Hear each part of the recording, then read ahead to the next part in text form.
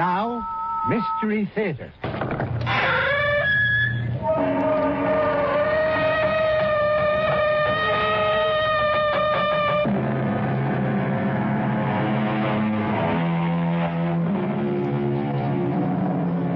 Come in.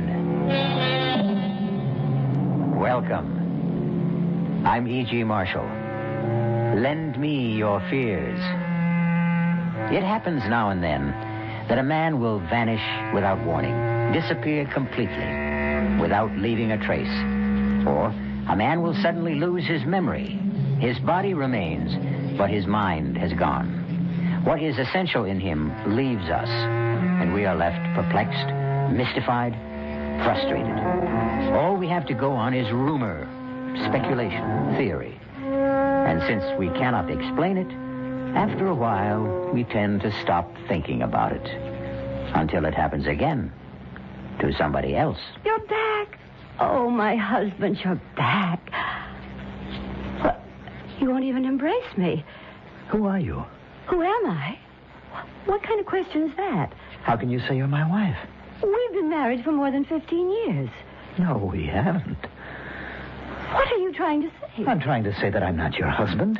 You're not my wife. I don't even know you. What's more, I'm not even standing here. How can I be? I haven't even been born yet.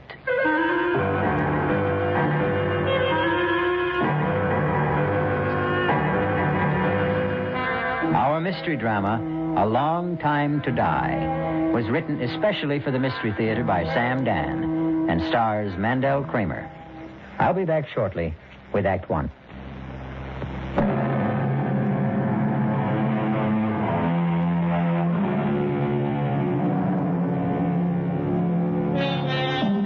His name is Alfred Stewart Ainsley. He's 41 years old. Average height, average weight, average looks. Nothing about to make him memorable. Indeed, he has never in his life done anything to bring him notice from beyond the circle of his immediate family, his close friend, his rather esoteric profession. His name was in the newspaper twice. First when he was born, and then 30 years later when he was married. Right now, his name is on the front pages of newspapers in every country of the civilized world. Alfred Stewart Ainsley, quiet, unassuming, has it in his power to shake the government of the most important country in the world, and perhaps alter the very course of history. Alfred, you want a drink of water? Water? Darling, I know this is difficult, but... Feel okay, Al? No, Jerry, he's not feeling okay. Can't you see there's obviously something wrong with him? Al, what is it? He's pale. He's sweating. Now, look, Al, you're not the one who's being investigated. If you're not feeling well, we can ask for a recess. The chairman's just come in. The committee stands in order. Mr. Ainsley, we will resume with your testimony. You are still under oath. I would like to continue along a line of questioning initiated by Senator Selby. Would you turn, please, to page 684? Here it is, Al. Question. Is it possible that Congressman Carstairs could have forged the secretary's handwriting? Answer, Mr. Ainsley. Senator, I would have more examples of both gentlemen's manuscript. Mr. Ainsley, you were given these specimens to analyze overnight, were you not? Or were you not, Mr. Ainsley? Al, you took those samples. You examined them. Say yes. Yes. Very well. Now, are you in a better position to answer my question? Well, are you, sir? Al, you told me you had studied them and come to a conclusion. Al, answer Adam's question. Counselor, is Mr. Ainsley having trouble understanding the questions? No, sir. Mr. Ainsley, it's obvious that something is troubling you. Yes, sir. Well, then suppose we take a recess, give you a chance to rest. Committee will adjourn till 3:45.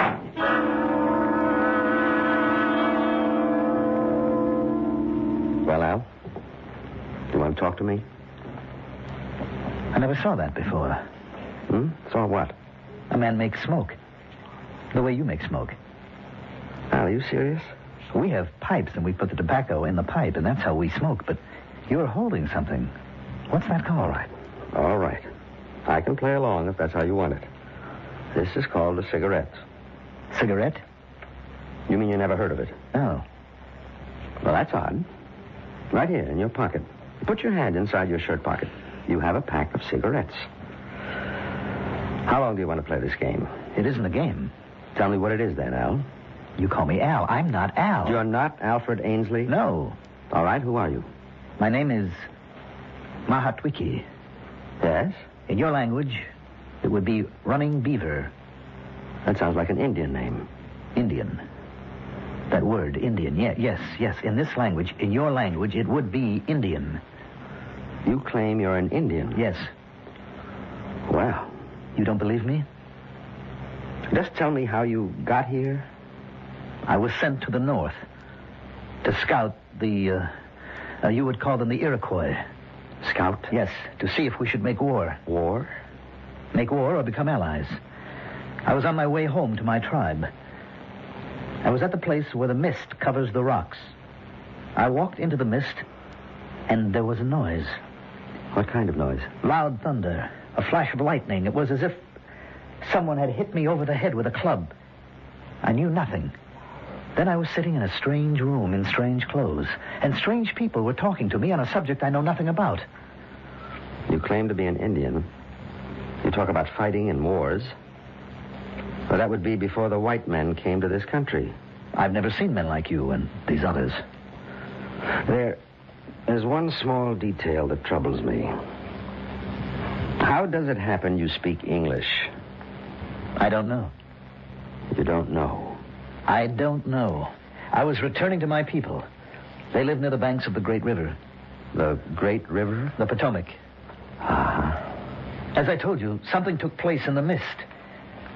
I awoke. Now I'm in a strange place. I find that I can speak the language, but I don't know what anything means. Where is this place? Who are you? I'm your doctor, your friend. My name is Carl Stitzer. And who am I? Al Ainsley. You're a collector of and a dealer in autographs, historical papers. You're considered one of the top experts on handwriting. I don't know what any of that is. What is it that you know how to do? To track? To scout? To hunt? All right, Al. I've gone along as far as I can. Now, let me tell you something. Your testimony can destroy Congressman Carstairs. I don't know anything about this Carstairs. If you testify that, in your opinion, Carstairs forged those papers, then not only will Carstairs be destroyed, but the principles he stands for will be discredited. You believe in what Carstairs stands for, Al. I am not Al. You're torn, Al.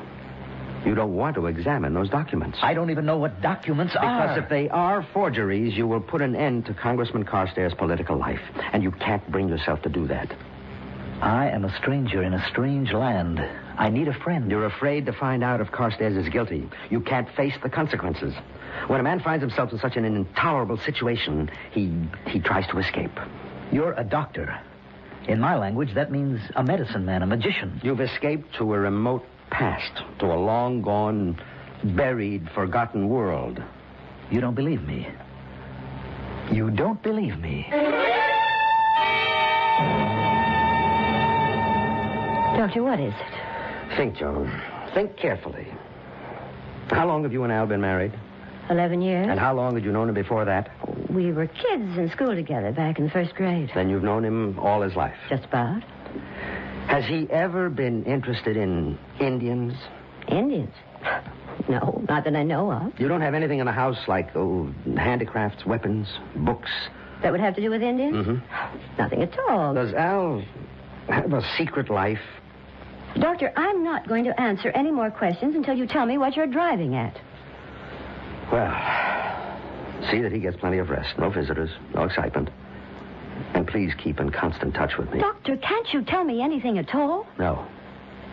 But I do have to ask you one more question. Does he know how to shoot a bow and arrow? Oh, what kind of a question is Just that? answer it. I would say no. Mm-hmm. Well, maybe we better find out.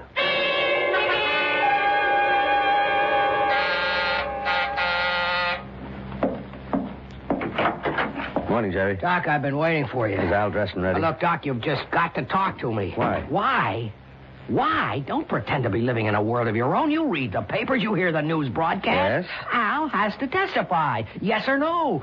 Whichever way, it no longer matters, but he can't remain quiet. He's not the only handwriting expert in the world. The committee can call another. It's too late for that now. The rumors are out. He's been bought off. He's been scared off, and both sides are under suspicion. I admit it's an unfortunate situation. Now, look, Doc, you can maybe stall the committee another day, maybe two, maybe even through the weekend recess, but that is about as far as you can go. I'm doing the best I can. Why can't he testify? I can't tell you. You can't or you won't? Both. Now, let me tell you what's going to happen. The committee has the right to assign their own doctors to examine Al. I know. Well, how much time do I have? A week? That's really stretching it. I'm ready to go with you, Doctor. Al, how do you feel? Let's go, Al. Why can't I come along? Goodbye, Jerry.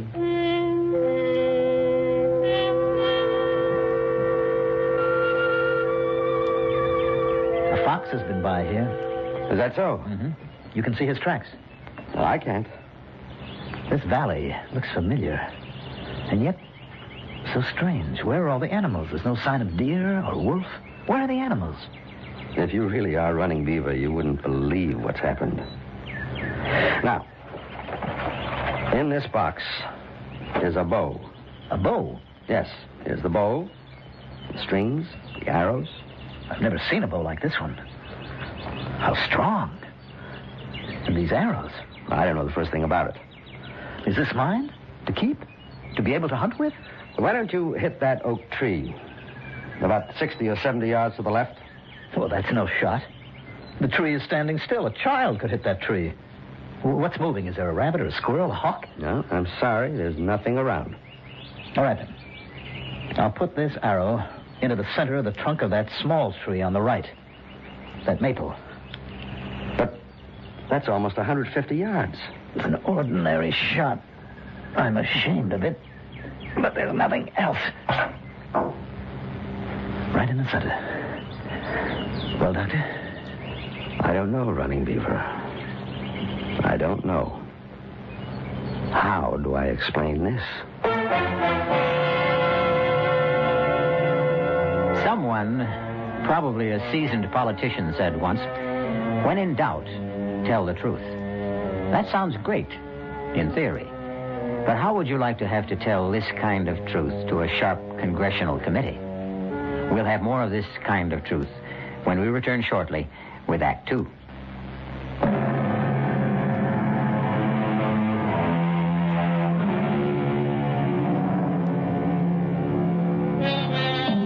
There's a beautiful stretch of countryside running along the boundaries of Washington, D.C. and Maryland. Hilly, wooded, charming. It's the site of many lovely homes. Some 500 years ago, it was just as hilly, just as charming, much more wooded, wilder, of course, filled with game, and inhabited by Indians. Running Beaver! Running Beaver, it's you! Stop! Huh? You're alive. For days, the council has been waiting for you, Running Beaver. The council? You're ill. You've just returned from a long, hard, dangerous journey. But you're the only one who could do it. Now, what bothers you, Running Beaver? You act as if you don't even know me. I'm your friend, your blood brother, Eagle Wing. Come, we must go to the council immediately.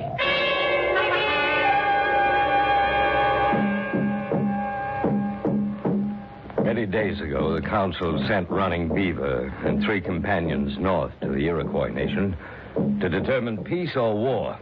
And now Running Beaver returns alone, and we ask him, where are your companions? And shall the Iroquois be our friend or foe? Speak to us, Running Beaver. Running Beaver, say something. I am very tired. The important questions should not be answered by a man who needs sleep and food. Running Beaver shall return to the council after he has eaten and rested.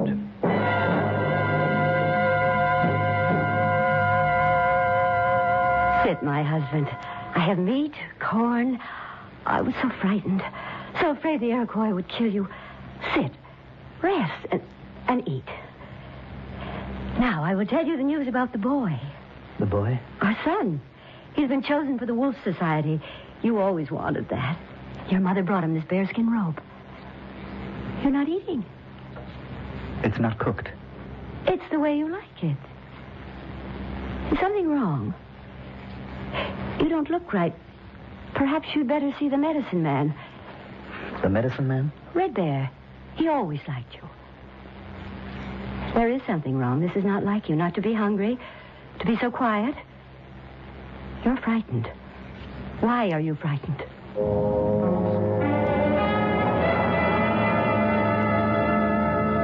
You wouldn't come to me, Running Beaver, so I've come to you. Leave us, White Swallow. Now, what nature of evil spirit is within you? Was there a spell cast upon you in the Iroquois country? I wonder if I can talk to you. You wonder? Your father was my closest friend. I seem to understand. How, I don't know, but I seem to understand this language. Is that a surprise? This is your language. I don't know what I'm doing here. I don't know how I got here. A spell has been cast upon you. I'm sure you won't believe, but I am not Running Beaver. How can that be? My name is Alfred. In your language, it would mean a wise elf or wise counsel. Excellent name. I come from, well, perhaps it would be this same land, but I live, or shall live, hundreds of years from now. I could tell you stories of great things, of great ships flying through the air, of enormous buildings. I don't even know where to begin. It must be a time of great magic. Unbelievable magic. What a happy time that must be. I couldn't say that it is all that happy. I find that hard to believe. With all that magic. At any rate, I was going to an important meeting of the committee. Well, never mind what that means. I decided to walk to the bus instead of driving my car. I'll explain to you what they are later. There was a mist near Rockledge. And I walked into it, and something seemed to explode in my head. And when I walked out of it, I was in these clothes. I was somebody else. I was frightened. I began to run. And suddenly someone stopped me. Yes, Eaglewing. He is your friend. You don't believe a word of this. How can I? You are exactly like Running Beaver. Your body is his, your voice is his. I am not Running Beaver. What am I supposed to say to the council? You will have to appear. The tribe has been waiting for days.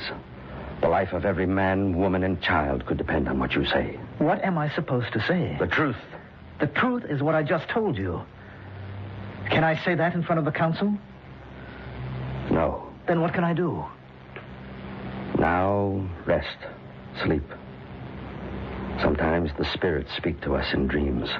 I'll need more than a dream to get myself out of this.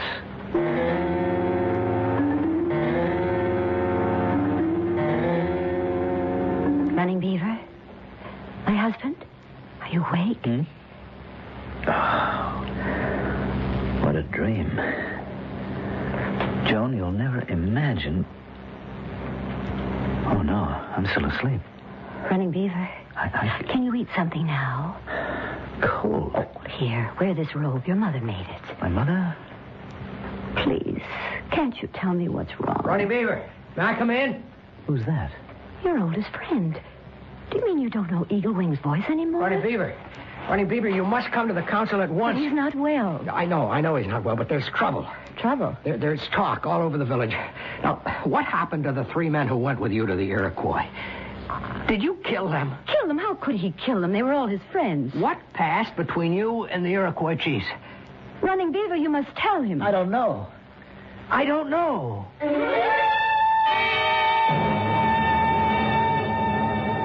I tell you, all of you gathered here. I don't know. Running Beaver, in war and peace, you've been first among us. We sent you as our ambassador to the Iroquois. We entrusted you with the lives of 3 of our bravest young men. Now, where are they?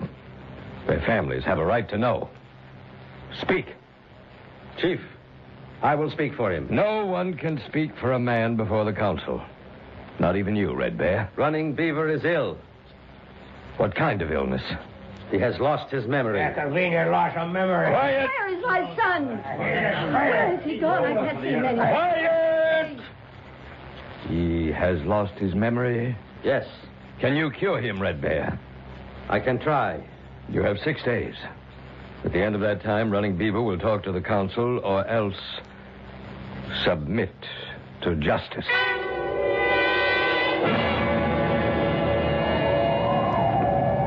Why did we come out here? I'm so cold. Where is your knife, Running Beaver? Knife? Running Beaver always carries a knife. Well, I didn't think... Give him your knife, Eagle Wing. Why do I want a knife? Eagle Wing, attack him. Attack? But everyone knows Running Beaver can't be beaten with a knife. Let's make sure. I'll only do it if he keeps his knife in a sheath. Now, you know how excited he gets even when we fight in fun. Attack him, Eagle Wing. Have your knife at the ready, but Running Beaver. Look. Are you ready, Running Beaver? Now. What did you do that for? Did I catch you off guard? Look, I am trying to tell you people I am not... Eagle Wing, go back to the village. But I... Do as I tell you. I At was once. never able to do Go back to the village. Him. There is magic here. Yes, I'm going. What did I just see? You saw a man knock me down. You don't know how to fight with a knife anymore. When did I ever know how to fight with a knife? I can't believe it. Just a quiet kid when I was in school. And I suppose you can't shoot with the bow. No. Or throw the lance. I'm trying to tell you I am not your Running Beaver. Then we have magic. Call it what you want. But we have trouble.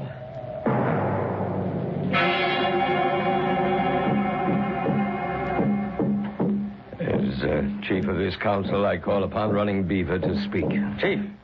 Chief Stark Tracker. I haven't called on you, Red Bear.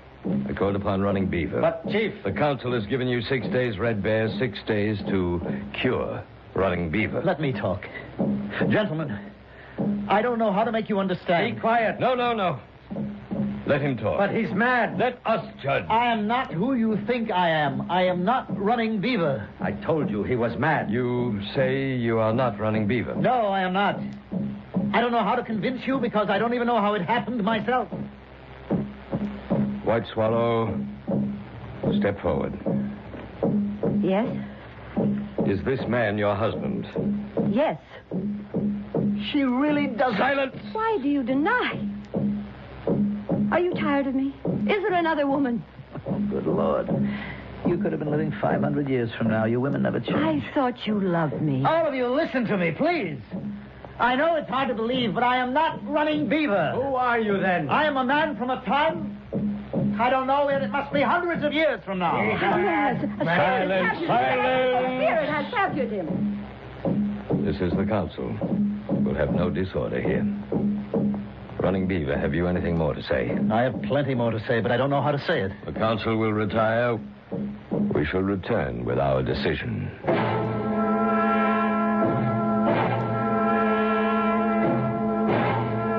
Red Bear, what are they going to do with me? Well, It's not good, is it? it will depend. Depend on what? Stark Tracker is a devout believer in magic. I think he believes you. Well, then it can't be bad. But the people are angry, and 3 young men are missing. Probably dead. The people feel it's your fault. But Probably the council will declare that you have been possessed by an evil spirit. it's all nonsense. I'm sure you know what you think. But you asked me what I think. What will happen? The evil spirit will have to be driven out of you. How? Or shouldn't I ask? By fire, by lance, by arrows. You mean they'll kill me? That's how we drive out the evil spirit. Is there anything I can do, Red Bear? I don't know, but I'll try to think.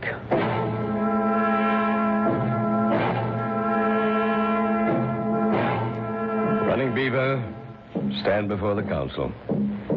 You have been ordered to report. You refuse. I tried to tell you. Therefore, the council has decided to drive the evil spirit out of you. No! Tell them, Running Beaver, tell them! We must have silence. Tonight, Running Beaver, the council will drive the spirit from you. Wait! He has the right to ask for judgment by combat. What are you saying? Must I remind the council of the law? Very clever, Red Bear. No one dares. Silence! Well, you've heard the challenge. Who will fight Running Beaver? Your reputation has just saved you. No one will dare to meet you.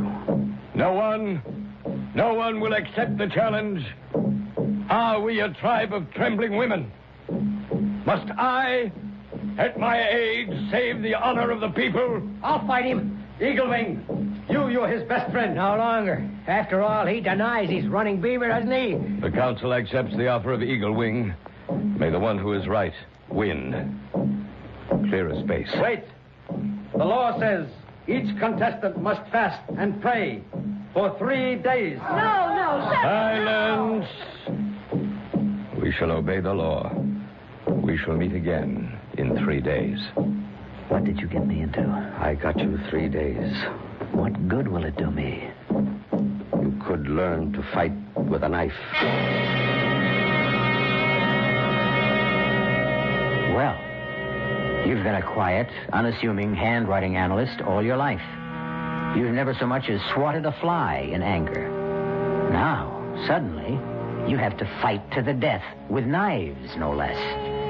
And how is the other fellow doing? The one who has to face the Congressional Committee. We'll see how it all comes out when we return shortly with Act 3.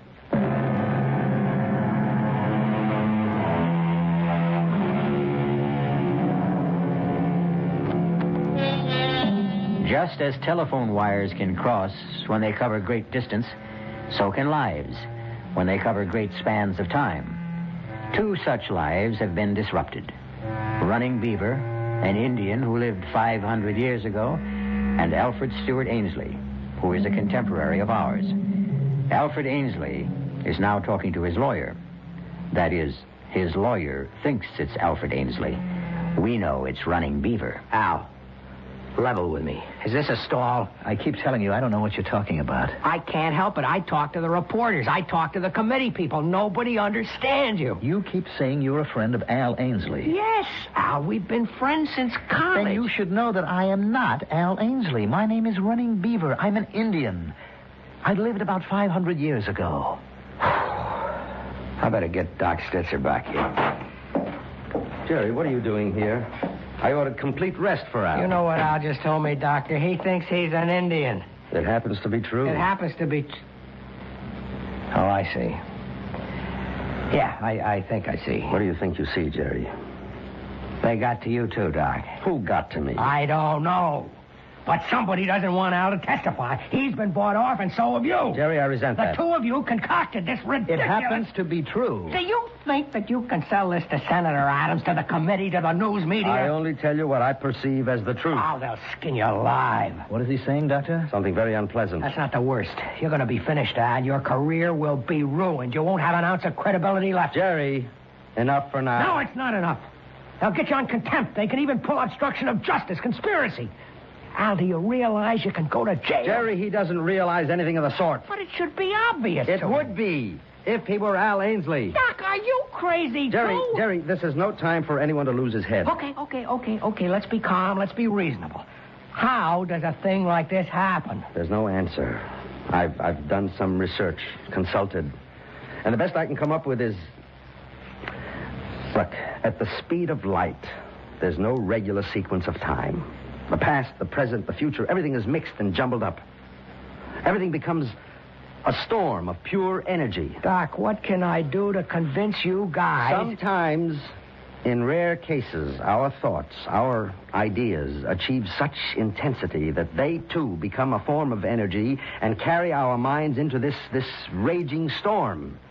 And minds can be mixed up and thrown from one body into another. I can't believe I'm sitting here listening Whatever to the reason, he's not Al Ainsley. Oh, get a hold of yourself. Jerry, now you can't excite him anymore. I'll throw you out of here. You may not have to throw me out. I want to leave. Now, Al, in exactly 3 days, you'll have to appear before that committee. If you value your reputation and your freedom, please think up a better story. Or best of all, tell the truth.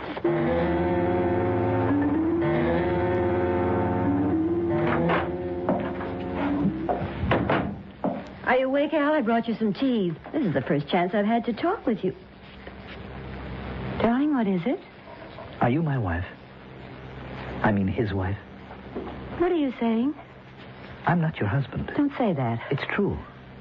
I know you, darling. I've known you all my life. Who knows you better than I do? I am not Al Ainsley. There's someone else, isn't there? Another woman. Please. I knew you were timid, but I didn't think you'd go this far. I have a wife. What? Her name is White Swallow. And we have a son. Al, I don't know what your game is, but you won't get away with it.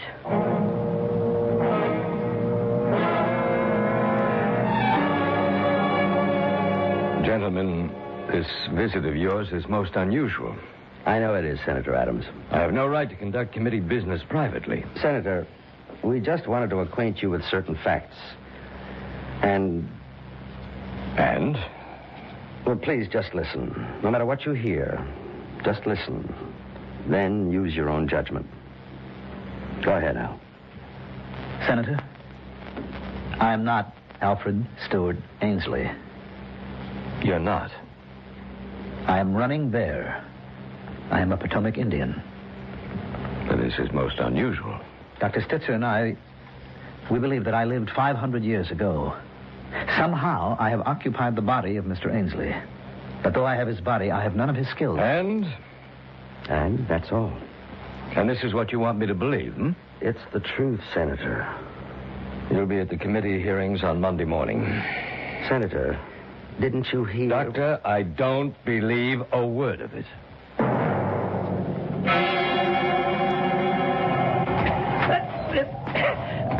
It's no use. It's no use. Watch the knife. Watch it constantly. Don't look at your opponent's eyes. Oh, Red Bear, I'll never learn.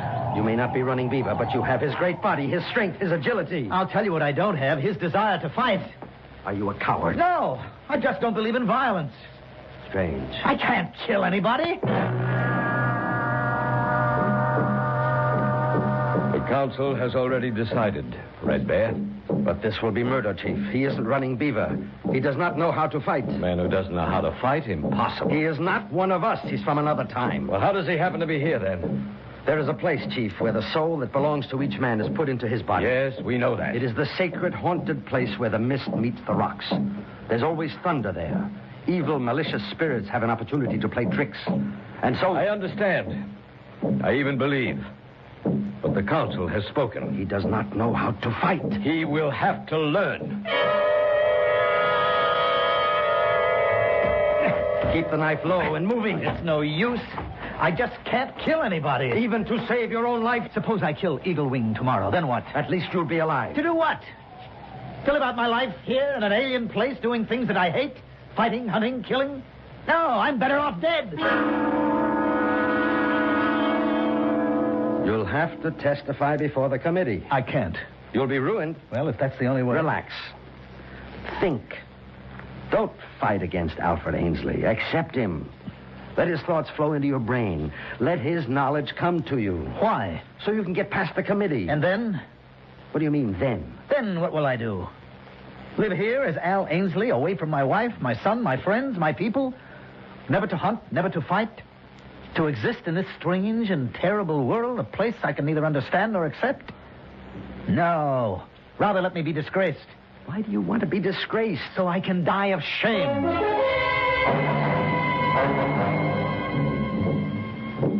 Wake up, Running Beaver. Wake up. It's time to start out for the fighting ground. So early? You still refuse to fight him as Running Beaver would? Yes, I refuse. Why? I told you. I want to die. I know why you would want to die in this life, but I don't understand why you would want to die in your other life. What are you saying? What troubled you? You are a man of trouble. I see that. When you walked into the mist, were you troubled? How did you know? I am only guessing. In your other life, did you also want to die? I'm not sure. Perhaps I did want to. Why? Because I would have to say something that oh, you couldn't understand. It would have to be something you hate? Yes. Yes, I would have to ruin a man that I had always respected. Does he deserve to be ruined? Yes, because he broke faith. And you did not have the courage to do your duty. In other words, you are an even greater coward than I thought. Maybe. Would you rather die under Eagle Wing's knife, or... Or what? Or go back? Do your part as a man. Face your responsibility. Go back? Testify against... Isn't that what must be done? Isn't that what truth and justice demand? Yes. Then you'll go back. But how? How can I go back? Are you sure you want to? Yes. You'll do what's required. Yes. You believe it with all your heart? Yes. Yes, I believe it. Now I believe it. Then come with me. Where? To the place of mist. The sacred place. Where you became Running Beaver.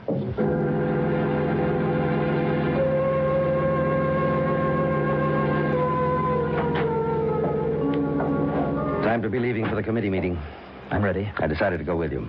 Let's get it over with. Tell me, something bothers me. It bothered me that first day when I thought that you had willed yourself into amnesia. I can see how Al Ainsley could have found life intolerable. But you're not Al Ainsley. No. Therefore, my diagnosis was wrong. I don't think I understand. Why was life also intolerable for Running Beaver? Why were you trying to escape as Running Beaver? To escape? What was tormenting you? How did you know? Did I guess right? Yes. From what were you trying to escape? I had gone with 3 others to the Iroquois as an ambassador. The Iroquois promised peace. I knew it was a lie. My 3 friends were bribed. On the way home, they plotted to kill me. I was too smart, too strong. I killed them instead. If I told this to the council, I would make enemies. I was afraid. I see. Would you rather die like a man among your own people, if indeed you must die at all, or would you rather die of shame here among strangers? I am wiser now, but it's too late. It's too late for me. I can't go back. Are you willing to face the council? Face them? Defy them? Fight them? Let's go back to this place where the mist covers the rocks. And when we reach it, try to go back. All the way back home again.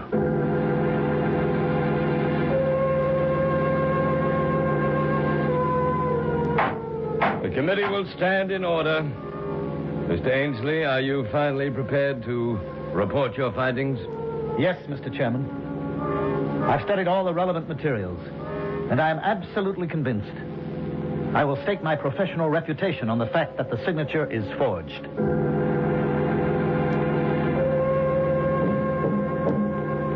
I say this to the council. 3 young men of the tribe took bribes from the enemy.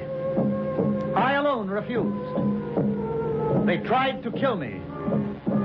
I killed them instead. I will answer for this deed with my life. If any man here thinks he can take it. At a certain speed, at a certain intensity, at a certain burning level of anxiety or desire, time, space, and spirit can be twisted out of shape or sequence. That's how we might explain it today. On the other hand, there are evil and mischievous spirits who delight in creating misery and confusion. That would be yesterday's explanation. Choose one or the other. Or supply your own. I'll be back shortly.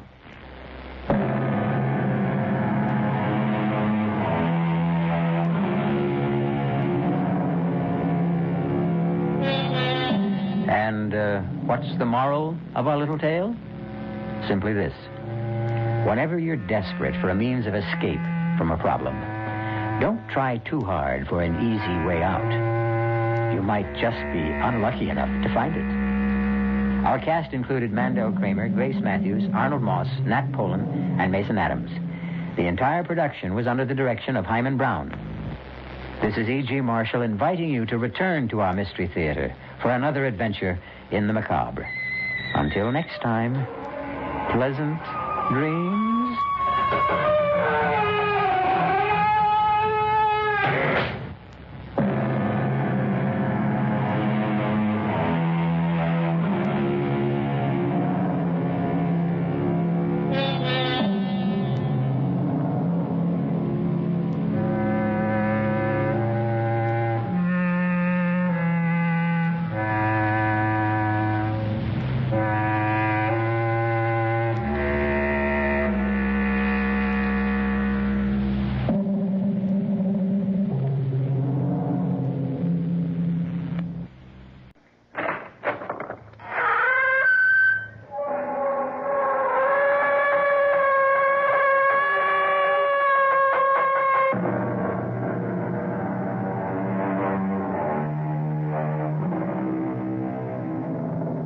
come in.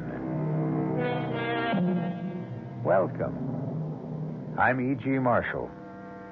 I'm afraid the chairs aren't very comfortable, but that doesn't matter because in just a moment, you'll be sitting on the edge of them. For we'll be bringing you the tale of the thing inside. A strange and potent force sealed up and held in check that cried to be released. And once it was freed, brought terror and death to a whole countryside. Sergeant, what's this all about? Has there been any trouble over at Ezra's place?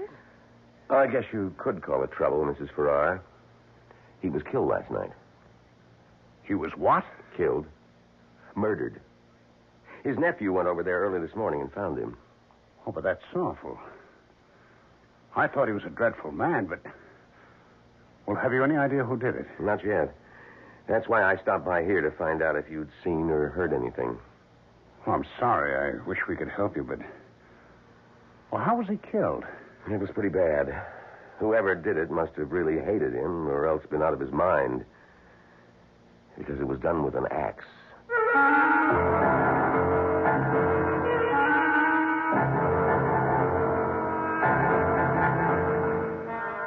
Our mystery drama, The Thing Inside, was written especially for the Mystery Theater by Robert Newman and stars Ralph Bell and Bryna Rayburn.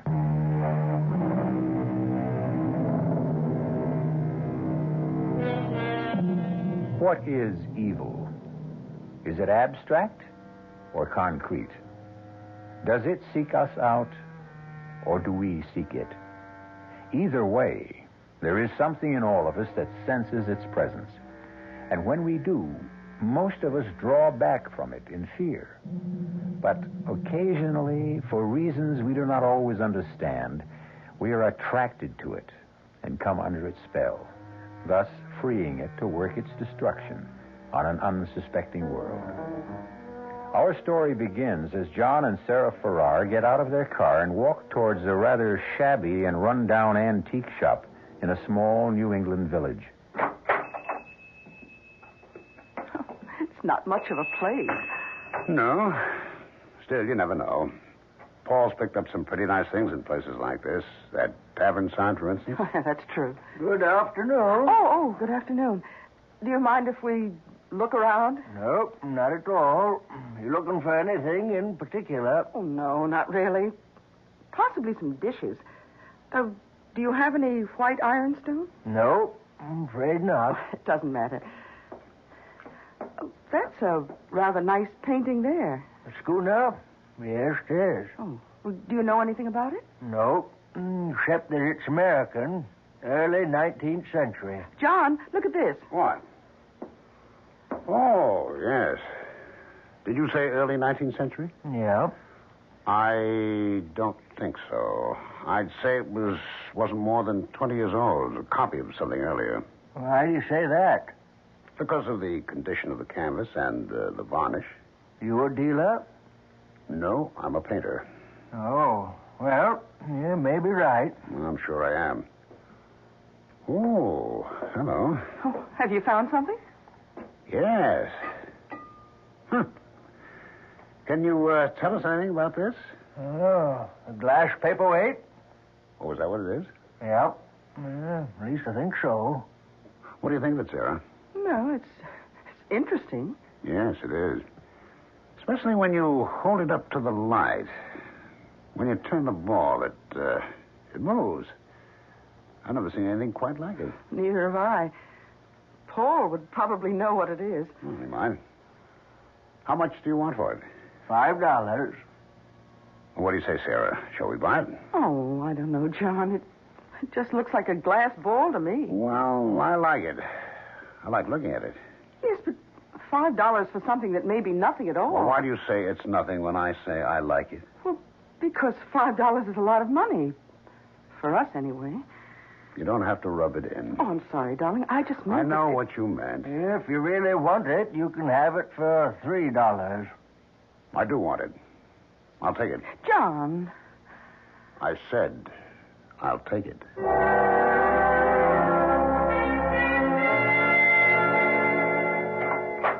Hello? Anybody Yes. I'll be right down. Hi. Hello, Sarah. Well, what's all this? Oh, my brother sent me a case of fruit from Florida, and I thought you and John might like some. Oh, that's awfully nice of you, Paul. No, not really. I'd never finish it all by myself. Well, I still think it's very nice of you. Thank you. Well, you're very welcome. Where's John? In the studio. Oh, how is he? Oh, about the same. Not very good. Still not working, huh? No. Well, he's trying. He goes in there every day. Well, it's happened to almost every painter at some time or another. You hit a bad period, just can't seem to do anything. Oh, Paul. I thought I heard your voice. How are you? Fine, John. And you? Okay. Where'd all this fruit come from? Paul brought it over. My brother sent me a whole case of it, and I thought you might like some. Oh, it's very nice of you. I was hoping you'd stop by. There's something I wanted to show you, ask you about. Oh, what's that? This glass ball. Oh, where'd you get it?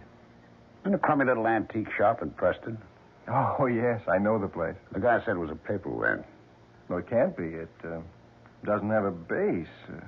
It isn't even flat on one side. Well, that's what I thought. What do you think it is, then? Hey, I have no idea. The only thing I've ever seen that's even vaguely like this are witch balls. Witch balls? Yeah, you sometimes find them down in Pennsylvania. They're like hex signs, supposed to keep witches away. Oh, yes. It's a very interesting thing. Beautiful piece of glass blowing. Yes, isn't it? Take it over the light and look at it more closely. There's something inside it. Kind of shadow. Oh? I don't see anything. Well, hold it up. Turn it. Oh, you mean that kind of a swirl? Mm-hmm. I think that's just an air bubble or maybe an imperfection in the glass. I don't. I think there's something inside it that the glass was blown around it. Here, give it to me. Oh, John. It slipped out of my hands. Well, it didn't break. Did it crack? No. Look at that. Dropped on the fireplace, and there's not a mark or a scratch on it. Well, that's impossible. Well, look at it. Oh, you're right.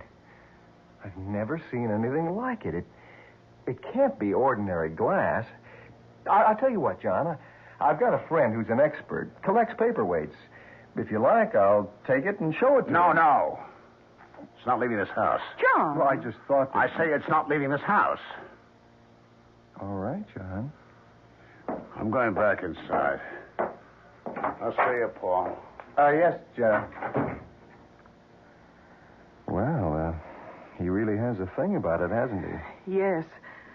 When did he get it? Oh, just yesterday. I don't like it. Why not? I don't know. I just have a funny feeling about it. I have had from the first time I saw it.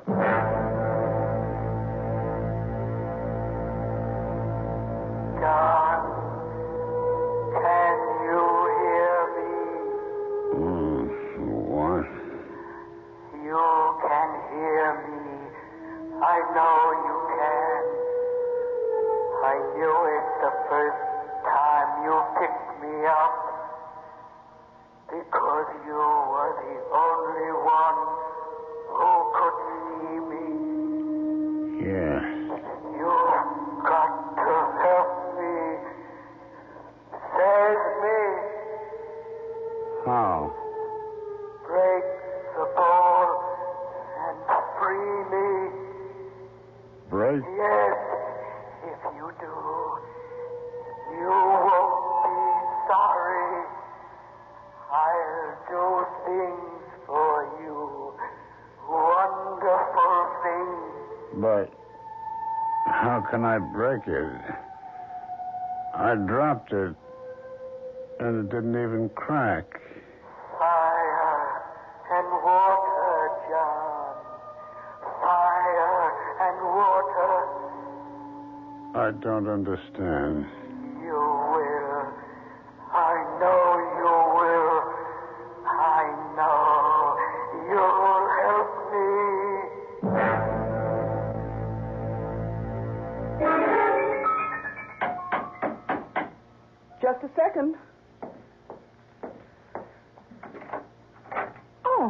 hello, Paul.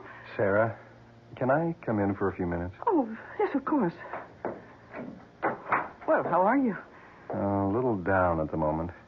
Why? I just got some rather upsetting news. That's why I came over. Oh, I'm sorry, Paul. Oh, what's the news? Well, it'll affect you and John more than it does anyone else. Hmm? You know those rumors that Ezra Tate was going to sell that 200-acre parcel of his to a developer? Well, apparently they're true. Oh, no. But how do you know? Well, I was just at the bank and Peterson told me. Well, that's certainly not good. That Ezra is going to sell. But that doesn't mean that they can go ahead and build there. Well, they'd have to get the approval of the zoning board. Have you forgotten that Harry Walker, the board chairman, is his nephew? Yeah, but he wouldn't dare. You mean you think it really may go through? I'm afraid so. Oh, but that's awful. You know, we bought this place, put every cent we have into it, mostly because of the location and the view, and if the deal does go through, that will be the end of it. I know. And that's not all. But I wouldn't want to go on living here with a development right under our noses. And I don't think anyone else would want to either. Well, I'm afraid you'd take a bad licking if you tried to sell the place. Well, don't say anything about it to John until we really do know what's going to happen. He hates Ezra Tate as it is, and when he hears about this... That's right. He has had a bit of trouble with him, hasn't he? Oh, from the day we moved in here. First about the boundary line, and then about... Sarah, do you... Oh. Oh. Hello. I didn't know you were here. I was just passing by, and I thought I'd drop in. Well, I'm glad you did. As a matter of fact, I was going to call you. Oh, about what? You know that glass ball I showed you yesterday? Well, yes, of course. If you wanted to break it, really break it, how'd you go about it? Well, why on earth would you want to break it? It's a beautiful thing. Oh, yes, it is. But suppose I did want to break it. I really don't know, John. Can you think of any way it can be done with fire and water? Fire and water? Yes. Well, I suppose if you put it in a fire and got it very hot, or close to its melting point, and then dropped it into cold water, that might do it. Of course. Thanks, Paul. John, wait. You mean you're really going to... Yes. Why? Because I've got to. I got a feeling that if I do break it, can break it. What? Never mind. I'll see you, Paul. Don't look that way, Sarah. I know it doesn't make sense, but after all, there's no harm in it. I'm not so sure about that. Why do you say that? I told you, I had a funny feeling about the thing from the first time I saw it. Well, if he does break it, destroy it, that will be the end of it. I wonder.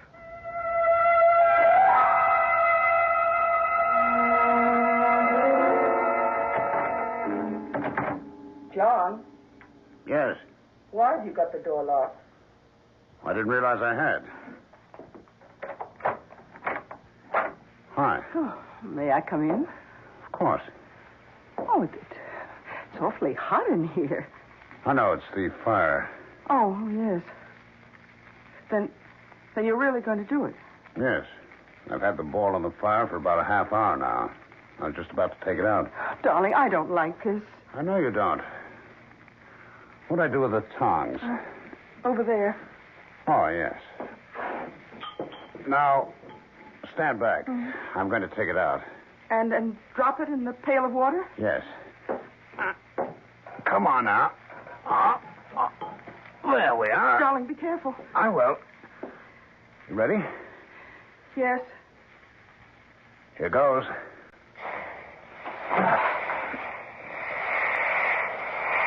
Wow. I really think I did it. What happened to the ball? Well, see for yourself. It practically exploded into 100 pieces. Oh, yes. Well, are you satisfied now? Yes. Now, wait a minute. Look at this. This is what was inside it. Its center. Another ball. A small black one. Yes, but it wasn't black before. Oh, the heat must have turned it black. Oh, what are you going to do with it? Keep it. Why? Just so. Now, stop looking so upset, Sarah. Things are going to be different now. What do you mean? Well, you'll see. Everything's going to be fine. Better than they've ever been before.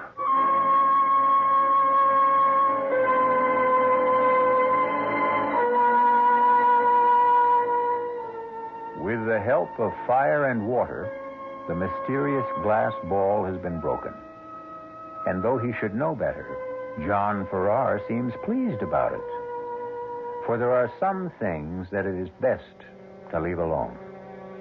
Was he right in thinking there was something sealed in the ball? Will it give him the things he wants? And if so, at what cost?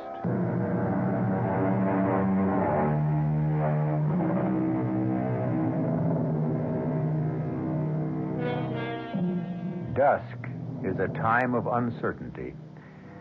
And though she could not have said why, Sarah Farrar was not just uncertain, but anxious as she stood beside her husband and saw the glass ball shatter. But now she's beginning to feel that perhaps she was mistaken. For when John woke this morning, he was in better spirits than he has been for months. He went into his studio early and has been in there all day. It's evening now, almost supper time, and he still has not come out. Yes. Darling, it's almost 6 o'clock, and I wondered if... It's what? Almost 6 o'clock. You're kidding. It can't be. But it is. Oh, good Lord. I had no idea. I kept thinking while I had it, I'd stay with it. Keep on going for just a little while longer. You mean you've been working? Have I ever? Oh, can I look? Of course. It's not quite finished. I want to do a little more with the background, but, what do you think? Oh, darling, it's good.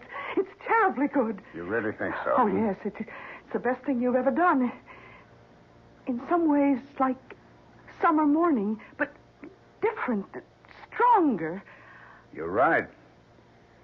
It is something like summer morning, and it is different, but, well, it would have to be, because I'm suddenly seeing everything differently. Feeling differently. It's as if I'd been handcuffed for months and I was suddenly free.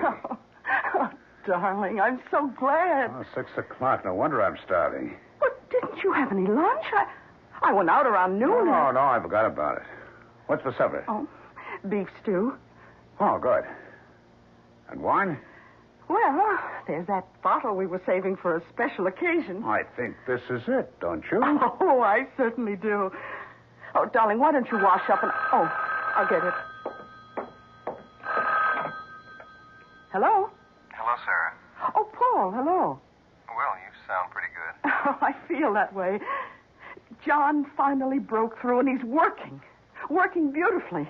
Oh, I'm glad to hear it. Oh, you don't sound so good. Is anything wrong? I'm afraid so. I just heard that the deal on Ezra Tate's land is definitely going through. The closing's tomorrow. Oh, no. And there's no way of stopping it? None that I know of. Oh, then I guess I'll have to tell John. Tell me what? Are you going to do it now? Yes. I'm sorry, Sarah. So am I, but it can't be helped. Goodbye, Paul. What was that all about? Oh, some rather bad news. Darling, you know that talk that Ezra Tate was going to sell the 200 acres across the road to a developer? Yes? Well, apparently it's true. What? It can't be. I'm afraid it is, John. The closing's tomorrow. But he can't do anything like that. It'd ruin the town. And not just the town. We couldn't go on living here with a couple of hundred ticky-tacky houses right across the road. I know. But I'm afraid nothing can be done about it. No? Well, we'll see about that. John, where are you going? To talk to him. No, John, wait. Don't. Wait.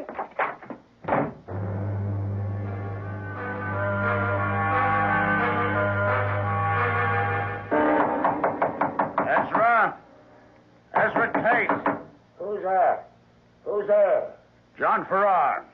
What do you want? I want to talk to you. Well, you can't right now. I'm eating supper. Oh, damn it all, Ezra. It's important. Okay. Okay, just a second.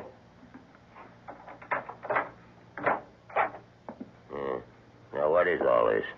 Is what I heard true? That you're selling the land across the road from us to a developer? It sure is. But you can't do that. Says who? It's my land. I can sell it to anyone I want. Haven't you any feeling at all for anyone else? Don't you realize what it'll do, not just to me, my place, but the whole town? It can't take another couple of hundred people. The deal's set, and that's that. But can't you see? Okay. Okay, how much are they offering you for it?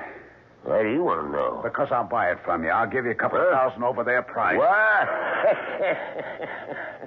That's really funny. What's funny about it? Yeah, it just is.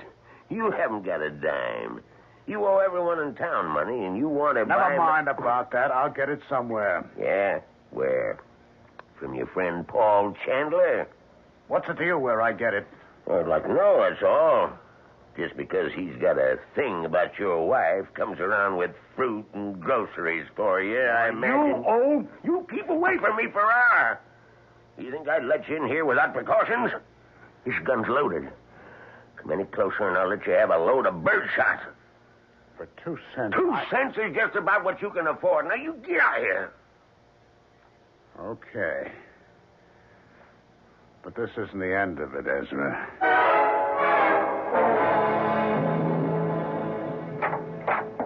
Oh, John, thank heaven you're back. I was afraid. Well, what happened? He laughed at me. Oh, you should have known he would. He's a dreadful old man. He's a monster. He doesn't give a damn about anyone or anything. I'd like to see him drop dead. John! Well, I would. Well, just dropping dead would be too good for him. I'd like to have something really terrible happen to him.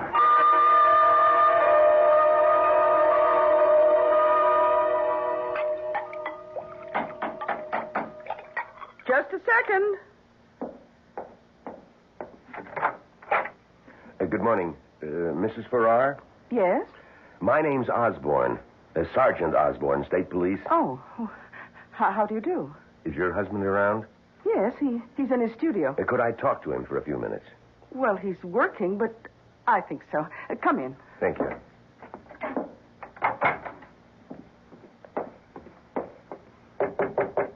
Yes? John, could you come out here for a minute? Okay. What's up? Oh, darling, this is Sergeant Osborne of the State Police. Oh. Good morning, Sergeant. Good morning, Mr. Farrar. I'm sorry to disturb you, but I wondered if you could help us. With what, Sergeant? Were you home last night? Yes, we were. We're here most nights. What time did you get to bed? Fairly early. About 10. Yes, that's right. And did you get up for any reason, or did you sleep right through the night? Well, we slept straight through. At least I did. Why? I was hoping that maybe you'd gotten up. That you could tell me if you heard or saw anything unusual. A car going up the road to Ezra Tate's place, for instance. Well, I didn't. Did you, Sarah? No. We'd had a big day, and I slept like a log. You know Tate, don't you? Yeah, we sure do. I take it you don't like him very much. Well, that's the understatement of the year. We've had nothing but trouble with him since we moved up here. Sergeant, what's this all about? Has there been any trouble at his place? I guess you could call it trouble. He was killed last night. He was what? Killed. Murdered. His nephew went over there early this morning and found him. Oh, but that's awful. I thought he was a dreadful man, but... Have you any idea who did it? Not yet. That's why I stopped by here to find out if you'd seen or heard anything. Oh, I'm sorry. I wish we could help you, but... Well, how was he killed? It was pretty bad. Whoever did it must have really hated him or else been out of his mind. Because it was done with an axe.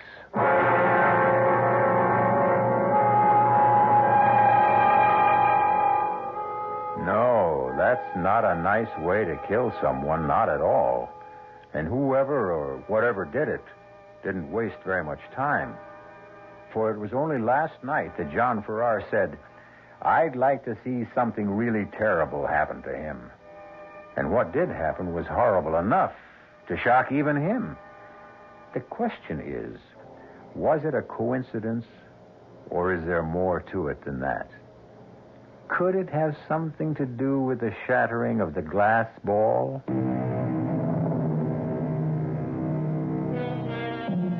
There is a finality to death.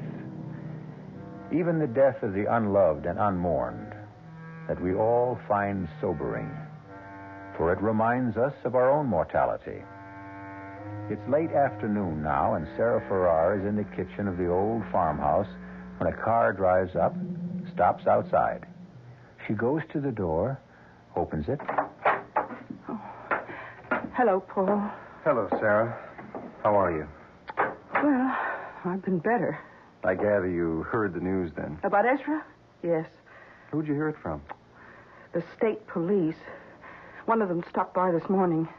He wanted to know whether John or I had heard or seen anything last night. And had you? No. Oh, we were both pretty tired. John had been working like a maniac all day, and we slept right through. I see. How's John? Well, of course he's upset. It's a scary thing when something like that happens so close by, and you don't know who did it or why. But he'll get over it. I hope so. I've been worried about him. Why? Well, he certainly wasn't in very good shape the other day. That whole involvement of his with that glass ball. Oh, that. I was pretty worried about that myself, but, well, once he broke it and snapped his painting block, it started working. Well, he really feels there was some connection there. Apparently. Well, as long as he's working. I take it he still is. Oh, yes. Yes, he finished one painting. He's already started on another. Oh, good. The reason I stopped by was because I wanted to find out if the two of you were free Friday night. Oh, yes, we are. Then would you come over for dinner? Benson of the Benson Gallery is coming up from New York. And if John is working again, I thought he ought to meet him. Oh, poor. You really are a very good friend. Oh, come on, Sarah. Now, you know how I feel about you. Both of you. You've had a pretty rough time since you moved up here, and if I've done anything to help... Oh, Paul, hello. Hi. I didn't hear you cry. You been here long? No, just a few minutes. Oh, Paul stopped by to invite us over for dinner Friday night. Benson of the Benson Gallery is going to be there. Oh, that's nice. What do you think of our big local news? Ezra Tate's death? That's pretty shocking. Yes, it is. On the other hand, it did take care of a pretty serious problem for us. Oh, what do you mean? Well, now that he's gone, that's the end of that housing development. I'm afraid it isn't, John. Well, why not? His nephew is his only living relative. He'll inherit everything Ezra had, including his land, and he's already telling people he intends to go through with the deal. What? Well, he can't do that. He's head of the town zoning board. Yes, he is, but he was willing to push the thing through when it meant money in his uncle's pocket. Don't you think he'll be even more anxious to do it when it means money in his own? But that's even worse. Well, a little more direct and obvious, but no worse. And nothing can be done about it? I'm afraid not. The zoning board is his baby. Does just what he says. Wow.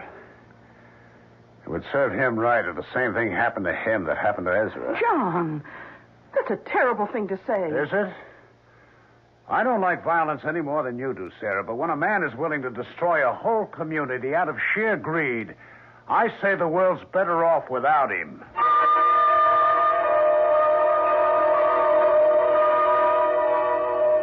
John? John? Oh, you are in here. Oh, yes, of course I am. Why? Well, I couldn't imagine what had happened to you. You said you were going into work for just a half hour or That's so. right. What time is it? It's almost 11. It's not. Yes, it is. I must have fallen asleep again. I worked for a while and started feeling tired and sat down here. Well, you've really been at it these last few days. I guess I have. John, Why are you keeping this thing here? What thing? This black thing that was in the center of the glass bowl. Well, I told you I was going to keep it. But why? Because I like it. I like looking at it. What? Was that what you were doing before you fell asleep? Yes. Oh, I wish you wouldn't. I wish you'd get rid of it. Oh, don't be silly, Sarah. The day I found the ball, or rather the day I broke it open, was one of the most important days of my life. Hasn't everything been different since then? Well, if you mean you've been working well, yes, but I... But what? Oh, never mind. Are you coming up to bed now? I guess so. Just let me clean my brushes and put them away. Oh, who on earth is that? I have no idea. I'll get it.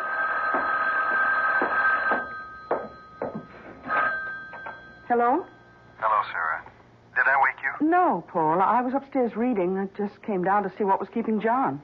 Is he there with you? Oh, he's in the studio. Why? Well, I wasn't sure whether I should call or not, but I finally decided I would. Sarah, I've got some more news that's just as shocking as the last. Harry Walker was killed tonight. What? Where? And how? In his home. His wife was out, came back, and found him dead in the kitchen. Oh, no.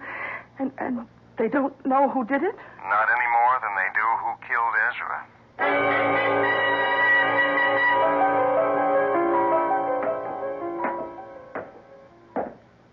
Hi. Oh, good morning, darling. I couldn't decide whether to wake you or let you sleep. Oh, I haven't been asleep for some time. I'm just lying there thinking. I know, but I thought you might doze off. You didn't sleep much last night. No. Well, how about some breakfast? I don't want any. John, you should eat something. I can't. I feel awful. Because of what you said when Paul was here about how Harry Walker deserved to die, too? Partly. Well, you shouldn't. All right, it was a horrible thing to say, but you were angry, upset. Yes, I was, but don't you realize that the same thing happened before with Ezra? I said I hoped something terrible would happen to him, and it did. Yes, it did, but we often say things we don't really mean. But I did mean it. I meant it both times. That's what makes it so frightening. Why frightening? Look, you don't think that just saying it had anything to do with their deaths, do you?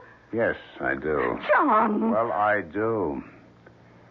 Do you remember what I told you about the glass ball? That there was something in it? Yes. What if there was? And what if, when I released it, it began doing things for me in return? Oh, John, that's ridiculous. It was just a glass ball. Was it? I told you that I had to break it, that it was very important.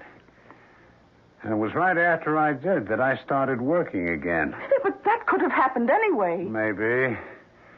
But then twice after that, when I said I hoped something would happen to someone, it did. That was just a coincidence. When the same thing happens twice in the same way, it's not a coincidence. But that's not the worst of it. What if the same thing happens still again? Oh, John. John, that's insane. Things don't happen just because we want them to. There's no connection between what happened to either Ezra or Harry Walker. And even if there were, how could the same thing happen again? You don't feel the same way about anyone else. Don't I? Who? You've no idea? No. We don't know that many people up here. And you don't mean Paul? Yes. Good old Paul, who's always doing things for us. Only it hasn't been for us. It's been for you. He's in love with you, isn't he? Oh, John. John, this is terrible. I've been concerned about you, worried about you for some time, but I never realized you really are sick. Are you saying it's not true? Of course it's not true. He's just a friend, a good friend. I wish I could believe you. Meaning you don't? I don't know. I'll have to think about it. But there's nothing to think about. I tell you... John, where are you going? Out. John, wait a minute. You can't. John!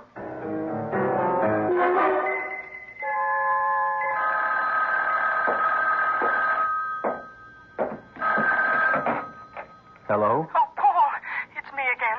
Any sign of him? No, Sarah. But it's been over 2 hours. Well, you said he didn't take the car. If he walked, it would take him some time to get over here. Not this long, Paul. I'm scared. I told you what he said. I know, but I don't think there's anything to be concerned about.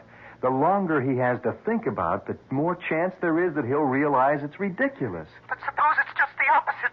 Suppose... Now, don't do that, Sarah. I'm not worried. I hope he does come here. I told you there's something I want to tell him. What? I don't want to go into it now, but I think it may make a difference. Help him. All right. But if he does come to your place, will you call me? Let me know. Of course, Sarah. Thank you, Paul.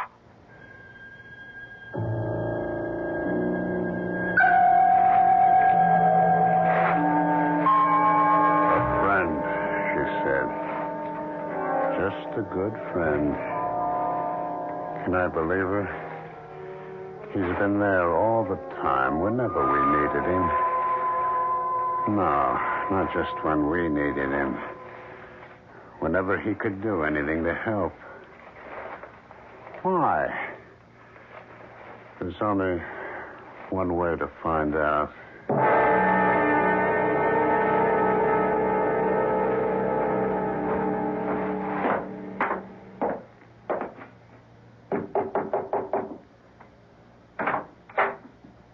Hello, John. I've been expecting you. Have you? Yes, Sarah called. Twice, as a matter of fact, and said you might be coming over here. Come on in. Thanks.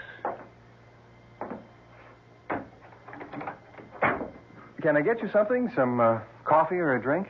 No. Well, sit down. There's something I want to tell you. About you and Sarah? What? What could I tell you about that? How you feel about it? I feel the same way about her that I do about you. I like you both very much. What I wanted to talk to you about was that glass ball. What about it? Well, I'm afraid I was the one who got you started on it, saying it was something like a Pennsylvania Dutch witch ball. Well, I was wrong. There was nothing strange or mysterious about it.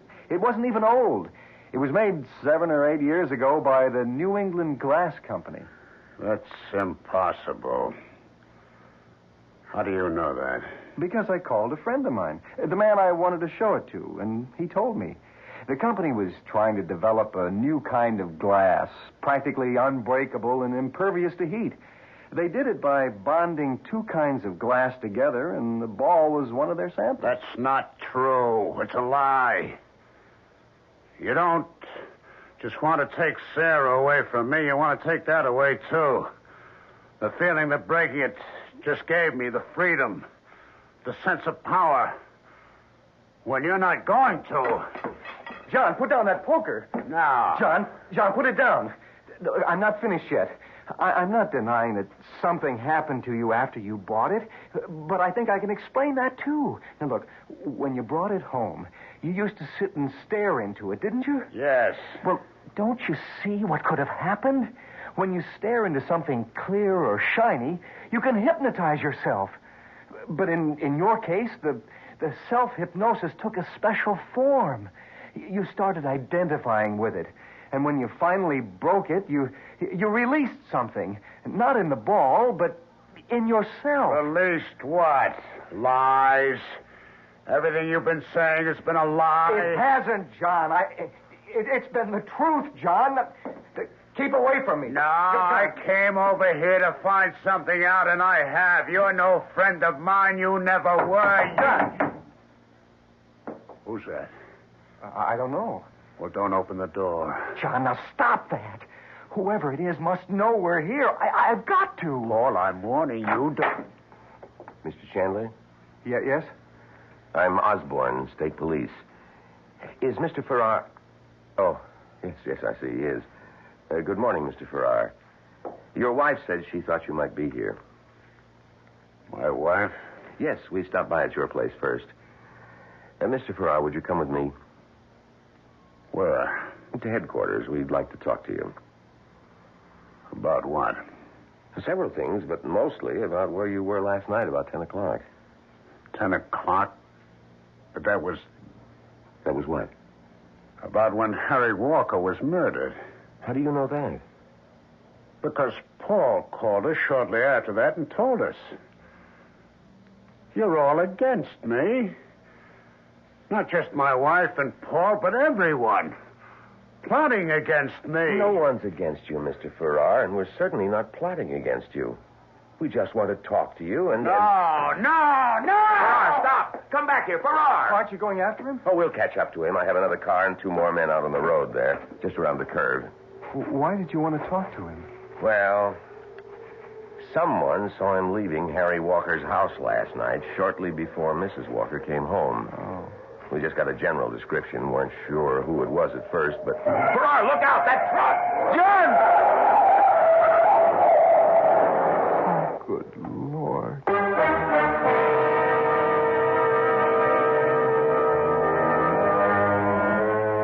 Seek, and you shall find. John Farrar came to his friend's house seeking what? The truth, he tried to tell himself. But the truth was exactly what he did not want to hear. Not when it stripped away his illusions and did not confirm his jealous imaginings. And so he found what we find so often when we reject the truth and everything else of value: death.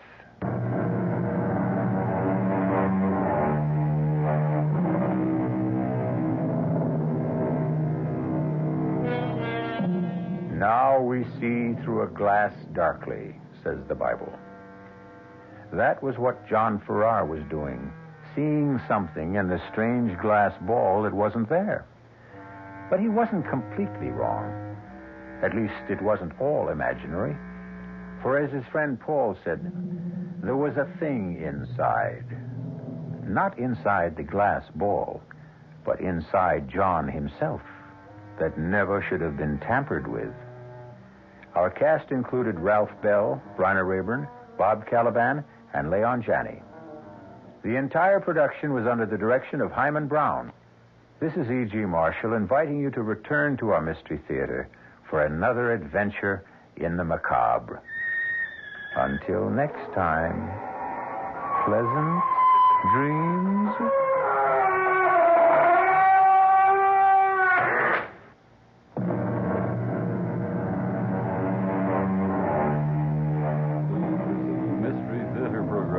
Furnished by the CBS Radio Network.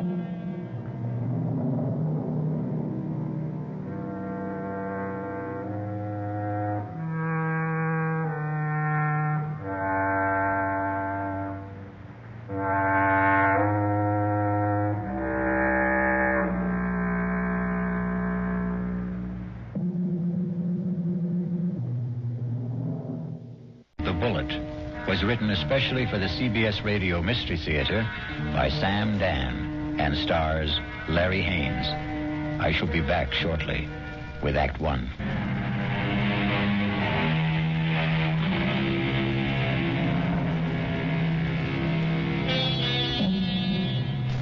It's a quiet little bar, Paddy Noonan's, and Jerry Price stops there every evening on his way home from work.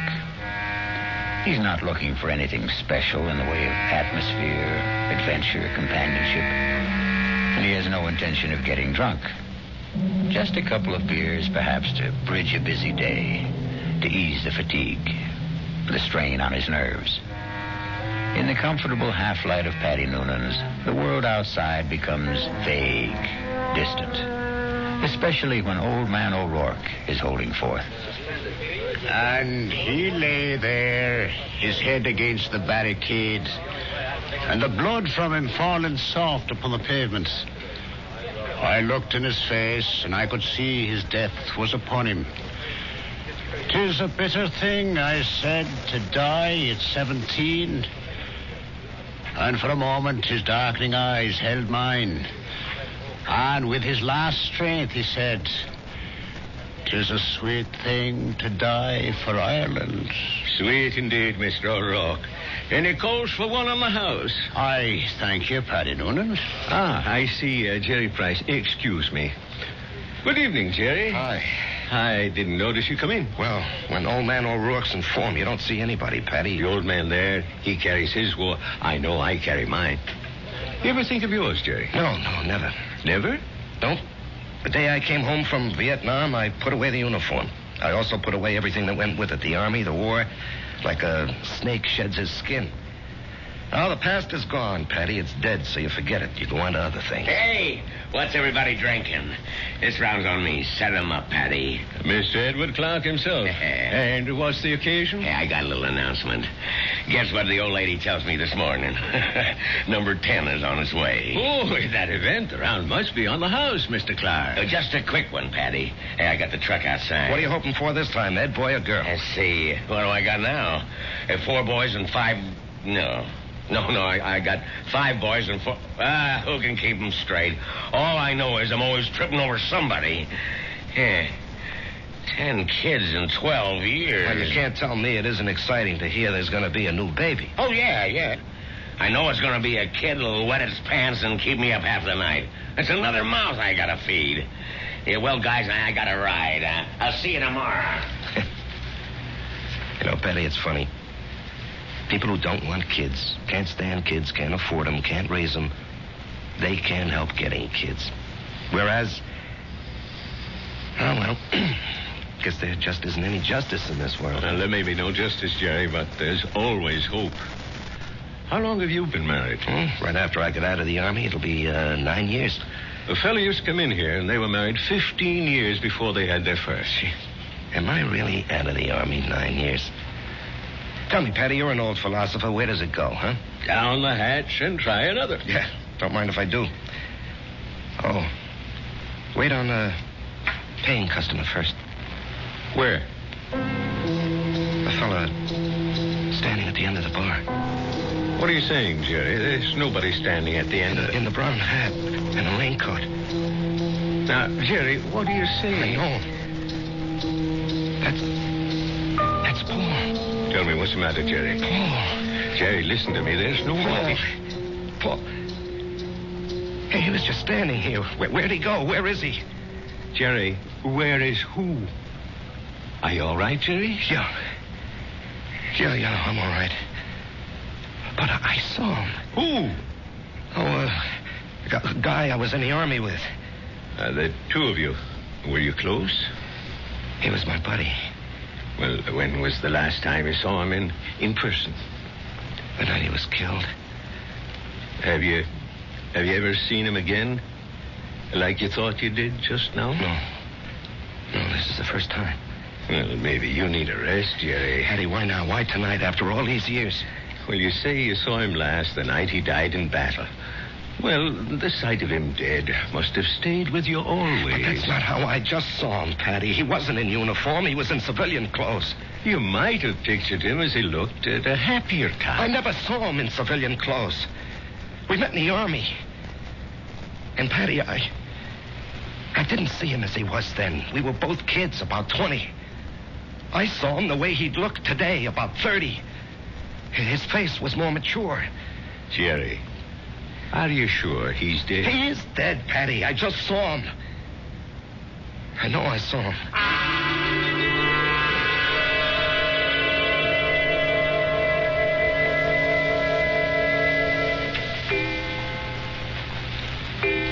Jerry, it's after midnight. Oh, I'm not finished, honey. I have to clean up these reports, Marge.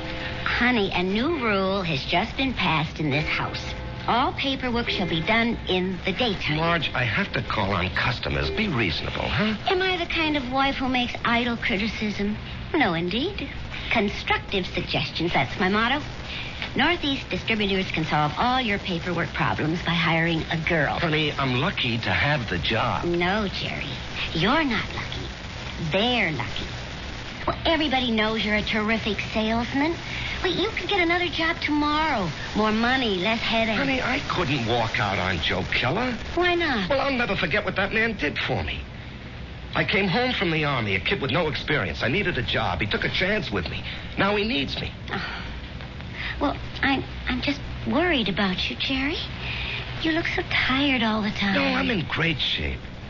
Will you go see Doc Steiner? I did, today. Oh, well, it's about time. You needed a checkup. Well, I didn't just go for the checkup, honey. I went for the other thing. Oh, Jerry. Well, he said some people, men, well, they're okay in every way, but it just doesn't work out for them. Jerry, it's all right. No, honey. It's all my fault. Oh, honey. It's just unlikely there can ever be any kids. He said unlikely. What he meant was impossible. We've got each other. Yeah. If only you didn't want a child so badly. Now we'll definitely think about adopting. Okay? Yeah, okay. Sometimes that works out even better. Come on, honey. Let me see you smile. Marge, I don't know what I'd do without you. Oh, that makes us even.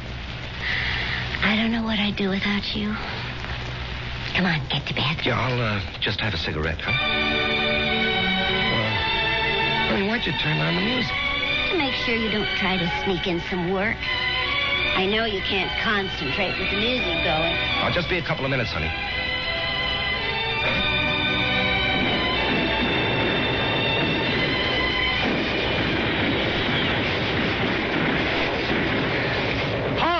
Let's hear that password. Paul, is that you?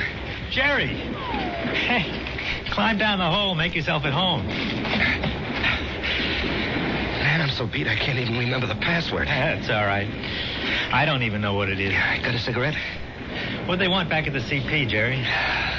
Patrol. You going? Yep. But you went out yesterday. Well, maybe I better write to my congressman, huh? I don't have any more cigarettes. Here, finish this one. Paul, I don't know if I can go out again. We're being relieved tomorrow. We were promised a rest. I just don't know if I can go out again. But you ain't going out, Jerry. Didn't you hear? I'm going. Oh, no. I'll say you and I made a trade. No, Paul, I can't let some other guy but do... I'm not some other guy. I'm your buddy. What's the matter, Jerry? You never did it for me.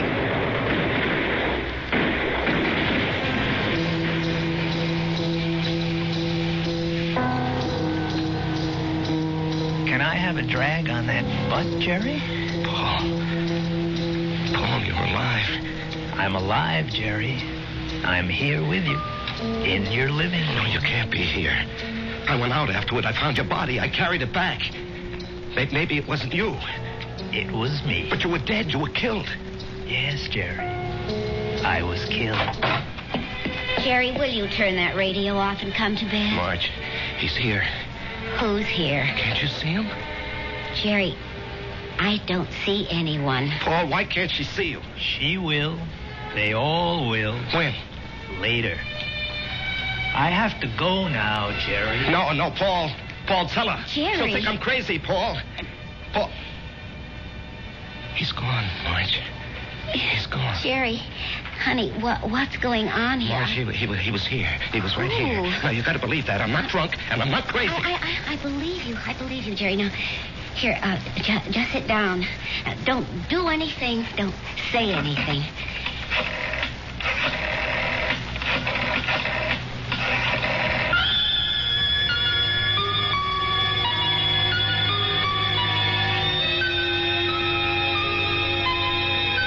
And we know who she's calling. But can a doctor help what ails Jerry?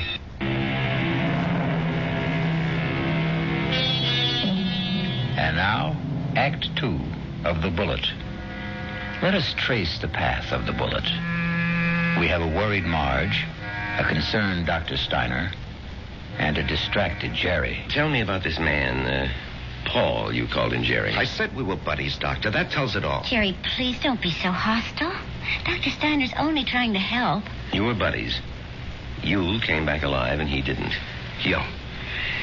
There's an extensive medical literature on the subject. Oh, I'm sure there is. Jerry. I'm not being hostile, Marge. I know I saw him. Of course you saw him. Well, finally. But that doesn't mean he was there. You see, Jerry, the death of a wartime comrade remains an eternal reproach. All who survive are sentenced forever to feelings of guilt. No. Doctor, the wars are fought by kids in foxholes. The literature is written by doctors and officers. That's hardly fair, Jerry. I'm the authority on war, Doctor, because I was a kid in a foxhole, and I don't feel guilty about my buddy. You don't? No. Tell me why. Oh, you wouldn't believe it. Try me. All right.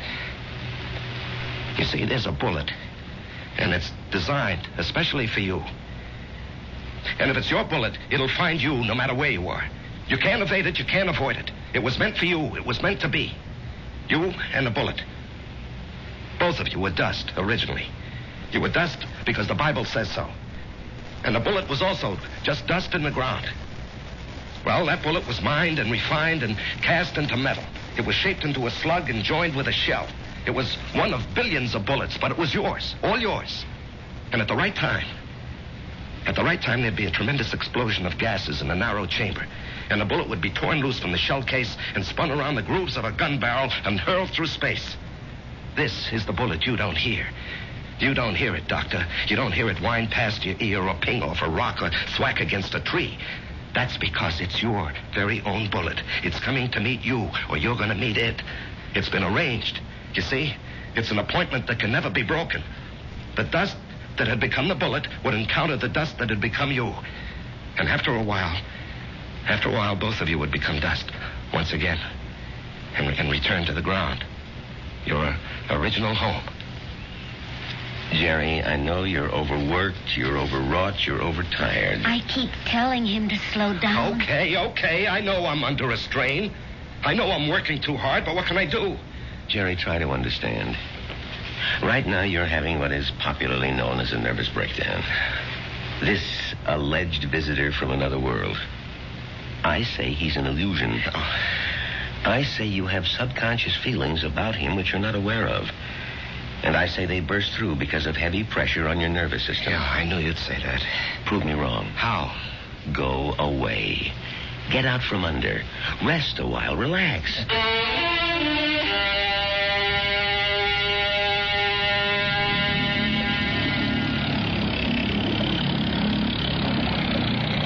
Oh, honey, this looks like a good spot. You want to stop here and try for some fish? Well, Marge, I think I'd like to go back and play 9 holes this afternoon. Great. I need more practice with my iron. Honey, you know, you've been getting a lot of sun. Maybe you better take it easy for a few hours, huh? And besides, you have an appointment with, what's that name? Biscayne Appliances. See, Jerry, I wasn't sleeping when you called that number this morning. Now, Marge, I've been good all month. I was just getting restless, that's all. Look, they're a big chain down here. If I can open them up, I'll justify the trip. Justify?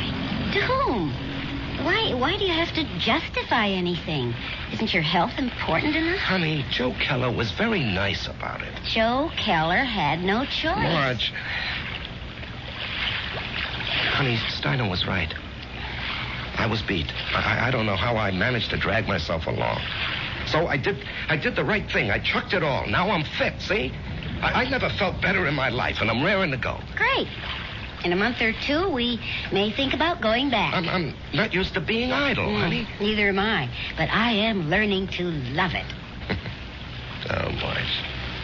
Why didn't I meet you when I was young? Young? Jerry, you weren't even 21. No, I was already made when we met. I had already become what I was going to be. You know, I've got a certain amount of ability. A tremendous amount, Jerry. But I'm not confident, honey. I doubt myself. I guess I didn't have very much encouragement when I was a kid. You know, my brother was a great athlete. My sister was a great beauty. I was kind of clumsy and funny looking. Anyway, Frank and Alice were sent to college. When my turn came, the money had run out. Or maybe they thought I wasn't worth the effort. That's why I enlisted when I was 18. I had to get away from the house and my father. There was no place else to go. You never told me this, honey. I decided if I ever had a kid, I'd never make jokes at his expense or tear him down in any way. I know how these things cut inside where it doesn't show.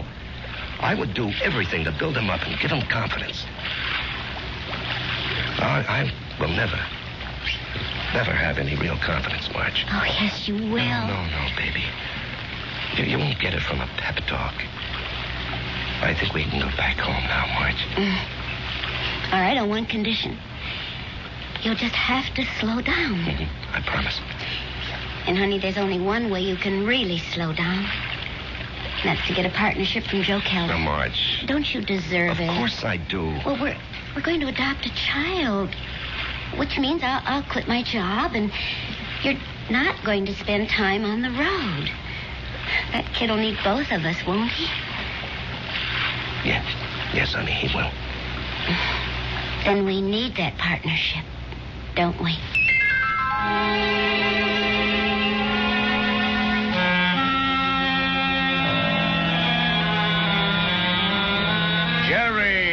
Jerry, baby. You look like $1 million. Less 2% for cash, of course. Yeah, Joe. Oh, hold it. Ramona, no calls. I'm in a meeting. I can't be disturbed. Well, anyhow, Joe, hello. I want you to take it easy for a while, you hear? Yeah, I'm ready for action, Joe. Oh, you think you're ready. Now, listen. I know you had a lot of expenses. I want you to take this little check. It's only $500. I'm strapped for cash this week. I had to pop for a whole new computer setup. But anyway, I decided to increase your bonus to 5%. That'll amount to a pretty sweet raise, huh? Now, Joe. Don't thank me, kid. You're entitled to it. We got to make sure you don't get sick again. Joe, I have to talk with you. Well, sure, kid. What about? Well, it's personal and important. Well, let me buy you lunch.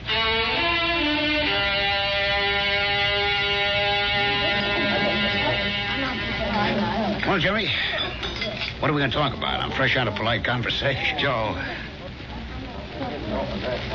I want a partnership.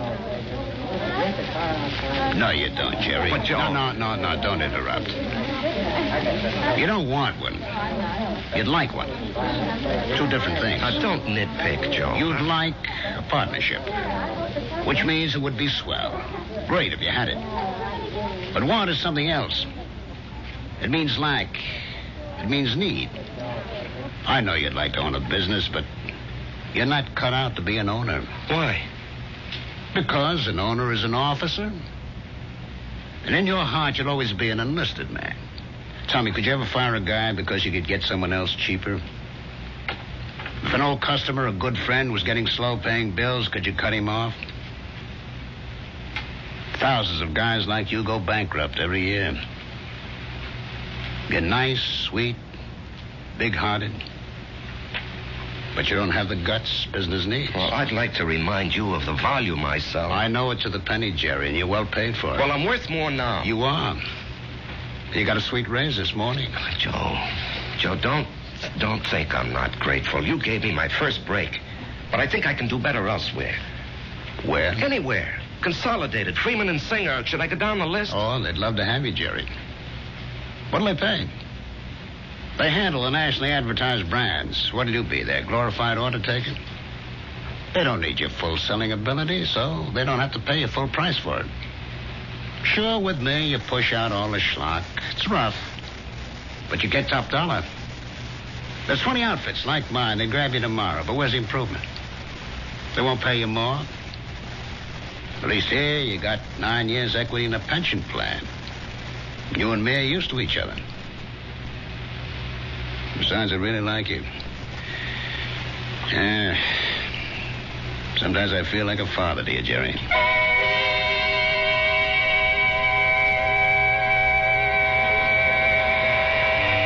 was a fiasco, Patty, a fiasco. And how do I break it to Marge? Oh, what's it all about, Jerry? Well, at least I don't have to put up with Ed Clark tonight. I think I'd punch him right in the mouth. We'll be deprived of his wonderful company the next 2 weeks. He's tooling that trailer into the southwest. Hello, Jerry. What? Patty, is someone standing behind me? No, Jerry. Well, will you tell me why? I'll tell you everything, Jerry. When? Soon. I think maybe tonight. Paul, why do you keep popping in like this? I don't know, buddy. I can't control that. Yeah, but Paul. Patty, don't you see anyone? No, Jerry. You didn't hear anyone talking to me either. No. Patty, do you think I'm crazy? Well, maybe you should see a doctor. I saw a doctor. Well, how about one of them psychiatrist fellas? I never even told my wife. I did see a psychiatrist. But after a while, I figured, why pay him $50 an hour when I can come in here and talk to you for nothing? Well, there must be more to them fellas than that. Oh, sure. He said that the roots of my problem go back to my unhappy childhood. But, Patty, I have a brother, Frank, who feels terribly insecure. He goes to a psychiatrist, too. Why? He had a happy childhood. Put it this way. If you see someone and I don't, the flaw can be in me and not in you. Drink? No. I better go home and face the music.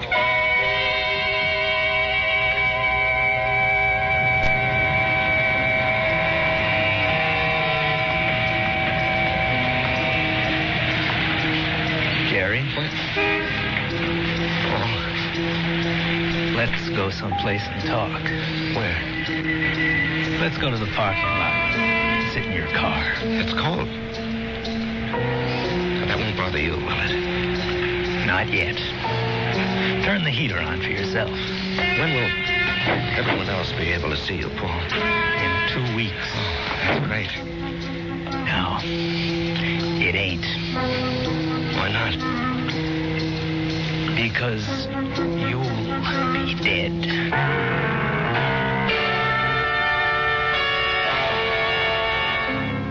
Because you'll be dead. Cold words from a warm friend. The chill inside the car becomes intense. But Jerry knows there's no point in turning on the heater.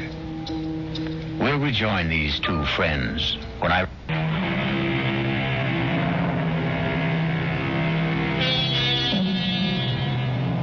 And now we return to the final act of The Bullet and a reunion of two war buddies who haven't seen each other in almost 9 years. Jerry Price, who is alive, and Paul Gardner, who is dead. The heater in this car doesn't do much good. You're shivering. Why am I going to be dead, Paul? Remember the night I went out on the patrol? Yeah, I'll remember that night as long as I live. I completed my job. I was headed back. And then I felt something smash against my head. And I knew I just met the bullet. You know, the bullet we used to talk about? I bet you don't remember. No, I remember. I felt it slam into me. And then I didn't know anything anymore. Yeah, well, when the guys told me, I went out to get you, Paul. Yeah, I might have known you would. 1 minute, I was moving through a rice paddy. And the next minute, I'm sitting in an office. And I knew a lot of time had gone by. Don't ask me how. I knew, that's all. A man was talking to me. What kind of man? You know the type that's a clerk in the government or a big corporation, fussy, self-important. Everything's got to be in the right place. He doesn't even look at me. He's got a piece of paper. He says, Paul Gardner, you're going back. You should not have died that night. The computation was for you to survive. The plan was for you to marry a girl named Marjorie Stone. I married Marjorie Stone? Yeah. I told the guy, I want no part of it. And he gives me a look, this clerk does, like he couldn't care less about me or you or anybody else. And he says, come with me. He leads me to a door. It opens. And all I can hear is a hum and a clicking. And all I can see is a computer. I mean, there's no end to the thing. That's all you can see is computer. And he says, there it is, friend. City Hall. Go fight it. By this time, I'm shaking. That machine scared the pants off me. You couldn't see the top nor the bottom of it. There was no end to it, just a machine wherever the eye could see. Well, then what happened? This clerk, he tells me there's a plan. A capital P plan. It calls for me. to come home. Not you. Yeah, well, maybe that's fair, Paul. You were always the better man. No. You got more on the ball. You never got a break, that's all. I had the chance to go to school, become somebody. I could have gone into the old man's business, become the biggest hardware dealer in Atlanta. You and me. We both run away to join the army. You because you had nothing. Me because I had everything. But why are you coming back? Because Marge and I are supposed to have a boy. A certain kind of a boy. He'll grow up, I don't know, discover something, create something, or be somebody the world needs real bad. They wouldn't tell me what.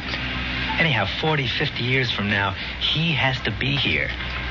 And of all the millions of men and women, he could only be born to me and Marge. When am I leaving? I told you. In 2 weeks. How? 9 o'clock at night. A trailer truck will go past Patty Noonan's saloon. Just as you're crossing the street. Why does it have to be like that? Because you don't know how careful these things are figured. You could get killed a million ways. But the plan calls for a truck driven by a guy named Ed Clark. Oh, yeah, I know Ed Clark. He doesn't have a good record, so it'll be easy to prove he's a careless driver.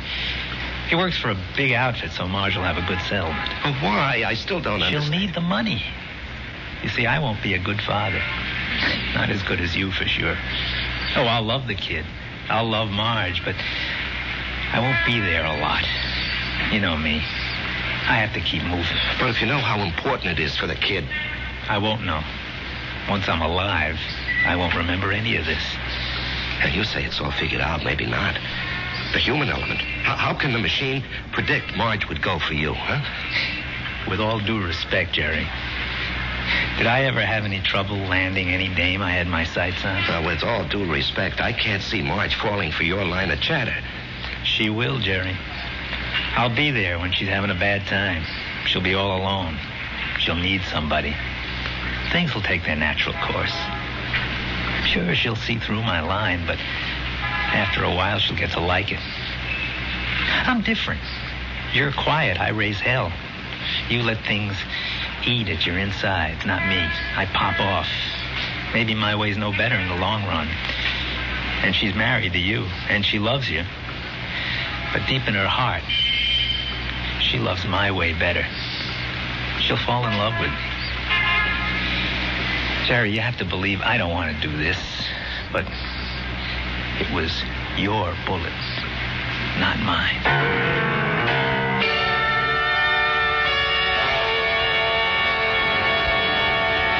Jerry? What are you thinking about? Oh, a guy downstate wants to cancel a carload of refrigerators, so I'm figuring an approach. Didn't we agree we'll work at home? Yeah, well, honey, this is just thinking. Did you talk to Joe Keller about the partnership? Yeah. And? He said no. Did you give him notice? No, he gave me a raise. Oh. Okay. Marge.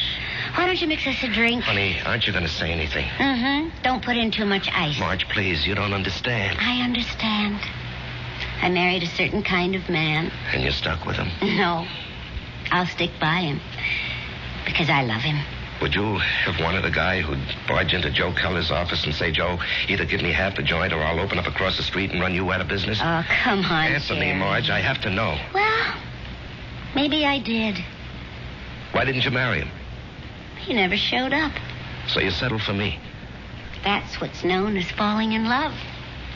Come on, honey, take me to the movies. No, I don't want to take you to the movies. Let's go downtown and see a play. But that's a lot of money. Are you going to worry about money?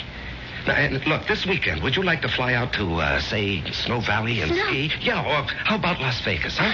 Jerry, what's gotten into you? Honey, we're going to have 2 weeks of the most fantastic fun. Why 2 weeks? Oh, what's so special? You. Me. I just want to spend the rest of my life having a ball with you.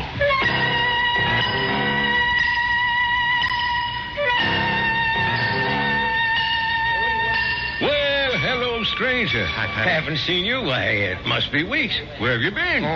Giving Marge a good time. Well, I must say, it's done wonders for you. You look so calm. Do I?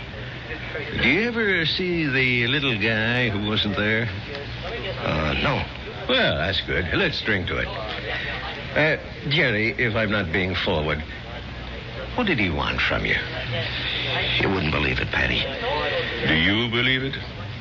Well, I just dropped in to say hello, Patty, and goodbye. Jerry. Yeah?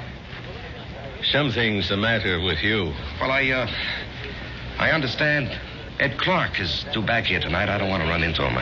I just don't want to talk to him. Well, if that's how you feel, I'll bar him from the joint. Now, Jerry, something's wrong with you. No, nothing, Patty. Now, look, I'm an old soldier, Jerry. I can tell. No, it's really nothing. Really, is it? No, Jerry, you got a look on your face. What kind of look? I've seen it before in the war. I've seen it on men who go out on the impossible mission. The look of men who know they're not coming back. The resigned look. What are you resigned to, Jerry? You have a vivid imagination. I have an imagination. Jerry, whatever it is, don't be resigned to it. Fight it. You can't fight City. I knew it. You're in a fight, Jerry. Well, you can fight anybody. You're an ex-combat soldier, and you weren't afraid of anything. When you were out there, you faced up to death, hunger, despair. What happened to you, Jerry? Where did you lose it? Face up to it now. Whoever he is, spit in his eye. Patty, I can't do anything. Jerry, I'm going to throw you out of here for your own good. Now leave town. Go far away for a while. Fight it, Jerry, fight it. Patty, wherever I go. Listen to old Patty. Just take off. Don't you see there's a plan? Who cares? Put up a fight. Why are you so upset, Patty, huh? I don't know. But listen to me. Fight now. Now get out of here.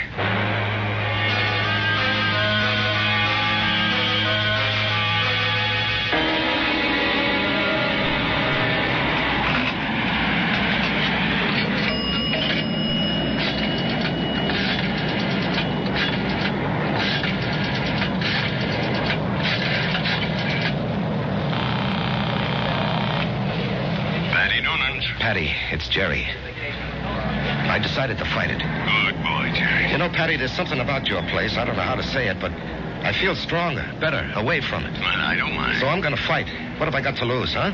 Why should I do what he tells me? Why should I believe him? I don't know what it is, but I agree. I'll see you around, Patty. Universal Airlines, flight number 3 for Los Angeles and Mexico City, now boarding at gate 17. Who are you calling, Jerry? Marge, I have to tell him. Oh, Jerry, don't do it this way. There'll be 100 other people on that plane. Do it the way it has to be done. Paul, I have to fight you. Why? Because it isn't fair. Was it fair for me to stop your bullet? Come on, Jerry. Ed Clark will be tooling by Patty's in less than an hour. Paul, I don't know if I have the nerve. I'll help you, buddy. I'll help you. Come on. Hello? Hello?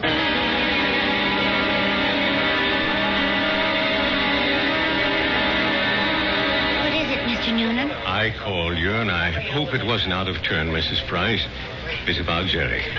What about Jerry? He's sitting back there in the booth. Now, wait. Don't go to him yet. He's in trouble. Well, it can't be. We've had such a glorious 2 weeks. He's in trouble. Well, what kind of trouble? I don't know. We have to help him somehow. Is it that Buddy? I think so. Well, the time has come to lay that nonsense to rest once and for all. And I'm going to... That won't work. Agree with him. Show him anything he wants is okay with you. Don't fight him. All we can give him is love. Hi, honey. Hi.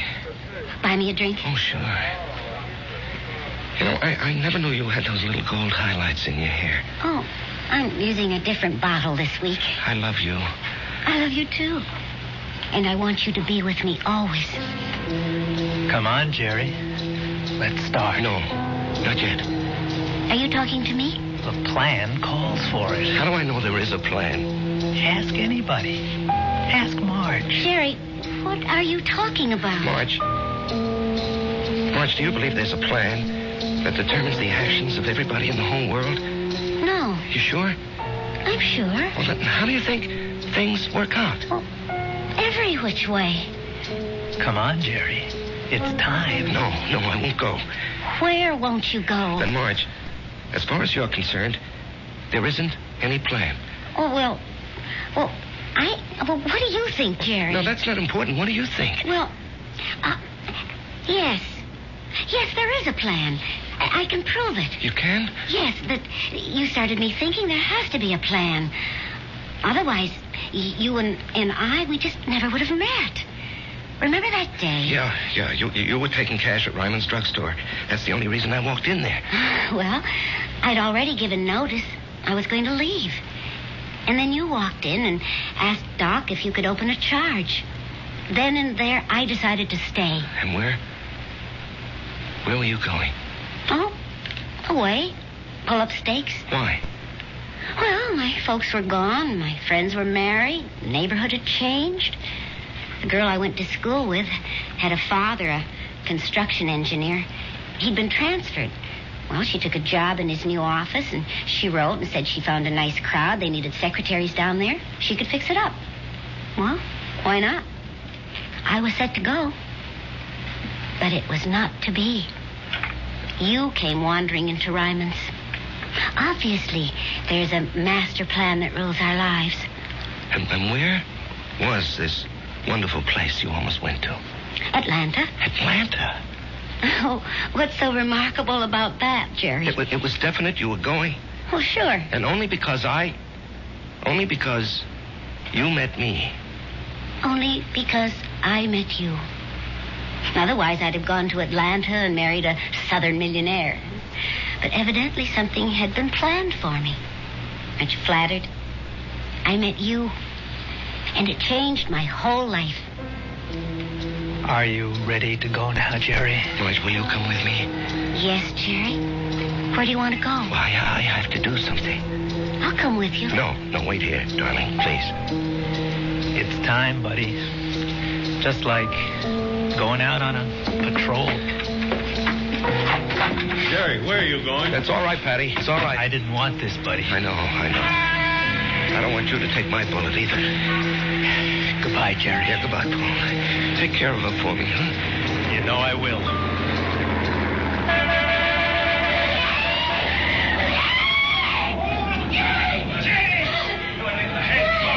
Call the police. Get an ambulance. Oh, Jerry. Barry. He's dead. Here, miss. Here, you're cold. Let me throw this coat over you. She's gonna faint. It's all right. I've got her. We'll bring her into that bar where it's warm. Give her a little stimulant. It's all right. Everything will be all right. Everything will be... It'll be all right.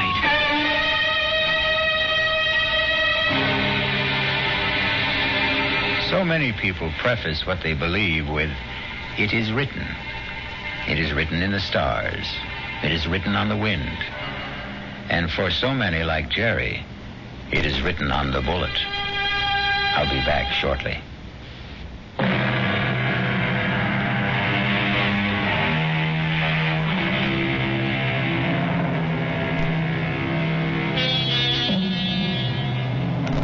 I remember an old soldier once told me he wasn't worried about the bullet that had his name on it. What really bothered him was the bullet marked, "To whom it may concern." Our concern is mystery, excitement, suspense, thrills and chills. Our cast included Larry Haynes, E.V. Juster, Martin Newman, Ralph Bell, Leon Janney, and Danny Acco. The entire production was under the direction of Hyman Brown. The CBS Radio Mystery Theater presents...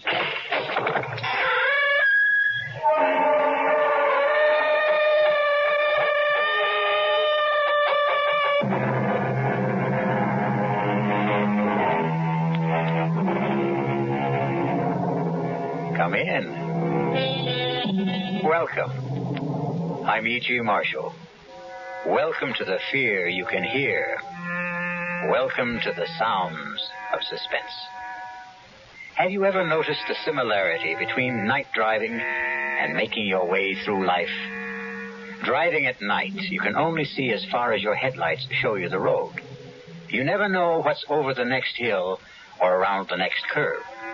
And even on a straight road, your vision only extends as far as your lights.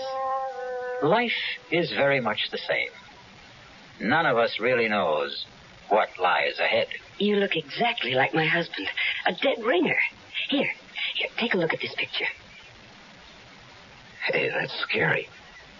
I didn't know two guys could look this much alike. How would you like to be my husband? No way. I like being who I am, Al Grissom. But don't you see how easy it would be to take his place? Yeah, you bet. But it's easier to stay away from murder. Well, who said anything about murder? You did, my lovely. And my answer is no way.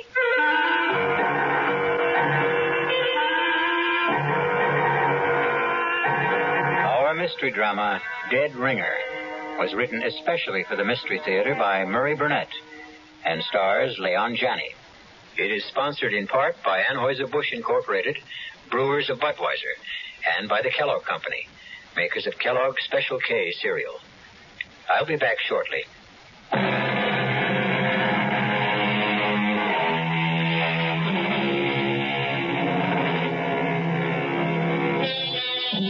You're on a blacktop country road about 18 miles east of the little town of Udalia. It's raining hard. You're driving a Citroen Maserati, and it handles. But you have your problems.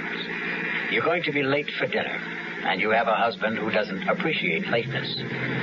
The night seems to be getting blacker, and the rain shows no sign of easing. Darn this rain. While I'm at it, darn the weatherman who promised clear and cool weather. Your name is Gloria Winters. And then the headlights pick up something in the road. Whatever it is, it's a problem because it doesn't seem to move. Come on, stupid, move. Get out of my way. Oh, my. It's a man. What happened? A car hit me and drove off. Thanks for stopping. That's okay. Well, a lot of people didn't. Do you think you can make it to my car? Yeah, with a little help. Okay. There we go. That's it. Steady now. Yeah, I guess I better. Just here. Just slip into the seat. Yeah. There you go. I'll close the door and come around the other side. Watch yourself. There's some crazy guys driving this road. You're soaked. And you're hurt. I'll take you to the Hermitage. What's that? The hospital. Oh, no. No hospital. You're bleeding. Now, looks worse than it is. It's sure playing hell with your card, huh? Well, you must go to a hospital. Oh, no way. But why? Because hospitals are for dying. Oh, that's crazy. That's what everyone tells me. Well, I don't care what Look, I can't ever thank you enough for picking me up, but I have this thing about hospitals. But you're I promise you, I'm not going to die. Okay, but where to? The Three Coyotes Motel. It's just outside. I know where it is.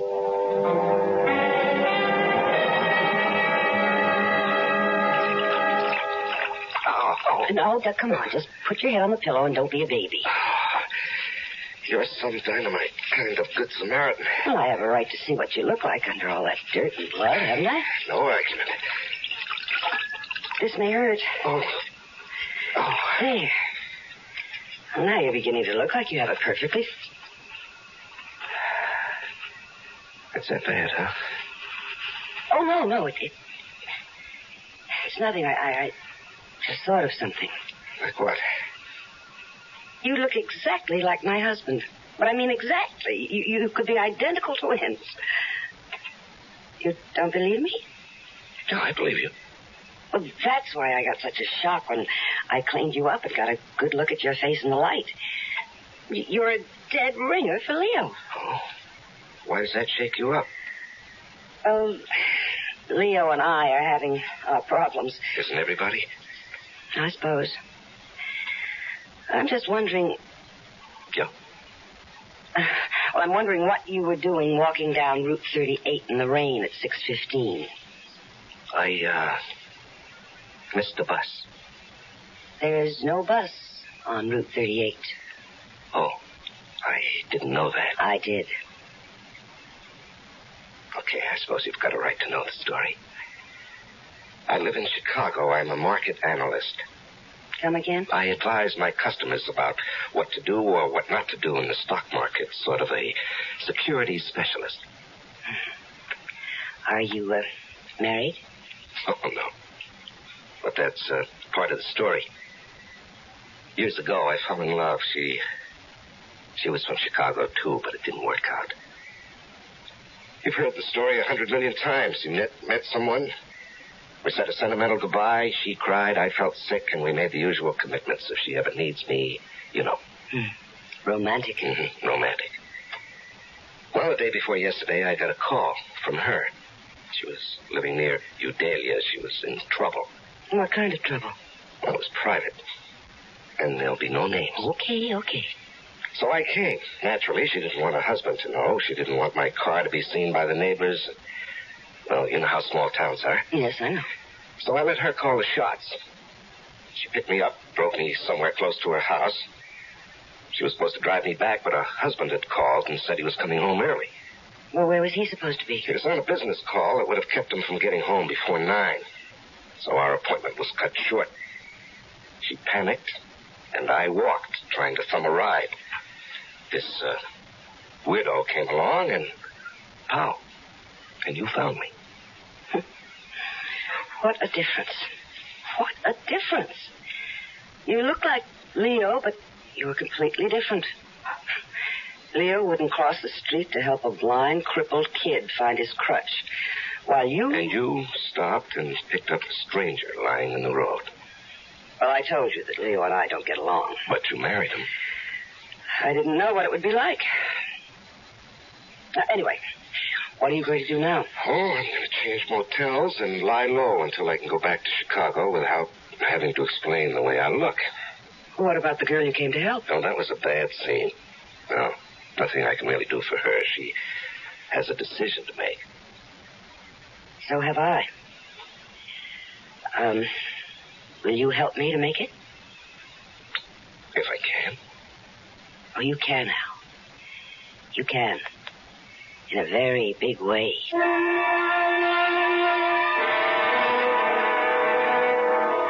I don't like it, Gloria. I don't like it at all.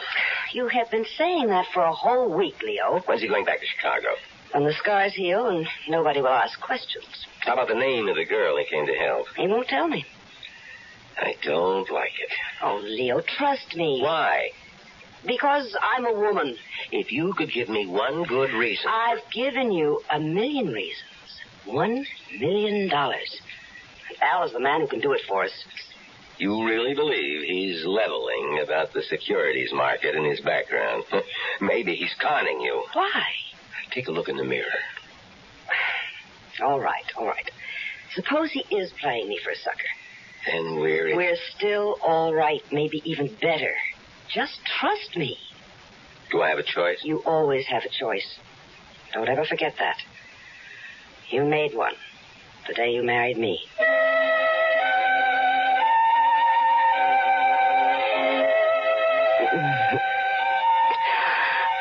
Oh, I do love you, Al. Me too. No, we have some serious... Come here. Come on, now, be serious. We can't go on like this. What? Isn't that what you were going to be so serious about? Tell me that we can't go on like this? Well, yes.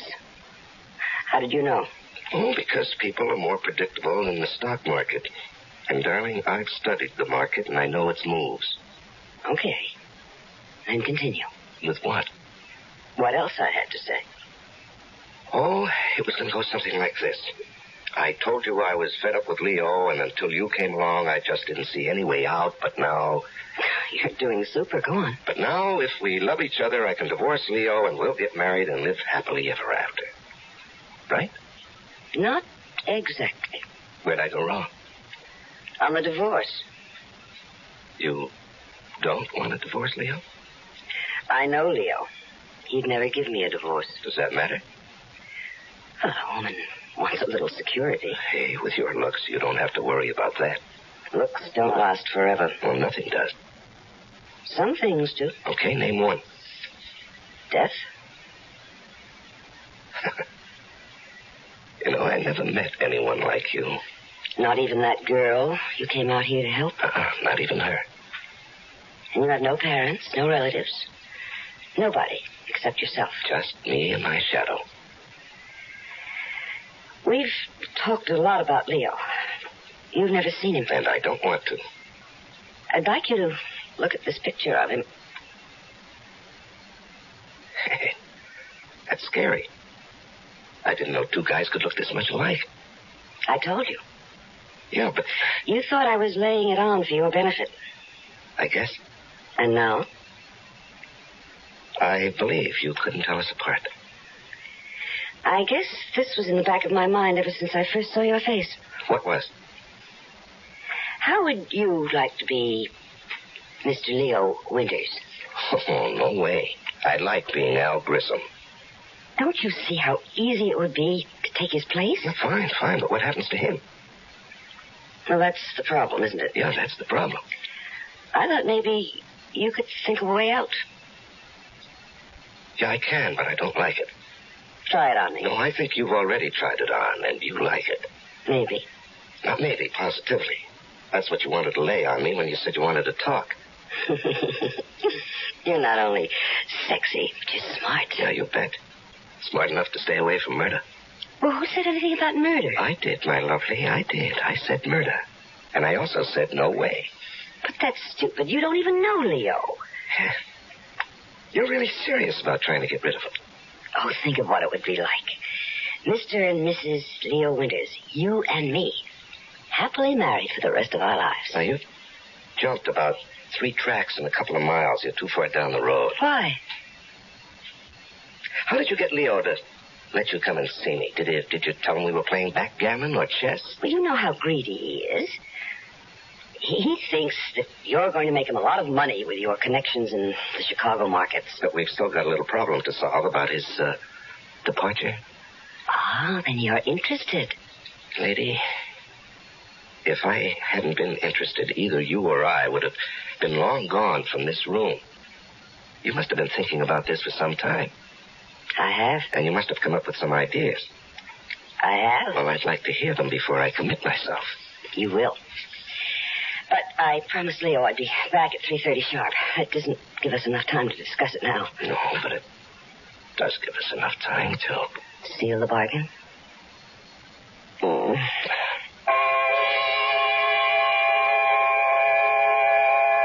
Once you agree to discuss the idea of murdering someone, you've taken the first step along a road that is full of hairpin turns, some of which don't even have warning signs. We'll be back shortly with Act 2.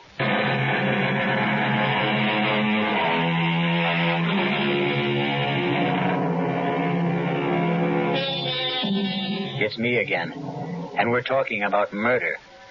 That is, we're not talking about it, but Gloria Winters and Al Grissom are trying to arrange a murder. It isn't a simple task, as you will hear. No, hiring a killer is just setting yourself up for big trouble. Well, do you have any better ideas? No, not yet.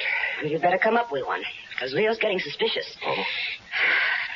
You don't have a gun. No, we've been through that. Well, you could buy one. And it can be traced. Not if we get rid of it afterwards. Gloria, I know the way the police operate. When a husband gets knocked off, the first one they check out is his wife. And statistics show they have a better than even chance of being right. But I'm going to say it was a prowler. Now, what makes you think they'll believe you? Hey. I've got it. Why didn't I think of this before? The same thing that happened to you before, only this time it'll be fatal. Hit and run? Of course. You know, the more we talk, the more I'm beginning to think we ought to forget about the whole thing. No. All right. What car are we going to use? Well, we'll rent one under a false name. Mm-hmm. And who's going to rent it? Well... Now, you see, the guy who rents either one of us a car will remember us. And even if we give a false name... But why should they be worried if they get the car back? Because the hit and run will be discovered. They'll start asking questions. Well, I'll be home with a friend as a witness. No. Hit and run is a crime. They'll go looking for the driver of the car, and that has to be me. No, I don't like anything we've come up with. And Well, you've got to stop thinking about murder. Now, the cops are going to be looking for somebody and continue to think of more than an accident. Hit and run isn't natural. Nobody's going to dig much into what looks like a natural death. If we could get a doctor to sign a death certificate, we'd have it made. I know a doctor. Oh? Well, he can't be in on it. He's got to think it's death from some kind of natural cause. I said I know a doctor. Who? His name is Carmody, Hugh Carmody. He's about 85 years old. He's our family doctor. He was my mother's doctor when I was born. Is he still practicing? Well, not really. But he refuses to give up the families he's treated for years. So he still looks after me and Leo, sort of inherited him when we got married. Mm-hmm. An idea? Just a glimmer. Would this doctor believe you? Oh, of course. Come on, let me in on it. Okay. What do you know about poisons? Practically nothing. Yeah, well, that makes us even.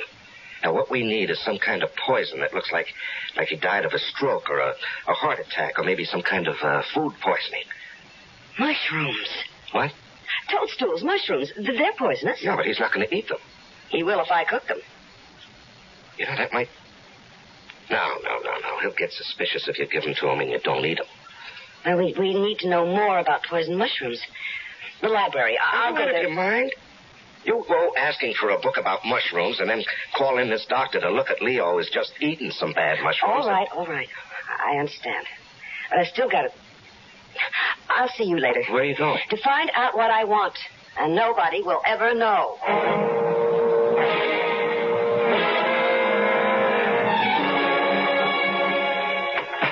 Al? It's me. Where have you been? To see Dr. Carmody. Of all the dumb plays. Relax, darling, and give me a kiss. I think I really have something. What did you do? Toadstool. A fleshy fungus that is poisonous or inedible as distinguished from an edible mushroom. Oh, great. We knew that before you left. But we didn't know that aconite, which was formerly much used as a cardiac and respiratory sedative, is the poison that comes from toadstool or monkshood and can be deadly. You didn't ask? Of course not. I know that Dr. Carmody always visits his few patients between 3 and 4, so I went to his office, told the nurse I wasn't feeling well. Yeah. She knows me and let me in to wait in his office. And he has a lot of books, so I read. Yeah, and what did you tell Carmody when he came back? Oh, he's such an old love. I made up a story about being tired and not feeling well, and he gave me a tonic, which I'm going to get. You know, maybe we're getting somewhere. Oh, we're there, darling. We are there. All right, slow up. Now, first... where can we get the aconite? Aconite. Yeah, that's it. Suppose I told you we don't have to get it. Well, I'd like to hear why. Okay. My dad had a bad heart. Oh, how long ago was that? About 7 years. And you're telling me that this Dr. Carmody prescribed aconite? Right. Well, how do you know the stuff's still good? I don't. Well, it doesn't seem to be. Well, this is the only way we can handle it. If it doesn't work, we won't get into any trouble. And if it does... we won't get into any trouble either. So what have we got to lose? You know, when you put it that way... Do you know any other way? No. Then let's try it. Okay, let's work it out. Okay.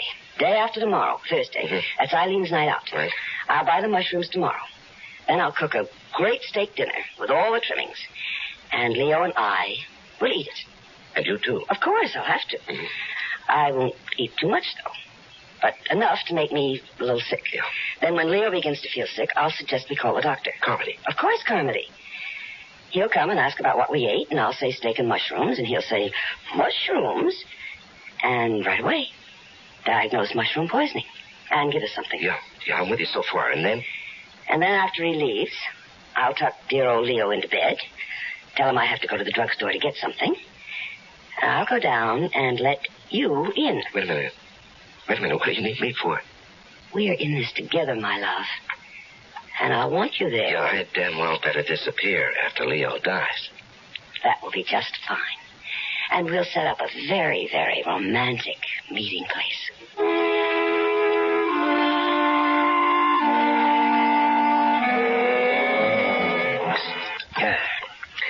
That's real good coffee, Gloria.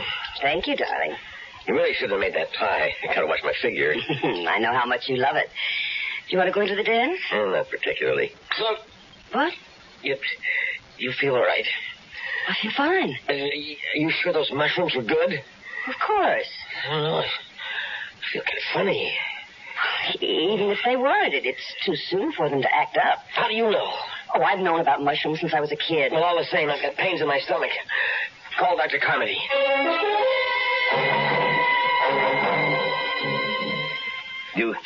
You really think it's the mushrooms, Doctor? I know it's the mushrooms. It has to be. Both of you ate them, and you tell me, Leo, that you ate more than Gloria. Yeah, that's right. That's what I get for being a pig. Well, you're going to be all right. Just stay in bed, and Gloria, you get this prescription filled. What about the pain? I'm giving you a sedative also. What I can't understand is how you cooked those mushrooms in the first place, Gloria. And Mother told you about those things when you were a child.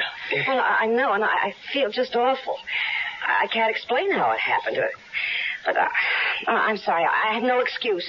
Yeah, no use crying over spilt milk. Yeah, I better get home to bed. You get that prescription filled, young lady. Oh, I will. Let me take you to your car.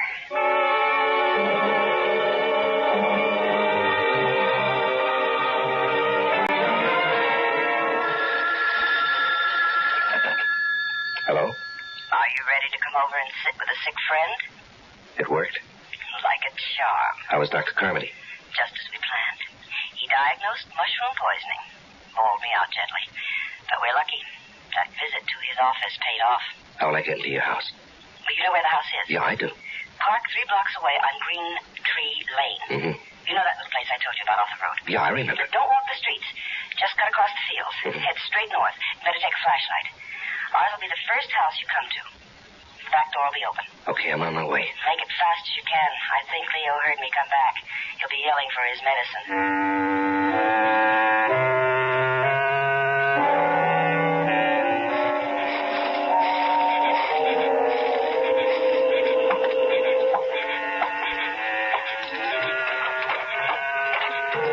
Gloria?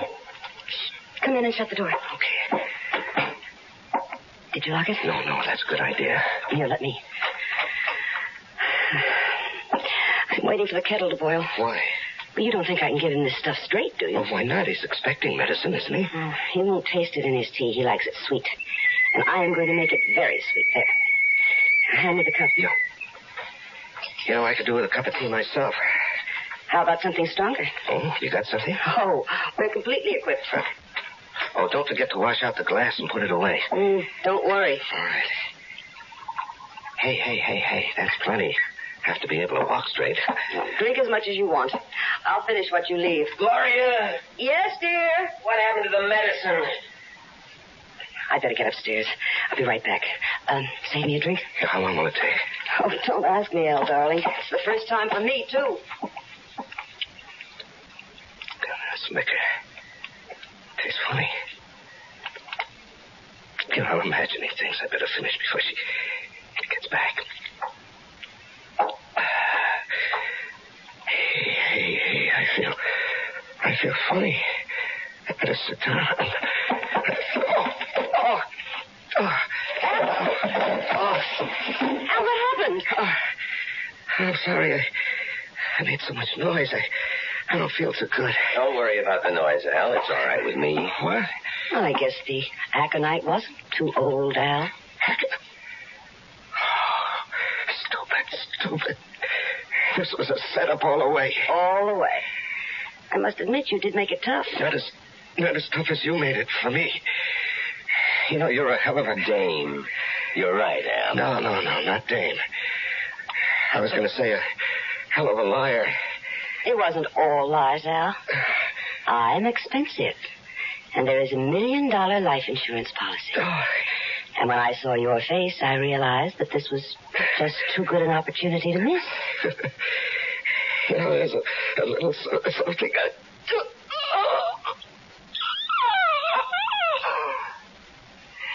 Help me get him upstairs and into my bed.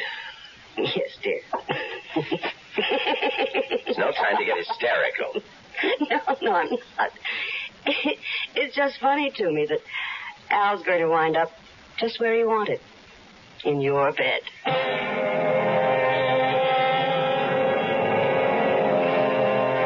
murder has been accomplished. The happy couple, Leo and Gloria Winters, still have a way to go before they achieve their goal. But murder sometimes makes for strange and uneasy bedfellows. We'll return shortly with Act 3.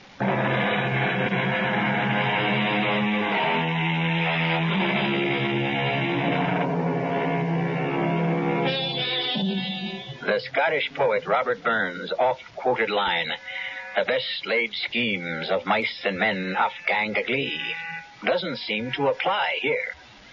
Leo and Gloria Winters have successfully killed Al Grissom, a man who looked enough like Leo Winters to have been his twin.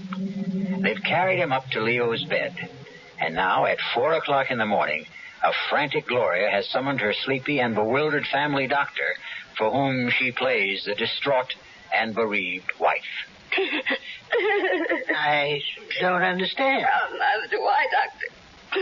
I gave him the medicine you prescribed, and he seemed to feel better. And he dropped off to sleep, and he... I think you'd do well to take that sedative yourself. You can't go on this It's all way. my fault if I hadn't given him... No, it's no one's fault, Gloria. If there's any blame attached to the tragedy, it's mine.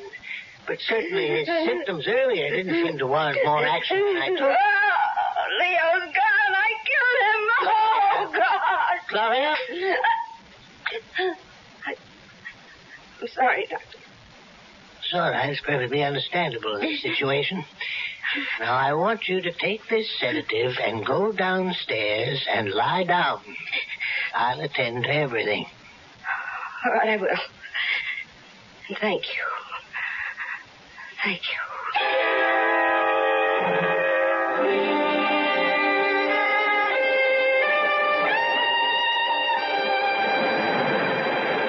Oh, Gloria. Have I ever told you how clever you are? Not more than 1,000,000 times in the last week. That's an exaggeration. So?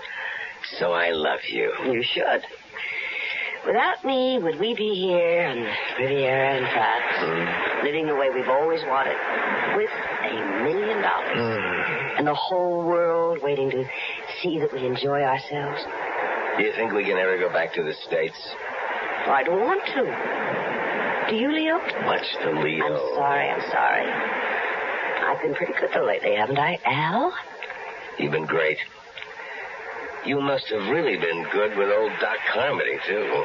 Oh, he was so upset and so confused. I threw the most beautiful fit of hysterics you ever saw. Wish I could have seen it. Oh, so broken up. So he insisted on handling everything, even the insurance people. He never gave him a chance to question anything. He signed the death certificate and had the body out of the house and into the crematorium before they ever got there. What about returning to the U.S.? Oh, I don't think we should for a while. Maybe in a couple of years, But never to Eudalia. Maybe San Francisco, New York. Well, we'll see. How about a dip? Al Grissom. A pleasure to see you again, Al. How you doing? Now, that's a silly question. I can see you're doing great. No one stays at a class hotel like this unless he's doing great. But I always said you had class, Al. Yes, and style. Oh, you want to introduce me to the girl who's hanging on to you?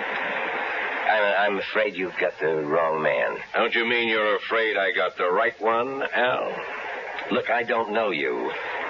I've never seen you before in my life. Now, you're not being smart, Al, and you were always very smart. That is, until 3 months ago, when you made your first mistake. Hey, come on, darling. Let's get away from this. You forget it.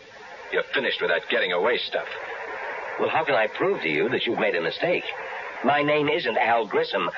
You're registered under a false name? Come on, Al. I'd recognize you anywhere.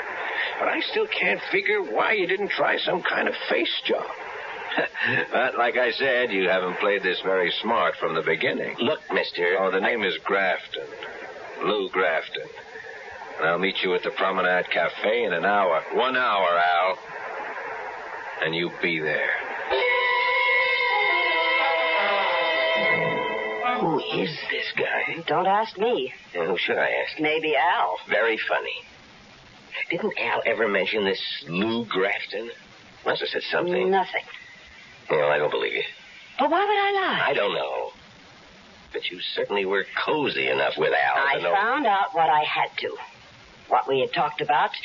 He had no family, no relatives, nothing, nobody to trace. I'd better meet this guy and find out what he's talking about. I'll go with you. I don't think that's smart. We're in it together, Al. Who knows? I may even be able to help.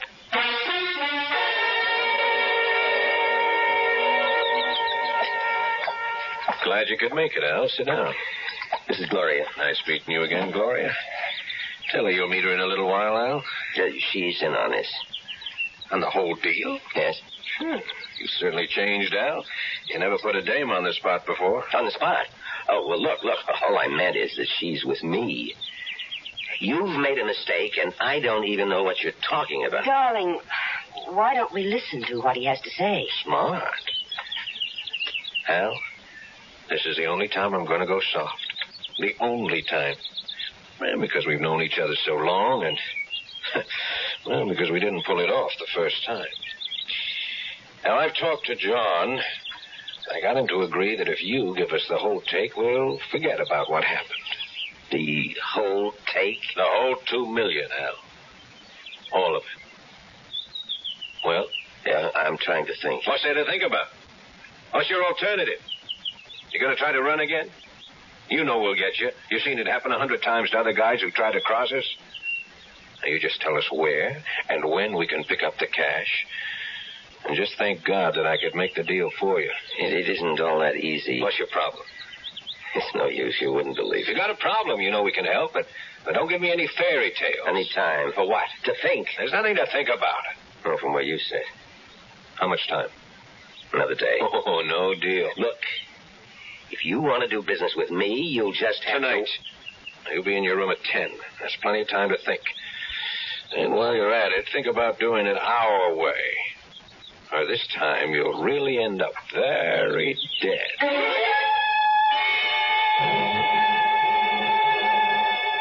$2 million. That's a lot of dollars. Yeah, you're a big help. Well, I might be if you'd stop repeating the figures over and over again. There's no way we can get $2 million. I've got to prove to them that I'm not Al Grissom. Then they'll leave us alone. And how do you do that? Of course. Fingerprints. I'll have absolute proof. Even those guys will delete fingerprints. And who's going to tell them? You? No. I've got to arrange somehow for the police to send my prints to Washington or somewhere. And the police will get word back that these aren't the fingerprints of Al Grissom, but really the prints of a man named Leo Winters, who supposedly died 1 month ago, and whose widow collected $1 million in life insurance. You're right. That's the only way to go. How do we convince them I'm not Grissom? I don't know. We went to a lot of trouble to prove to the world that you were. Who was this Grissom? He must have been awfully big to get into a deal like this. I think he must be calling you. Me? Who else? Well, I don't want to answer it. Well, that's not smart. They know we're here. Now, don't start talking like Grafton. Hello? Al, it's me. What do you want? Al, I was wondering whether you'd made up your mind.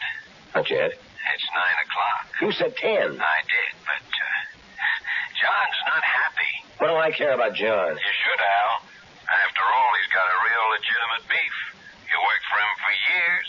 You were always clean. You took the hot stocks and you cashed them. You made money, and so did we, but I guess the $2 million got to you. Look, I've got some more thinking to do, and I'll see you at 10. Well? I know who and what Grissom was. He took hot stocks and bonds and cashed them, and then turned the cash over to... The boys? I suppose you could call them that. Does that help any? A little. Maybe. How? At least we know what they're after. If there was some way we could trap them... Some way to fool them. Well, suppose there were. Then what? I don't know yet. Play along with me when Grafton comes up at 10. Yes? Grafton.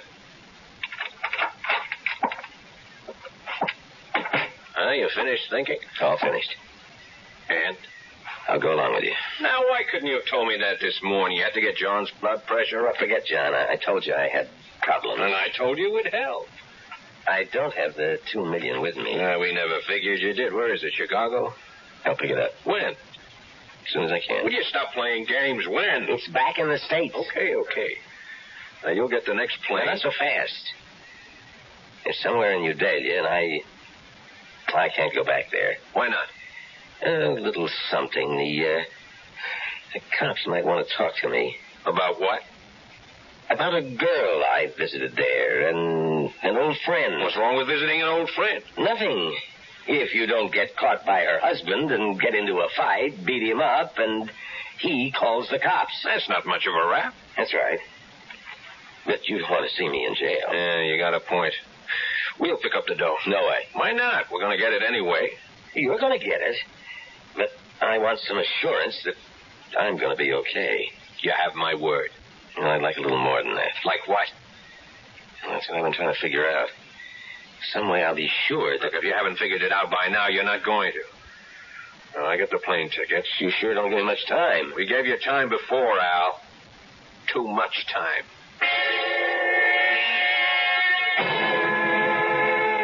Will you stop pacing up and down like an animal? Gloria, I think I may have an idea. I hope.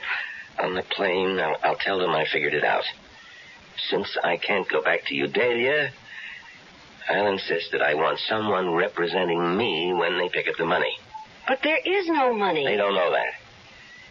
I'll insist that you go along. Hold it. You'll be all right. What happens when they find out there isn't any money and I'm there and you're not?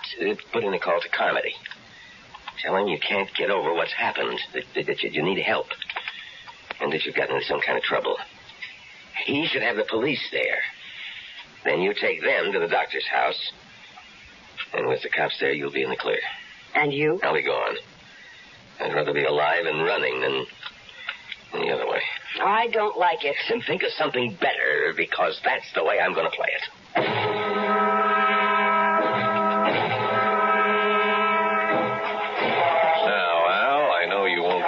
Crazy ideas at this stage of the game, but just in case you do, these two young fellas here are in our party, and they'll be on the plane with us all the way to Chicago. Thanks. Flight 396 to New York, now loading at gate 3. Flight 396 Yeah, that's us. now Let's go. loading at gate 3. Excuse me. One moment, please. What do you want? Lieutenant Fourneau, Interpol. I believe you are Mr. Leo Winters. I'm afraid you're mistaken. I've known this man for years. His name is Al. Mr. Winters. You heard him. You've got the wrong man. Please, don't make a fuss, Mr. Winters. I'm instructed to hold you for the murder of an Alvin Grissom in Udalia. Oh, me? What about her? She's my wife, and she was in on this from the beginning. The whole thing. We know all about Mrs. Winters. In fact, she was the one who informed us about the murder. In return for some small promises. She told? She... You asked me, remember? You said, think of something better. And I did. Come along, Mr. Winters. Gentlemen, you will excuse us. I'm coming, Lieutenant. I'm coming without any trouble. You see, Grafton, you didn't believe me. If you'd only have believed me, maybe we could have worked out a deal after all.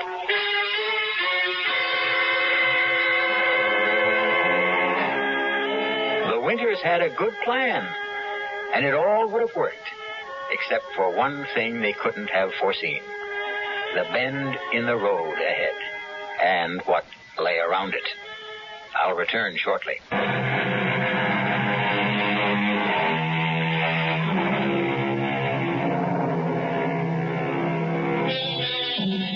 If Gloria and Leo Winters could have known what lay ahead of them, they would never have gone through with their plan. That is, if they could have seen into the future and around the bend. Yet actually being able to see into the future, to know what's going to happen next week, next month, next year, is a gift that most of us wouldn't want. Because who knows what terrors may lie ahead. Our cast included Leon Janney, Joan Lovejoy, Larry Haynes, Paul Hecht, and Robert Dryden. The entire production was under the direction of Hyman Brown. And now, a preview of our next tale. Am I dead? Not quite. You're in a hospital with a bullet in your brain. As the saying goes, as good as dead. And Sherry and Herb got away with it. Oh, it isn't fair. If I only had it to do all over again. Suppose you had. Could you do better? Of course. Of course, if I knew what I know now. Naturally. That would have to be a precondition if you're asking for yesterday to live over again. Oh, please. Please, give me the chance. Can you? Well, why not? I'm a bit of a gambler myself. Let's see how you can remake yesterday. Radio Mystery Theater was sponsored in part by the Kellogg Company, makers of Kellogg's Special K cereal, and by Anheuser-Busch Incorporated, brewers of Budweiser. This is E.G. Marshall inviting you to return to our Mystery Theater for another adventure in the macabre. Until next time, pleasant dreams.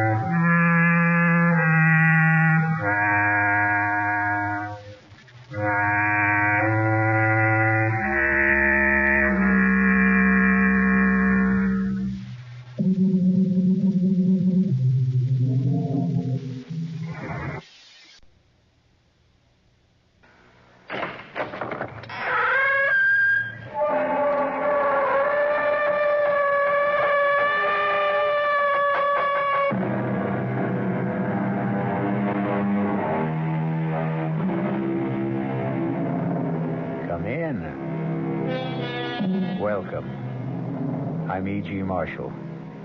Welcome to the sounds of suspense. Welcome to the world of your own terrifying imagination. So many catastrophic things happen in this world because a lady asks a gentleman a question and then refuses to accept his answer. For instance, the Lady Eve. What great harm could it do if I took just the tiniest bite of that apple? Or the lady named Pandora. Why would it be a calamity if I should sneak just a quick little peek into that box? Now add to the list a charming young lady named Millie. She also has a question. Why can't I have the bracelet, Kevin? It belongs to the temple. Oh, nonsense. It's been lying here in the jungle for at least 1,000 years. Who'd miss it? Its owner, the beast goddess. Oh, come on, Kevin. And you know what she does with people who steal her property. She turns them into animals. Really? Well, it's the local legend, Millie.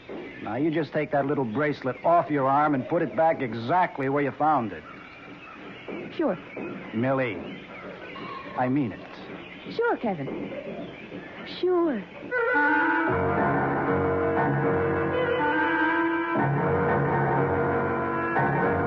Our mystery drama, The Sign of the Beast, was written especially for the Mystery Theater by Sam Dan and stars Lois Smith. It is sponsored in part by Anheuser-Busch Incorporated, brewers of Budweiser. I'll be back shortly with Act One.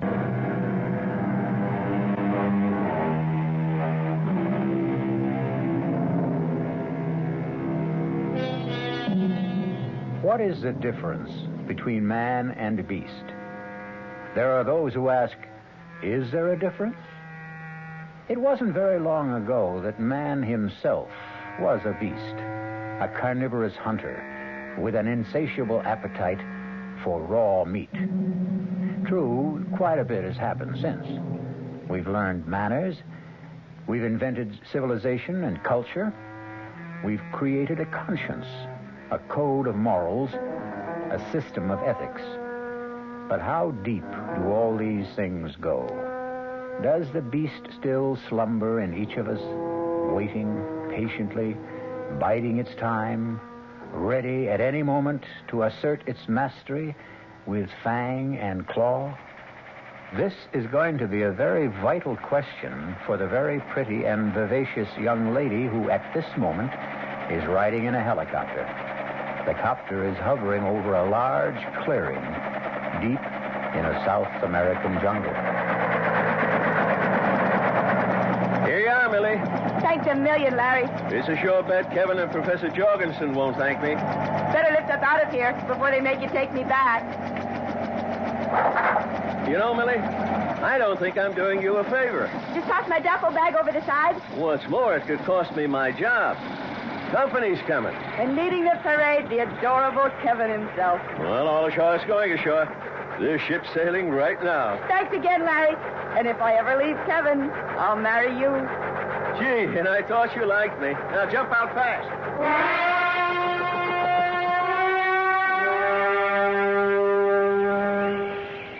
And furthermore, you haven't even kissed me. Look, I'm very angry about this, Millie. You could still kiss me, Kevin. You promised to stay at the base camp. That was last week. But we're moving into the jungle tomorrow. Kevin, we've already been through all the arguments. Category A, danger from animals.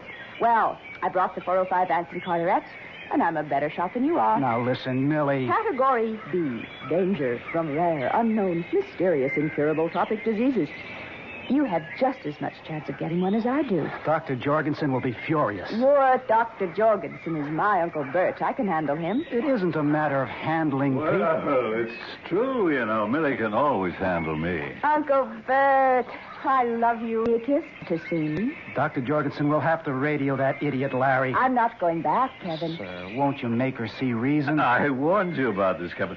Last year, when you said to me, how about an introduction to that good-looking niece of yours, I told you the problems, but you would have her. And I'm worth it. Oh, Millie, it's only because I love you so much. Uncle Bert, why don't we leave Achilles here to sulk in his tent while you show me around the camp?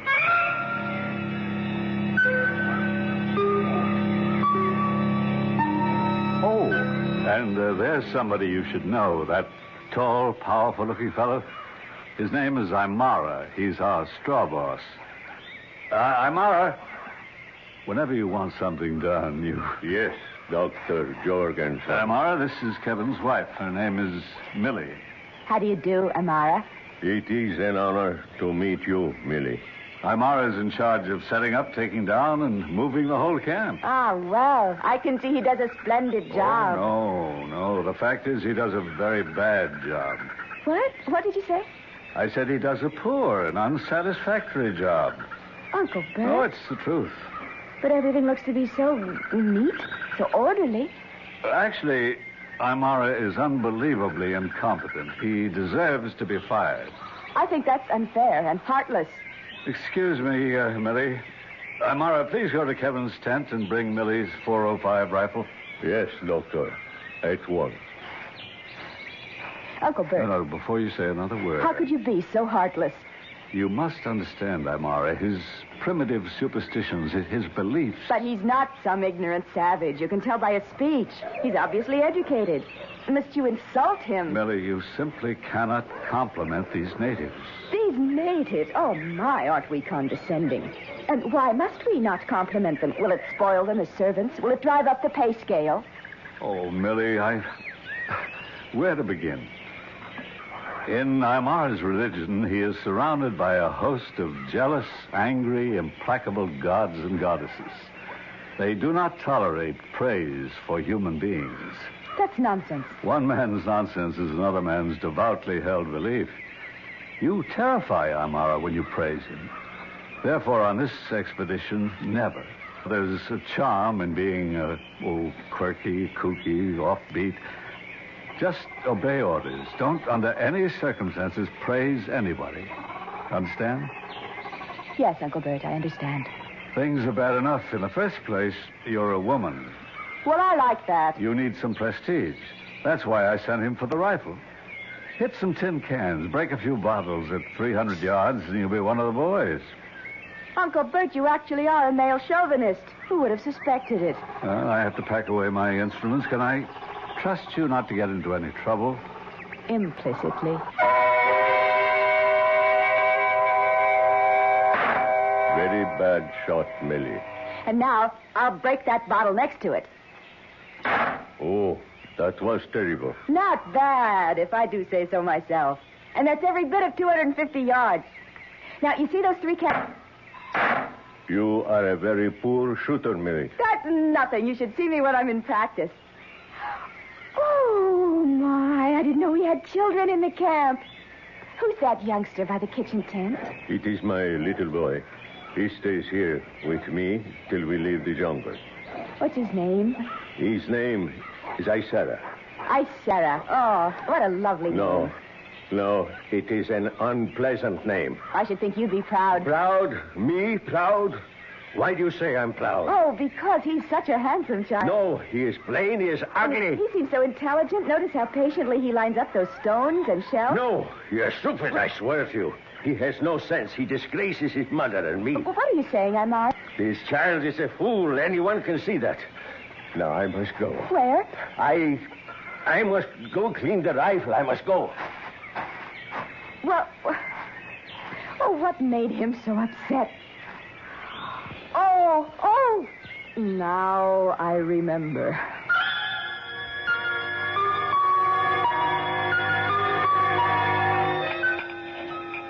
Amira, you may serve the coffee. I know the cuisine has left something to be desired these past few days, Millie. Oh, none of this bothers me. I can live on tea and toast, fruit and vegetables. By tomorrow sometime, we'll come to the ancient temple, the forbidden ground. I have the cameras ready. I must caution you, Millie. We were permitted to come here only because I promised the chief, who is my blood brother, We do have a wild family, don't we, that Uncle we Bert? will not defile the holy grounds. Now, all around you'll see scattered ornaments, bric-a-brac, all sorts of things. Touch nothing. Uncle Bert, I hardly have to be told. We can photograph anything, everything, but it all belongs to the goddess, the beast goddess. It'd be dangerous to touch anything anyhow. You see, dear, this is very possessive. I don't know why I have to be treated like a child and indoctrinated with lessons in basic honesty. I've been on digs with you before, Uncle You Bert. take anything that belongs to the beast goddess, and she'll transform you into a wild animal. What's that, Uncle Bert? Those drums. You get used to it. It's just the native telegraph service. What are they saying? Oh, I never learned to read them exactly. I can just get the general idea. I think it's news of death. Death. Yes, it's someone's death. How can you tell? Well, the basic rhythm speaks of death. And since it's a very beat, it's probably, well, the death of a child. A child? Yes, I'm sure of it. Millie, is something wrong? Oh, I have a headache. I think I'd better turn in.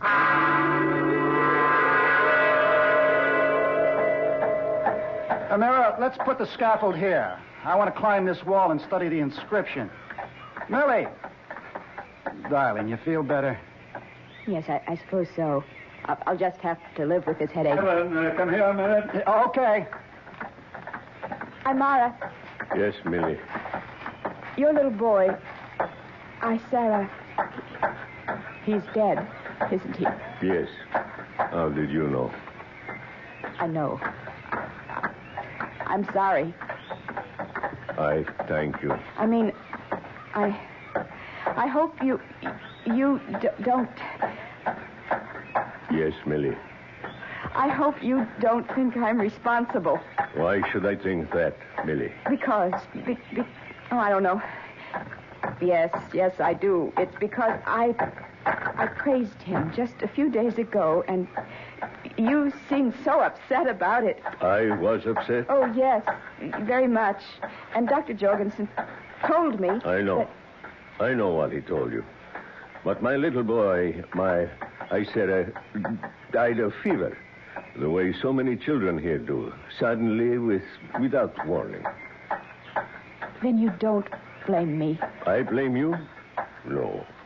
I am not the... I felt terrible. I was afraid you might.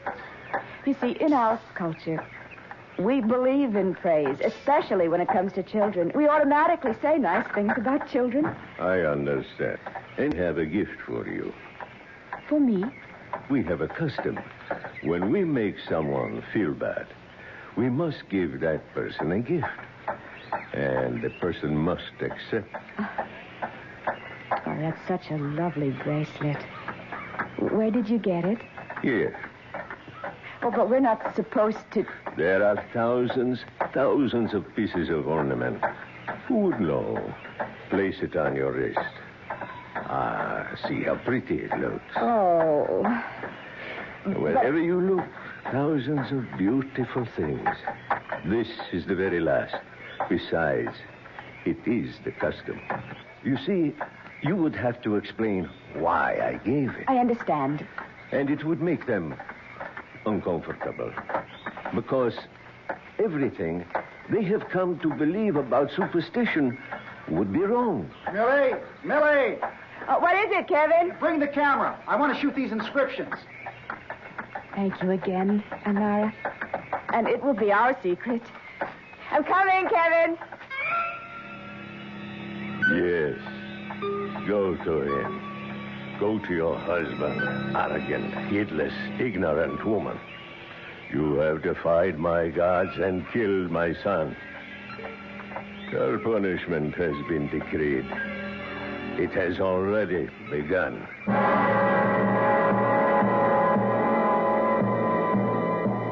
Well, Aymara is obviously a man of parts, and he's already shown us quite a few of them so far. The punishment that has just begun will be expanded and continued when we return shortly with Act Two.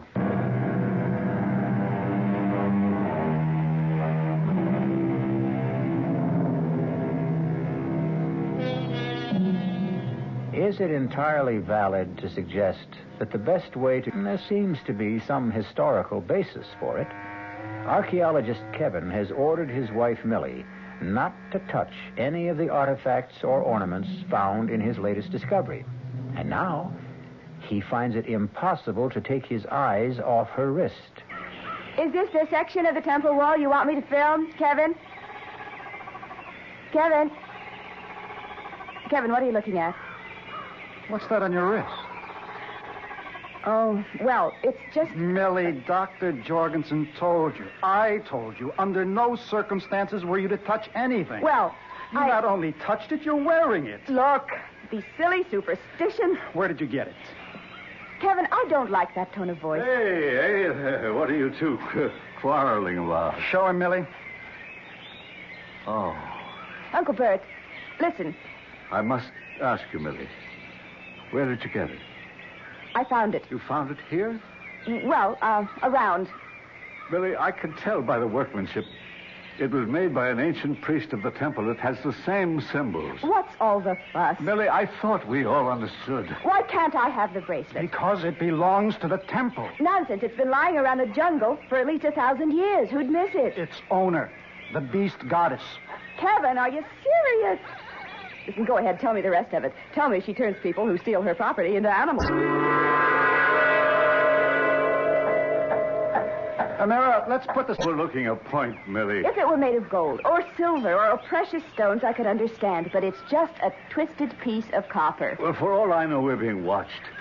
If so, you can expect a poisoned arrow through your throat any second. You know, I listened to the two of you, and Millie, your trouble is that you don't listen. Let's not have an argument. I gave my word. That's all there is to it. Millie, you will take that bracelet off your wrist and put it back. Put it back exactly where you found it. Sure. I mean it, Millie. Well, sure, Uncle Bert. Sure. Here. These are the symbols the Incas used for weddings. Well, could they have originated this far north and east, Dr. Jorgensen? Millie, photograph this section of the wall. Yes. I need some more film. I'll be back in a second. Well, you don't have to go. We'll send Amara. No, it's all right. I just want to stop off at the kitchen tent. I think I need a snack.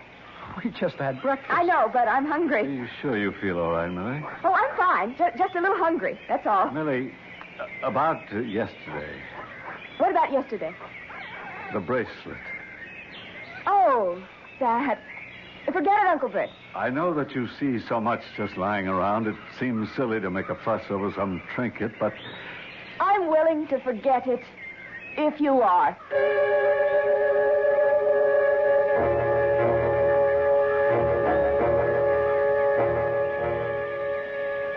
Hi, Mara. Yes, Millie. Where's the cook? He will be back soon. I was wondering if there's anything to eat. What would you like? Well, I'd like some meat. I could cook a slice. Oh, would you please, Mara, and hurry. Will this be enough? Just throw it on the fire. Yes, Millie. That's good. Oh, that smells good. Be careful. Don't burn it. I just put it... No, you're burning it. Mara, that's good. It's good. Right now, just the way it is. I tell you, it's fine. Yes, Millie. Let me get you a plate and a knife and a fork. Oh, hurry. Here you are, Millie. Bow. Put up some more.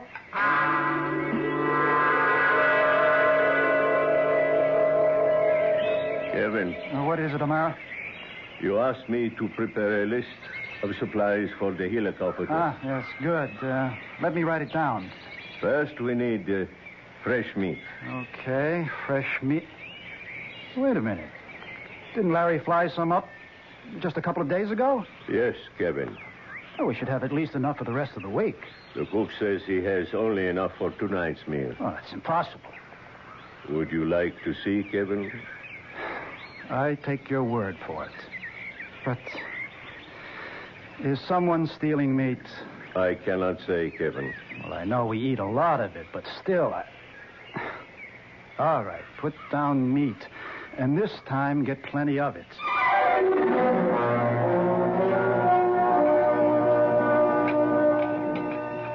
Is there any more meat, Mara? I will go see. Meat since I've known you. Aren't you going to finish yours, Kevin? Well, I've had enough. Let me have your plate. The air out here, I must agree with you, Millie. I'm starved, Uncle Bert. I don't understand it. You must be famished. Honey, you haven't had meat in so long, you've forgotten how to eat it. You have to chew it before you swallow. Excuse me. Here are some chops. Those, take them back. They're too well done. I want some rare. I'm sorry. This is all we have. Tell him to put up some more. There is no more meat. Well, that's right. Larry's due in with supplies in the helicopter. When will he be here? Well, I don't know. Sometime today. Why don't I take the 405 and shoot us a deer or something we can eat? Millie, are you all right? Of course I'm all right. Now, why do you ask? Well, don't snap my head off. Millie, you'd better get some rest here. You're tired. I'm not tired. I'm hungry. Millie, darling, something's wrong. Why? Well, because this isn't like you, that's all. Kevin, I don't know. I have such a pain in my stomach. What kind of pain? Hunger. That's the only way I can describe it. But you shouldn't be hungry. I can't help it. I have this terrible craving for food. Oh, no, not for food, for meat, for red meat. Oh, Kevin, Uncle Bert, I'm frightened. Take her to a tent, Kevin. Take her to a tent. We'll give her a sedative. Oh, yes. Maybe that'll be best. Maybe that pain will go away. Yeah, come on, dear. Now, come on. Kevin, you'll wake me when Larry gets here in the helicopter with the meat. Sure. Promise. Yes, dear, I promise.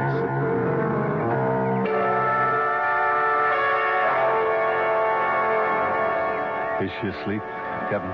Yes, finally. Dr. Jorgensen, what's wrong? I don't know. I've never seen her hysterical. Are you as worried as I am? I'm worried enough to want to get her to Rio, to a hospital. Let's radio Larry to get that damn helicopter here pronto. I just spoke to Larry. We have a problem. It seems the helicopter needs some repairs. What kind of repairs, for God's sake? I don't know. It was technical. Larry's working on it. Larry, he's an idiot. If he hadn't brought her here... It's our fault, yours and mine. We let her stay. What are we going to do? You say she's asleep. Well, all she needs is rest. Maybe when she wakes up, she'll be better.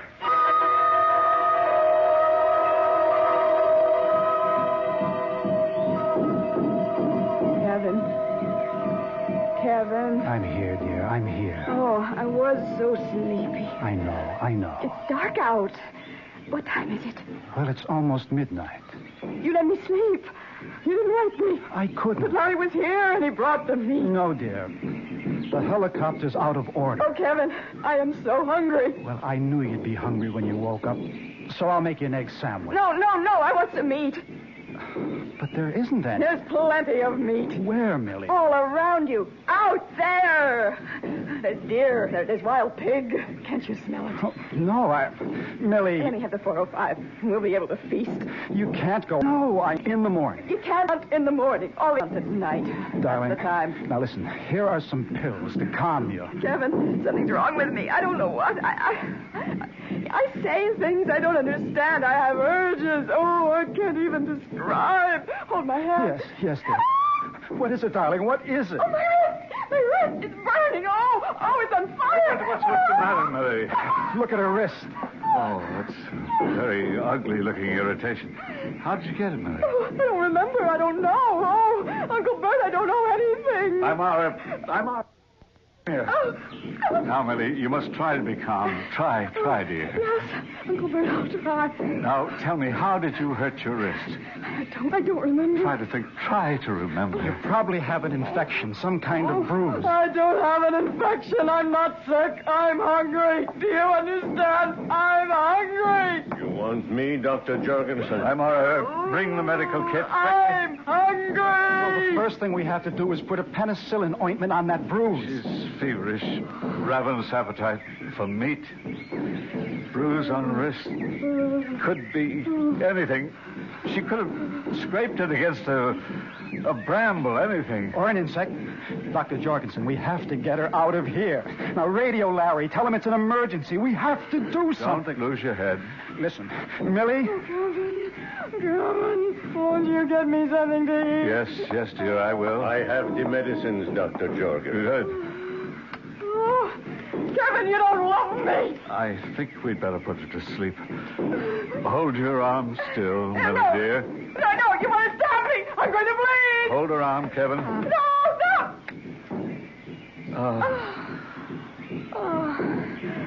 Amara, I want to ask you a question. Yes, Dr. Jorgensen. Have you ever seen anything like this? Yes. Where? When? Once, it was a man. He had invaded these holy grounds. He had stolen a jewel from the beast goddess. Yes, go on. He then became a beast. He disappeared into the jungle, and he was never seen again. Thank you, Amar. You may leave. This kind of superstition we can do without. Maybe. And don't bite my head off. Maybe there's something to it. Something to what? To what he's saying. Oh, I know. Primitive superstition. But look at us. You and me. Between us, we carry a considerable supply of the knowledge of the civilized world. Between us, we have degrees in medicine, anthropology, chemistry, sociology. Can we explain it? Are you saying the legend is true, that Millie has offended the beast goddess, being punished? I don't know what I'm saying. But look at her. Look how troubled, how agitated she is. She's flushed, breathing rapidly. She could burst through that sedative any minute. Kevin, I'm so hungry. Try to rest, darling. I'm going to get on the radio. The helicopter is out of order. We're past all that. I'm going to speak with the hospital in Rio. I'll describe her symptoms. They'll arrange to get her there. My wrist. Oh, my wrist. Oh. Doctor. It's burning. Oh. Look at her wrist. Look at her wrist. Something's on it. It's a design. It's the shape of that bracelet. Kevin, it's your imagination. Is it? Look. Do you see that symbol? It's on every ornament worn by the goddess. The design decorates her dress. It's just a raw, ugly scar with some very wavy lines. But it's her sign. The sign of the beast goddess. The sign of the beast. It could be a coincidence. Do you believe that? Tell me, do you believe it? Kevin, I don't know what to believe.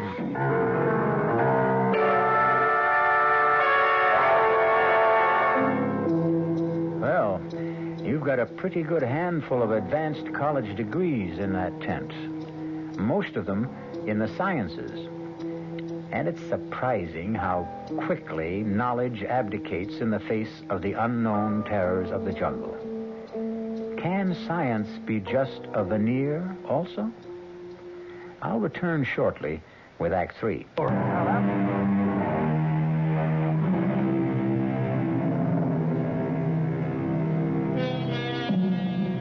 Hamlet said that there were more things under heaven and earth than were dreamed of in philosophy.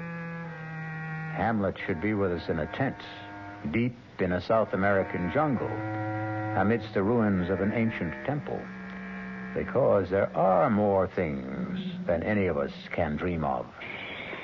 Is she still asleep? I think so. She shouldn't be left alone. I'll go back in the tent in a second.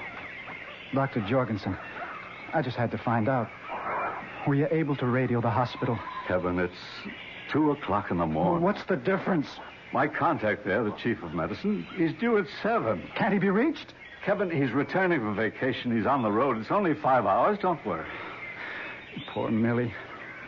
You know, she really didn't mean any harm. And there are scads of this stuff lying around. I know. It's a pretty little thing. Who'd miss it? She didn't think it was stealing. Kevin, don't talk as if... As if what? As if you believe this is the revenge of the beast goddess. Can you rule it out? Kevin. If they can't send a copter for her, I'll carry her out of here on my back. Those damn drums, what are they saying? Is it important? I'm getting so jumpy. What are the drums saying? Oh, no, nothing. That isn't so, Dr. Jorgensen. Why do you make an issue out of it? Why do you refuse to tell me? Now, you can read those drums the way I can read a telegram. Now, what are you trying to keep from me? It's just that I thought the agitated state you're in right now... Well, don't make it worse. What are those drums saying? Well, it has to do with revenge. Revenge? What was that? Well, those are rifle shots.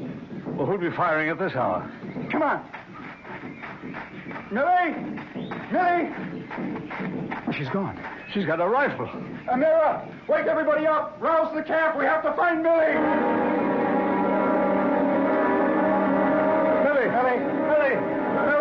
Millie, careful now. Watch every footstep. It's a good thing there's a moon. Millie, where are you? Those shots came from just about here. Why did she go out? Oh, let's quit pretending. You know why she went out. To hunt. At night? Why? Because she's hungry. Oh, Kevin. When are we going to face it? Admit it. Millie, can't you hear us? Look. Where? Oh, no. No, she can't be dead. Millie. She seems to be breathing. There's blood all over her. But it isn't her blood. She must have shot this deer and... Millie. Are you all right? I feel so nice and warm.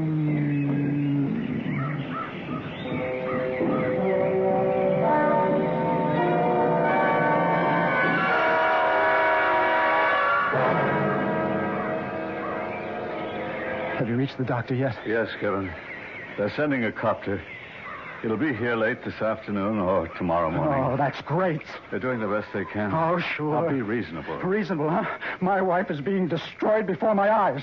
It seems there is, or they think that this might be a very unusual disease. Oh, come on. It's an infection. She might have picked it up from the bracelet. What are you talking about? It could have scratched her when she put it on. And?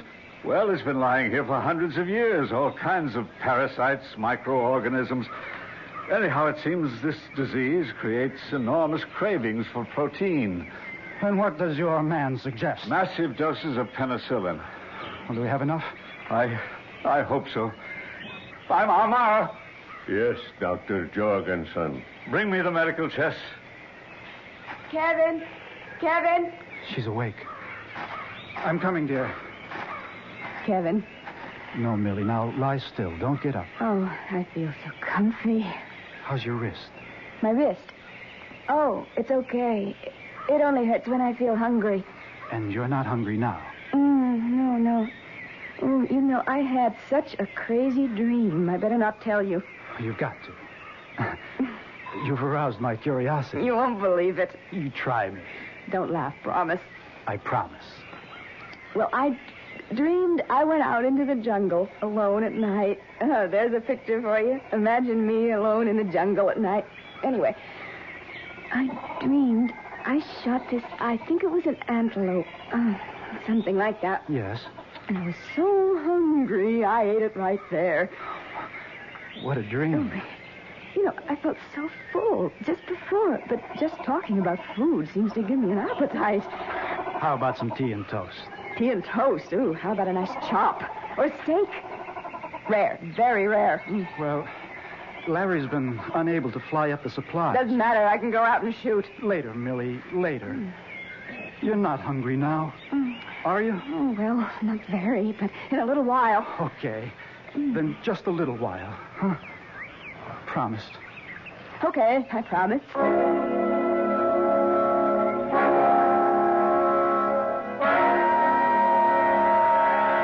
Where have you been, Doctor? I've been waiting in the tent. Don't leave her alone again, Kevin. Where's that penicillin? That's just the problem. What problem? Look, we just can't have any more problems. We do. The penicillin is gone. That's impossible. All the bottles of penicillin solution, all the tablets, gone. But how? I don't know. Are any other supplies missing? No, everything's here. Kevin! Go to her quickly. The penicillin. Amara brought me the chest. The drug was missing. We have spares in the supply depot. I looked, gone from there, too.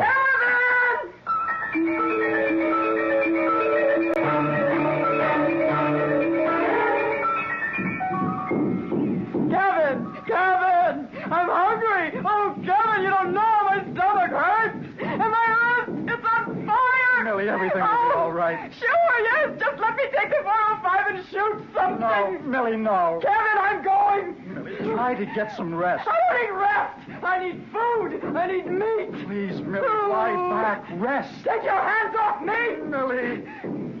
Let go of me! Help me. Somebody give me a hand. We'll have to tie her down. Amara, get some rope. Let go of me! Let go!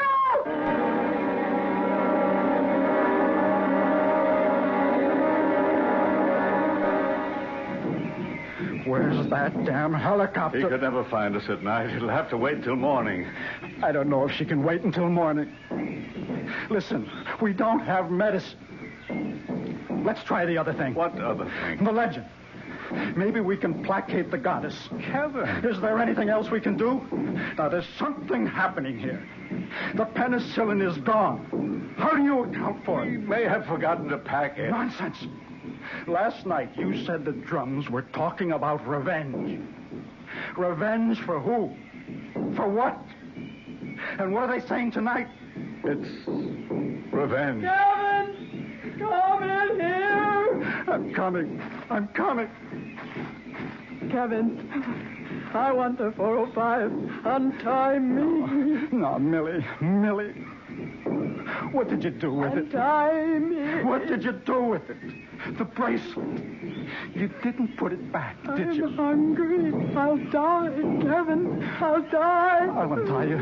If you just tell me, where did you put the bracelet? I'll get you some meat. Yes. Oh, Kevin, yes. The bracelet. The bracelet.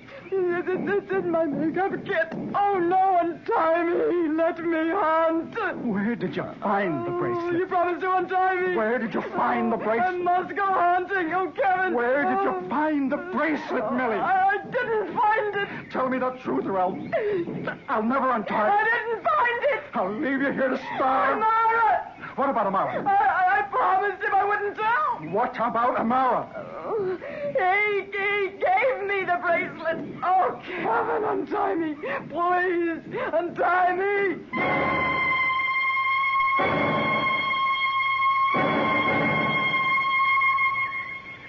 Amara, you will tell us where you hid that penicillin, or I'll blow your brains out. You may kill me.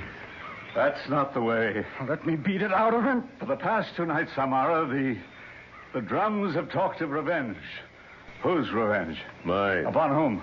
Millie. For what reason? She killed my only son. How? She made the gods jealous. She spoke of his beauty, his intelligence, his skills. The gods were angry. Of course, but she didn't know any better. It made no difference to my son. He died. And your revenge? I gave her a bracelet. I tricked her. I fooled her. I made her take it. Where did you find the bracelet? So that we may return it with a suitable prayer and beg forgiveness from the goddess. I will not say. Stand aside, Doctor. It's my turn. You may kill me. No, he won't kill you. Who says I won't kill him? Be quiet. No one will kill you. But I am a blood brother to your chief. I will tell him that you committed a sacrilege. I will tell him that you stole a bracelet from the goddess for an evil purpose. Now you may go, Amara. What do you mean, he may go? He'll be disgraced for life. His wife, his parents, his brothers and sisters, all will be driven from the village into the jungle. No one will speak to him. Why do you stay here, Amara? We have no further use for you. Oh, I believe we owe you a month's wages. Here, plus 2 weeks' notice. The bracelet. It was taken. I took it from the arm of the statue of the goddess.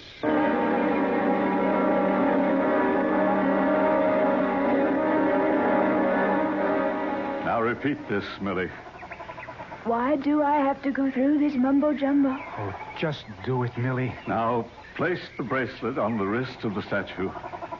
Ugly old girl, isn't she? Millie. Okay. Now say, forgive my sin. What sin? Okay. Forgive my sin. What else? That's all. That says it. Well, that's a relief. I must have been a trial to you boys. What happened to me, anyhow? The way you were shooting penicillin into me. How are you now, darling? Okay, I guess. Oh, but I'm so hungry. Hungry? Starved. For what? Meat? Meat. Since when did I ever eat meat? Just point me at some tea and toast and salad and fruit. I might even have an egg.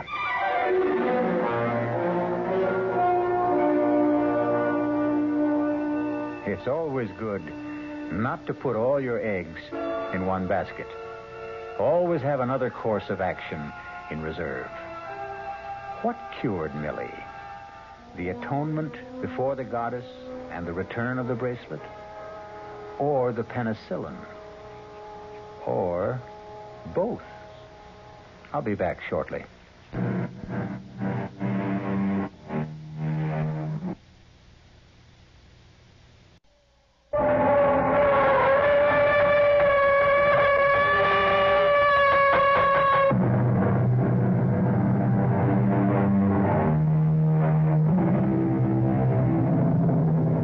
Come in. Welcome. I'm E.G. Marshall. Welcome to the world of terrifying imagination, the fear you can hear. This time, a contemporary tale concerning the ill-fated flight of the first American woman astronaut, the flight of the Diana I. A tale of 3 astronauts who reached Skylab only to be literally snatched into the void. But before Diana I ever left the ground, the aura of doom hovered around her as she stood poised on the launching pad. This is Diana Control. We've been holding at T-minus 45 minutes while a faulty computer monitoring the loading of propellant has failed. This is a scrub. We will set back countdown to T-minus 13 hours. McDonald at Capcom. Gordon, do you read me? I read you. I'm sorry for the bad news. It's a scrub. Roger. Tell Luke I'm sorry, too. And, what do I say to the doctor? Same thing. Same for all of us on the team. Yeah, but it's tougher on her. I mean, you know, the disappointment. First American woman into space and all. Terry will manage it. Don't you worry about her. Over and out. Roger. Only I do worry. Ships, whether they ride on air or water, just don't mix with women.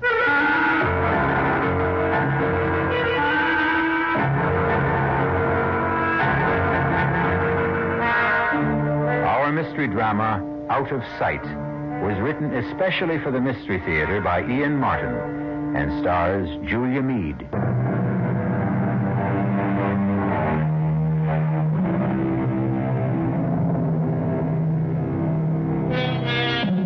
It might have been far better if the scrub on the Diana 1 had been a total.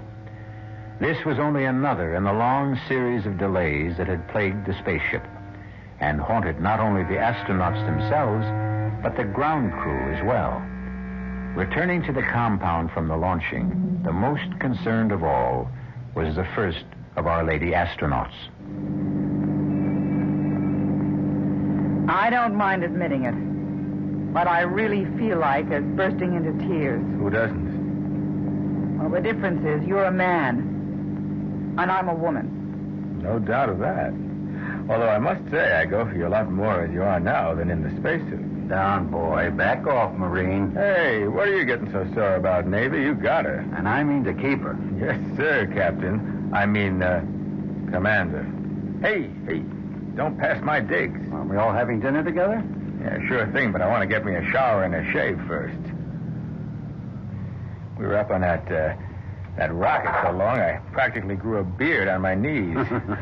Well, I'll see you later.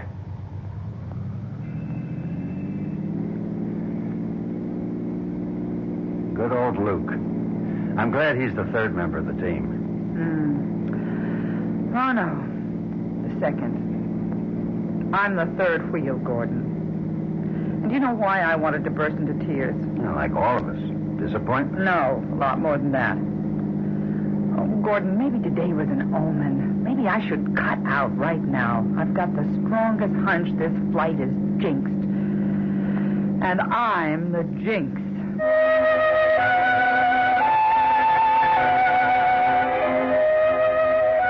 Terry? Hey, Terry, where are you? At the window, Gordon. I didn't mean to wake you. It's okay. What's wrong, Terry? Look, darling. The sky is filled with stars, glistening like fish in a net. Oh, hold me a minute. Of course. How many nights we've talked about this trip. Hope to make it together. All the long training and planning. And now it's here at last. Or almost here. I'm not going. What? I'm not going, Gordon. Oh, but you've got to. You can't back out now. Lieutenant Nettles is back up for me. Oh, but she's not a doctor. She's a woman. That's the important thing. I wasn't picked for this trip primarily because I'm a doctor. But why would you cut out now? Because I'm scared. Oh, honey. Everybody gets buck fever. You know, I had it my first time. This is more than buck fever. Well, what is it then? It's not me I'm scared for. It's you and Luke. Why? Because I'm a jinx. No, you're not going to start in with the superstitions like Luke. It's more than just superstition.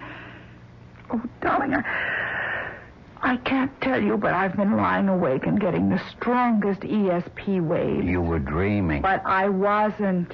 I was wide awake. And for the love of Mike, don't do this to me. But it's you I'm thinking of, darling. I want you safe. And I honestly, for some reason, I can't explain why. I think if I go up there with you... Damn it, Terry, I never thought you'd do this to me. And I never thought the first woman astronaut would be such a flop. Oh, I'm so ashamed. You better answer that. Hello? Oh, yes, sir. Did you reach Luke Strong? Good. Yes, sir, we will. Within the hour. Oh, no, I can drive. Yes, sir, we'll go straight to the hospital unit. Thank you, sir. Good news for us, too. What is it? Weather forecasts are for quick changing conditions that would ground us for 2 to 3 weeks unless we get off tomorrow. They've restarted the countdown, and it's go. We lift off in 7 hours. I've committed you, Terry. If you don't go, it's a total scrub. Are you with me? You know I'm always with you, for better or for worse. Not just as a wife. Ready, willing, and able, Skipper. Astronaut Teresa Weber reporting aboard.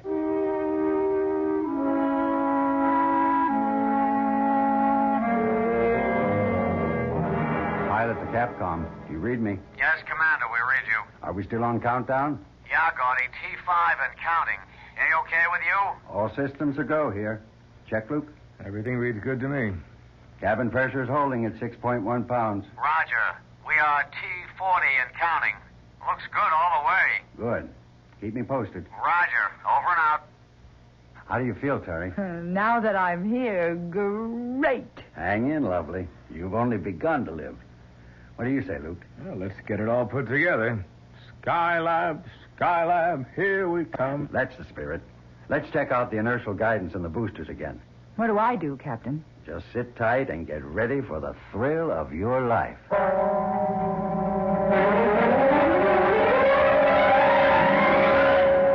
This is Diana Control. The D1 countdown is at T-minus 35 seconds and counting. All systems are reported in a go condition. Pilot, co-pilot, and Dr. Weber are ready. The Diana spacecraft umbilical is cut. We have transferred to internal power. We are counting down starting now. 13, 12, 11, 10, 9. Ignition sequence starting. 5, 4. We have ignition. All engines are running. We have a liftoff.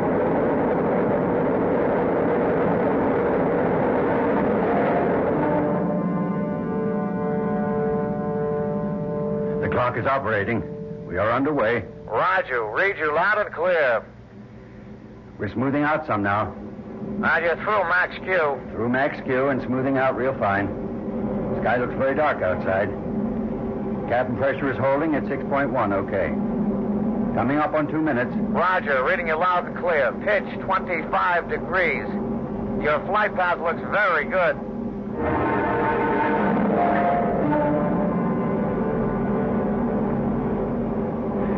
We're up on S4B stage burn, and I read it. Mark, 2 minutes. Roger. You have 22 seconds to shut off. Roger. Read that, Luke. What do you reach your velocity? 25,668 feet per second. Roger. We confirm. Coming up to burn off.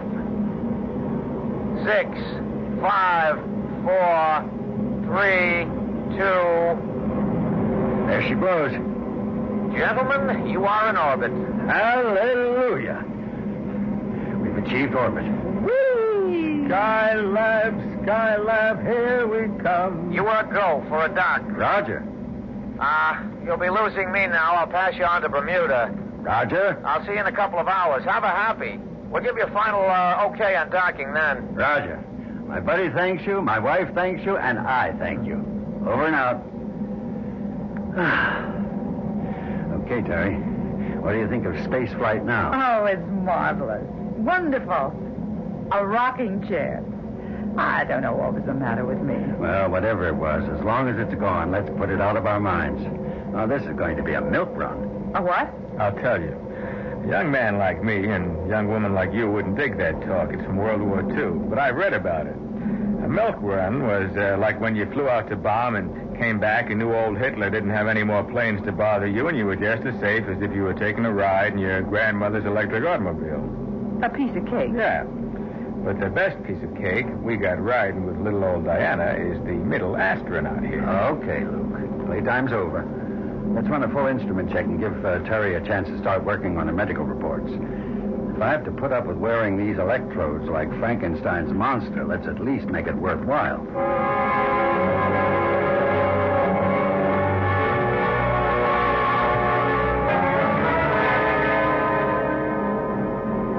Can you boost your signal, Hawaii?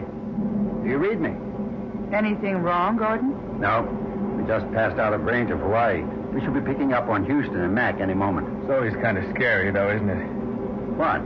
Anytime the tracking stations don't overlap and you lose contact. Oh, you get used to it. It's only for a few moments at most. Wouldn't it be... Wouldn't it be what, Terry? Oh, that's just silly imagination. No, you got me going. I want to hear what. Well, I was just thinking, wouldn't it be awful if we did lose touch completely with Earth. Not possible. Too many backup systems. Different frequencies, emergency equipment. Yeah, but just supposing as long as Terry brought it up, we did lose contact, what would happen then? Well, we can still fly the ship. Well, with no arrangement for splashdown, where would we fly to? Well, we can always dock with Skylab and use their equipment. We don't need ground to make a dock. Yeah, but if Skylab's equipment goes out... Come on now. It's just not possible, so forget it. I'm going to call in... Diana 1, this is Skycom. Do you read me? Roger. I sure do. Loud and clear. Good. We'll have half an hour's clear contact. During that, we'll give you coordinates for the dock. Roger. Now, let's synchronize our time. I'm coming up on 10:32. That's 2232. Mark when I give you wow. Wow. Roger. I read you. Dead on the button. Hey, okay. Hear this then. In order to achieve trend... Mac? Mac? You read me? Mac? What is it? Now, hold it. Let me try another frequency. Mac? Mac? Capcom, this is Pilot Weber. Do you read me? Damn, try another. Diana 1 to Capcom. Capcom, do you read me?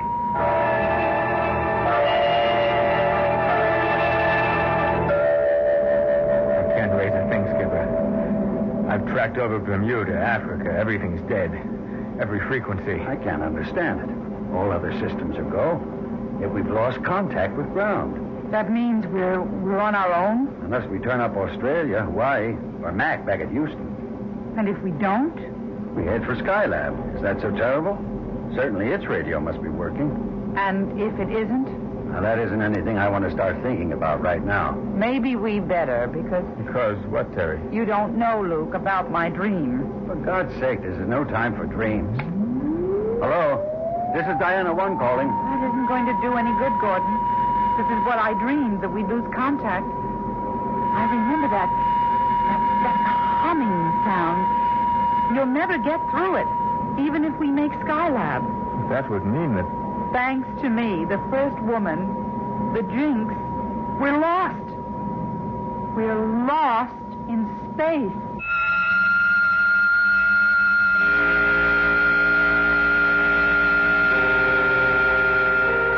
Can you imagine being condemned to wander in space till food and oxygen gave out?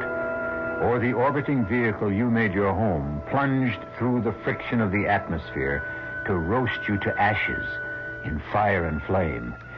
The very thought of it makes my blood run cold. But perhaps you will prove to be made of sterner stuff. For another full orbit, the Diana 1 circled the Earth. But it seemed that all communication was irretrievably gone. On all frequencies, on all tracking stations our astronauts tried to raise, they heard only that high, oscillating hum. Now, we've got to face it. We're clear out of touch. There's only one thing left to do. Make the dock ourselves. Well, we've used up a critical amount of fuel attitudinizing ourselves to try to pick up Capcom signals. I know. Do we go for a dock this time around or wait till next orbit? Well, we've repositioned all the way around this time. We'll never be aligned more favorably. With a tweak burn, we ought to have precise apogee and gain on her enough to lock onto target with radar. How soon will we see the lab? 25 to 20 miles we ought to have clear. There she is. Ahead and just a little bit above us. She's right, Gordy. Okay, we'll intercept. We're on our own. We're going to have to chase for a while, but we're locked on by radar and fitting.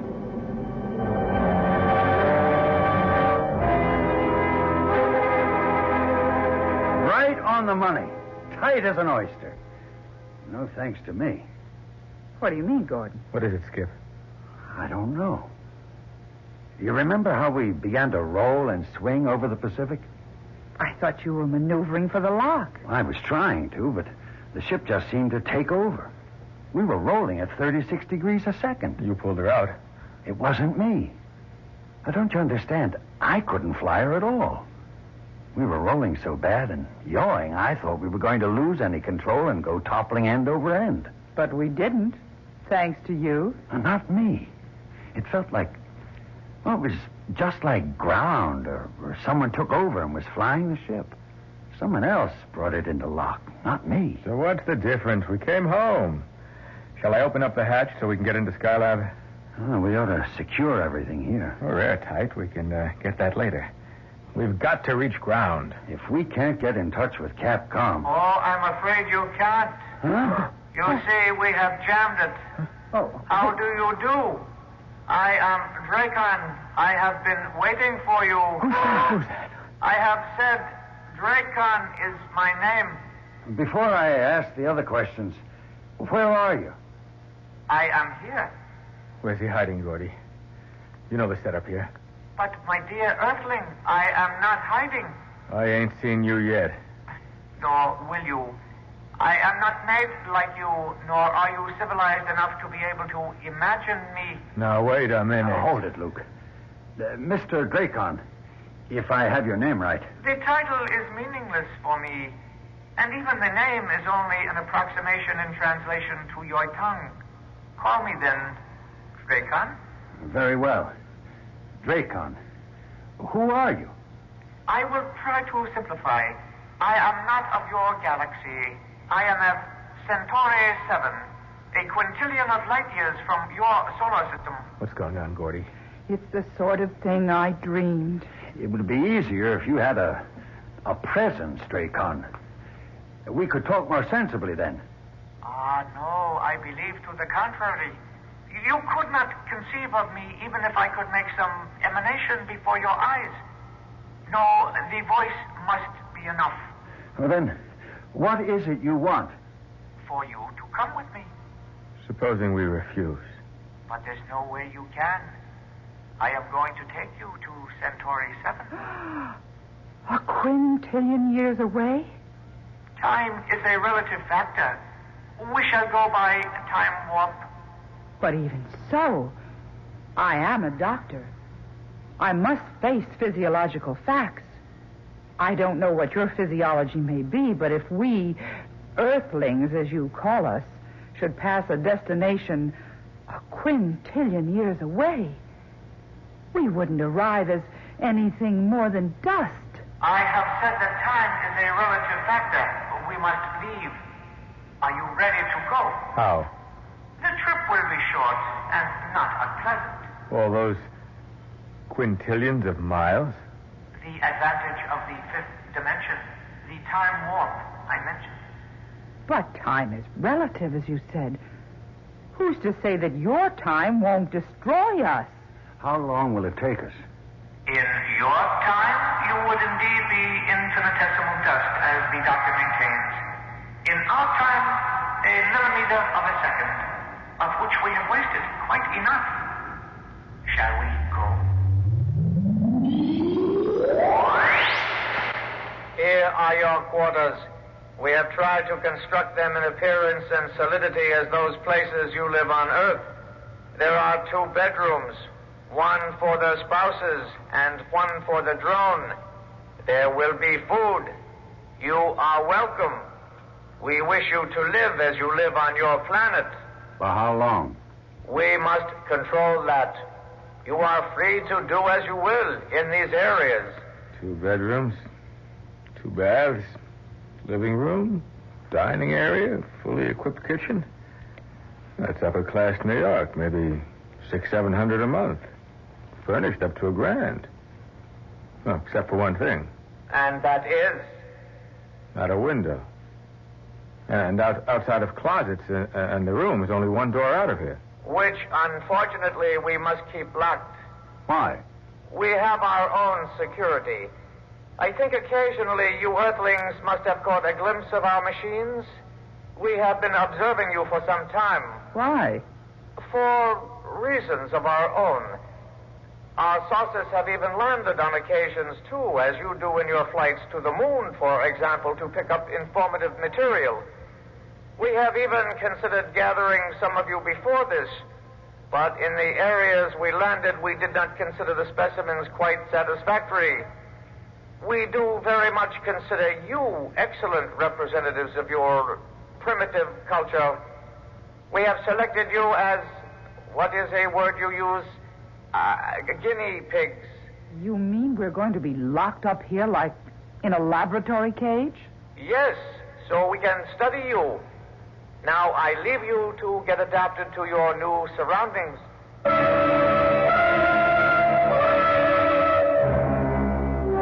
I have brought the Earthlings, O Ancient One.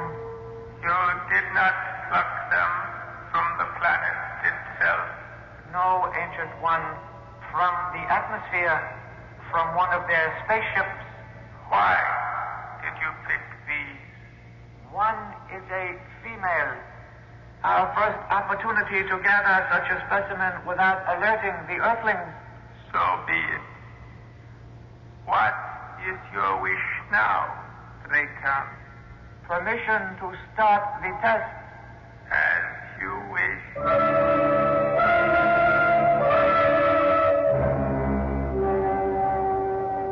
Gordon, there's nothing in the big bedroom. It's just a box with some furniture.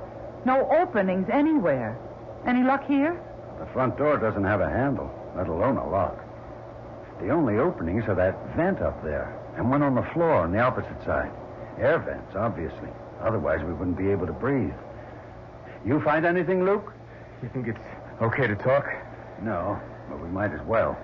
I'm sure we're bugged and they hear everything we say. What did you find? Nothing. You? Neither of us. Except 2 air vents in this room. If there was some way to... You hear a kind of hiss? Yes. And... Oh, it's getting stifling in here. They've turned on some kind of heat. Damn. What are they trying to do? I've got to get this suit off. I'm sorry, Terry. It's okay, Luke. Just forget I'm a woman. That'll be a day for the old prowler. Now, but let's strip down. Come on. Nobody needs to have any hang-ups. I can tell you, as a doctor, we can stay in our thermals. It's safer if they try to roast us alive. Where's that ever-loving heat coming from? Probably the vent at floor level. Yes. Hey, come on. Let's all stuff our suits against it. Maybe we can keep it out. Good thinking, Charlie Brown. Man, I tell you, this is no way to go. You rotten sons of guns. Come on. Fight fair and give us a chance. Stop it, Luke. I don't mind dying. But I want a chance to fight back. Luke, it isn't doing any good. Don't give them the satisfaction of... Gordon? Yes, Terry, you're right. I don't know if we're just blocking it or... Hey, wait a minute. What is it? He's testing to see if... Well, they've stopped it. They've stopped feeding the heat. Thank God. I never could stand heat. I am scared witless of smothering to death or burning up in a fire. Who isn't? You all right, Terry? I'm okay, darling, but we've got to get out of here. How? I don't know. I'll leave that up to you fellows, but we've got to get away. To where? Anywhere but here. This is only the beginning. The beginning of what? The tests. Don't you see it? We're guinea pigs. And as a laboratory animal, you know what all guinea pigs have in common. You're the doctor. You tell us what. They're expendable. It's getting cooler. We passed the first one, but... Oh, no. What is it, Gordon? The other vent. Can you hear it? They're starting the Turkish bath treatment again. It's just the opposite this time, I think. This is Operation Cold Freeze. How can we get up to block that vent? Luke, get on the other end of the table there and drag it over. Roger, Skip. Terry, bring the flight suits. That air is like dry ice. Oh, I can take this better than heat. Here, Terry, I'll help. Now what, Skip? Oh, this is my weak spot. I can't stand cold. Both, get on table. Terry? Yes, darling. You get up. Luke's shoulders. I help. Then I pass flight suits to you. Block out cold air. Here you go.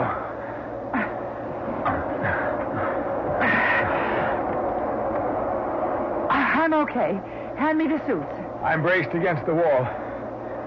Okay, Gordy. It's all right. No need. They've shut off the freeze. Here are the suits. I got them. Come on down, baby. Boy, you're something to have around. You imagine old Gordy or me getting on each other's shoulders? Huh. I'm glad I'm of some use. Now it's the men's turn. What do you mean? This is only the beginning. How much more of this can we go through? One exposure or another is going to be too much for one or all of us. Let's try to get out of here. How? Only one way. The door. What we need is a prize of some kind. Oh, wait a minute. The table. It has metal legs. Help me turn it over, Luke. Sure. Yeah. There's a flange at the top. And screws. Oh, no, if we just had something. Would you believe? I just happen to have a nail file. Oh, baby, you are the most. Come on, let's have at it.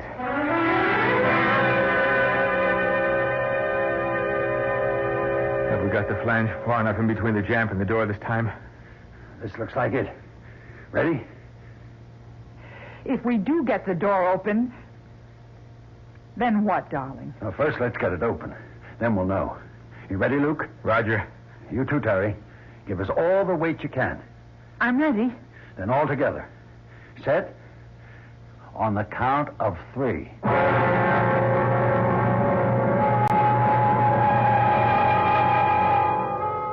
Three lost and desperate astronauts, far beyond the stars. Should they succeed in opening this door, what can they hope to find at best? Another world, and one apparently hostile to them. What infinitesimal chance do they have to return to landfall and splash down on old familiar Mother Earth? Is there any threat worse to sanity than the unknown? And yet, faced with the prospect of death by any factor of the known, which of us would not gamble and reach for the unknown as an alternative? Our 3 lost astronauts are no different as they struggle to open a door on what? What kind of a world lies beyond it? She's open. But... Nothing. Well, there's nothing. Nothing outside, but... What? It may look like nothing, but it's solid. It might just as well be a wall. For you, it is. For us on Centauri 7, it is our world, but not yours. Are you now satisfied? But what do you intend to do with us? We must finish our tests before we tell you that. Now you are weary. First, you must rest.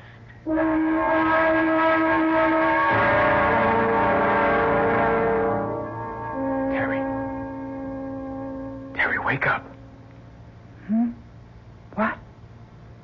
Why, Luke. Shh. Don't wake Gordy. I've got to talk to you. What on earth? Please. Come into my room. Okay. Just a second till I find my shoes. Come on. I'm coming. What is it? I've got to talk to you. Terry. We're all going to die here. We don't know that. Well, I do. And there's something I want before I do. What are you? You. I want you, Terry. Luke, listen to me. I'm not listening to anyone anymore, just myself. Now, Gordy stole you away from me, but just for once, I'm going to steal something away from him. Gordy is your best friend. That's for laughs. Everything I ever wanted in life, I had to fight him for. First space flight, the commandership of this one U, he always won. Keep away from me. Not this time, not this once. You can't. I won't. I'll scream for Gordon. You do, and you get this in your throat. If I can't have you, he never will again. Oh, where did you get that knife? From the table. 3 of them there. Okay, Terry. Come here. Get away from her, Luke. Gordy. Look out, he has a knife. So have I. All right, Luke. You wanted to use the knife? Come on. Try it on me. That suits me just great. You bought yourself a real Donnybrook. Stop it. Stop it, both of you. Stay out of this, Terry. I won't stay out of it. And for the information of both of you, I have a knife, too. Okay, Luke. Drop yours. Let your lousy husband get me in the back, no thanks. Hey, stay out of this, Terry. He's had this coming a long time. Will you listen to me? Both of you? Don't you see this is just another test? What? Don't you remember? We're guinea pigs. They're testing every kind of reaction in us. Luke, please. I know how you feel about me. You love me. That's right, Terry. But not that way. As a friend, as you love Gordon. Love? Yes, love. You weren't made for hate or frustration or violence any more than Gordon is. It's them, Dracon or whoever they are. They're putting it all into your heads. They want to see how far they can provoke us, how much we can stand. They're the ones we have to fight. They're the ones we can't let win. What am I doing with a knife? Oh, God, Terry. Gordy, forgive me. I didn't know what I was doing. Neither did I.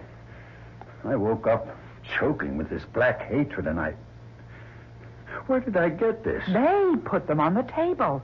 It's just as I said. Another of their tests. What's that smell? It's coming from this lower vent. It smells like... bitter almonds. That's cyanide. Get away from there. They sealed up the door again. We've got to get out of here. The bed... No, they're louvered doors. It'll seep through. We've got to get away entirely. How?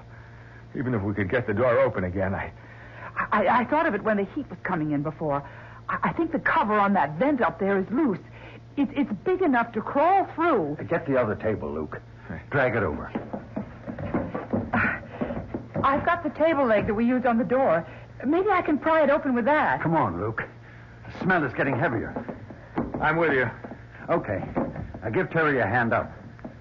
There you go. Now open my shoulders. I got the table leg. All right. Now give it to her. Then support her while she levers it. Okay, Terry? Yes, I think I can. It's quite loose. I'm sure I can. Oh, look out! Can you scramble in there? If I can just... get your hands under her left foot, Luke. Roger. I'll get mine under the other. Now, lift. All right, Terry? Yes? There's a duct. I can't see where it goes. Is it big enough for all of us to get through? Yes, but how? You're smaller than I am, Luke. I'll give you a leg up, and Terry can lift from above. What about you? I'll get a chair, and you can haul me up from there. Come on. Let's not waste any time. That smell is getting stronger.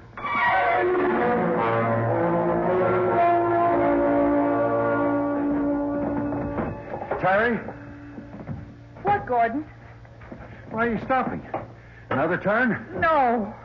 It's a dead end. Oh, no.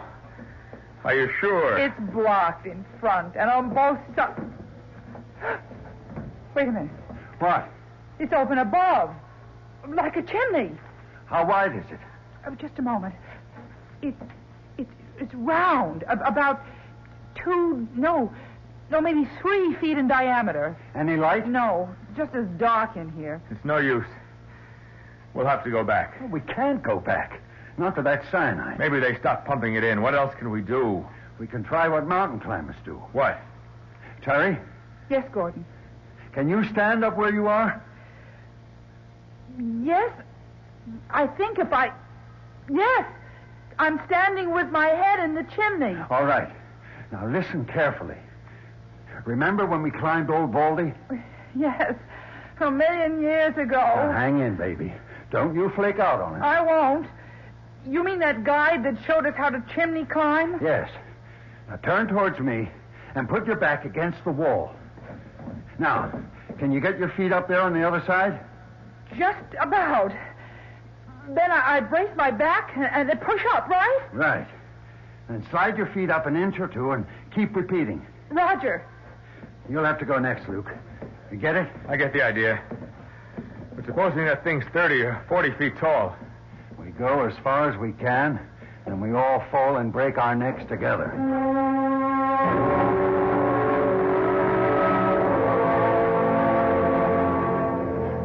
Hold it. What now? It's getting wider. but I think it's another dead end. Oh, not another chimney. I couldn't make it. This one goes down. There's a draft and... Oh, Lord. What? We only had a light. I have only one match left. I've been saving it. It's wider. You think you could come up here? I'll try. Watch it, darling. You're right at the edge. Where do you suppose this could go? There's fresh air. Maybe outside. Let's see. Maybe we've gotten a break at last. It's only about a 30-degree pitch. Ah! Well, there goes the match. Yeah, but where goes the tunnel?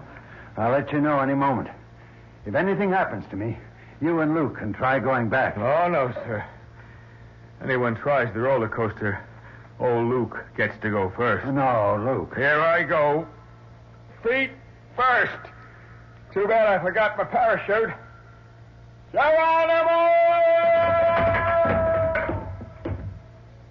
Luke. Luke, are you all right? I didn't break anything. Should we come ahead? Might as well. But you sure ain't gonna like it when you get here.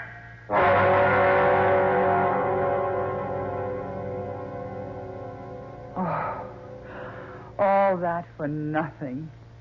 Right back where we started. At least we don't have to bother about trying the lower vent. We know where it goes to. And at least there's none of that cyanide gas. Yeah, but now what? Now we have finished with our external examination. I am sorry to say that the continuation of our test program may be even more unpleasant. Now, look. If you let Captain Strong and my wife go, you can... Just a minute, old buddy. Same offer here, Dracon, or whatever your name is.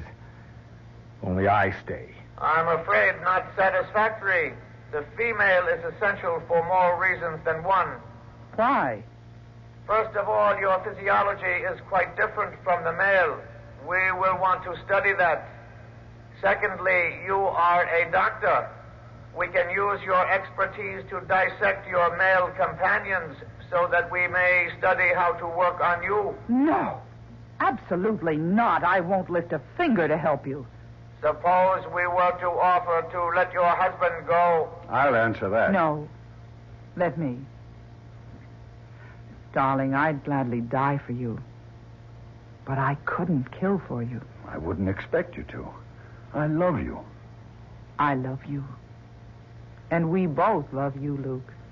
One for all, and all for one. I guess we bought it for good this time. But wherever we go, we stick together. Very well, Earthlings. I will give you your wish. You'll have to execute a turnaround. Hey, Diana 1, do you read me? I read you loud and clear. Why? I don't know. Funny thing.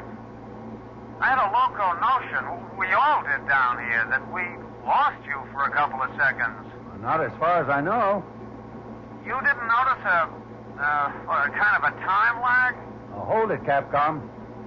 You hear him, Luke? Mac? Yeah. I don't know what he's talking about. You, Terry? Capcom to Diana 1, do you read me? I read you. We registered a sort of oscillator hum during that 2-second gap. How about you? I didn't hear it. Half a sec. You pick up anything on instruments, Luke? Or hear a sort of oscillator hum? I did. Just like in my dreams. Or I think I did.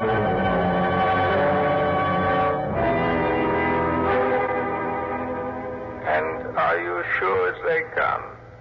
The Earth people will know nothing of our interference. Oh, Ancient One, in their time reference, they were missing but the blink of an eye. And the three who were here will not remember. Can the eye of an Earthling see a bullet? Can it follow the speed of light? They will not remember. As to the planet itself, what is your recommendation? Observing them close at hand, particularly the female one, I have seen a capability for self-sacrifice and love. There is some hope for them, then. We might allow them another millennium to better themselves. So be it. We will allow the Earthlings one final chance.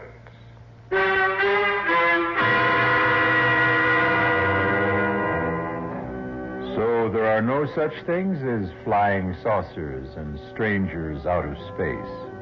And man is the only creature to travel the roads among the stars. I wonder.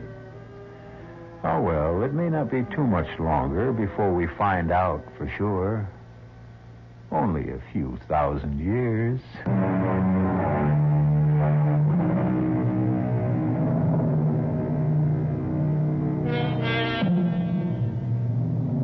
1,000 years. The millennium. Perhaps the one mentioned in the book of the Revelation, when the angel came down from heaven with the key to the bottomless pit and a great chain in his hand. And he bound the devil and cast him into the pit and sealed it, so that he should deceive the nations no more. Not a bad idea. Not a bad idea at all. We could all begin with the devil in all of us. It might just be worth a try. Our cast included Julia Mead, Sidney Walker, Ira Lewis, and Jack Grimes. The entire production was under the direction of Hyman Brown. And now, a preview of our next tale. I'm afraid I'm going to puncture that theory of yours about Hatcher being something of a time bomb ready to blow up. I'm certain that he's not dangerous. On what do you base your findings? Well, he's been under intense treatment and has begun to respond very rapidly. He's mild and cooperative. He's almost childlike. I see. I've reduced the guard to 1 8-hour shift, midnight to 8 in the morning, and at all other times he is constantly in the hands of our nurses and therapists and other personnel. Well, you are something of a gambler, Doctor, taking that kind of a risk. No. I don't think so. Doctor, has it occurred to you that this entire mild convalescence may have been programmed into the mind of this man to throw you off guard? Oh, nonsense. I know a harmless man when I see one. To leave him unguarded is taking chances with the lives of many people. Heaven only knows what has been fed into his receptive and willing mind. This is E.G. Marshall inviting you to return to our Mystery Theater for another adventure in the macabre. The preceding Mystery Theater program was furnished by the CBS Radio Network.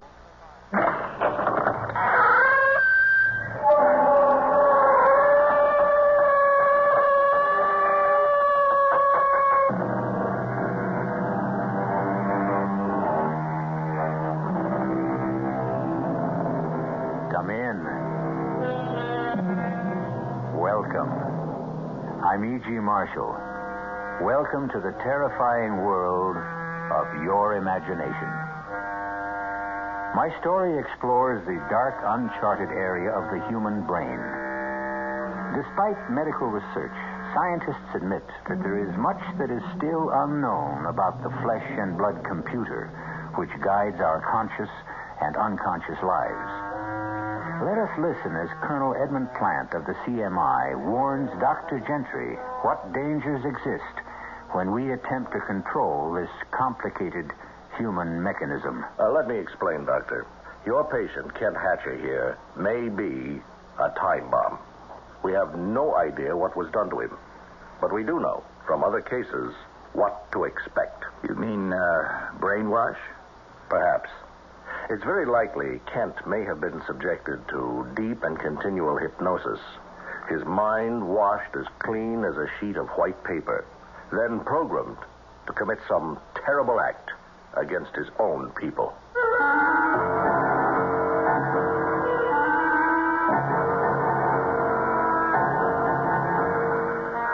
Our mystery drama, Prognosis Negative, was written especially for the Mystery Theater by Sidney Sloan and stars William Redfield and Bryna Rayburn.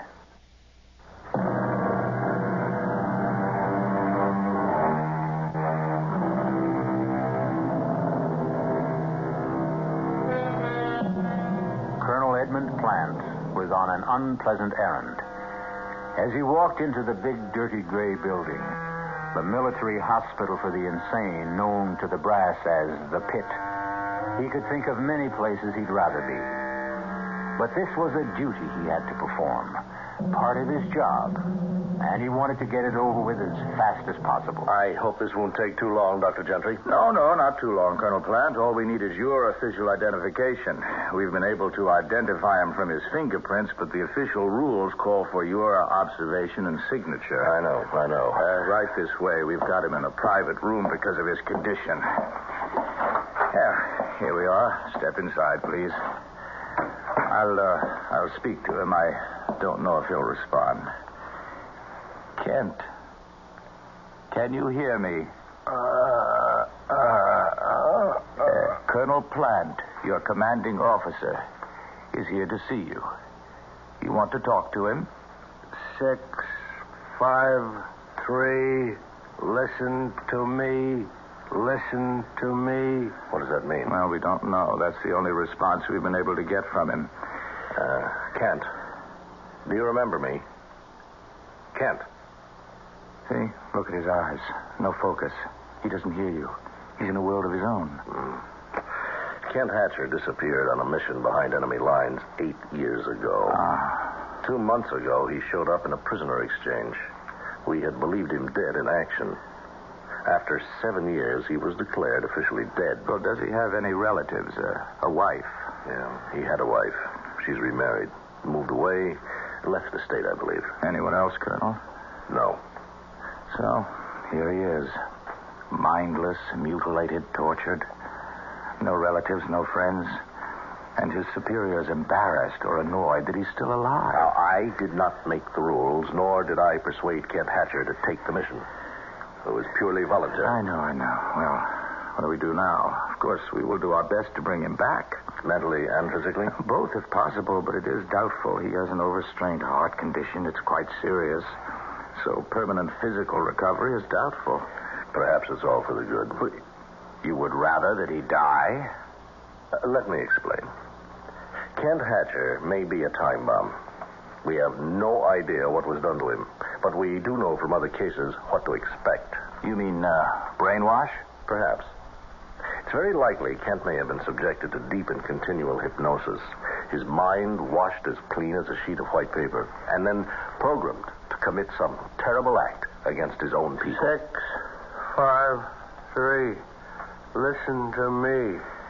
Listen to me. Doctor, I want this man kept under surveillance day and night. We cannot take any chances.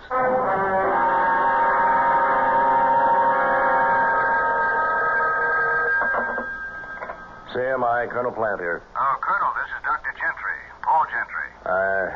Yes? Remember we were talking just last week about the case of Kent Hatcher, one of your agents? Oh, yes, that. Well, yes. I'm afraid I'm going to puncture that theory of yours about Hatcher being something of a time bomb ready to blow up. I'm certain that he's not dangerous. On what do you base your findings? Well, he's been under intense treatment and has begun to respond very rapidly.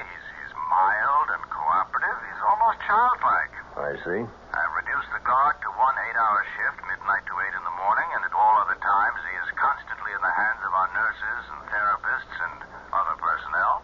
Well, you are something of a gambler, Doctor. What, gambler? Taking that kind of a risk. No. I don't think so. Doctor, has it occurred to you that this entire mild convalescence may have been programmed into the mind of this man to throw you off guard? Oh, nonsense. I know a harmless man when I see one. To leave him unguarded is taking chances with the lives of many people. Heaven only knows what has been fed into his receptive and willing mind.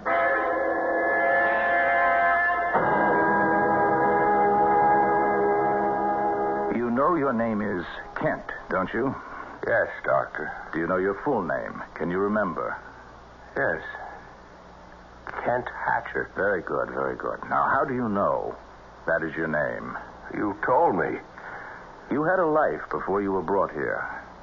You were married. Can you remember that? No, Doctor. You had a daughter, Mary. She was very ill. I don't remember. You loved her very much. When she died, you were heartbroken. Heartbroken? You don't recall anything? No. Oh, Doctor, I just wanted to remind you have a lecture today at the university. Oh, yes, that's right. Thank you, Evelyn. Look, I'm working with Hatcher. You know the case? I should know it. I've been transcribing all your notes. Well, I'm in the midst of giving him a series of perception tests, all very simple, just a matter of timing them. Yes, I know them, Doctor. You think you could finish them while I'm at the university? Well, yes, I guess I could, but... What? I'm just a bit afraid of him. I was in the office the last time you spoke with Colonel Plant. No, look, if you don't want the assignment, I'll just get... No, I want it. As long as you say he's... Well, okay. Good. I'll expect you in 10 minutes.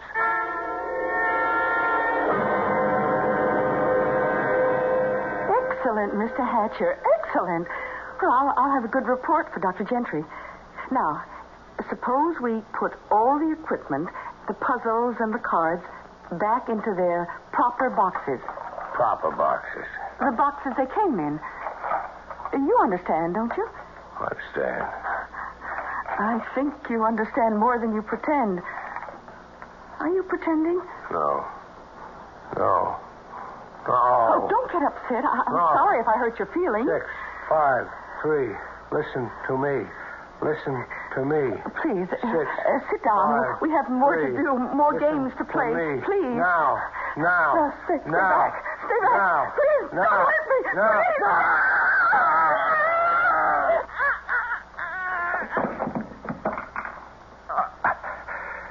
6, 5, 3. Listen to me. Listen to me.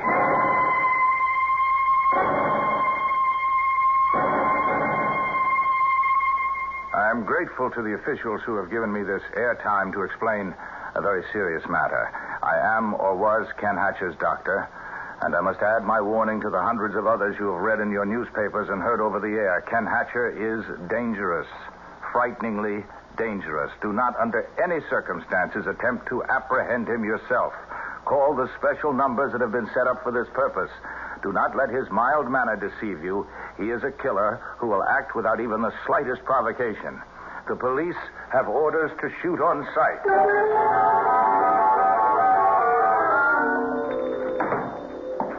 Morning, mister. What can I do for you? You want to buy a $200 coat for you 18? I want some clothes. Different clothes. Oh, well, I don't blame you. You're wearing old painter's overalls. And where did you pick up that raincoat?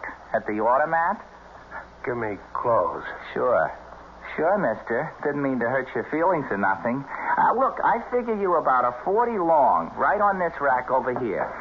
So, you just go ahead and help yourself, huh? You pick out what you want.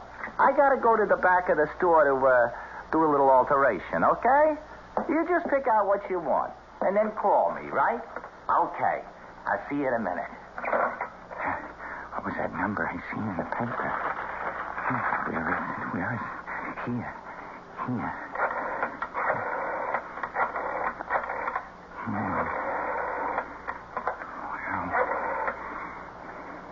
Hello, listen. He's right in my store. I recognize him in the picture in the paper. Also, I've seen it 4 times on the news. I don't know how long I can get...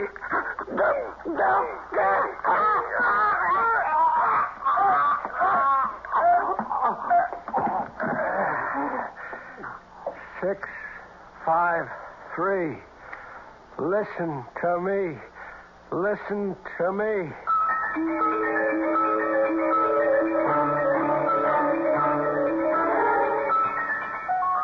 Now, the way I see it, Archie, the old girl's prime for the taking right now, with the right approach.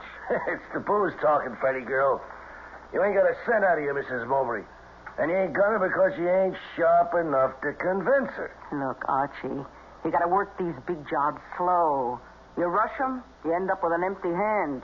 Look, Freddy, that old tea leaves bit and the table knocking routine ain't gonna fool no one, not even your stupid Mrs. Mowbray, who wants to get in touch with the spirit of her dear dead departed. Take the bottle and get in the other room. Might be a customer for a reason. This hour, 11:45? Yeah, it's probably some drunk. Oh, the better. They give bigger fees.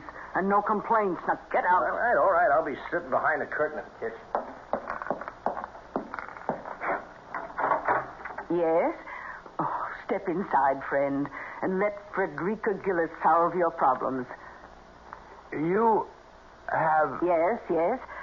Oh, look. Step inside, please.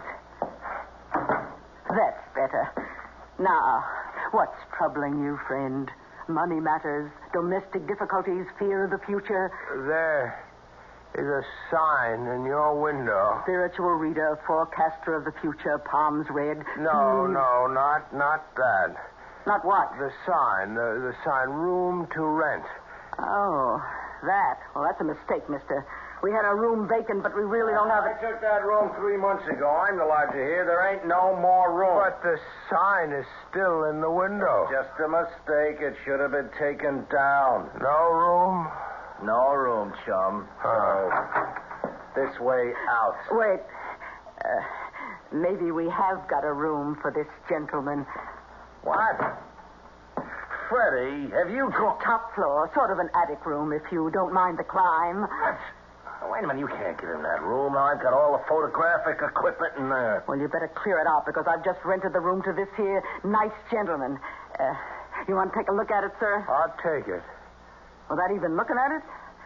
I think you'd better go up and then decide. I want to be fair about it. Right up them stairs, top floor, first door on the left. Well, I don't need to look. Now, do as you're told. Go upstairs. Yes, I'll go. I'll do as you say. What is the crazy idea of that?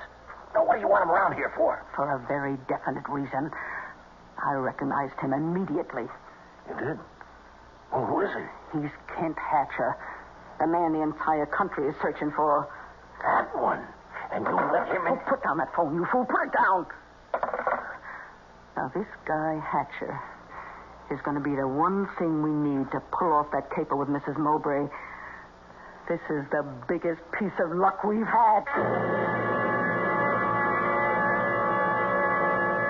Frederica Gillis, in her own canny way, recognized more than just the features of the hunted man. She knew intuitively that he was susceptible to hypnosis and made up her mind to use this susceptibility to further her own nefarious plans. I'll be back shortly with Act 2.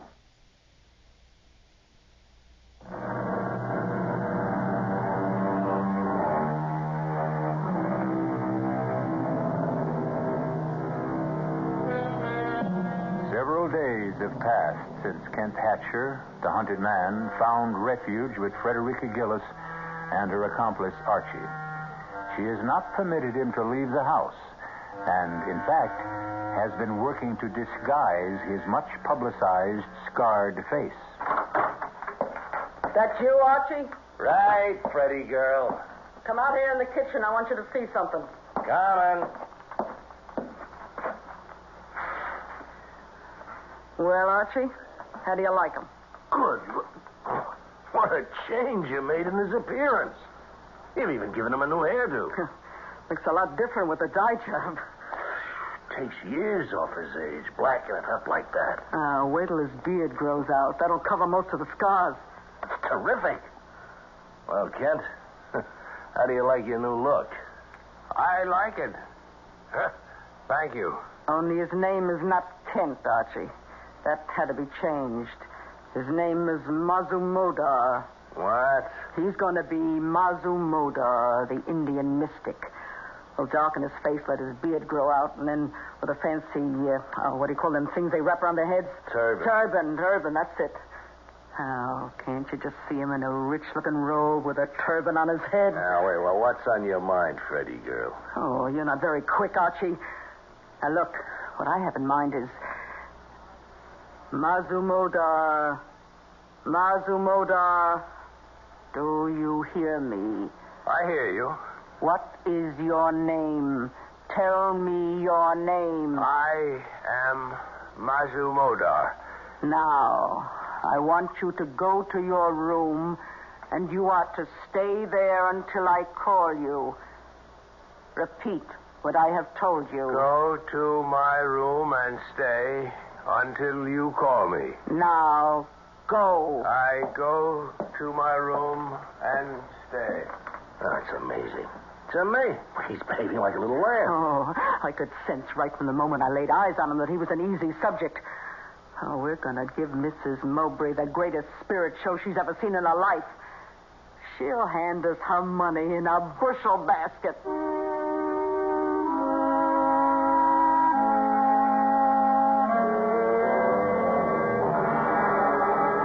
Everything ready, Archie? Yeah, I think so. Now let's run over the list. Wind effect, whistling sound, eerie music. Okay, but not too much.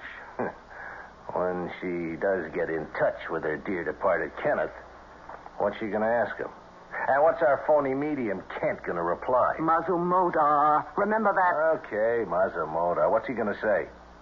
Now, you can't guess what the old gal might ask when the seance starts. Look, I've been working with him all week. If the going gets too rough for him and he can't give a good answer, I'll just break things up, stop the seance, say that the contact with the spirit world is broken. Okay. What time's she coming? Oh, I told her 8 o'clock. Well, now, just to get things straight, now, I'll be in the kitchen. All the sound effects will be piped into here where the seance is taking place, right? Right.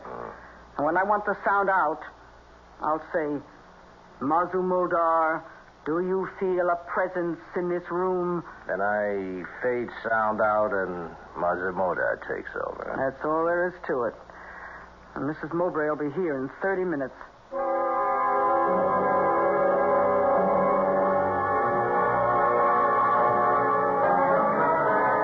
Mrs. Mowbray, this is the great Mazumoda. Oh, does he speak English? Oh, yes. I've asked him to conduct the seance in English. He's agreed, though he'd rather do it in his own language. Oh, I understand. Thank him for me. If he is able to reach out into the great void and bring my son, my dear son Kenneth, back to me, even for an instant. Mazumoda will do his best. I told him of your great sorrow, and he was sympathetic. Weren't you all-seeing one? I am sympathetic to the sorrows of a grieving mother. Oh, bless you. Bless you. Please help me. Let us begin. Sit here at this table, Mrs. Mowbray. Yes. You there. I will sit opposite you. The great Mazumoda will sit between us. Let the seance begin.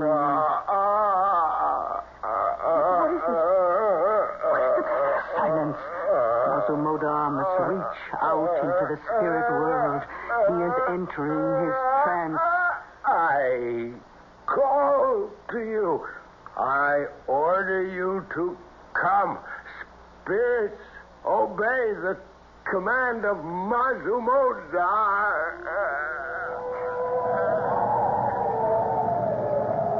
Do you feel a presence, all-seeing one? There is one here who demands to speak. Then let him speak. Mother, where are you? It's Kenneth. He's calling to me. You may speak to him. Oh, Kenneth, darling, I miss you terribly. Are you happy? I am happy, Mother. Oh, I'm so alone, darling. I want you with me always. I have felt your presence near me. I have been with you from the moment of my death. It has been difficult reaching you, difficult to let you hear my voice. Now you are being helped by kind and gentle people. Be good to them, Mother. Without them, our thin thread of contact will dissolve. I will return to you, and we will talk again. I will return. Oh, what happened? Why has he gone? Oh, Call him back, I beg you. Mother Modar, I will give you anything you want, but please let me speak to him again. Now, stop that. You want to ruin everything? Stop, I say. The seance is at an end. Oh, please. Ask Mazumodar to forgive me for my outburst. Mazumodar understands, Mrs. Mowbray. Oh, I hope he does. When may I come again? I will call you after I consult with him. I want to... Well, I don't quite know how to say this, but can I give him something? I mean, will he accept? The all-seeing one is a holy man and may not accept money. It is unclean. Oh, well, in that case... But he must live, and I must live. That is, I will accept for him. Oh, yes, of course. Here. Oh, you are a good person, Mrs. Gillis. I'm so lucky to have found you. Goodbye. Thank you again, and please call me soon. Soon. Goodbye. Archie? She's gone finally, huh? Yeah, you didn't let the seance go too long, did you? Just long enough to make her want more. It was a complete success. Mazumodar was perfect. She loosened up the purse strings a wee bit, too, didn't she? I heard her say something about money. Here, 500. Take your cut. 500? Whew, it's better than I thought. Peanuts. That's just a down payment on what she's going to give us. Beg us to take. You got something big on your mind? Well, the next time, she's not going to be taken in quite so much by the atmosphere of the seance. She wants something more definite, more tangible. Well, we got all that info we collected from the Army files about her son. You know, flyer shot down. Body never recovered. Final report of his burial in enemy territory. Oh, nothing in that stuff will have any influence on her. Now, just take a look at this snapshot, taken with his buddies overseas. Take a good look at it. Yeah, all right. Yeah, well, what's so important about this photo? Look at his right wrist. What do you see? Here, use this magnifying glass. Here. Yeah. Looks like he's wearing one of them identity bracelets this guys wore at the time, you know, especially the flyers. That's correct.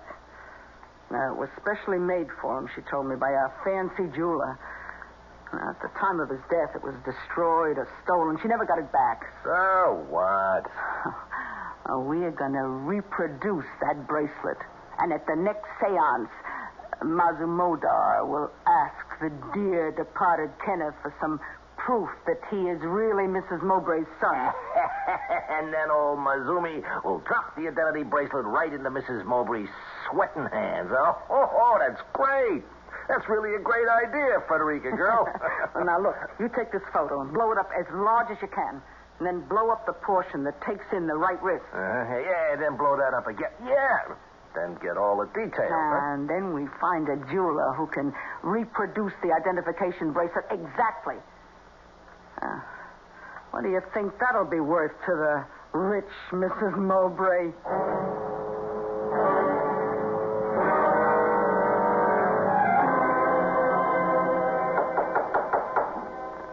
Come on, open up, Kent. Now, will you be a good guy? Good guy, now open up the door, huh? Look, I gotta get in there, Kent, and I got all my photographic equipment in there. Well, thanks, old man. Hey, I'm sorry if I disturbed you. It will take me a minute. No. No, wait, No. wait a minute, Kent, or No. Massimo, whatever your name. Now, listen. No. Stop. Now, don't look at me like that. Frederica! No. Frederica, help! 6. No. 5. No. 3. Stop. Listen No. to me. Stop. Listen Frederica! to Help. me. Help.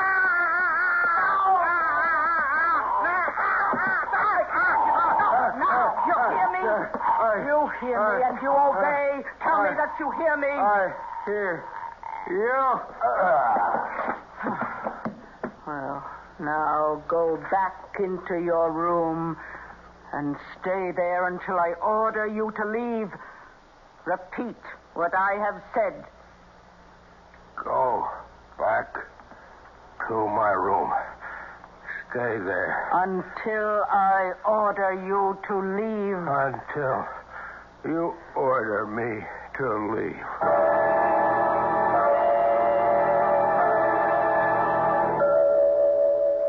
Feeling better, Archie? Well, my throat feels like a horse stepped out of something. But playing with dynamite. The best thing we can do is turn him in before we all wake up dead some morning, huh? Yeah. Wait till we make the big caper. To the next seance. And we're able to drop the identification bracelet into the center of the table. Yeah, can we take the chance? Can we wait that long? Look, just go to work. Take your pictures. How long will it take to have the bracelet made? Well, I know a guy who does great work. Good.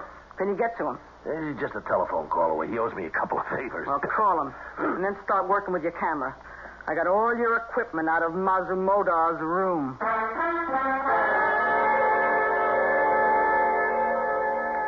Here. Feast your eyes on that. Oh, the bracelet. You got it. Told you the jeweler was a friend, huh? Did it in 2 days. Now, ain't it beautiful? Let me see the photo. The blow-up you made. Here. Spit an image. Oh, perfect. Looks like the original. Yeah. Look how he made it look as though it had been in a fire, eh? Mulberry went down in flames, you know. Yeah. Oh, good touch. Makes it look authentic. Look, I'll call Mrs. Mowbray and set up the seance as soon as possible. Listen, there's one little fly in the ointment, Freddie girl. What? Maybe we ought to get a new medium to run the show, huh? What are you talking about? New medium? No. We've got to use Mazumodar. We've established him. Well, you got to unestablish him. He's gone. Gone? When? How? We'll just have to find him. Come on. He didn't have much money, so he couldn't have gone far. Well, wouldn't it be better to report the whole thing to the police? And throw away enough money to keep us in the good things for the rest of our life? Are you crazy? But now... No buts. Mazumodar is the key that will unlock Mrs. Mowbray's bank account. And we're not going to let that slip out of our hands.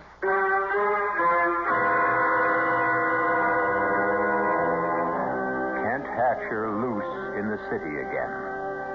No one to control his homicidal urges. His changed appearance would make it difficult for the police to recognize and to apprehend him. Will they? I'll be back shortly with Act 3.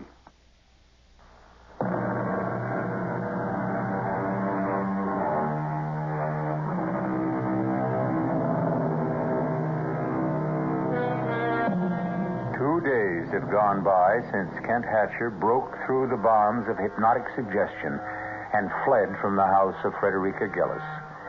Mrs. Gillis and Archie have been hunting for him for hours. But the tortured man wanders through the big city. Something urges him onward.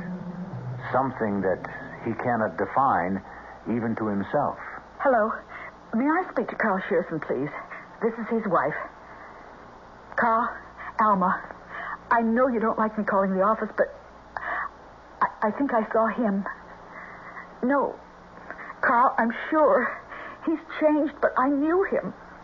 Yes, I know I said that before, but this time he followed me. Yes, I tried to get away. I ran into Fletcher's grocery store, quickly ordered some groceries, and asked them to let me slip out the back entrance. I didn't see him after that.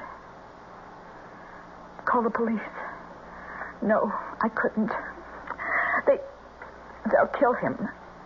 They're searching for him, and they'll take no chance. Oh, someone at the door. Must be my grocery order. I told them to send it up. Call me back in a few minutes, Carl. Coming. Oh, no. No. Please. Don't come in here. Get your foot out of the door. Let me close it, please. Alma, I want to talk to you. Alma, don't hold the door. I won't hurt you. Come in. Alma, I've been following you. At first, I didn't know why. And then the name Alma kept repeating in my head. Then I knew who Alma was. Do you know who I am? Yes. I know you can't. They told me you were dead. I was alone all those years. I'm remarried. Remarried? You were declared legally dead. Even then, I hesitated, but Carl insisted that we marry. He's a good man, kind. I need him. He loves me. Our daughter, Mary, dead, isn't she? Pneumonia. The year after you disappeared. Dead. Everything dead, or gone, or over. Kent, you must go away. Hide. They're looking for you. They may find you here. All over. You know, Alma, I can hardly remember what you used to look like. I can hardly remember my life.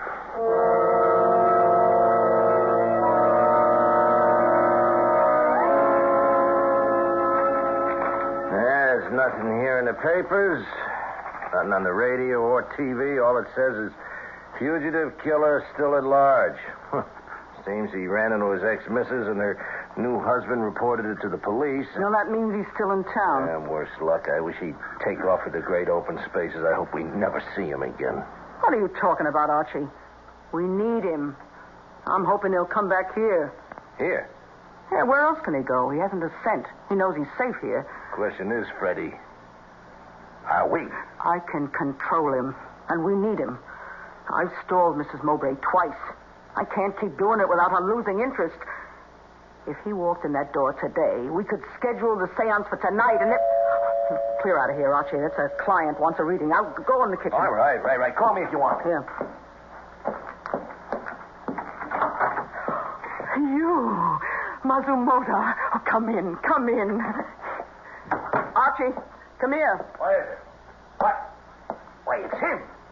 But he was right. He did come back. Mazumoda, listen to me. Listen. You are to go to your room. Go to my room. You will change your street clothes to Mazumoda's robe and turban. Do you understand? I understand. Now, go to your room. I go to my room. It's amazing. That's truly amazing. You got him like a monkey on a string. I told you I could control him. You gonna pull it off tonight? Why should we wait? As soon as we get our money, we'll get rid of him, turn him in. It's my sentiments exactly. Now, he is too hot to handle. The sooner the cops get him, the better. Hand me the phone.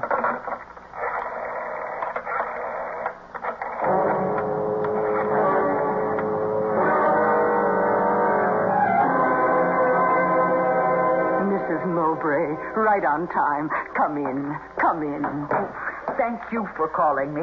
I began to think that all contact with my son Kenneth was broken. I thought perhaps I had disturbed Mazumoda by my outburst. Oh, no. Nothing like that. But I must tell you, his efforts on your behalf have taken their toll of his strength. I don't quite understand. Well, every night, Mazumoda has reached out into the darkness of death to touch the spirit of your son. Oh, has he really? The effort has drained his strength. He is not well. Oh, then perhaps it may take him months, perhaps years to recuperate, and the expenses incurred are very high. I will pay them anything. Well, I am certain that he will be successful tonight.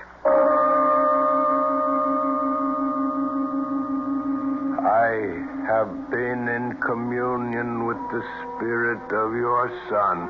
I have informed him that he must appear to you and must give you some evidence known only to the two of you to prove without any doubt that it is truly he. Oh, if he could. We will begin.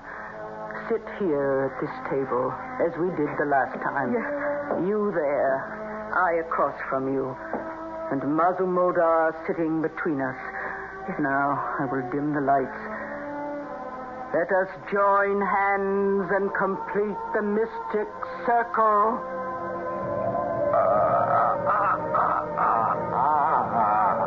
Oh, Mazumodar, do you feel a presence? I feel there is one here who has traveled a long way.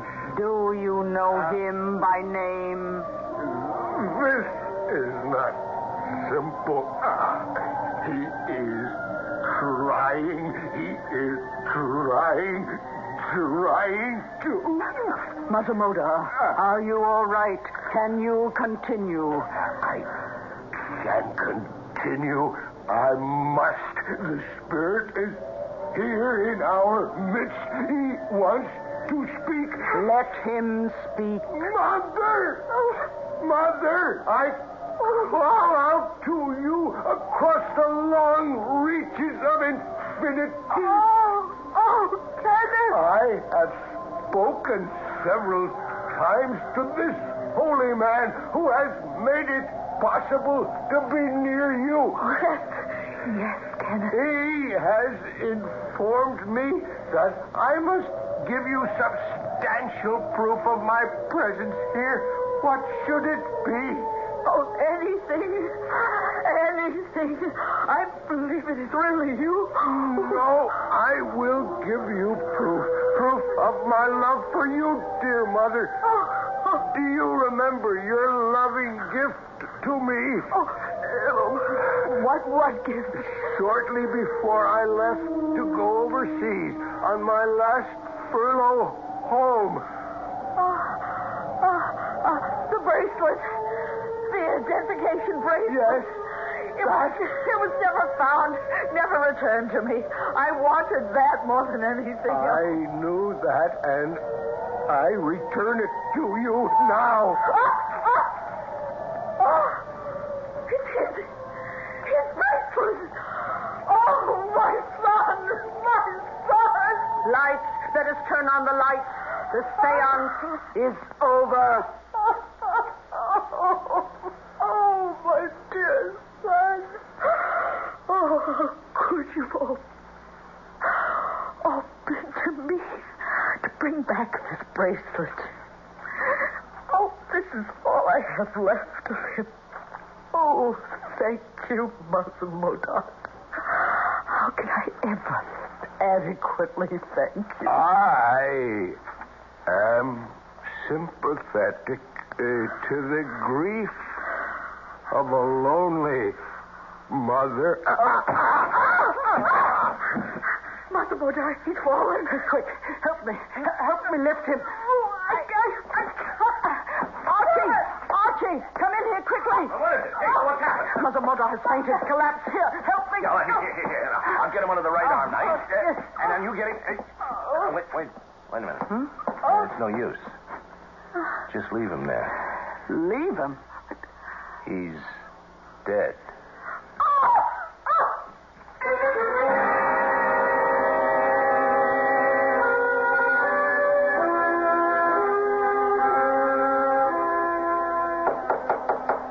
Come in. Oh, yes, Colonel Plant. I've been expecting you. Yes.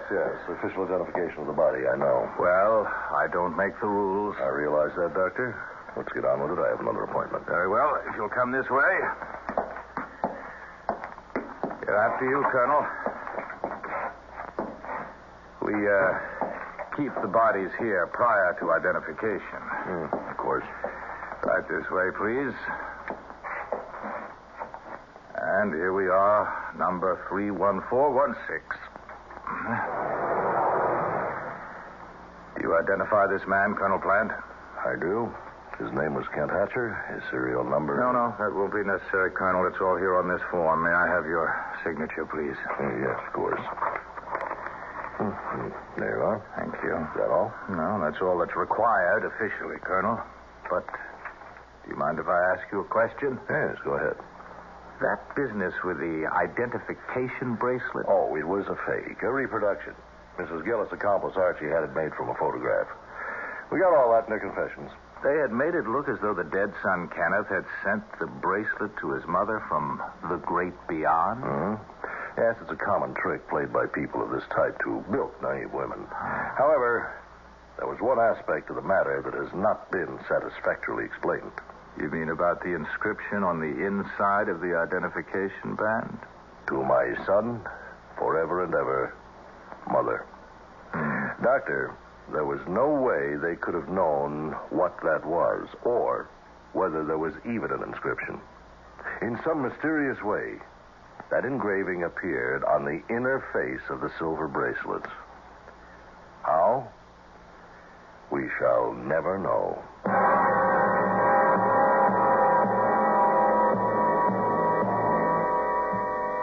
And the tortured, troubled man finally found his rest on a cold slab in the morgue. Unmourned, unwanted, unwept for. I'll be back shortly.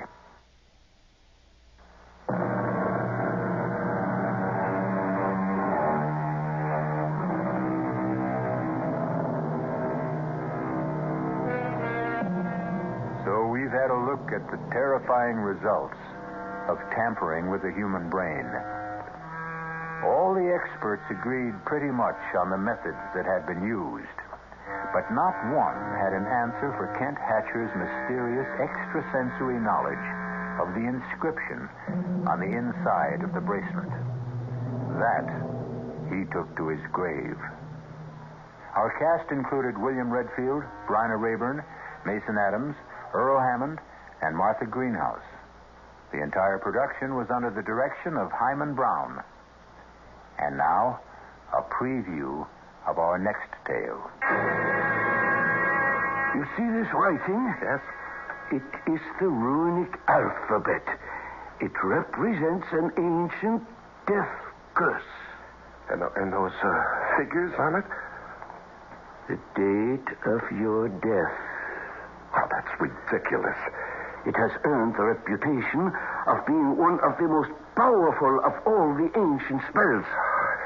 The drawback, of course, was the absolute necessity of having the man or woman casting the runes to pass the curse on directly and have it accepted. Oh, no, I won't believe that. This is the 20th century. Careful. Lose this paper and you lose your only chance. You mean there's something I can do? One thing. What is it? Pass the curse to someone else. This is E.G. Marshall inviting you to return to our Mystery Theater for another adventure in the macabre. Until next time, pleasant dreams.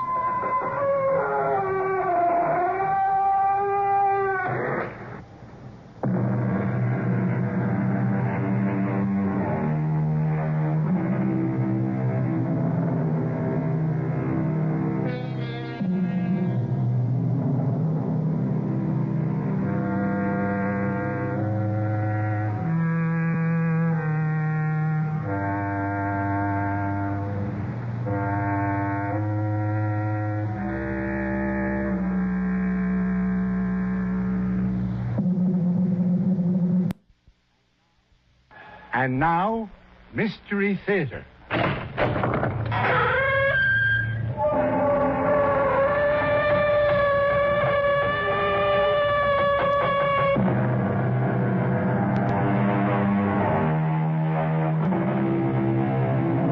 Come in.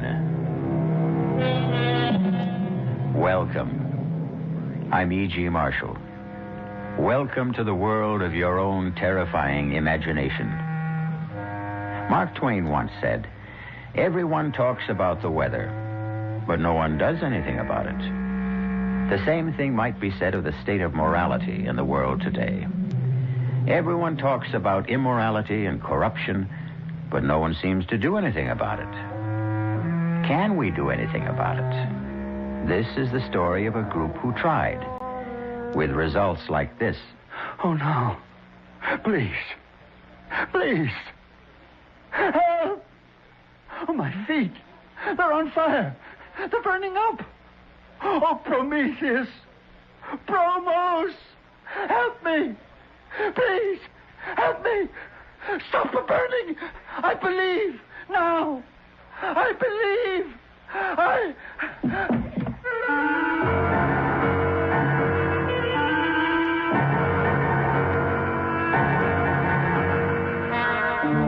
Our mystery drama, Ordeal by Fire, was written especially for the Mystery Theater by Murray Burnett and stars Mandel Kramer.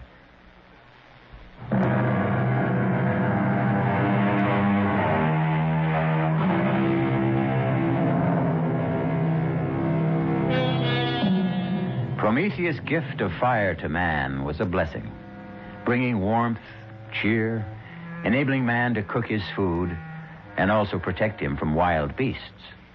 But along with the benefits came drawbacks. Fire proved to be destructive and sometimes deadly, and man used it often to destroy. Thus was born the warning, don't play with fire. However, those who created one warning didn't follow their own advice, and they inevitably learned that they should have. Bob! Bob!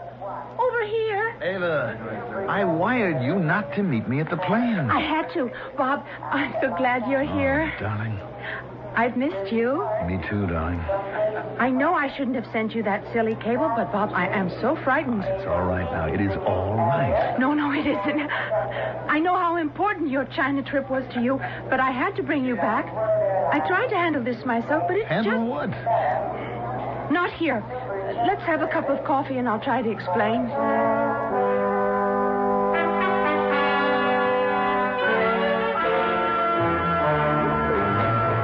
Just don't understand. What's your father afraid of? I don't know, and he won't tell me. That's why I sent for you, Bob. Maybe he'll talk to you. You know, darling, if you were anyone else except the level-headed, beautiful girl that I'm going to marry, I'd say this whole thing was nonsense. You won't say it after you see Dad. You won't recognize him. Why, you mean he's changed physically? Not so much in appearance, but in his attitude. You know the way Dad was completely self-assured, positive. Yes, and sometimes wrong. Of course, who isn't? But you don't get to be the head of one of the largest corporations in the country by running scared. And, Bob, believe me, Dad's terrified. Can you picture Vern Marcus scared?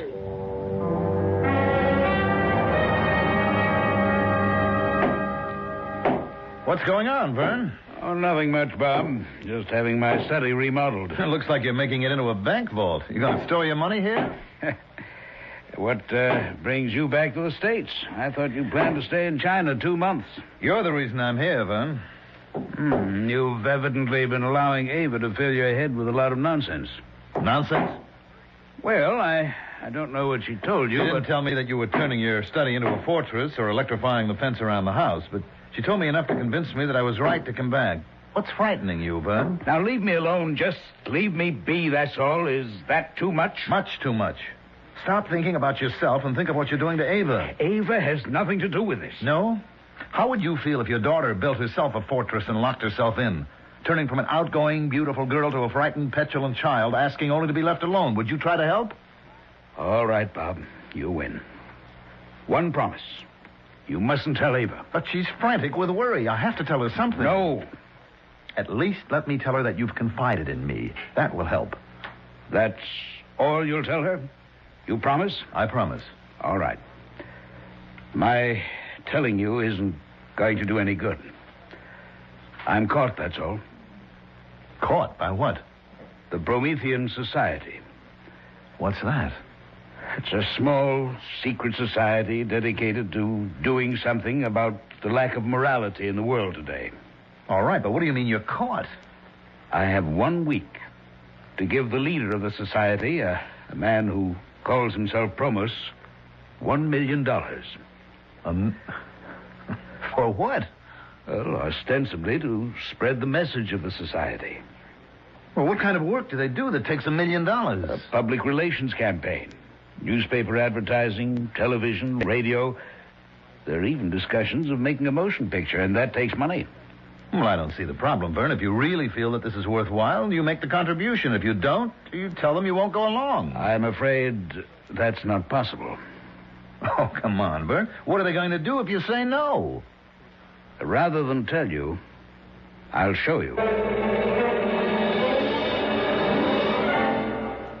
Timmy, Bob Steele remembers you. I'm sure you remember him. Sure. I remember, Bob. How are you? Well, I'm fine, but what are you doing in the wheelchair? Learning how to operate the darn thing.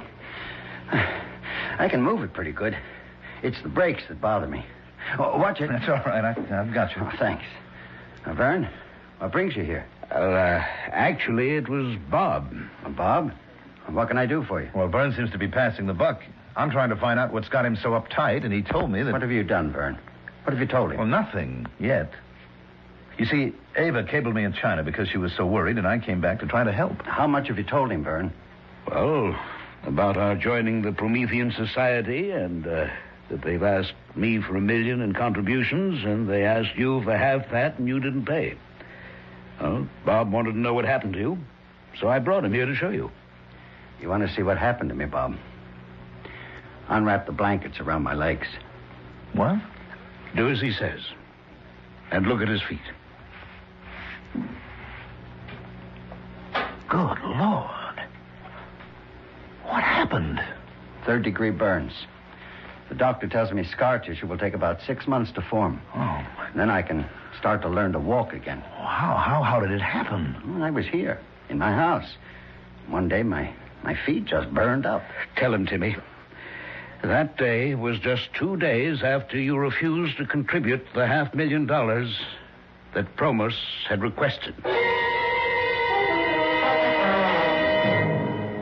Ava, darling, get off my back. Oh, Bob, what's happening to us? Why are we so ugly to each other? Because something pretty ugly is going on. And you don't think I'm old enough to be let in on it? Look, I've already explained to you that I gave your dad my word. But at least tell me how you're going to help him. Will you be satisfied with that? I guess I'll have to be. All right.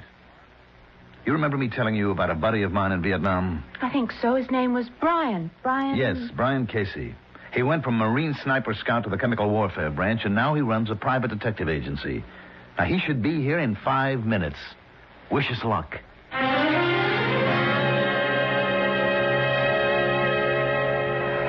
can't do it, Bob. I just can't. Vern, think what we're asking. Only to stall. He'll tell me I've had enough time. I've known about this for weeks. He's right, Bob. Look, Casey, I brought you here because I believed you could help. Now, if you're going to agree with him... Just stalling isn't enough, Bob. We've got to have a plan. And before I can even think of anything, I've got to see what this organization looks like and how it operates. I've told you, Mr. Casey. It's not good enough. I have to attend one of those meetings. I just don't believe that any man can control fire. Then how do you explain what happened to Timmy Burns? I can't. Yet. And we still can't be sure that Burns told it like it happened. Well, Timmy has no reason to lie. And you must believe that this Promos can control fire. I only know what I saw. I saw his feet, too. After whatever happened, happened. Well, what could have happened? Except what Timmy told us. Well, tell you one thing that could have happened. 2 rough gents could have called on Burns, tied him up, gagged him, and roasted his feet. I saw his feet, Casey. This couldn't have been done with matches. Bob, you know better than that. Now, think back when we were in Vietnam. Remember the defoliants? Flamethrowers? Now, these guys could have used that on him. Well, then why wouldn't he tell us? Because they told him not to. And he sure would listen after they finished with him. I never thought of that, but it is possible. No, you don't know Promos. You think he's a nice guy? You wouldn't stoop to a thing like that? Well, I don't know what he is. A fanatic or a blackmailer. But there's an aura of power about him and a certainty. Now, I don't know, but I'm sure that he doesn't have to use others. And certainly not thugs like you described. Well, that's why I have to meet him and see his operation. That's the only way I can help. And I don't see what good that'll do. Let's look at your options, Vern. 1, you can pay. Just the first in a long string of payments. 2, you can blow the whistle and go to the district attorney. With what? Tell him you joined the secret society willingly, that it's dedicated to restoring the moral tone of the world, and that you've been asked for a contribution. That's why I haven't considered the police. Or 3, you can believe me when I tell you that Casey here is the toughest, most competent, and most highly trained private operative I know. in addition to being a buddy of mine from Vietnam. I'm not downgrading Casey. I just don't see what he offers. A long shot. You can take me to your scheduled meeting tomorrow night and introduce me as a sinner who's seen the light. I'm an ex-Marine, a Vietnam veteran. Well, I made a bundle in the black market, and now I want to give some of it to the Promethean Society to make the world a better place. But I want to see before I give. And the reason you don't have the $1 million is that you wanted Promos approval to allow me to chip in with you. Huh? That makes sense, Vern. And if Promos doesn't go for it, or I come up with nothing, you can always pay.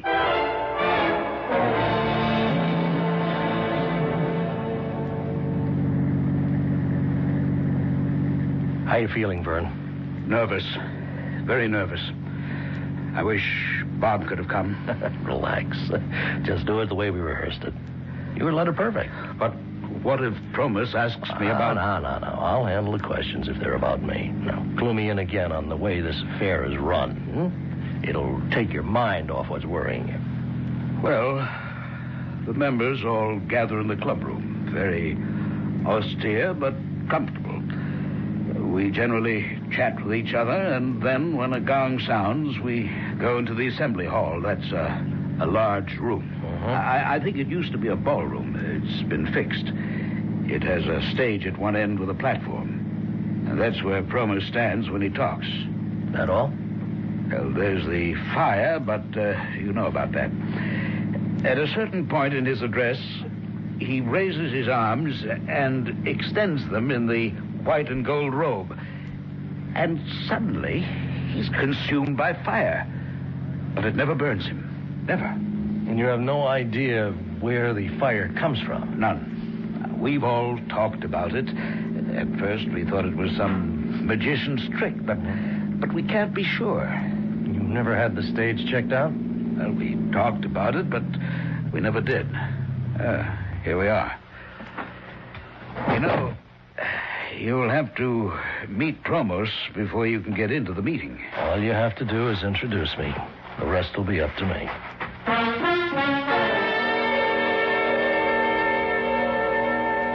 So, you would like to join the Prometheans, Mr. Casey? Well, that's why I'm here. Now, what's with this bit about taking your shoes off? If and when we accept you, we'll explain our rituals. But we do not allow you into the inner chamber with your shoes on. What do you know about the Prometheans? Well, only what Vern Marcus told me. And what was that? Well, it was pretty general that you were an organization doing something about the shocking philosophy in our contemporary society that anything goes as long as it makes a buck. Now, why do you feel so strongly about it? Atonement. Atonement? For what? For my sins. This is not a confessional, and I am not a priest, Mr. Casey. We're engaged in a very secular battle here against the forces that have distorted and corrupted the moral values all over the world. And we intend to use the very same instruments that did the corrupting. Well, I apologize, but I wasn't being flip. Maybe Vern told you I was in Vietnam in the Marine Corps. I know this isn't a confessional, and you're not interested in my life story, but I made a fortune then. Opium? No, not quite that bad. Black market. I sold everything I could get my hands on. Yes. Well, while I'm greatly flattered that you want to join the Promethean Society, I'm sure you're unaware of our admission procedures. We have always selected our members, and only because of Vernon Marcus's stature and the substantial contribution he's making to the society did I consent to see you this evening. Now, wait a minute. Now, much as I sympathize with people like you, you're not the type of member we seek. You know, up until 5 minutes ago, I thought your organization was doing something, but now I think different.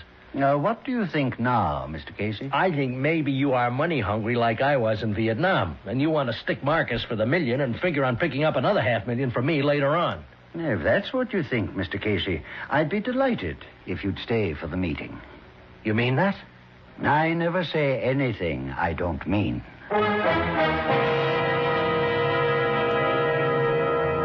The world is made up of believers and non-believers. The two disparate groups argue about anything and everything from the existence of ghosts to the importance of dream research. But few of the arguers ever get down to gritty reality. In just a moment, Brian Casey will see for himself the existence and power of Promethean fire as controlled by Promos when we return with Act Two.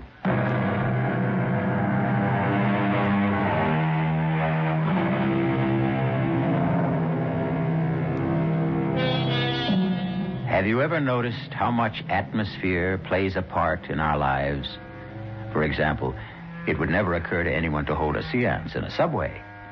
And although the Promethean society did not feature ghostly voices and trumpets and tambourines, its inner room or shrine was austere and impressive with straight-backed chairs and organ music setting the proper atmosphere. The only light came from 2 flaming braziers on either wall. Promos, resplendent in a white and gold robe, stood at a lectern on a slightly raised stage.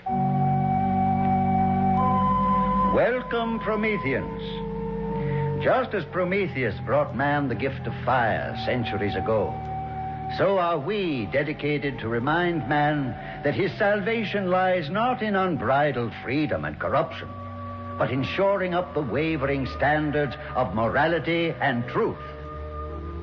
Tonight, we extend a welcome to Brian Casey, a man who has indicated his desire to join with us, and who, after he has passed our scrutiny and been accepted, will undergo the rites of purification with which you are all familiar.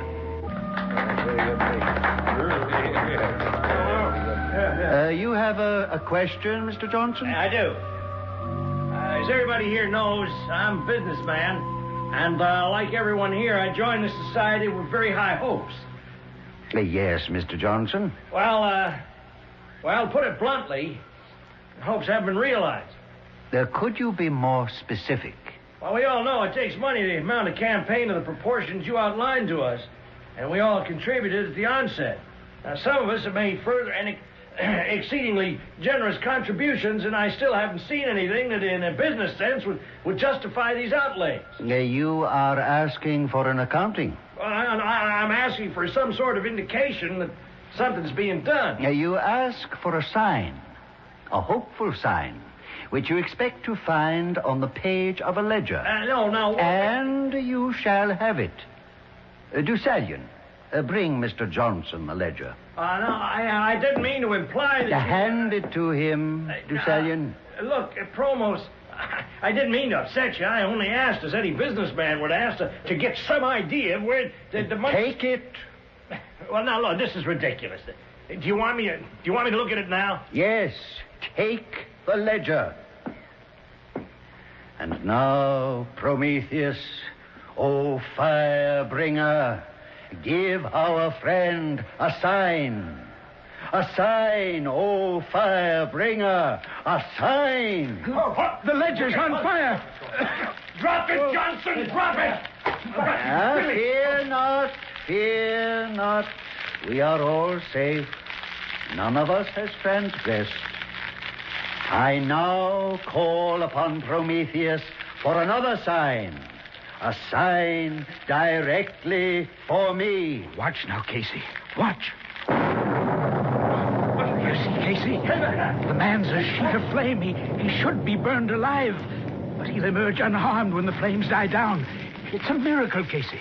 It's impressive, but I don't believe in miracles.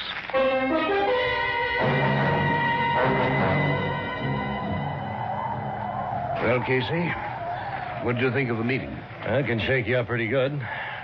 I'll tell you more when we get into the car and start home. Mr. Marcus. Mr. Marcus. Yes, Promos?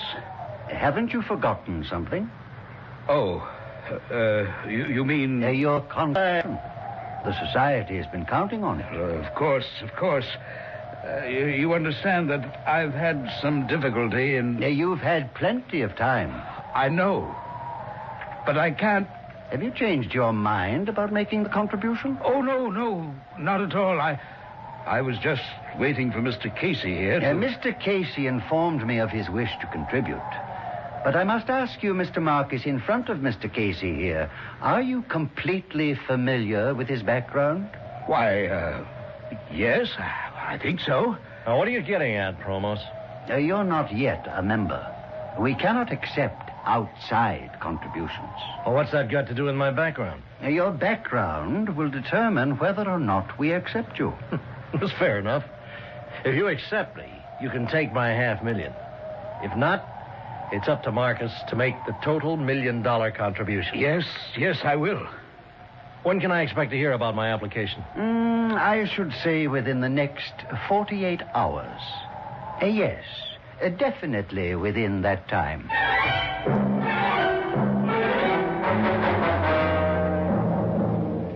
Well, now that we're back home, Casey, what do you think?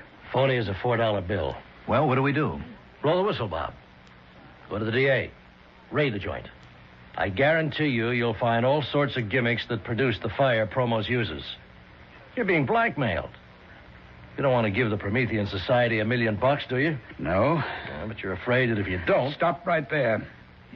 Now, you saw what happened to Timmy Burns. That's what I'm afraid of. Do you have any explanation as to how Timmy's feet were so badly burned? Oh, not at the moment.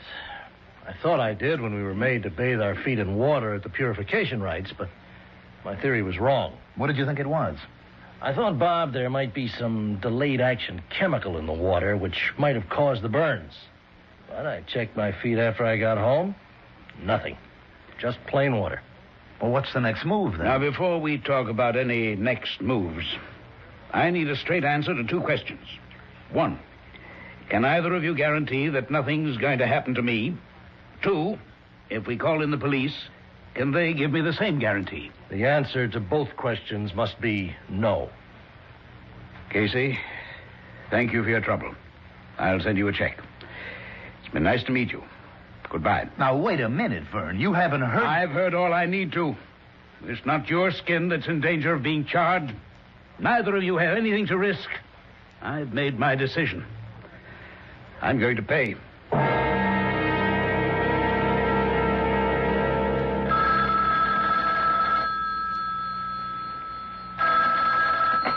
Casey Associates. Ah, Mr. Casey. How fortunate I reached you so promptly. Who is this? You don't recognize the voice? Promos? Exactly. I don't suppose I have to spell out our decision on your application. I don't understand. Oh, come now, Mr. Casey. The little game is over. Since I've called you at your office, you must realize I know you're a private investigator. So? Well, surely you don't expect the Promethean Society to... I'm a private investigator. Now, does that make me a second-class citizen? If you've done any checking at all, you found out that I was in Vietnam and that the rest of what I told you is true. Please don't excite yourself, Mr. Casey. The private investigators are, by nature and profession, skeptics. Philosophically, you can't possibly be attuned to our lifestyle. Therefore, it's my irrevocable decision to refuse you membership. I called because I wanted to tell you this personally. Okay. It's your candy store. Not entirely, Mr. Casey. Although my instincts tell me you don't accept it, there is a god involved. You remember Prometheus? Look, Promos. I would like to hire you, Mr. Casey. What? You do undertake assignments that are of a protective nature? Yes, but It would be to our mutual advantage if you would. I have reason to believe that my life may be in danger.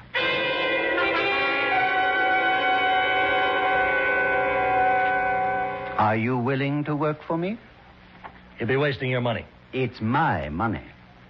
Well, I'll think about it. Now, while you're thinking, consider the fact that if you were really serious about wishing to join us, you might be doing me an even larger service by keeping me alive so that the work of the society can go on. It's a good point. As I said, I'll think about it. Good, Mr. Casey. But don't think too long.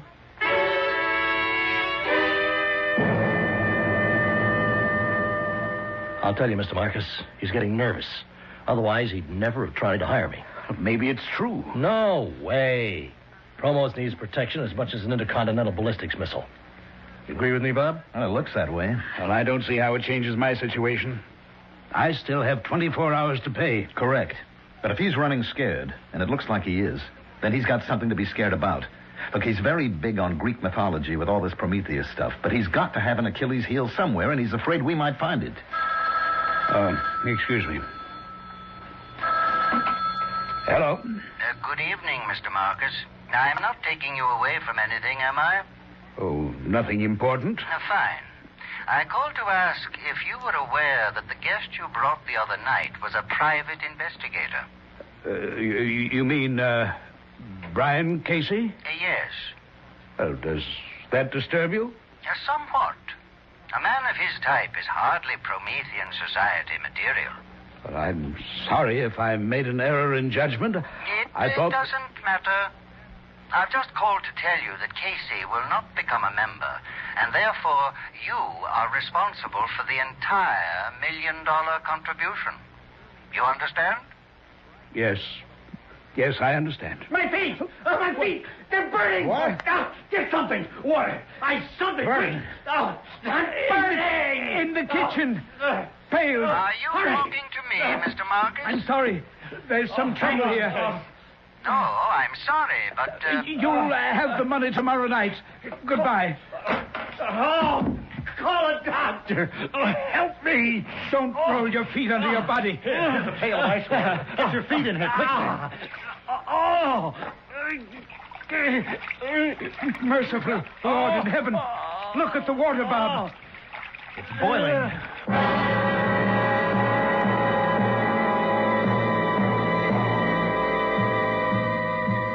What can turn a pail of ice water into a bubbling cauldron? Promos would say it's Promethean fire. What would you say? What would you do if you were in Vernon Marcus' shoes? We'll be back shortly with Act 3.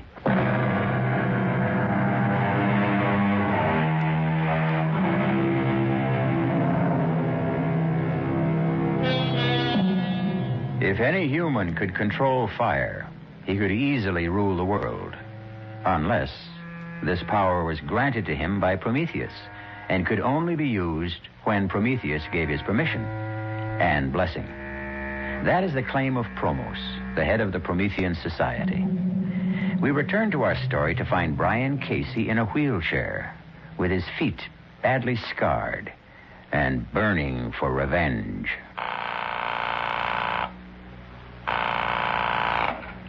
Hello? Bob?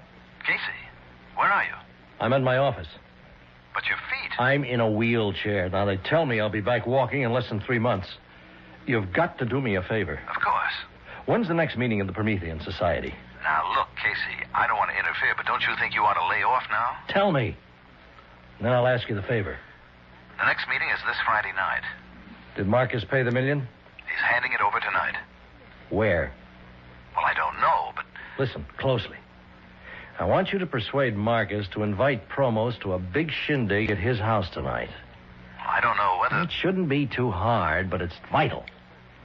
Now, why wouldn't a guy come to a party to pick up $1 million? Casey, you ought to know better than anyone that Promos isn't just a guy. We both know he likes money. Now, Marcus can say that he wants to make a big publicity deal out of the party. There'll be a lot of tycoons there. Now, it'll be an opportunity for Promos to meet them. Some of them should be interested in the Promethean Society. And think of the impression it'll make when Marcus hands over the $1 million. Well, it's a point. It'll work. And think of the impression Promos will make when he shows up in his robes. Why would he wear the ceremonial robes? Because they're impressive, because he's a ham at heart, and because he has to for my plan to work. Your plan? What plan? It's better that you don't know, in case something goes wrong. Look, Casey, you're asking to use Vern's house, and... I give you my word Vern can't get into trouble. Now, you've got to make the shindig come off. Why? What's so important about Promos coming to a party? Because after he gets there, you're going to spill a glass of whiskey over those ceremonial robes. You've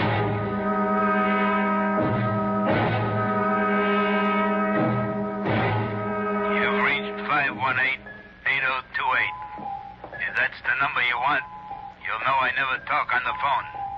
You got 40 seconds to state your name and business after you hear the beep. This is Casey. I need you for 2 jobs at the same place. Now, we never played games, Whitey. This one's rough. It can go all the way.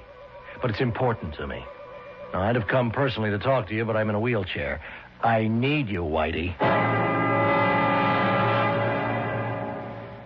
Well, I hope you have good news for me, Bob. I did what you wanted. Promos is coming? Yes. It was easier than I thought. How'd you bring him around? I told him we owed you a favor. If this works, you'll be doing yourself a favor. Look, you were kidding about me spilling a drink over Promos, weren't you? I've never been more serious in my life. If you don't do that, there's no point to the party. Oh, what in the world is... Be clumsy, a little bump, and there goes the drink all over his robes. Now, you're terribly apologetic. Insist on having them clean for him. You can improvise the routine. Yeah, I guess. You still want me flying blind, huh? Until Thursday. There's a second part to this operation that has to come off before we stand a prayer. I'll see you back here Thursday at 4.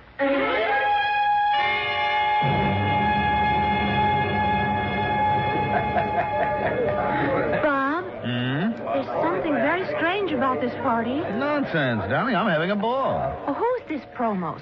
Oh, he's quite a guy. Does he have anything to do There with... you are, darling. Enjoying the party? Oh, excuse me, Ben. Ava, do you want a drink?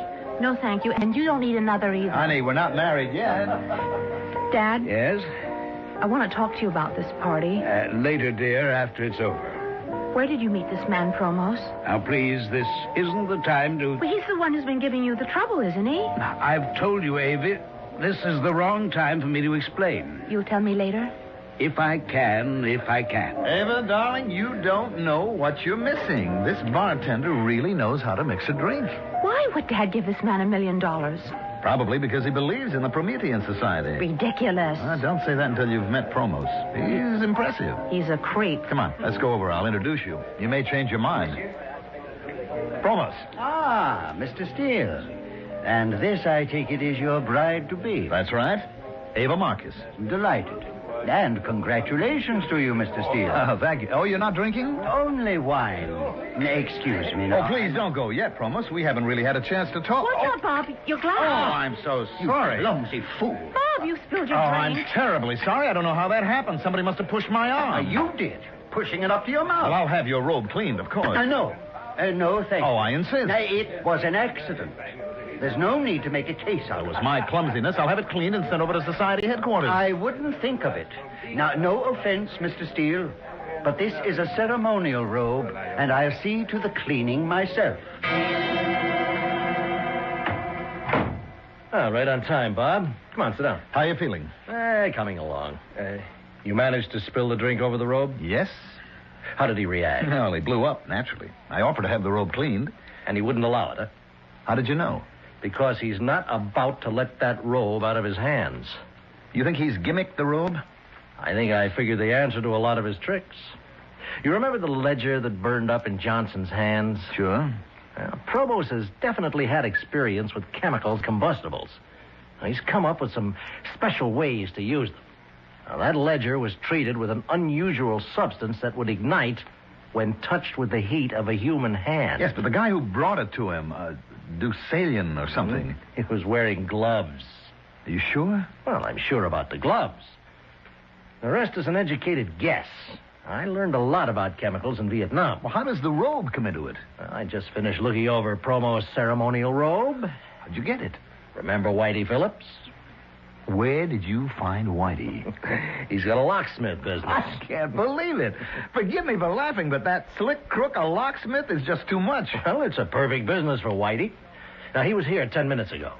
He brought me Promo's ceremonial robe. You got to be kidding. Whitey stole it? No, not the robe you stained. I told him to lift the clean one. Wait a minute. How did you know there was another one?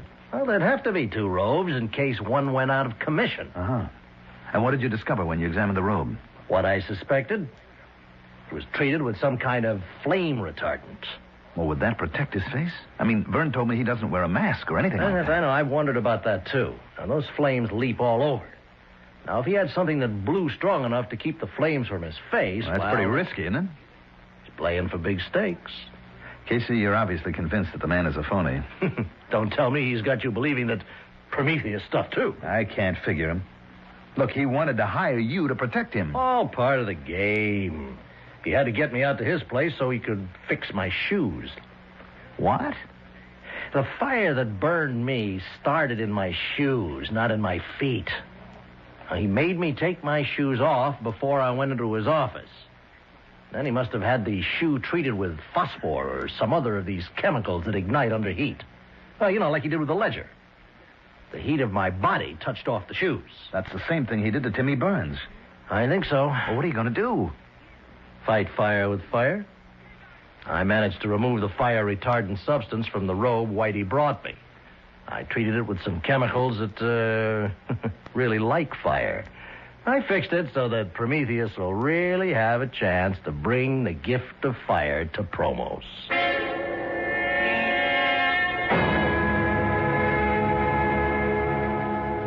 Whitey made it. Are you sure? Why shouldn't I be? Byrne just heard that tonight's meeting has been called off. Any reason given? No. Another date set? Indefinitely postponed. Now, do you think maybe Promos suspects something? No, we've got to trust Whitey. Why would Promos call off the meeting? Well, maybe he's packing in the entire operation. With Marcus Million, he may figure he's had it. Now, that leaves us up the creek. Only one option. We have got to get that meeting rescheduled.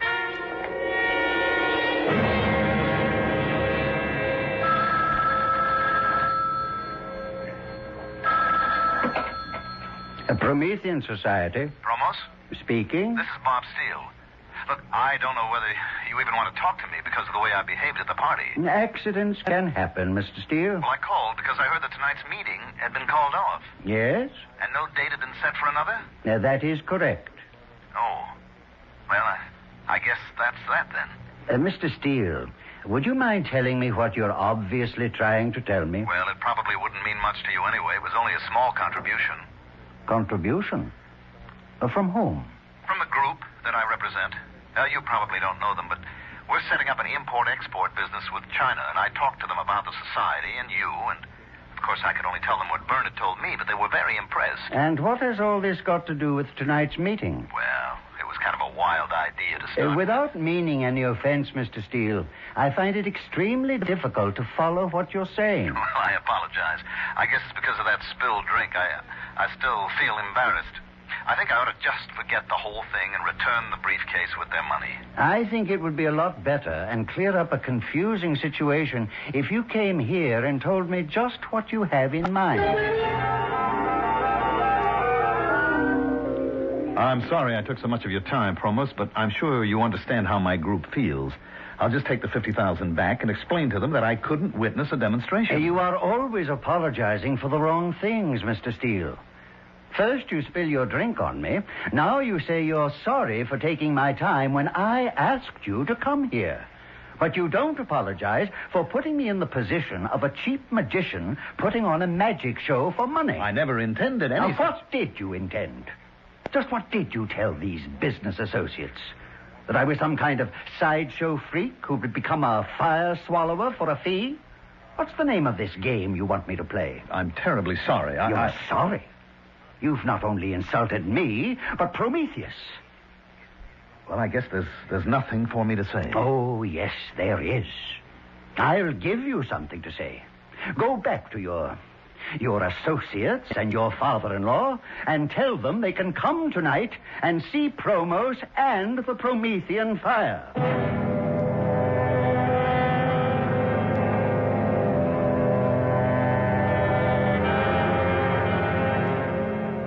I don't like it. What's going to happen? At this point, I don't know. Well, what did Casey say when you told him how Promos reacted? Good evening. I will extend no welcome to those of you who have come tonight, not because you believe in a cause, but out of curiosity. I don't like this, Bob. Tonight, will you have the courage to face Prometheus, as I do? Oh, Prometheus, bring me your gift, your gracious gift of the purifying fire. Behold the fire, the consuming flames that Prometheus... Take it off! Take it off!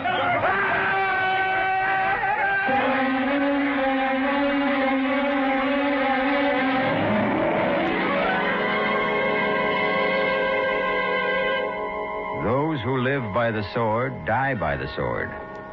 The man who called himself Promos, who lived by fire, died by fire. A flaming, horrible death. A warning to whom? To criminals, and perhaps a warning from Prometheus not to misuse the gift he brought mankind. I'll be back shortly.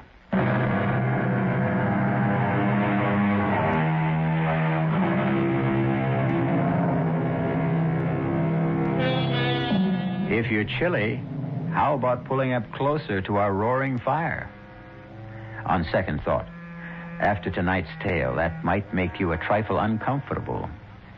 I'm sure that, like most people, you would like to do something about making people more conscious of the values to be found in human decency and honesty. May I offer one word of advice? If someone asks you to join a society for this purpose, think twice. Our cast included Julie Newmar, Mandel Kramer, Earl Hammond, Guy Sorrell, and Sidney Walker. The entire production was under the direction of Hyman Brown. This is E.G. Marshall inviting you to return to our Mystery Theater for another adventure in the macabre. Until next time, pleasant dreams.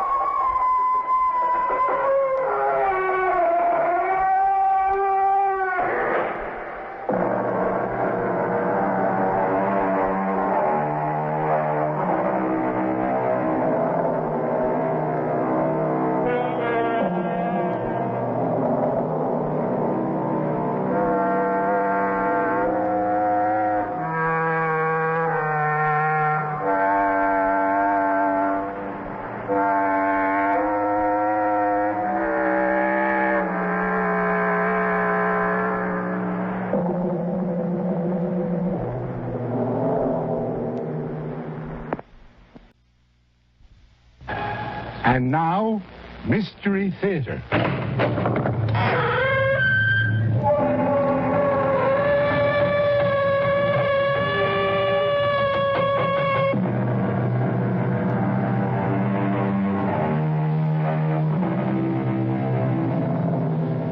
Come in. Welcome. I'm E.G. Marshall. Welcome to the exciting world of your own imagination. The law says, thou shalt not kill. And that's the law most of us openly acknowledge. Yet, there are other laws. Laws and drives that stir primitive, long-forgotten urges, instincts. Laws that raise murder from the worst of sins to the most satisfying of deeds. Hey, Jim, please, friend, please, let me go. Oh, no. I've got you now, Jim. You have no reason to kill me. We're friends. It's nothing personal, Jim. Why? Why do you want to kill me? A hawk kills a rabbit. Why? Because he has to. It's the law of nature. Frank, you're crazy. Put away that knife. I'm a natural man, Jim. I'm only obeying the law of nature. Kill me!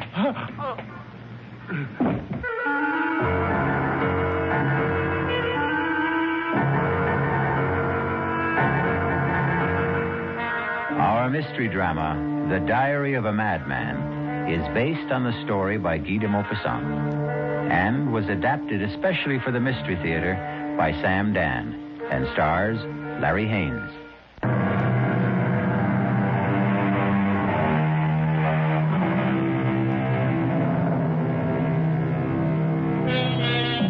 Homicide is illegal, immoral, and a mortal sin. We condemn and punish the murderer. And yet, from time to time, doesn't an entire nation rise up in righteous anger and slaughter another nation? And so, there are those who, naturally enough, ponder the question. If it's noble to kill for one's country at wholesale, why is it base to kill for oneself at retail? These are the thoughts that occupy the mind of a tall, well-dressed, dignified gentleman.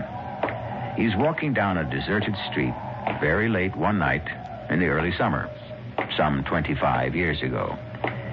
As he passes a darkened doorway, he hears a gasp. What a relief. I beg your pardon. Oh, Is something the matter, miss? Yeah. Oh, it's only you. Me? Yeah, you. I don't believe we know each other, Miss... Wilson. Darlene Wilson. Oh, my glad it's you. I'm afraid I don't understand. Well, you see, I took this job at Benji's Diner. My first night at the job. You know the place? No, I can't say that I do. We'll never go there. Oh, what a bunch of creeps. Anyhow, somebody said this street was a shortcut to the bus stop. And I was walking down the street and I heard these footsteps coming up right behind me. Well, wouldn't you be scared if you was me? Well, I suppose. Oh, I got so scared. I tried to hide in this doorway. Oh, and it turned out to be you. Well, I'm sorry I frightened you. Oh, forget it. You're just the kind of person somebody would like to see on a lonely, deserted street late at night. Really? Why? Well, you're so well dressed. Is that all? Well, look. Is it okay if I walk with you as far as the boulevard? I guess it's pretty safe there. Yes, of course. Do you mind if I ask you something? Please do. I really shouldn't ask strangers such questions, but what's a person like you doing in a neighborhood like this, anyhow? I was looking for somebody. Down here? Yes. What kind of person will you be looking for in this part of town? I mean, it's none of my business. Well, in a sense, it is your business. It is? How? Because, I happen to be looking for a person like you. What? What did you say? Person like you. What are you talking about? You see, I have a certain urgent need. Now, listen here, mister.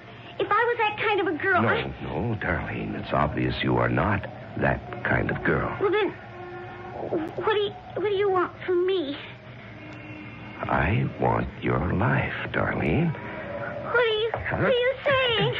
No, please, get out of my way. Oh, no, Darlene. Let go of me. Let go. No, I can't, Darlene. You can't kill me. I never did anything to you. No, of course not. I don't even know you. There's nothing personal in this, Please, Darlene. I'm scared. Please leave me alone. Now, please, don't struggle. I won't hurt you. It'll be over very quickly. I don't want to die. Don't please.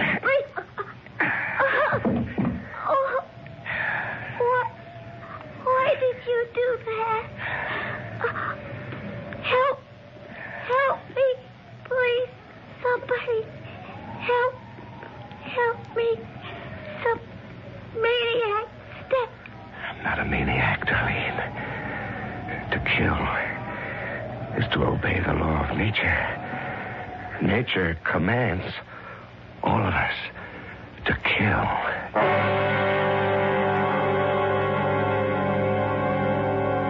June 29th.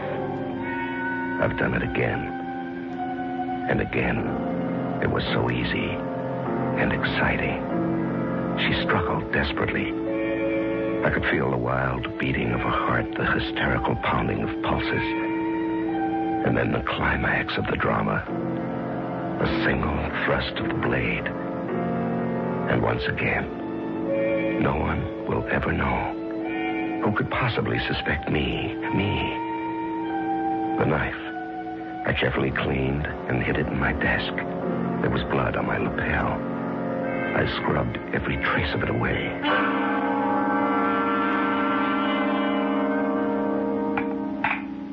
Morning, Frank. Good morning, dear. Everything smells so good. You mean you've regained your appetite? Well, I don't know. I'm starved. Oh, that's wonderful. I've been so worried about you lately, Frank. What did the poet say, dearest? Come fill the cup. Well, fill my cup and my plate with doubles of everything. What's come over you? Well, I feel like a brand new man today. How was the banquet last night? Oh, the usual political nonsense. Anyone want you to run for the Senate? Well, as they say, the feelers were out. Do we want to live in Washington? Oh, darling, that was a bore. I made an excuse and left early. Oh? Where'd you go? Oh, out for a stroll. One of your long walks? Clears the mind. Doris took your coat to the cleaners. The lapels were all wet. Yes, I tripped and fell to the pavement. Oh, you didn't hurt yourself? No. I landed on some grease or paint or something. I tried to wash it off when I got home. Well, you didn't have to bother. Doris said it looked like blood. Oh, it sounds ominous. Anything in the paper? Oh, the usual mess. Plus a nasty little murder. Oh? A young girl who worked in a diner, killed on her way home from work. Oh, killed, huh? Why? How? How? Stabbed to death on a deserted street. Oh, what a terrible thing. She was hardly more than a child. How would you know that? Well, you said a young girl. She was just 18. Oh, but why? Oh, I think it'll turn out to be a lover's quarrel. Really? They picked up her boyfriend. Seems the two of them had been quarreling. A what? Oh, use of the car. Her parents say she was angry because he took it, but he claims it's as much his as hers. Well, what do they have on the boy? Well, he's got bloodstains on his jacket. Oh, well, that doesn't look good. No. He claims he was out riding around. No. Into a fight. Oh, with whom? Well, that's the problem. He'd been drinking and can't remember where or with whom. Oh, why do we talk about these things at home, Frank? Isn't it about these bad enough you have to live with them?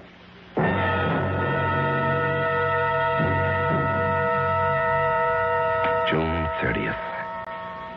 Although I'm completely above suspicion, I can't afford to be careless. Not that anyone in his wildest dreams would ever suspect. Still, I should be more careful about my clothes. Last time, there were also bloodstains. And yesterday, I'd forgotten to lock my desk drawer. Of course, Estelle never bothers. But still, no one should ever read this diary. I didn't do it. They're lying. They're all lying. Order. Order, I'll clear this court. The defendant will rise and face the bench. Your Honor, Don't you call me Your Honor, young man. By your conduct, you show no respect for the law or for this court. Judge Wallace, I didn't kill her. Why would I kill her? Why? I loved her. Young man, you're being given a fair trial. You have every opportunity to prove your innocence. Judge, please. None of them believe me. What are you saying? Everybody thinks I'm guilty. I can tell. But I was cruising around and I got into a fight. I got the bloodstains that way. I got no alibi, but I didn't do it. You'll have to be seated. And we'll proceed in an orderly fashion. Will the attorney for the people continue his cross-examination?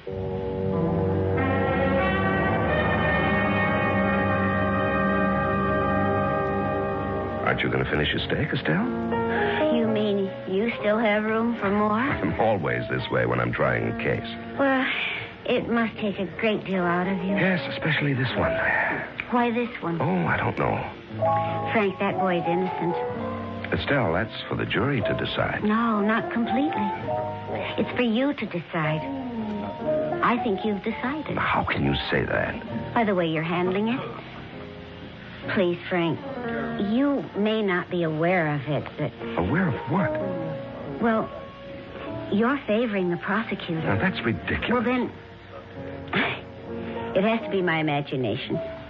I don't understand why we're even talking about this. We never discuss my case. It's just that. Estelle, you're actually pale. What is it?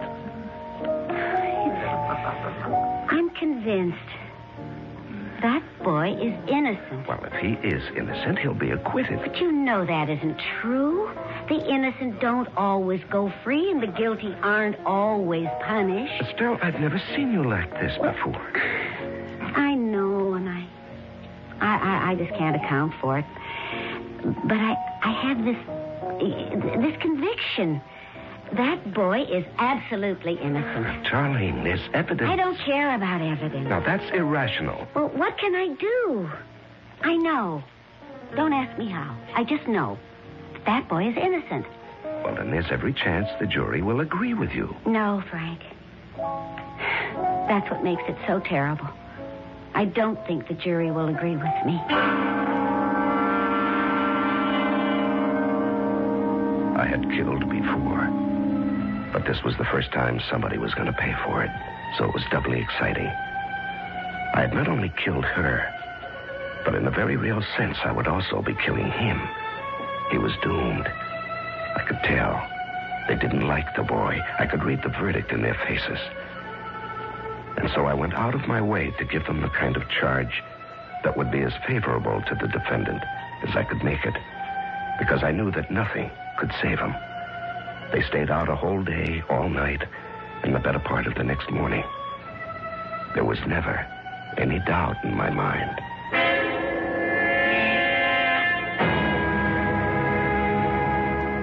Peter Simmons, you have been found guilty. Have you anything to say?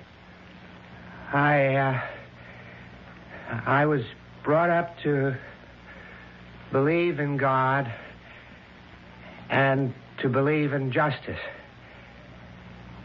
And I can tell you there's going to be justice one day. Not today, but one day. And the person who killed Darlene will never be forgiven.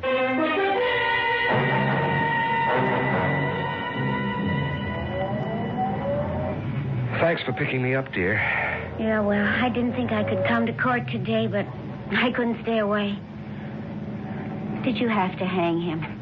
Darling, it was out of my hands. Mm-hmm. The jury wants him executed. There was no recommendation for mercy.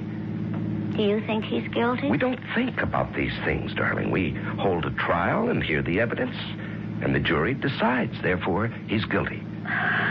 Well, I still say he didn't do it. I'm sorry. I heard your summation. You were obviously on his side.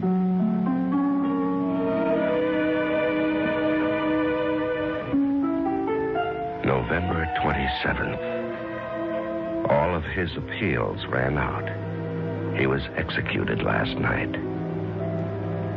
I understand he died very well. But it isn't as if I killed him with my own hands. And it's been a long time. A very long time since I obeyed the law of nature. I'm growing restless.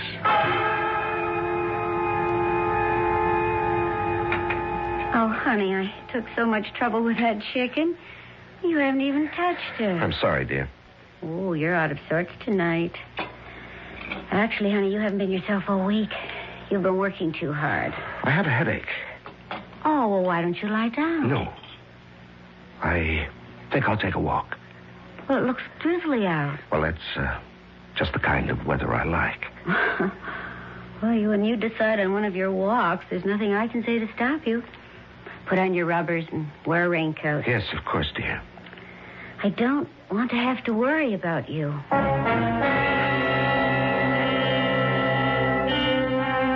Walking may be good for some people, but it can be extremely hazardous for others, especially for someone who might just happen to run into Frank Wallace.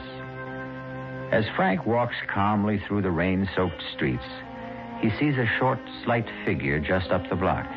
And once again, there is the quickened pulse, the rapid heartbeat, the flushed face, and Frank's fingers tighten around the knife in his pocket.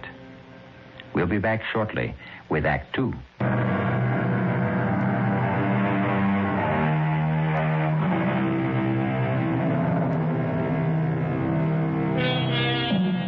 Franklin K. Wallace is a distinguished judge. He's a credit to the community and an ornament to his profession. So what is he doing out late at night on a dark street in a drizzle and fog with a knife in his pocket? Moving swiftly toward a man who is walking just ahead of him. What? Hey, well, I'll be. It's Judge Wallace. Evening, Judge. Oh, it's, Jim Downer. Don't you recognize me? Yes, of course. How are you, Downer? Well, I tell you, I'm having a problem. Oh? She says to me, Jim, you're chasing around. And it's true. I am. And she says, Jim, you've squandered not just your money, but mine. And it's true, I have. And she says, Jim, if you don't quit, I'll leave you or I'll kill you. either one, maybe both. I don't know. Hey, what are you doing out on a night like this, Judge? Just walking. Oh, you don't kid old Jim. Nobody picks a night like this to go just walking. Something's up, huh, Judge? Well, nothing you'd want to write about in the newspaper, darn it. You know, Judge, I need a story in the worst way. I'm up against a deadline. I don't even have tomorrow's column. How about an idea? Well, how about, murder? Murder? Murder. Oh, no. No, I don't think so. Why not? Oh, because it's kind of offbeat, you know? Average person isn't concerned with murder. He doesn't think about killing. Oh, that's where you're wrong, down it. Killing is the law of nature. Every living being has the mission to kill. Well, Judge, I wouldn't exactly say that. Oh, yes, everyone wants to kill. Animals kill ceaselessly every day in order to live. Birds constantly must kill. Well, yeah, but we're not exactly talking about animals. Or we cause to be killed for our benefit. Well, it's kind of a gruesome topic. No, killing is almost the same as creating. To make and to destroy. These concepts are the history of the universe. Well, Judge, it's been great running into you, but I have some people down the line. To kill is the law. All right, if you say so, Because Judge. nature loves eternal youth. The more she destroys, the more she renews herself. Well, I wouldn't doubt that for a minute. Okay, I'll see you. Now, just a second. Huh? What is it? I want to show you something. Here, look. Judge, what are you doing with a knife? Judge, let go of me. Are you crazy? No, I'm not crazy. We kill animals, but that's not enough to satisfy. Now, wait a minute. Long ago, the basic need was met by human sacrifice. But now, each man must... Help! Quiet. I always treated you fairly, Judge. I always wrote good things about There's you. nothing personal in this. Please understand that. It has to be done. Don't struggle, Jim. It'll be over very quickly.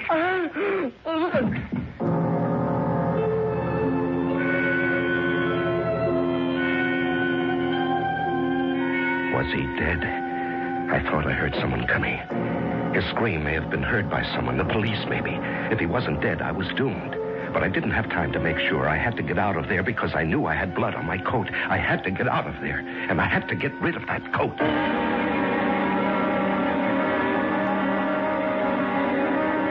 Frank, where's your coat? Still, I don't think you're going to believe me, but I gave it away. You what? Yes, you know the legend of the rich man who gives his coat to a beggar. Well, I ran into some poor derelict, and I just gave him... Frank. What a generous thing to do. Well, not really. The coat was getting old, and I was getting tired of it. And I never really liked it. Oh? Let me tell you the latest news. Mm-hmm. Jim Downers, the political columnist on the Herald. Yes? What about him? Well, he was found stabbed on the street. Oh, no. Uh-huh. Is he dead? He's in a coma. Oh. He was unconscious when the police picked him up. Evidently, he'd been attacked. He'd been screaming for help. Well, will he recover? Well, the police are convinced he'll be able to identify his attacker, but, well, he has to regain consciousness. Yes. Estelle. I'd like to go to the hospital. I'd like to see him. Oh, I didn't know you were that close. Well, Jim was, he said he wanted to do a biography on me. Really? Mm-hmm. But you never said anything. Well, it was just in the talk stages. Well, they probably wouldn't permit visitors. Well, the least I can do is go there and ask if he needs blood. Oh, Frank. That's wonderful. The doctor said, sure, he needs blood. And they took a pint of mine, which I thought was only fitting and proper. And then I asked if I could see Jim. And the doctor said Jim was still in a coma, but I could pop inside for a second. There was a cop stationed outside the door. He saluted me, and I walked into the room. He was lying very still. There were all kinds of tubes attached to various parts of his body. As I leaned over to look at him, he slowly opened his eyes. And I knew he was going to live and destroy me, unless I could do something. I could hear the doctor out in the hall. He was exchanging greetings with a policeman. Quickly, I pulled gently at one of the tubes in his arm. I didn't know what that might do, but it was all I had time for. Do you want some warm milk, honey? No, I'll just go to bed. Any news about Jim Downard? Sorry to have to tell you this, Frank, but came over the radio a few minutes ago. Jim Downard is dead. Oh. They said he never really had a chance. January 20th. I had discovered something else. In addition to the thrill of killing, there is also the exhilaration that is felt by the victim. Nature is kind. She also gives the one who is doomed the feeling of the drama. I know because for several hours last night, I could have been a victim. Had Jim Downard lived, well, it taught me a lesson. I should raise the stakes. I shouldn't be so invulnerable. After all, if I am absolutely 100% safe, where is the thrill? Morning, darling. Oh, I see you've prepared a big breakfast. You know, it seems to me that every time there's been a murder, you eat a big breakfast the following morning. Oh? How do you account for that? Well, how do you account for this? Police have suspect in Downard murder. Have they? It's remarkable.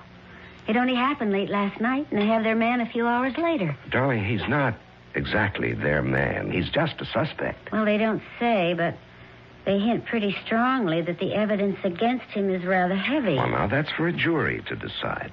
I don't know, Frank. I don't think he did it. Oh, no. Here we go again. Well, it's just a feeling. Darling, he'll have his day in court. Well, that doesn't necessarily prove anything. Estelle, are you attacking our system of justice? Did that poor kid, what's his name, Peter Simmons, did he get justice? Well, he got a fair trial. Huh. Well, I still believe he's innocent, for all the good that does him now.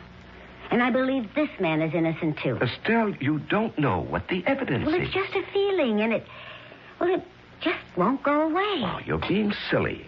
Maybe. I just wish that you weren't involved. Well, I have to be involved. It's my job. February 23rd. The man's name is Tom Lewis, 30 years old. He has a previous record. He did time for robbery and again for assault. I don't think his chances are too good. He doesn't have a very good story either. Well, I was just walking along down the street, see, and I thought I heard somebody yell for help. So I wasn't going to get mixed up in it, see, but it was foggy. And I couldn't see, you know. And I guess I must have tripped over him. I could see he was dead, or good as dead. And there was blood. There was blood all over him. And that's how it got over me. And the money, well, all right, I figured as long as he's dead anyhow, he might have a couple of bucks on him, so I reached into his pocket. Your Honor, we should like the jury to examine this $50 bill. I not deny. Bill. Listen. Order. But somebody else had already knocked him off. The accused will remain seated and orderly. Well, I'm being framed. Mr. Lewis, I will not warn you again. The court cannot tolerate these outbursts. But I didn't kill him. February 25. I see now each of my murders has been a masterpiece. I feel like an artist. With this difference, I cannot accept credit for my work. Well, perhaps the day will come when a man will be honored for a superlative job, such as I can do. Meanwhile, I'm not exactly being cheated. No one else wants to take credit for my work either. That's a consolation.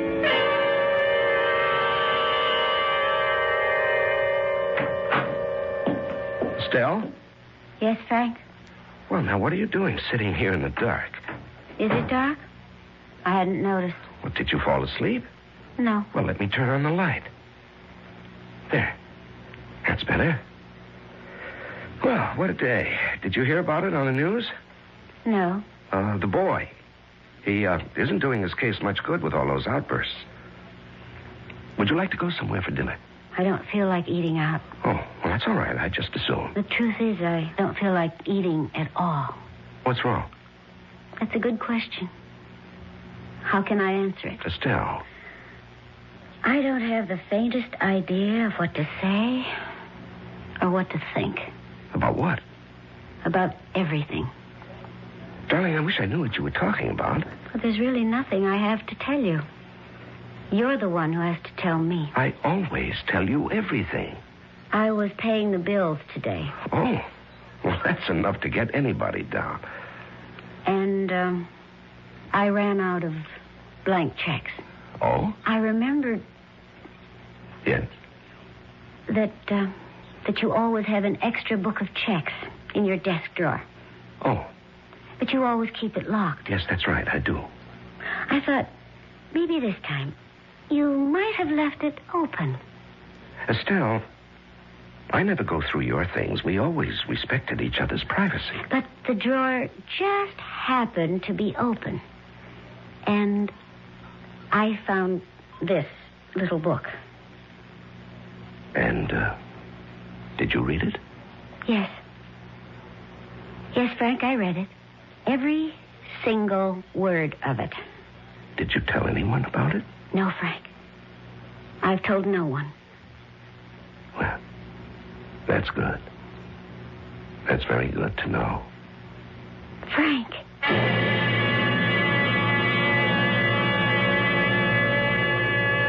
How would you like to poke innocently through your husband's desk and come up with a diary like the one you've been listening to? Well, you could say she's twice foolish. First, to find the diary, and second, to let him know it. We'll let you know what happens when I return shortly with that. Might have left...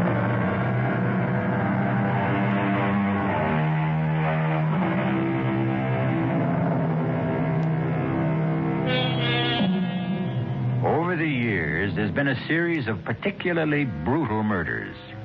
You are the wife of a distinguished jurist who has presided over most of the trials and sent the supposedly guilty to death.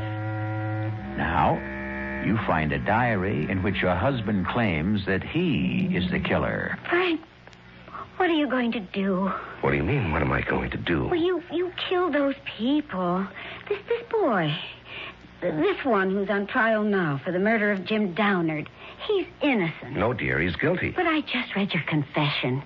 And Peter Simmons, who was hanged for killing his sweetheart. Well, you admit you killed her. Darling, please, sit down. You're becoming hysterical. That's right, I am. I have every right to become... Estelle, please, will you listen? But to what? To the truth. I've just read the truth. Darling, listen. For many years, I wanted to write a book. What? Now, will you please just listen? You don't have to say anything until I'm finished. I have been fascinated by the criminal mind. And so after a particularly brutal, apparently senseless murder is committed, I try to place myself in the mind of the killer. What does he think? The way you put it, murder is obedience to a natural law. That's poetic license, dear. What do you mean? We kill, not for gain. Or we think we do. We think we kill for money or for passion, but the truth is, these are just pretexts. Now, we kill because of an ancient urge. And when the urge becomes strong enough, we take advantage of any pretext that comes up. But I'm not aware of this urge. And neither am I, dear. It's been refined and civilized out of us, but there are lower types. You see, the Tom Lewises, but the Pete why? Simmons. Why what? I don't know. Estelle, do you believe that I killed these people? Well, there it was in your own handwriting. Oh, Estelle, could you actually believe me capable of murder? I don't know. It was such a shock, and I was so frightened. Darling, we've been married 20 years. Don't you know me there is to know about murder? Thought I did. And then I happened to remember certain things. Like what? Well, one of those. Each time there's been one. What murders? You just happened to be out walking. Well, there is such a thing as coincidence. And when that girl was killed, well, you did have stains on your coat. Oh, darling. Would you hang me on circumstantial evidence? Well, you hung Peter Simmons on circumstantial evidence. And circumstantial evidence is tightening the noose around Tom Lewis's neck every day. Do you seriously believe? No. I believe you. Well, that's better. I believe you. Because I have no alternative. February 27. How could I have been so stupid? Why did I leave that drawer unlocked? I'm sure there are psychologists who would say that I want to be caught, but that's ridiculous. Does she believe me? Does she? Or do I have to kill her? Kill Estelle? No, that would be testing the law, the natural law. Can you kill a loved one? Because I do love Estelle. That would be the highest obedience to the law, to kill the one you love. Very well, Mr. Lewis. You expect this court to believe that you just stumbled across Mr. Downard's body in the dark? It's the truth. He had already been attacked by someone else. Yes. He was still alive. I think so. You insist you heard him cry for help. That's right. Someone had just attacked him, see? And he's the one who killed him. Yeah, but we don't know that he cried for help. All we have is your word for it. But it happened, I tell you, and... Yes? What? What did you want to say? Mr. Lewis, you must answer the prosecutor's question. What happened? Yes, well, it was foggy. But you see, just as I got there, I saw somebody. You saw somebody? Right. I could see somebody running away. And could you describe that somebody? He was tall. Very tall. There's no mention of this somebody in any of your previous statements? Well, that's because I was nervous. See, I couldn't think, but now... Yes? Well, now, as I go over it again and again in my mind, I remember. There was somebody, see, a tall guy. And he was running away. I mean, I can even remember his footsteps. And so now you expect us to believe that the murder was committed by a certain mysterious somebody. I expect you to believe the truth. I think we already know the truth.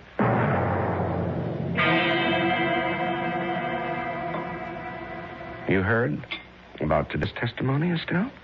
Yes. He claims that a tall, mysterious stranger was running away from the scene. Yes, I know about it. I was out walking that night. And I'm tall. Exceptionally tall. Yes. And if you want to add it, I came home without my coat. Now, why would I do that? To get rid of it. And why would I want to get rid of my coat? Because of the stains, naturally. Oh, please, Frank. How are we going to live with this, Estelle? You suspect me of being a killer. I never You said don't it. have to say. I can tell by your face, by the tone of your voice, you suspect me. I don't know. I don't know what to think. Well, you think I'm a killer. Shouldn't you want to stop me? How? Even if I believe it, who would believe me? I'm sorry, Estelle.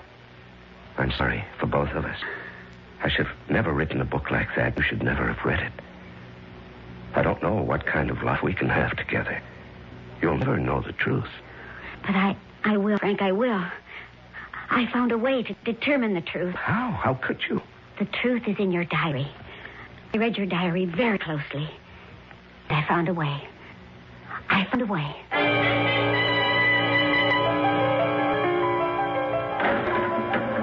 Who are you? That's not important, Tom Lewis. How'd you get in here? It wasn't easy. Now, what do you want? I want to save you. Yeah, why? Listen, I pulled a lot of wires to get into this prison. I'm the only chance you've got. Who are you kidding? I got no chance at all.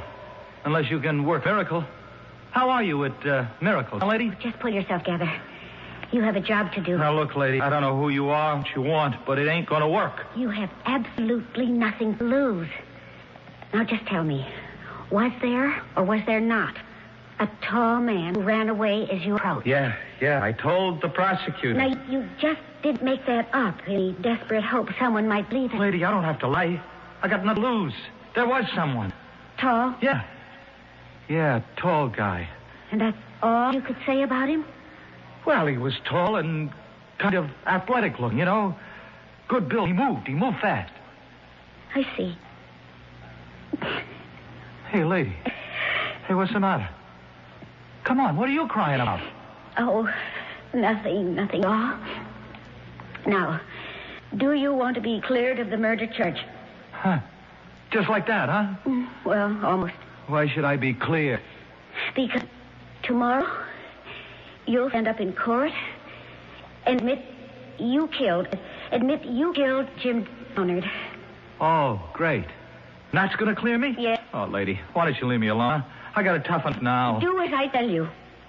You mean you want me to just jump up and holler, I killed him? Yes, and then you go on, and this is what else you'll tell them.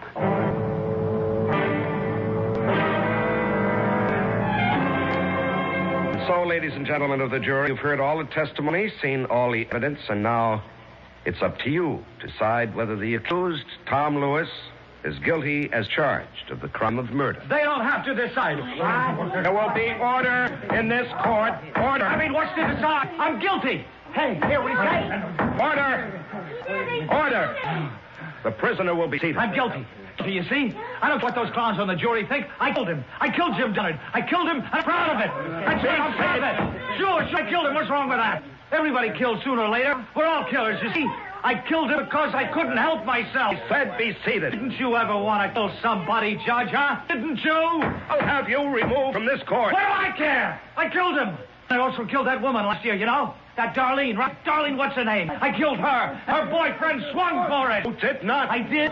I can still feel the wild beating of her heart, you see? The hysterical pounding of her pulse. And then you stab. You stab the knife. You didn't kill her. I killed her.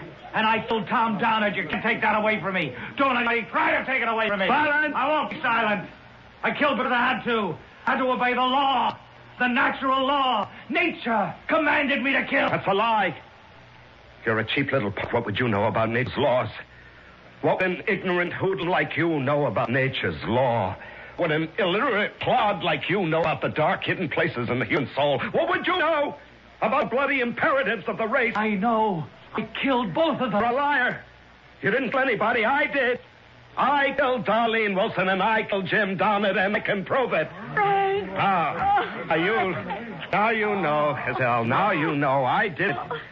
They weren't cheap little crimes of passion. They were obedience to the elemental law. You know that's the truth, Estelle. Show them the book. Show everybody the book.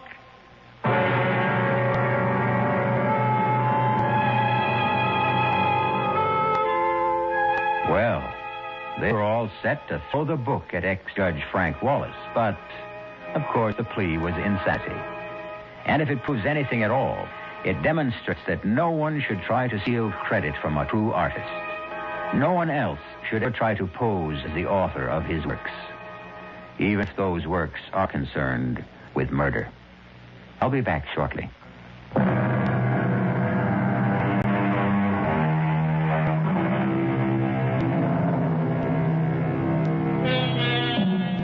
You've heard him say, murder will out. It's supposed to mean that murder cannot be hidden. The fact will eventually emerge. However, the tale you just heard adds a chilling dimension to that statement. It can now mean that murder may slumber deep inside each of us, that one day it may find its way out. No, that won't do. Better enjoy murder vicariously with us. That way, you'll never be tempted or driven. Our cast included Larry Haynes, E.V. Juster, Robert Dryden, and William Redfield. The entire production was under the direction of Haim Brown. This is E.G. Marshall inviting you to return to our Mystery Theater for another adventure in the macabre. Until next time, pleasant dreams.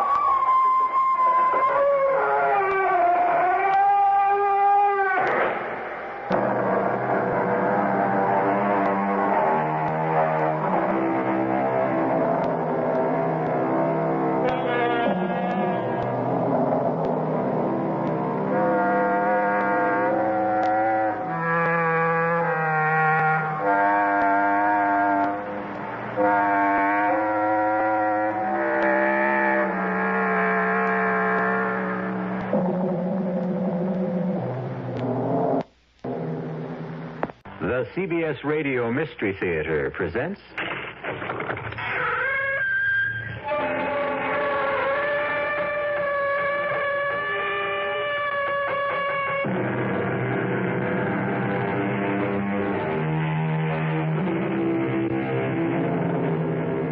Come in. Welcome. I'm E.G. Marshall.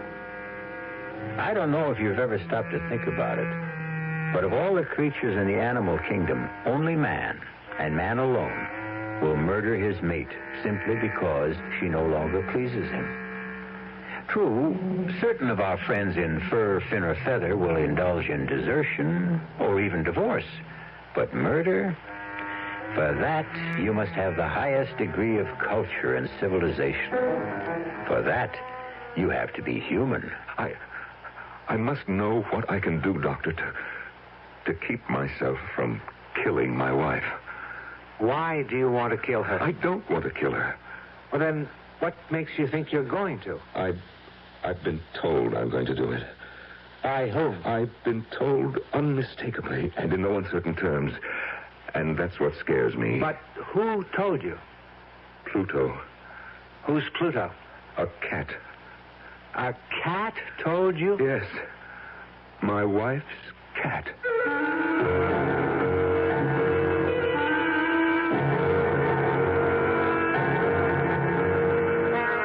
Our mystery drama, The Black Cat, was written especially for the Mystery Theater by Sam Dan and stars Norman Rose. It is sponsored in part by Anheuser-Busch Incorporated, brewers of Budweiser, and by the Kellogg Company, makers of Kellogg's Special K cereal. I'll be back shortly with Act One.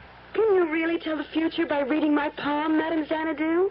Have faith, and let me have your left hand. Ah, yes, I see very clearly. What do you see, Madame Xanadu? Tell me what you see. You will meet a tall, good-looking man. I will? Yes, a tall, good-looking man who will make you very happy. Oh. He is from the Internal Revenue Service. The Internal Revenue Service? Yes, and he has many, many free publications for you, ranging from business expenses and child care to sick pay and retirement income. One of those publications may solve your tax problem and make you very happy. Oh, for heaven's sake. Here, what do you see in my other palm? It says here you can get any of those free publications at your IRS district office. You know, when tax time rolls around, I need help. And that's why I was really glad to hear about CIT's Income Tax Service. It's beautiful. For just a $5 minimum charge, they take care of all the headaches connected with taxes. CIT's tax service is fast, computerized, and accurate, and they'll figure out your biggest tax savings under the law. Not only that, if you need cash, you can check out a CIT Unilone at the same time. CIT's Income Tax Service. Why not go see them today? 'Cause whenever you need money, come in or telephone. Ask the man at CIT for a Unilone. CIT makes money happen. Takes care of your taxes, too.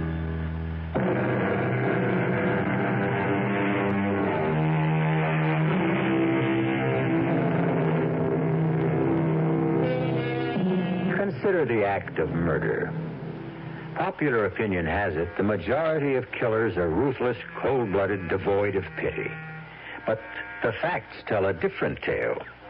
Statistics reveal most murderers are neither brutal nor savage. The record shows you don't have to be a devil or a demon or even a criminal. Experience teaches a killer could be any one of us. Given the time, the place, the provocation, it could be you. It could be I. And it could even be Philip Sterling. Sylvia says you want to see me, Mr. Fenris. That's right, Phil. Well? I have a simple statement to make. A brief 13-word announcement. I had no idea you measured out your words. Odd they should add up to 13, because it happens to be an unlucky statement as far as you're concerned. Suppose you end the suspense, Mr. Fenris. What is this historic pronouncement, If you marry my daughter, I will cut her off without a cent. Yes, it does add up to 13 words. And you'd better believe him. Well, then I have no choice. I'll break the engagement. I certainly can't marry Sylvia if she has no money.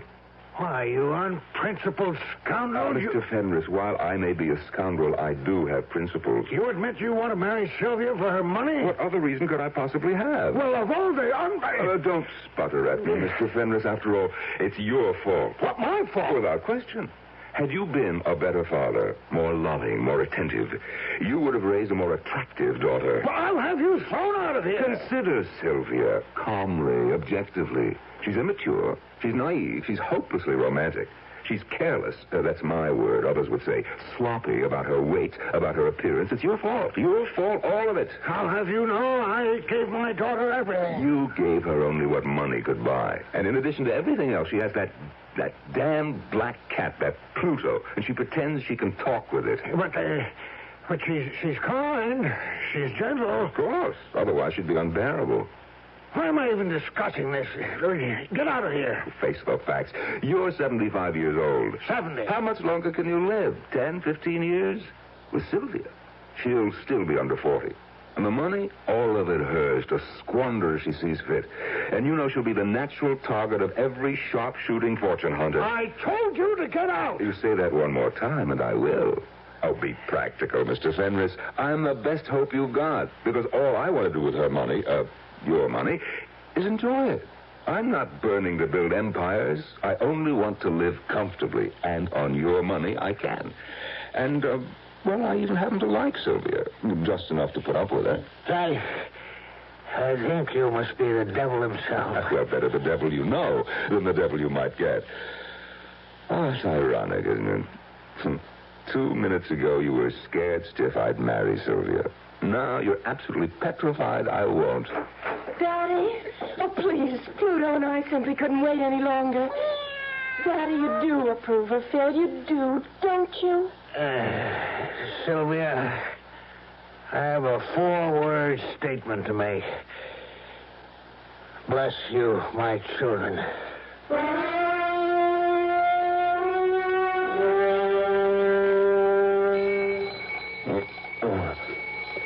Oh, hey. Who set that thing? Good morning, Phil, darling. I did. You did? What for? We have to be up and about. Oh, at 5:45 in the morning? Oh, I intend to make your breakfast. I never ate breakfast. Oh, well, you should. Gets the day off to a glorious start. Well, it's not as if I'll be swinging a pick and shovel. Well, maybe you should. Oh, Pluto's up. Would you get out of bed, Phil, darling, and let him in? Yes, dear.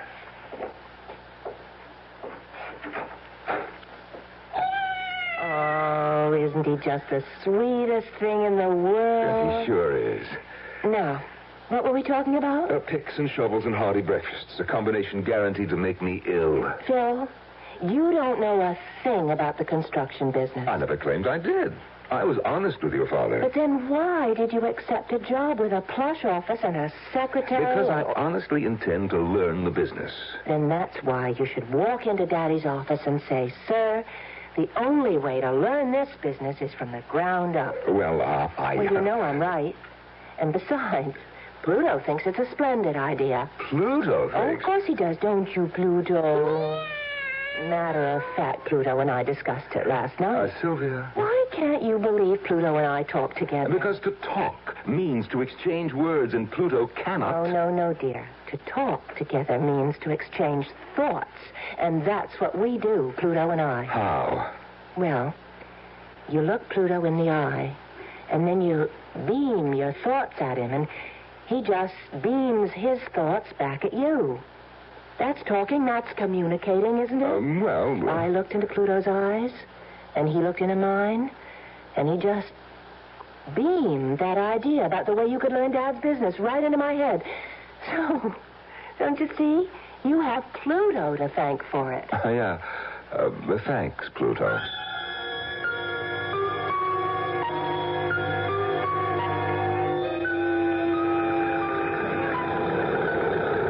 All my life, I hated work. Put in an August day on a road building crew under a relentless sun that beats down. The heat shimmers off that concrete at about 115 degrees. And you will know what punishment is.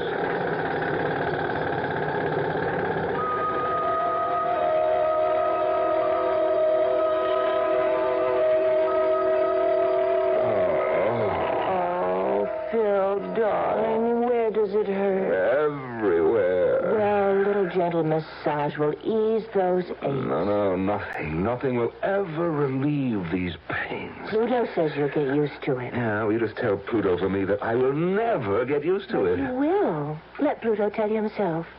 Will you tell him, Pluto, dear?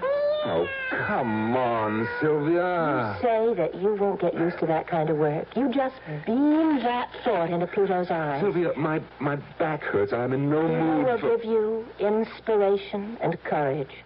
You just look into Pluto's eyes. Come on, Pluto. Yep, up on the bed, jump. That's it. Now, look into Phil's eyes.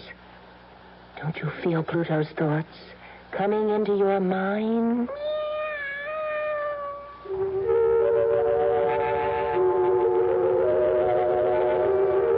I don't know what color a cat's eye is supposed to be. But suddenly I was staring into a kaleidoscope of brilliant hues. Flaming reds, freezing greens, burning yellows, icy blues, all of them shifting, twisting, trying to form into shapes. And there was this terribly taut feeling of tension, as if the entire kaleidoscope were trying to dissolve into a scene. And finally, the way a bubble bursts, all the colors blended into that one icy blue. That icy blue became two of the coldest, frostiest eyes I'd ever seen in my life.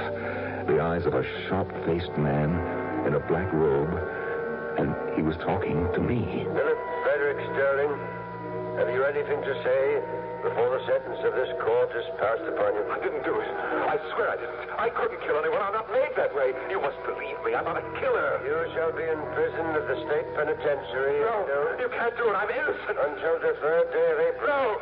No, Shall be.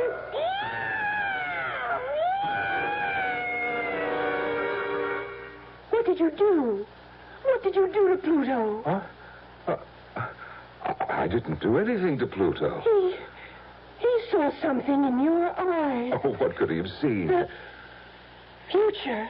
The future? Yes. He saw the future, and it frightened him. Oh, he's terrified. And so are you. Me? What are you talking about? I'm not... And why are you shaking all over? Who's... You are. Phil. What did you see in Pluto's eyes? Nothing. But Phil... I said I saw nothing.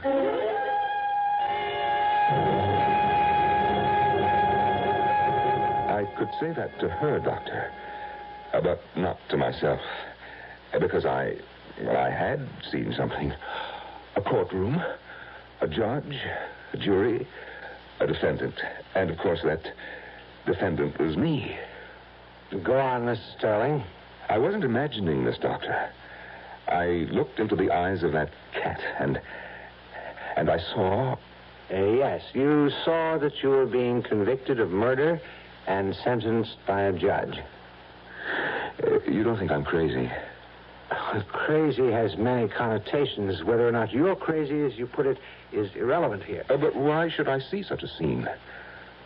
I think you know why. Oh, I don't. I say you do. Please, Doctor, tell me why. It's because you want to kill your wife. That's ridiculous. No, it's true. Well, why would I want to kill my wife? Why did you marry her? For her money. So far, you haven't been able to spend 1 cent of her money. Oh, I'm willing to wait. And work on a road gang? What do you suggest? If I were you, I would leave her. Why? You made a bad bargain. You thought you'd fall in soft. It isn't happening. You're beginning to resent her. Already the thought of murder is rattling around in your subconscious. Now, look, the old man is worth millions. She gets all of it. Oh, no, I can't walk out on that. Well, then reconcile yourself to the road gang. I have to, I will.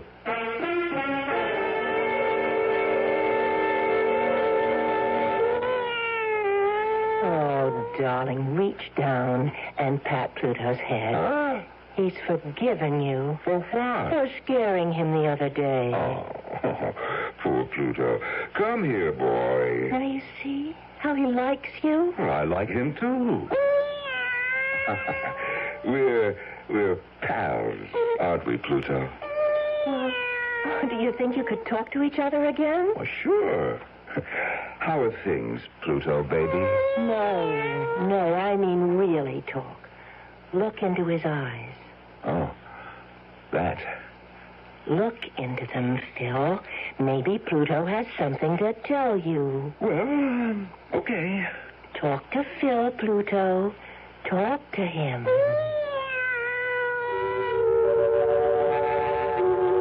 Once again, I looked into Pluto's eyes. Deep into his eyes. Once again, the colors surged and swirled. Reds, greens, blues, yellows, boiling, burning. And suddenly, all the roiling motion stopped, as if it were frozen, and the icy blue predominated. And once again, I was staring into those two icy blue eyes, the eyes that belonged to the sharp-faced man in the jet-black robe. In all my years on the bench, I've never encountered murder so foul. I didn't do it. I must warn the prisoner. If he insists on interrupting, I didn't do it. The fiendishness of this act. I couldn't do it. Only a month. No.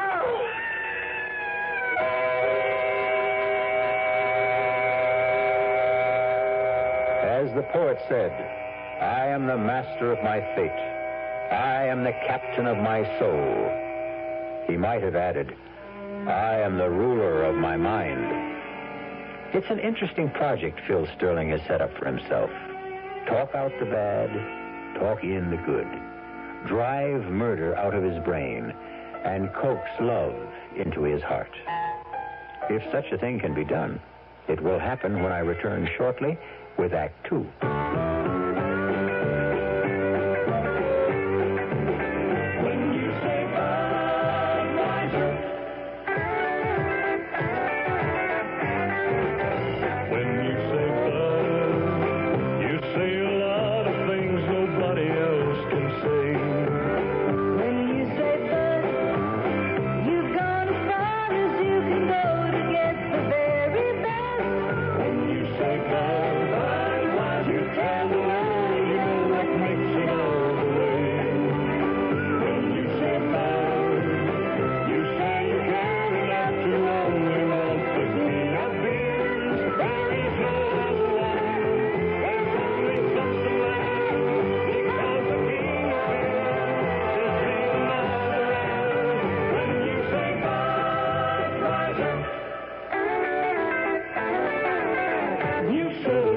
Anheuser-Busch, St. Louis. Occasional acid indigestion and heartburn can be more than just acid alone. Often there's trapped gas, too. That's what we call gasid indigestion. Digel is made for gasid indigestion because Digel is different. It does more. Digel reduces excess acid while its patented simethicone gets rid of trapped gas fast. Use only as directed. Digel for gasid indigestion. No plain antacid can do what Digel can. Of all the leading laxatives, only one, Phenamint, is a gentle chewing gum laxative, and for a very good reason. It's pleasant to take. Phenamint goes into your system gradually, little by little, and after Phenamint has entered your system, it begins to work gently, predictably, to relieve occasional irregularity. Phenamint, the gentle chewing gum laxative. Like all medicines, take only as directed.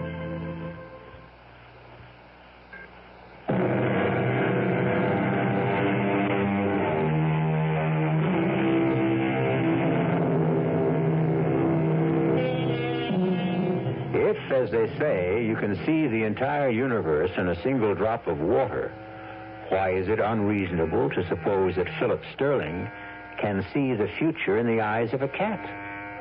Phil is not only convinced he can see his future, he is also certain he can change it. For the better, naturally. Sylvia, call Pluto in here. Oh, darling, he's very frightened. Call him in. Well, I'm not sure that I should. I need him. You what? Sylvia, you're the one who insisted on having the word obey in the marriage ceremony. Call Pluto in here.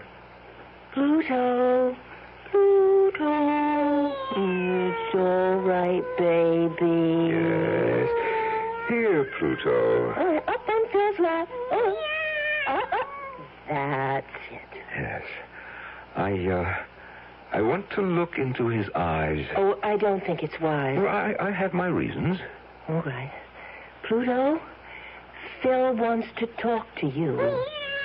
Pluto, talk to Phil. Once again, I looked into Pluto's eyes, and I saw nothing. Absolutely nothing at all.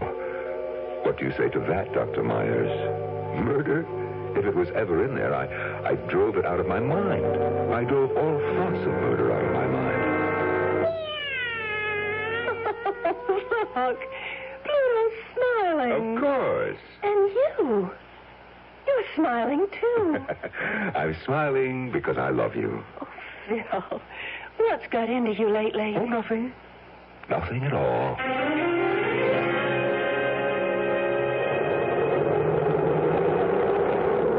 Keep to your left. Keep to your left. Come on, there's plenty of room. Come on, keep moving. Oh, my God, it can't be, but it is. Gwen, look. It's Phil. Phil, baby, is this for real? Phil, darling. Oh, wait till the gang hears about this. Oh, hi, Gwenny. Bruce. Phil, darling, I never knew you had such muscle. What happened, Phil? Did your father-in-law lose all his money? Look, you're holding up traffic. Is this what marriage does to I'll explain it some other time. Get moving. Get moving, or I'll catch it from my foreman.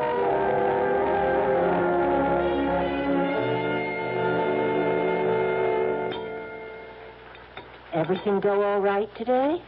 Oh, sure. You haven't said a word all during dinner. Well, I'm just tired. Well, I know you're not used to hard work, but you'll see. You'll find it so rewarding. Oh, sure. I have a surprise for you. Aren't you going to ask me what it is? Okay.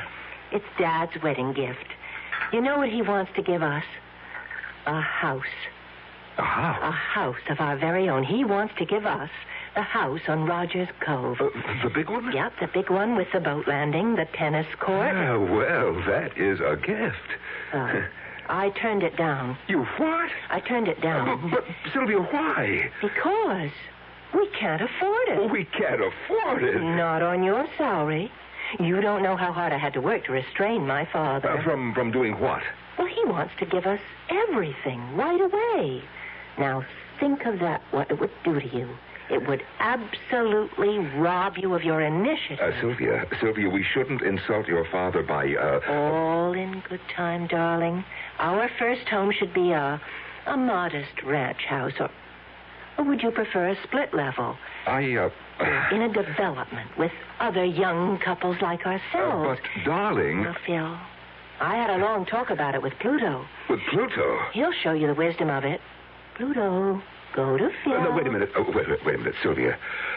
Sylvia, I must tell you, I love you. Of course you do. I love you. My only desire is to protect you, to keep you from harm. Now, Pluto, Phil wants to talk with you.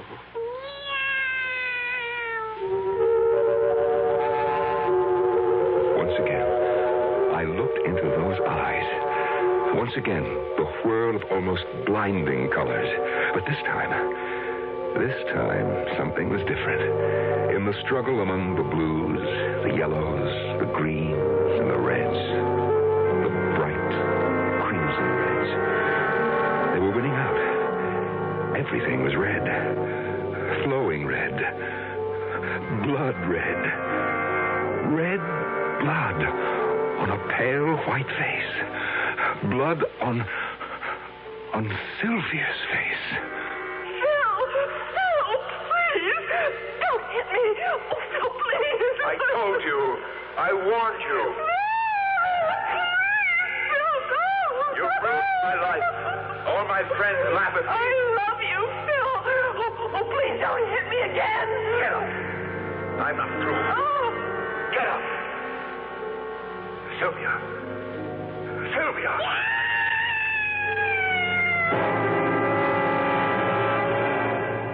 Phil, honestly, you have the most violent conversations with Pluto. Oh, no, Pluto. Everything's all right. Phil, what were you and Pluto talking about? Nothing. Nothing at all. Where are you going? Out. Oh, I'll come with you. No. Oh. Sylvia, can't you understand? Sometimes a man just wants to be by himself, that's all. Of course, darling, I understand. We understand, don't we, Pluto? Yes.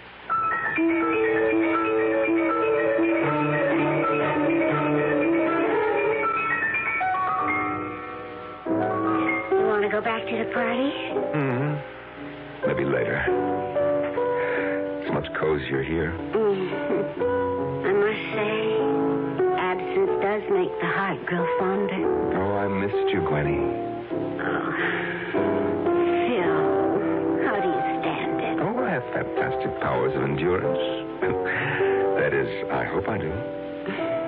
You know, what with her talking to that cat and everything else, maybe you could get her committed to, you know, an asylum. After all, she is crazy. Oh, no. Only poor people are crazy. Rich people are eccentric. Phil, I'm worried about you. Sure, don't be. I will be fabulously wealthy one day. Is that all there is to it? That's all there ever was for me. I don't like what it's doing to you. Oh, come on, Gwen. What's it doing to me? Well, you're not the same. You were always so happy-go-lucky. Well, that might have been just a pose. No, there's something new inside of you. Really? What? Kind of violence. Violence? I'm allergic to violence. You think so? You know what I always say. I'm a lover, not a fighter. Violence? Why, I can't even... Don't protest so much, Phil. It shows. How? When we ran into you on the road, Bruce and I, we started to kid you. You turned livid. I don't remember. You were trembling with rage. That's your imagination. You tried to hide it. Well, maybe you're right. There are times when I could just... When you could just what? Kill her.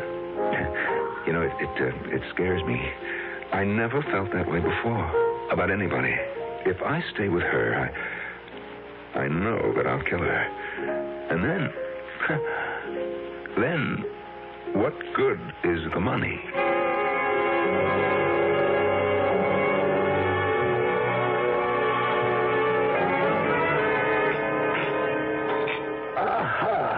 That's delicious. Have another helping, Dad. You know, Phil, she used to break the heart of every chef I'd hire. These fellas all had international reputations, but she'd just walk into the kitchen and whip up a little dish and put them all to shame. Daddy, the preparation of food is a personal, intimate thing. Oh, we shouldn't hire strangers to do it. Don't you agree, Phil? I've never seen Phil so quiet. That's right. Darling, both you and Pluto haven't said a word all evening. Well, I don't know about Pluto, but I am preparing a statement. Oh, that sounds serious. It's a very important statement. Now, that's a coincidence. I, too, have a statement. May I? Of course. Phil, you've absolutely exceeded all my expectations. You've been an excellent husband to Sylvia. You've been conscientious on the job. And so, therefore, I have a 7-word statement. Odd that it should add up to 7 because it's a lucky statement, and, well, here it is. I have included you in my will. Oh, Daddy. Oh, that's wonderful. Isn't it wonderful, Pluto? I know now, Phil, that you'll succeed in the business. One day, they'll all be yours. Oh, Phil, did you hear that? Oh, yes. Yes, I heard it. Well, now that Daddy has made his statement, what was yours? What was mine? I was ready to say 4 simple words. I want a divorce. However, at that moment, it seemed like a stupid thing to do. I happened to glance at Pluto. He was looking up at me. His eyes were wide, and I could see the colors swirling again. But this time, the yellows, the bright flaming yellows, overwhelmed the others. And then, the yellow turned softer and began to gleam like gold. Solid gold. Oh, what a fool I would be to throw away a chance to own one of the largest construction companies in America. I looked at Sylvia. I would simply have to love her. That's all. Love her so earnestly, so devotedly that I wouldn't have the inclination to kill her. Huh. The problem was solved. Aren't you going to make your statement, Phil? Well, as it turns out, I really don't have one.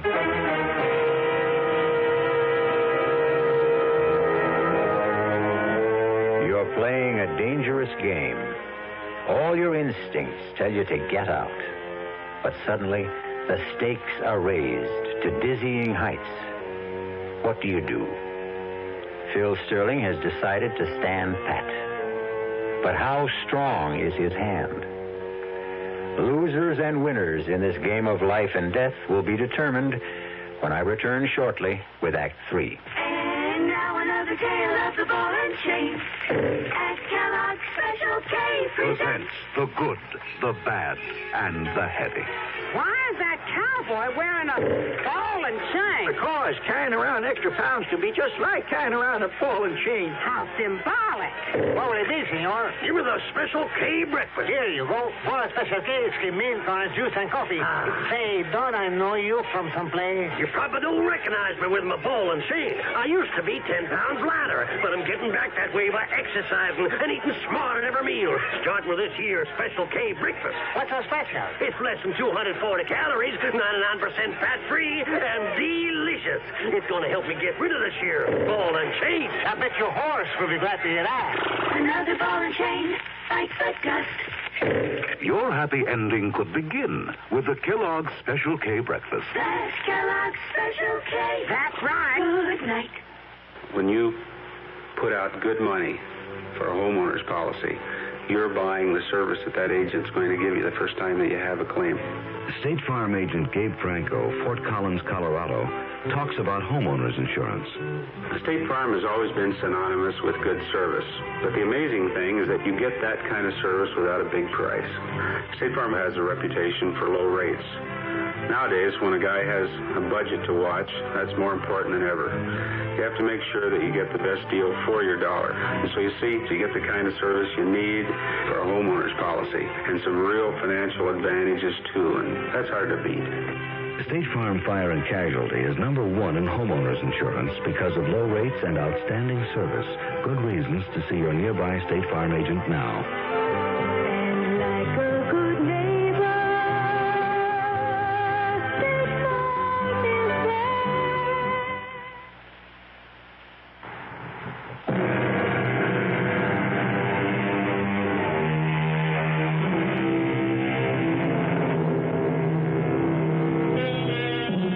Why should love be a random, subjective thing, completely beyond our conscious control? Why can't we say, she is the logical person for me to love? Phil Sterling is determined to love his wife, because if he can't, he knows he will have to kill her. Oh, darling, let's quit for the night. Or I can mix a batch of cement and start on the wall if you want me to. You work hard all day. Then you come home at night, and I make you work in the basement. Oh, well, I don't mind. Come on upstairs, wash up. No, I'd just as soon keep working and finish this? Oh, but not tonight, Phil. I asked the Conways over for coffee. The Conways? Well, they really are such lovely people. Well, he's a bore. Phil? And she's such an idiot. Phil, you have to be friendly with your neighbors. Why? Oh, darling, don't lose touch with ordinary people.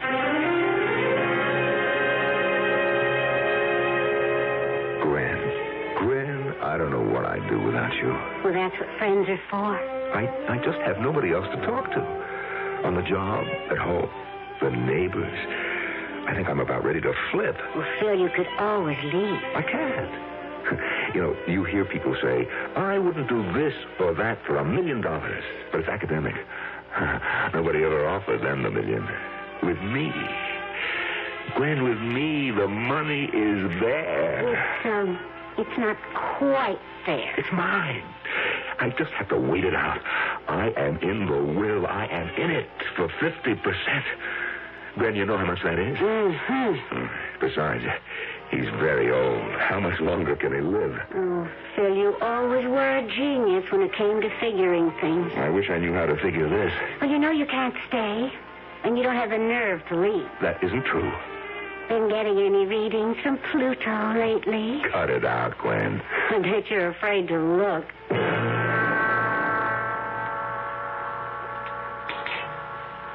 Phil, you haven't eaten a thing. I'm not hungry. Oh, darling, something's troubling you. Talk to Pluto. You'll feel better. I don't want to talk to Pluto. Oh, he's such a comfort. Talk to Phil, Pluto. Yeah. Sylvia, I love you. Well, I love you, and Pluto loves you, too. Tell him you love him, Pluto. Well, I know something will cheer you up. Daddy's got the results from his physical today, and he's in the best shape of his life. He is? And you deserve all the credit. Because he doesn't have to worry about me anymore. The doctor said Daddy will probably live forever. Oh, that's great. Phil, I can tell you're not feeling... I'm fine. You're out of sorts. Come on, let Pluto comfort you. Keep that cat away from me. Pluto is not that cat. Oh, now you see, you've hurt his feelings. Oh, for crying out loud. Tell him you're sorry. Phil wants to apologize, Pluto. Tell him you forgive him. Good. Once again, I was staring into Pluto's eyes. And into that boiling maelstrom of colors, all I could see now was brown. And it was the brown of the cement in the basement. And on this brown cement was a sharp and pointed mason's trowel. And suddenly, the trowel was in my hand. You'll kill Pluto! That's right. Get out of my way. No! He's driving me crazy. I have to kill him.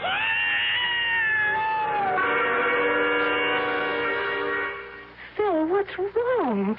You're trembling. It's nothing. It can't be nothing. I'm going out. Again?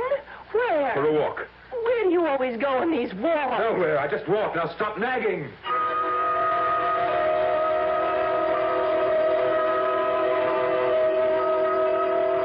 I don't know what I would do without you, Gwen. Good old Gwen. Comfy as a pair of old shoes. Ready as a candlestick. Reliable, dependable. There when you need me. Well, it's true. Well, congratulate me. I'm getting married. What? Married? Why? Why? Has it occurred to you I might want a life of my own? Bruce asked me to marry him. Oh, Bruce. He may not be much, but he's all mine. And at least he asked me. Gwen, listen. In just a couple of years, I'll really be rich. And I hope you'll be very happy. I'll make it up to you. As they say in the movies, I guess this is goodbye. But, Gwen, if I can't see you... No, Philip. All or nothing. That's what I want. And to be fair, it's what Sylvia wants. Choose between us. Who gets all and who gets nothing. Well, maybe I would miss Gwen. But not for long. Gwen comes back. She always comes back. My problem, Sylvia. Oh, I have to calm down. Keep your temper. Concentrate on loving Sylvia. Loving Sylvia.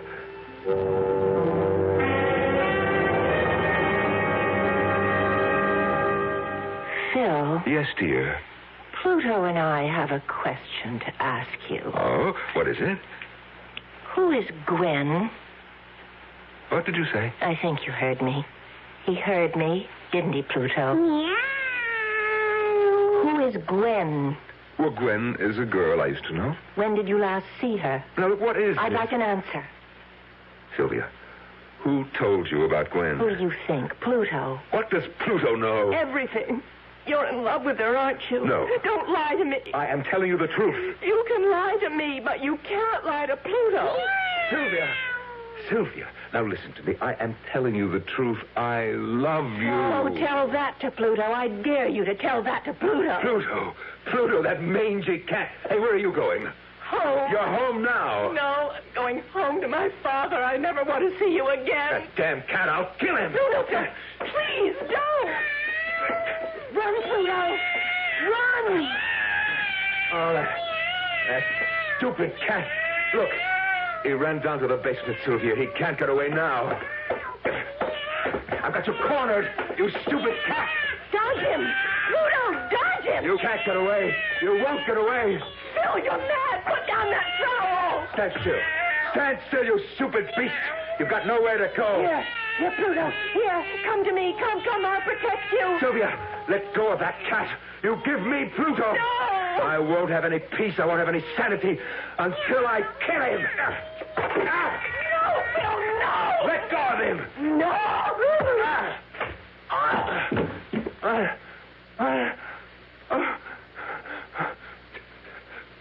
Sylvia. No. Sylvia!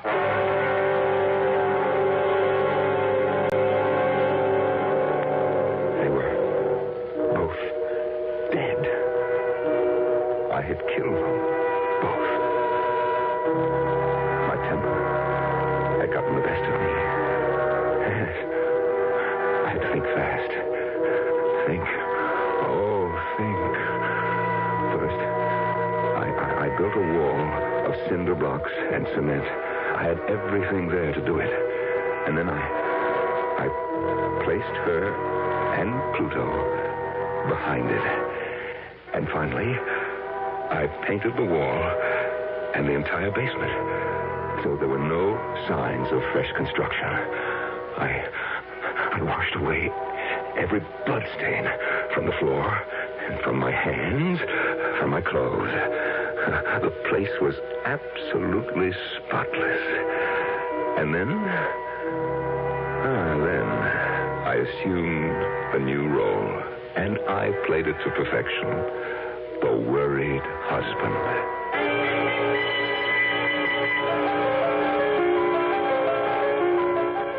What could have happened to her, Phil? I don't know. Oh, I'm scared. How could she just disappear? You two weren't quarreling, were you? What, Sylvia and I? Yeah, I know. The lovebirds. Oh, well, I'll tell you what I'm scared of. She has all kinds of, weird ideas. And, what with that cat? Who knows? Maybe she just wandered off. Well, we'll find her. You have to be brave, son. Oh, I just couldn't get along without her, Dad. My only worry was the will, but I was still in it. So that worry was unnecessary. And actually, I was in it bigger and better than before. Maybe I should have killed her sooner.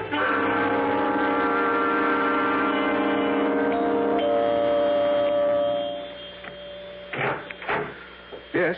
Mr. Sterling? I'm Mr. Sterling. We're police officers. Oh? May we come in? I'm Lieutenant Haley. Sergeant Miller. Yes. Detective Krause. What can I do for you, gentlemen? Your wife has been reported missing. Yes, that's right.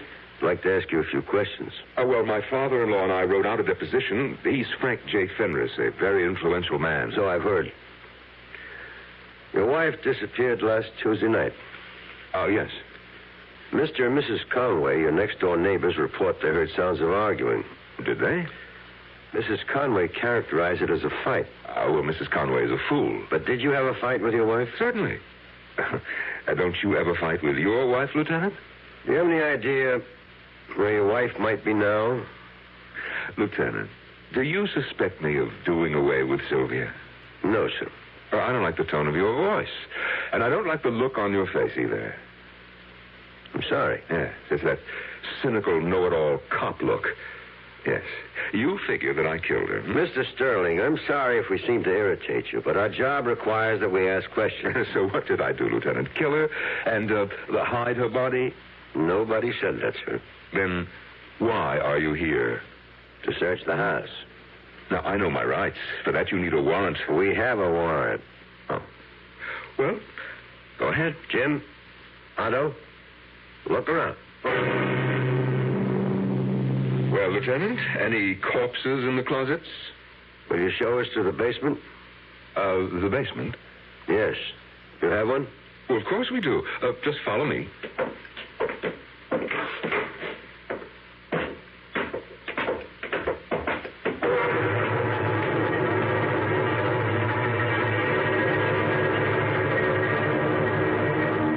Jim? Anything? Otto? Mr. Sterling, I'm sorry we put you to so much trouble. Something the matter, Mr. Sterling? Mr. Sterling? Huh? No, I'm all right. Are you ill? You look so pale.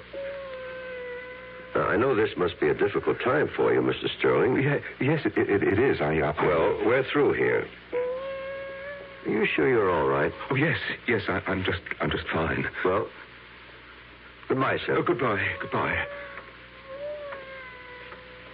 You know, it's funny. I hear a cat. He must be right in this room, but I don't see him. A cat? A cat? What cat? You mean you don't hear that cat? Wait. He's behind that wall. He has to be behind that wall. Pluto. Oh, no. It can't be Pluto. He's dead. Otto, Jim, get some tools. We're going to break down that wall. He's dead. I killed him. Why isn't he dead?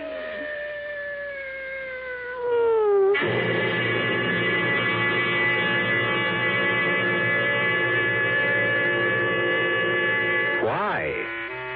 The answer is simple, and it's also the moral of our story, which is, a man is ill-advised to fool with a cat. Why? Because a man only has one life, while a cat has 9.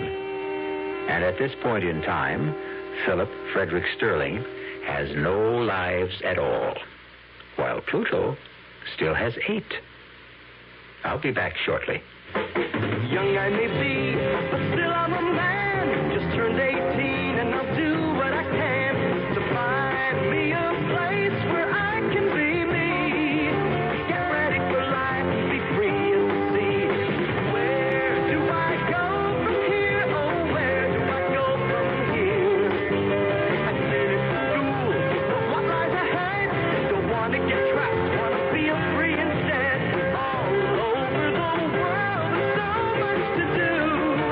The call of the sea, don't you hear it too? Where do I go from here? Oh, where do I go from here? What about the new Navy? You'll get your chance at success, learn an exciting job, and see the world. Call toll-free 800-841-8000. That's 800-841-8000. Or see your Navy recruiter. Be someone special in the new Navy. I know where I'm going from here.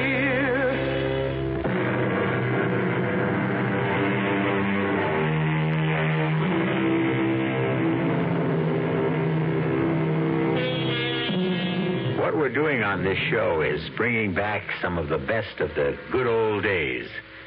And a good old expression used to be, the cat's meow. Mom and Dad use it all the time, even though they didn't exactly know what it meant. Well, after this tale, we know. Our cast included Norman Rose, Marion Seldes, Robert Dryden, Joe DeSantis, and Evie Juster. The entire production was under the direction of Hyman Brown. And now, a preview of our next tale. 3 times on different expeditions we have excavated with no success. This time we have managed to isolate the mastaba itself. In spite of every kind of miserable luck. Cave-ins, men injured, crews deserting. But at last, within the next few days, I'm convinced the entrance will be found. Oh, how exciting, how wonderful for you. And Hasiba, I hope she isn't a disappointment. Was she really so beautiful, do you think? Incredibly. Her face shamed the shining sun, and the day was lit up by the light of her countenance. You know, you sound as though you'd actually seen her. I have. You have? Oh, yes, my dear. For every description fits you.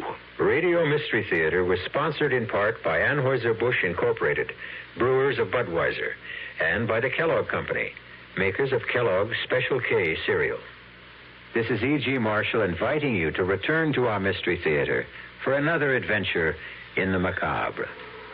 Until next time, pleasant dreams.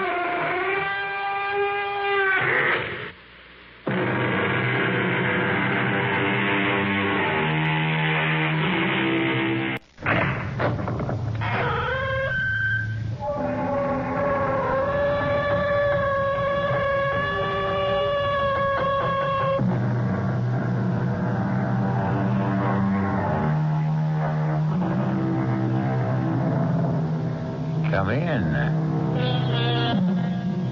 Welcome. I'm E.G. Marshall. Welcome to the world of terrifying imagination, to the fear you can hear. For the 4 centuries before Christ, a remarkable combination of priests and monarchs established one of the most astonishing cultures in the world.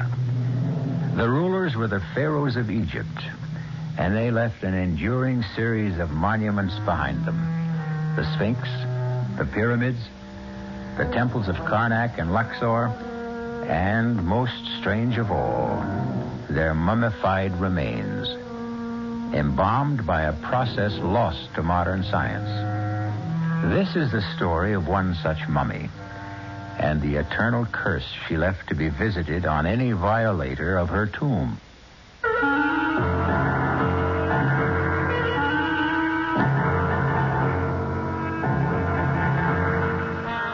Our mystery drama, The Pharaoh's Curse, was written especially for the Mystery Theater by Ian Martin and stars Kim Hunter.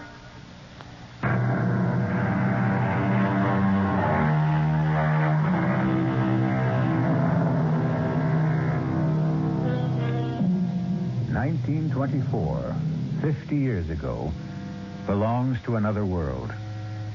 Certainly in the Middle East, almost midway through the period of the great archaeological excavations that make Egypt a mecca for tourists from all over the world.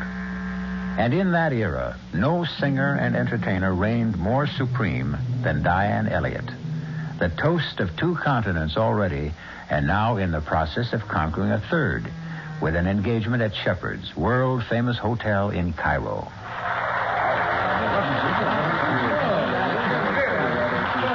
You will sing again, Miss Elliott? No, really. 5 encores is enough.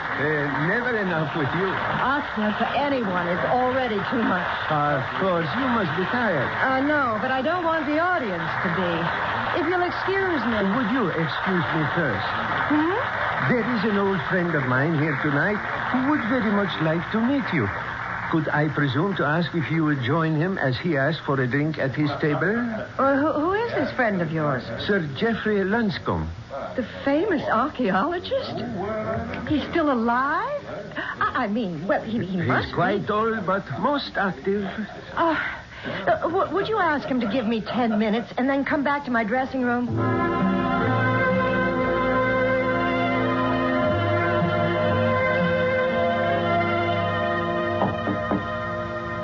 Just a moment.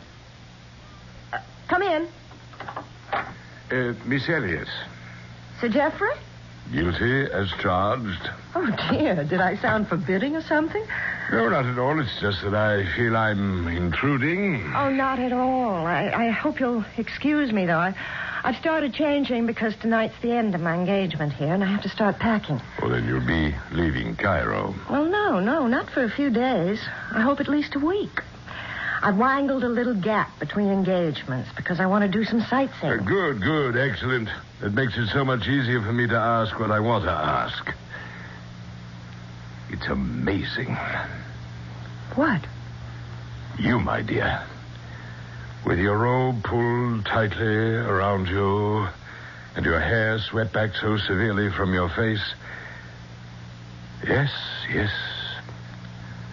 Absolutely amazing. Let me tell you why I'm here. Have you ever heard of the Princess Hasiba? No. Well, it's not too surprising. She was, you understand, a little before your time. Approximately 4,000 years. Hasiba, the gazelle-footed trailer of perfumed musk. Hasiba, the doe-eyed, radiant perfection of the three worlds. I thought you were an archaeologist, not a poet. Well, not I, my dear. That's Thotmes V, her husband, the pharaoh. And he was right. She was, until then at least, the most exquisite woman who ever lived. And when she died, at 19, the pharaoh was so crazed with grief that he stripped himself of all his wealth and turned it into jewels with which he filled her burial casket to the brim. She was buried with all the honors of a pharaoh, and the door to her mastaba sealed forever with an undying curse. The mastaba? The burial chamber. And the curse? This chamber holds the jewels of my kingdom. Jewels beyond number and one beyond all price. Who breaks this seal forever seals his doom. He will walk no more among the living nor find his way among the dead. You almost make me believe that. And I almost believe it myself. Perhaps it's why I've taken the liberty of coming to you. I don't understand. Oh, why should you? Let me explain. 15 years ago, I discovered the small pyramid that covers the burial chamber. 3 times, on different expeditions, we have excavated with no success. This time, we have managed to isolate the mastaba itself, in spite of every kind of miserable luck. Cave-ins, men injured, crews deserting. But at last, within the next few days, I'm convinced the entrance will be found. Oh, how exciting, how wonderful for you. And Hasiba, I hope she isn't a disappointment. Was she really so beautiful, do you think? Incredibly. Her face shamed the shining sun, and the day was lit up by the light of her countenance. You know, you sound as though you'd actually seen her. I have. You have? Oh, yes, my dear. For every description fits you. Well, Sir Geoffrey, I'll have to admit that's about the prettiest compliment I've ever been paid. And the truth. Now, look. What is it? An ivory miniature of Hasiba, hand-carved. How beautiful. Exquisite. Isn't it? But perhaps now you can see, Miss Elliot, why I can easily believe in reincarnation. It's why I asked to meet you. I've devoted the last, best part of my life to unearthing this tomb. And I've come to be afraid of a curse and to believe profoundly in the power of good omens and luck. I need that luck. But I think I found it. I know you are my luck. Well, how can I help you? Come as my guest to the diggings for a few days. Open the chamber for me. I think your touch will ensure success. Out of so many, that's the greatest compliment of all. How can I refuse?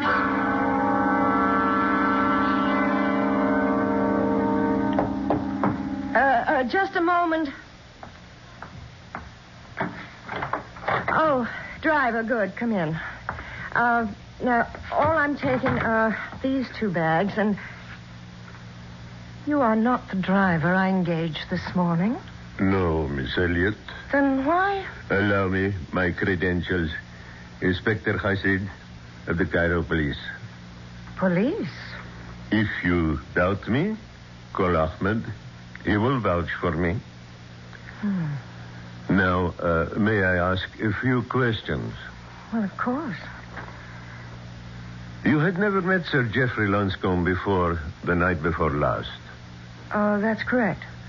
But you are planning to visit the diggings. Yes. Why?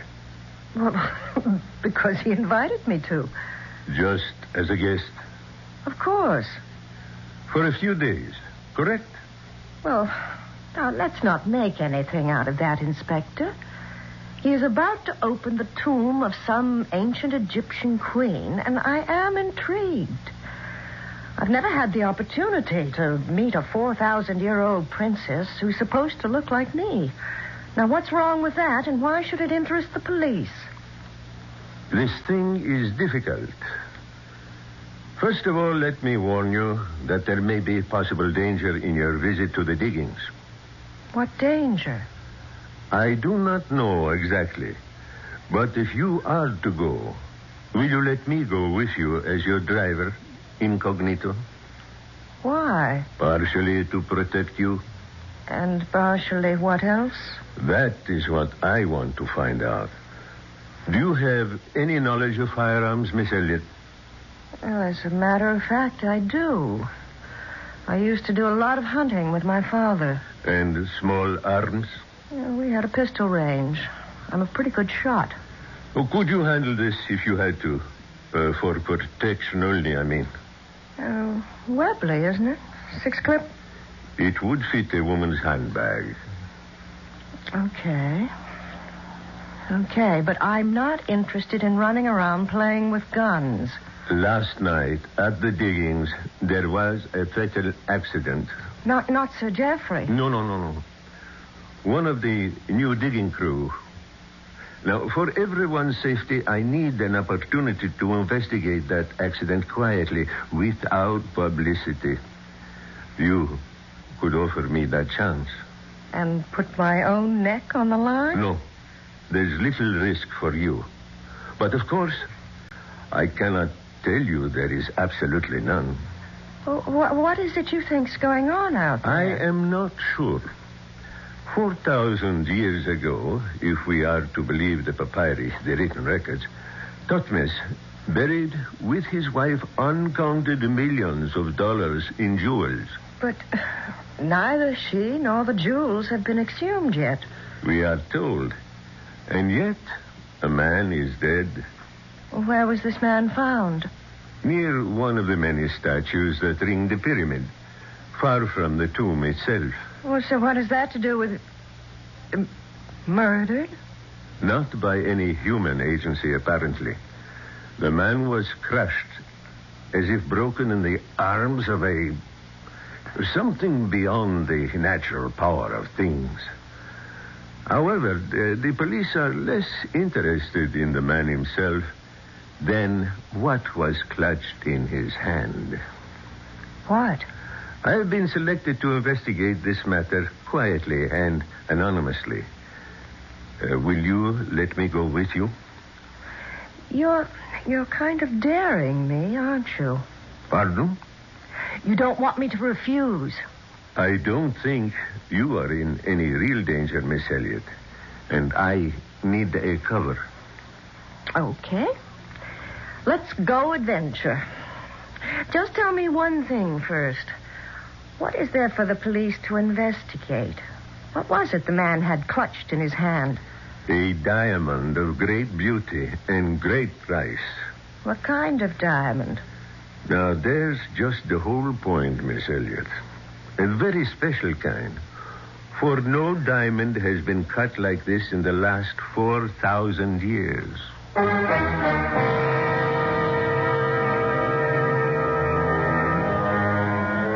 A tomb sealed fast for 4,000 years, where a princess lies in a coffin filled to the brim with precious stones of incalculable value.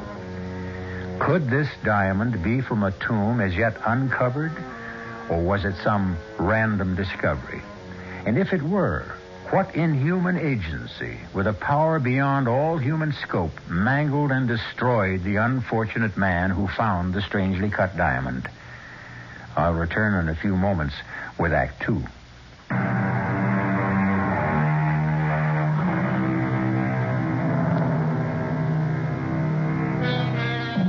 Southwest from Cairo, riding across the hot white desert sands in the Jeep driven by Inspector Hasid, a tulle scarf bound across her mouth and nose against the stinging sand, Diana Elliott wonders what whim drove her to this strange adventure. And then, to herself, honestly, she admits what it is. She is tired of the never-relaxing discipline of her life, the touring, the center of applause, the sense of being trapped. Suddenly, she is a free soul, off on an uncharted adventure, ready for anything that comes her way, as long as it is new and different.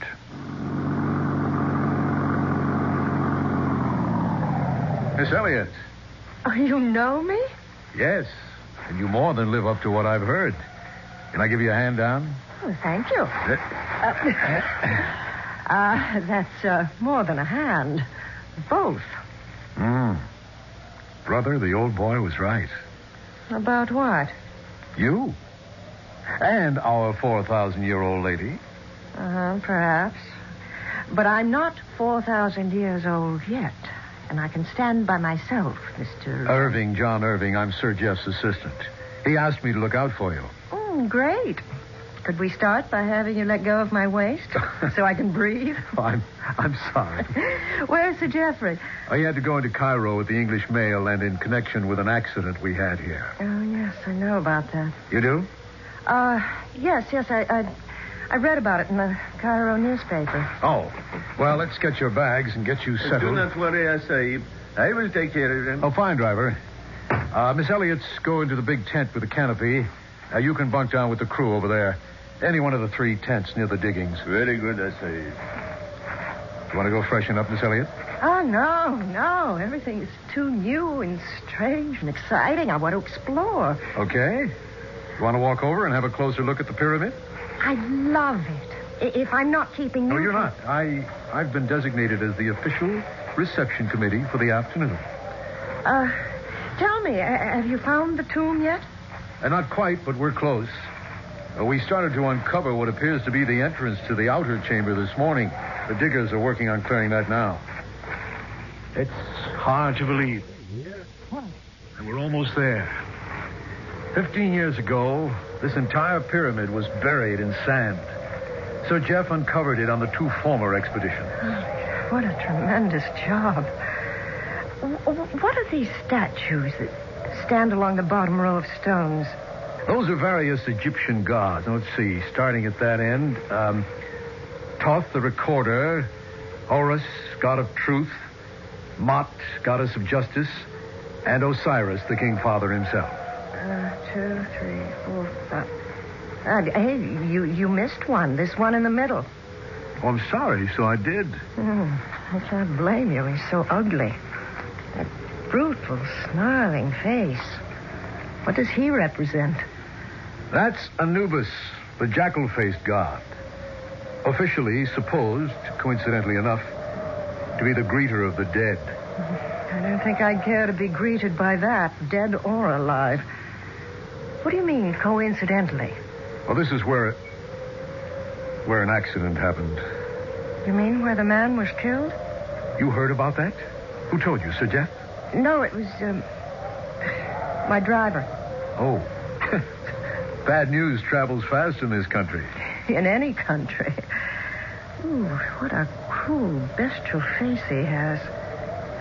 What does greeter of the dead mean? He weighed the hearts of the dead before welcoming them to the great halls of Osiris, the judge and the sentencer. Oh, he's not quite as bad as he looks. Do tell. I think I'll have that hand down now. Oh, here you are. Watch it. Quick, behind the statue. Let me shield you.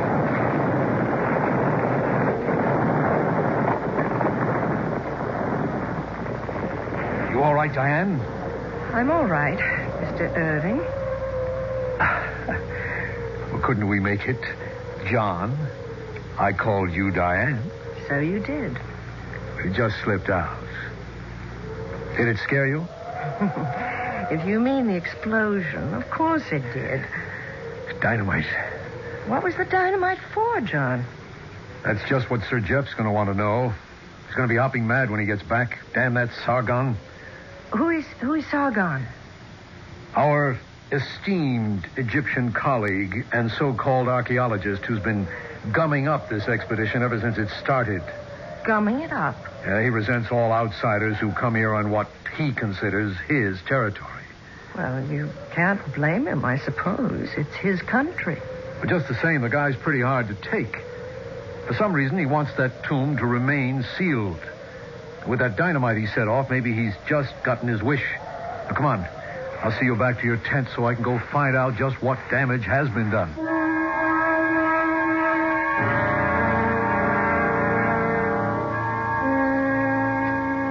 My dear Miss Elliot, I'm sorry I was responsible for making dinner so late. Oh, it was worth waiting for, Sir Geoffrey. This Arabian coffee is delicious. What was all the trouble with Sargon this afternoon? Well, this morning he wanted to dynamite the entrance open. I said we should wait till you got back. I knew you wouldn't go for it. My God, if we had a cave-in, the whole tomb would have been reburied. To say nothing of the possible damage to inscriptions inside. So? Well, he got so red-necked about it, I told him he could set the charges in case. Oh, that was foolish. I know, sir. But I never thought he'd be pig-headed enough to set them off on his own hook. That is it, Oh, Sargon, my dear fellow. Come in. Join us in coffee. I do not break bread among my enemies. Or with the infidel. Now, wait a minute. No, Sargon. I know you're upset, but there's no need to be rude. I don't believe you've met our guest. Miss Diane Elliot. Ali Atman Ben Sargon, one of our most noted Egyptologists. How do you do? Your servant, Anissa. Now, about this thing this afternoon. Mr. Irving said the orders came from you. Why, you... John. If he denies that, he lies. You think I'm going to sit still for that... Sit down, sir. I will not have this bickering in front of a guest. It can be settled later.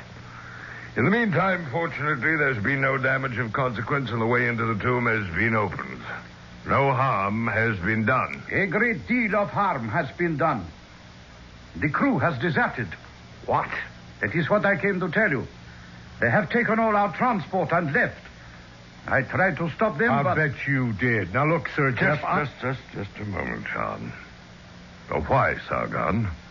Perhaps they are wiser than we. A small hole was blown through to the inside, and out of it, they say, comes swirling a fearsome Efreet that grew 10 times taller than a man, and belched a cold, freezing breath from his mouth that carried death in the air. They ran in terror from the ancient curse. They knew the stench of evil in the air. Well, that's preposterous. As an archaeologist, you know the fetid odor of death is always present when a tomb is opened. Bunch of simple-minded nitwits. Perhaps. Except that as a simple-minded Egyptian, I agree with them. Oh, you intend to leave On the contrary, I intend to stay. I was referring to the stench of evil, and not from the graves of my ancestors, which I shall remain to protect. Why, that son of a... You're going to let him get away with that? John, I'm sure it was a misunderstanding. Bear with me, please. Tomorrow may be the end of a long, long dream. And let me go and pacify poor Sargon. You intend to open the tomb tomorrow? Well, the main breach has been made. I'm hopeful it can be managed. Well, then we must have the press here.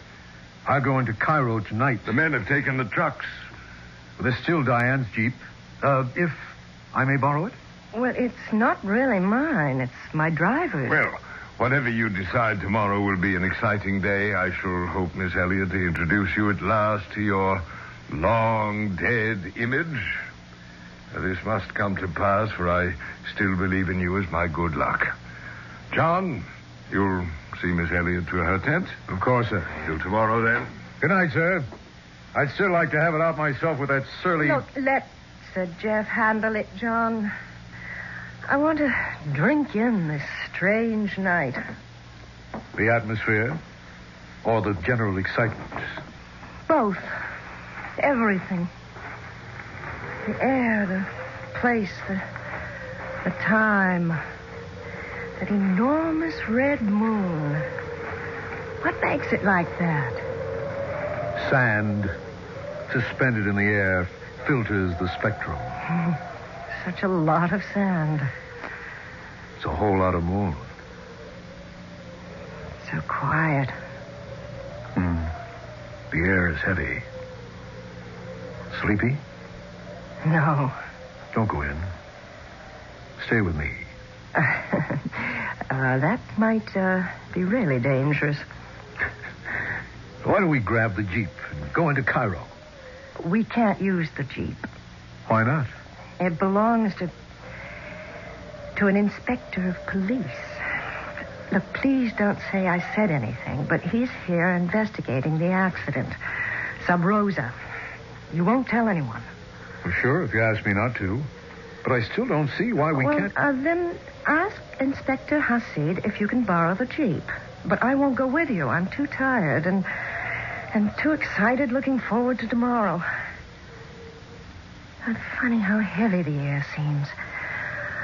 I can imagine why those men felt a dark weight, almost like death in the air. I'll be glad to see you tomorrow. Good night, John. Good night, Diane.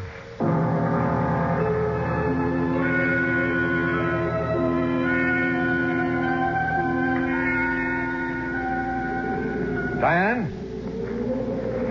Diane? What is it? Are you dressed? Can I come into your tent? Yes. I was just starting to go to bed. What is it? Look, I don't want to alarm you, but the men were right. There is death in the air tonight. Well, what now? Oh, it's nothing to do with the legend. Totally atmospheric. A simoom is on its way. We must race it back to Cairo. But the tomb... The tomb can wait, as it has waited for centuries. Oh, but there won't be room in the Jeep for all of us.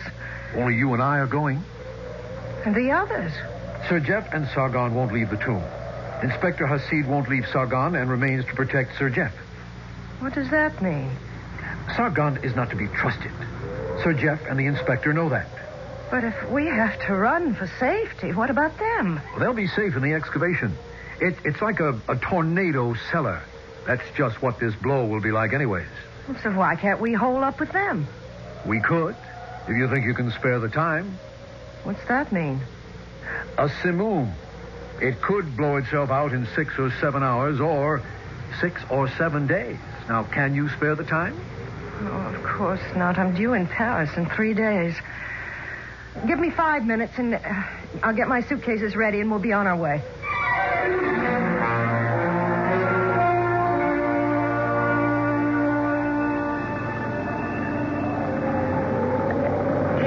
It's getting worse, isn't it?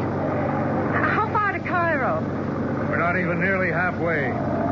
Can you see? What's to see but sand, sand, and more sand? John, what's that? Ahead. Damn. The twister itself. Double right around on us. What are you doing? Well, we can't hit into it. It would suck us right up into the land of Oz or the Arabian Nights. We've got to run for cover. Where? Back to the diggings, the only shelter. Just hold your seat and hope we can outrun it. Supposing we can't. Baby, this is one archaeologist who doesn't live in the past and is very interested in the future. Right here and now, we've got to hang on to the present.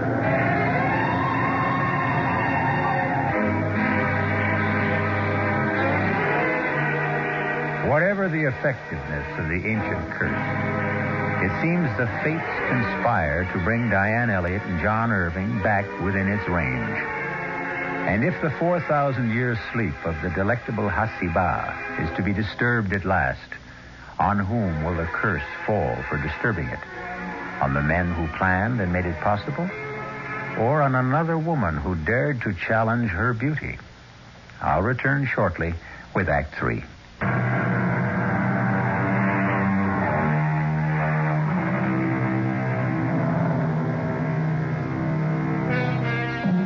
In the outer chamber, shielded from the wild gust and the roar of the simoon raging outside, Sir Geoffrey and Sargon have isolated and almost cleared the door to the mastaba itself. They are engaged now in cleaning up the debris the explosion earlier in the day had caused. That does it. The door is free. 15 years, and the moment is here at last. I am about to enter the tomb of Hasiba. My countrymen have waited 4,000. Come, Sargon, let's for God's sake not at this minute. What is it? There's someone coming. The dead are arisen. But don't be silly. It's from the outside. Why, it's Miss Elliot. The bad penny and companion. Turning up again. Well, what happened? Couldn't make it, sir. We just beat that old twister back here to safety. Turned around on us. Just the two of you? Yes. What happened to your driver? We understood he stayed with you. We have not seen him. We thought he stayed with you. Oh, he probably took off with the rest of the crew. Are you all right, Miss Elliot? Oh, yes. Well, then let's forget the elements, the momentary inconveniences and everything but the incredible, the marvelous, the unbelievable moment that lies ahead of us. We're about to enter the tomb of Hasiba. But the storm... The storm will blow itself out. We are lighting candles to illuminate centuries of the past. Come, John, Sargon, help me push open the door. I do not care to see the tomb opened. I am not surprised. Inspector Hasid. Yes, Miss Elliot. Inspector? Yes, Ali Atman Ben Sargan. Inspector Hasid, with a very sore head where someone knocked me out. To deny me the sight of the tomb and its contents. By all means, let us open the door. I am not asking but commanding with this gun. Let's go, Sargon.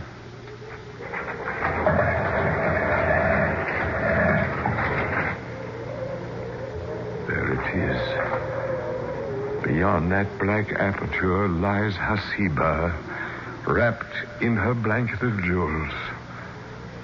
Who should be first to enter? The right is mine. The right is Sir Geoffrey's. Don't make me use my gun. This is a moment I dread as much as I desire. Who knows what lies in that dark cave? The tomb may have been rifled centuries ago. Its artifacts destroyed the very catafalque itself. Vandalized. The curse was never idle. And then suddenly I am too old and afraid to enter. Diane, I brought you here as my luck. Will you risk it and enter first? If you wish me to. I wish it with all my heart. John, take the torch and light her in. Yes, sir. Careful, Diane. Easy. What is there to fear? Who knows? The dead resent intruders. Well, I only hope that... Oh! What is it? Something thrown beneath my feet. Look out, What happened, John? The door to the tomb swung shut. Well, can we open it? No. The counterweights locked it somehow. Hold up the torch. Why? There's an inscription inside the door. What does it say? But it would take time to decipher it. Don't worry, I can guess. He who breaks this seal forever seals his doom. He will walk no more among the living or find his way among the dead.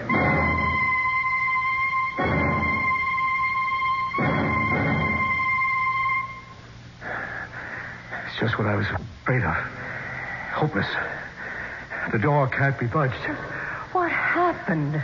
The stone you stepped on, designed to trip the counterbalancing rocks and lock them.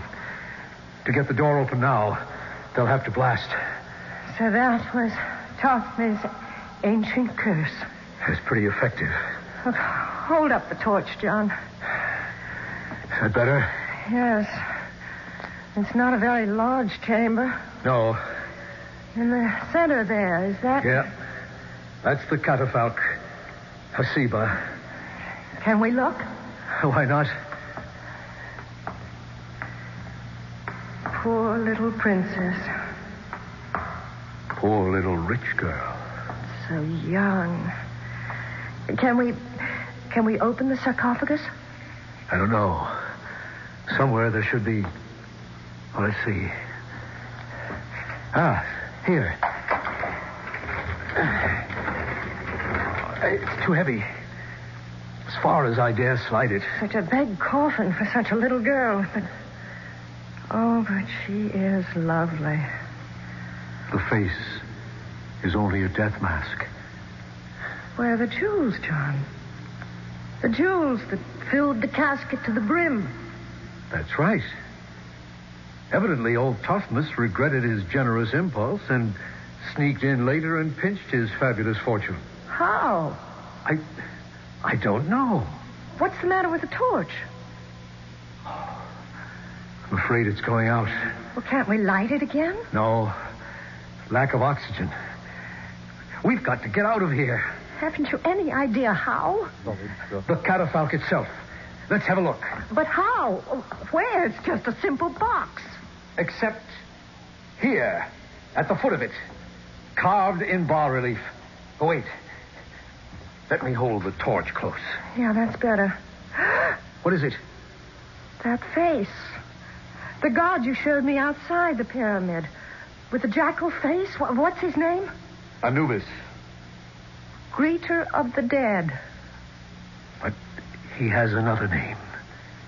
The opener of the ways. Diane, maybe this is it. Press it. Try it. Yes. The opener of the ways. Oh. Smell that, Diane. Fresh air. Look at the torch light up.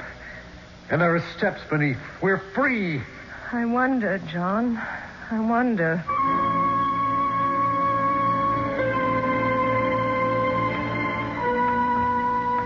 I can see it clearly now, Diane. Sargon, he's been plundering the tomb. That was the reason for all the delays he caused. He had to have time to get rid of the jewels. And now, unless we escape somehow, he's safe. Inspector Hasid won't let him go. We might as well have all the cards on the table. When I stumbled into you entering the chamber, it was because Sargon pushed the inspector against me and grabbed the gun. You can be sure Sir Geoffrey and Hasid are both dead by now. And Sargon is on his way to freedom with the jewels. Well, then it's up to us to stop him. How? What's the matter? The blank wall. This looks like the end of the road. It does, at that. How do we get out of this? That's all up to you, John. What does that mean? It's not very difficult to figure out. You know just where to put your hand to move this rock. Don't you, John? I? Why should I? Because you've been here so often before. You know? I think so. And what I don't know, I can guess. You found this secret entrance some time ago. And you stole the jewels, didn't you? You've been the one that's been delaying things while you tried to figure out some way to get away with them. My Jeep with me as cover was the perfect way out, if it hadn't been for the sandstorm. All right. I admit it.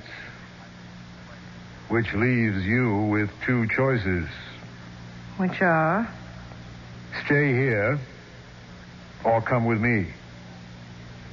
Diane, I am more than a little in love with you, and I promise you there's a fortune packed in your Jeep that could make us able to live like Thutmose and his queen Hasiba. In your luggage, it could easily be smuggled out of the country. Half of it, all of it's yours, if you share it with me. And if I don't?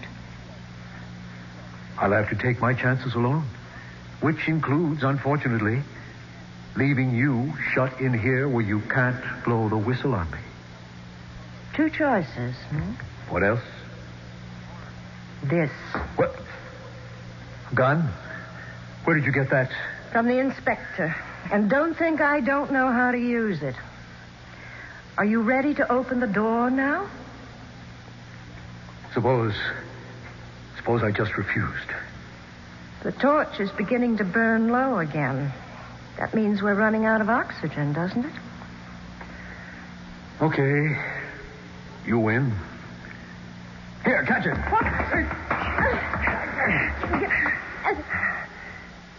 I hope I didn't hurt you. I had to get the gun. What are you going to do? Oh, nothing violent. That really isn't my nature. Just leave you here. With any luck, they'll break through in time and find you. Goodbye, Diane. You can't. No. Now, please don't move. I'll leave you the torch when I go. Damn Simone is still rangy. You'll never get through it. I'll have to take my chances. It's all I have left. Now move back. I'm sorry. Sorry for everything except the jewels. If you could only see them. Well, here goes.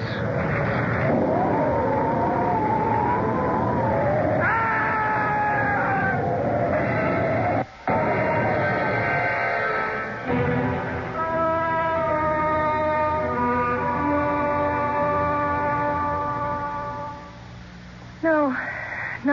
I'm all right. You must rest, my dear. There's time later. No, I want to finish telling you. He was leaving, and he had started the door of the statue base that closed the secret entrance, and then suddenly the wind was too strong, and he fell back and got caught in all those tons of stone, just like the other man. I would spare little pity on him, Miss Elliot. The other man was my brother. Sahib Irving thought he had killed me just as successfully. But I don't understand. Why did he start to come back? His return was involuntary. What do you mean, Mr. Sargon? He underestimated the enduring power of an ancient curse. He was returned to his fate. So the curse was a real one, after all.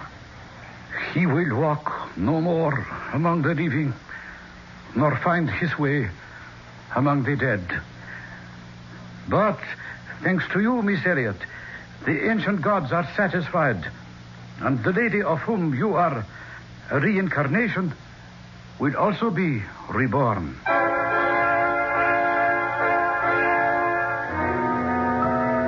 Hasiba, the gazelle-footed, trailer of perfumed musk. Hasiba, the doe-eyed, radiant perfection of the 3 worlds. Why shouldn't she be reborn? I'm in favor of it. What man wouldn't be? I'll be back shortly. And we'll return.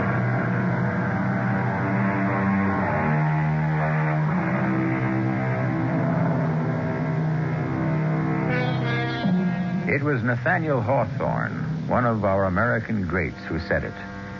A grave, wherever found, preaches a short and pithy sermon to the soul. Let my comment on this tale be as brief. Let the dead past bury its past, nor pause too much to think on today. The future is what leads us on. If we march to any banners, let it be to those. Our cast included Kim Hunter, George Petrie, Arnold Moss, Dan Ocko, and Ian Martin. The entire production was under the direction of Hyman Brown.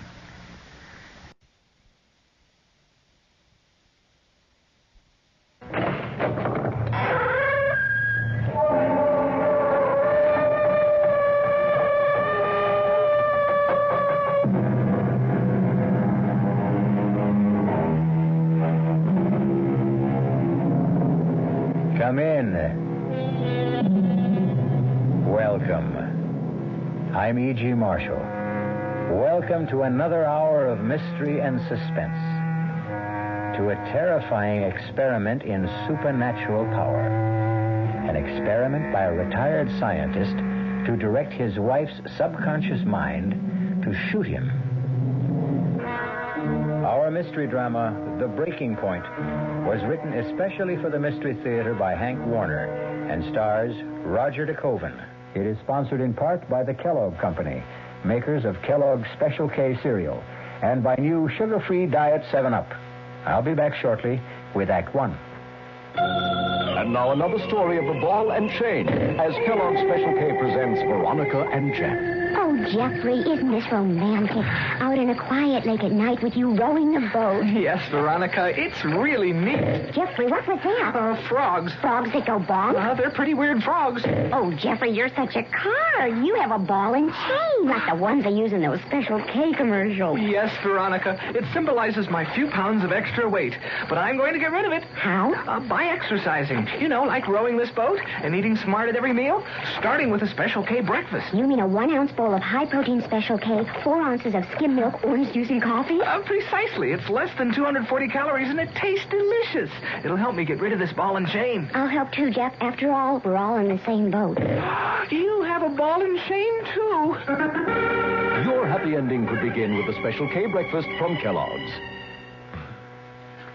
There's a very special deal going on at all offices of Suburban Savings throughout North Jersey.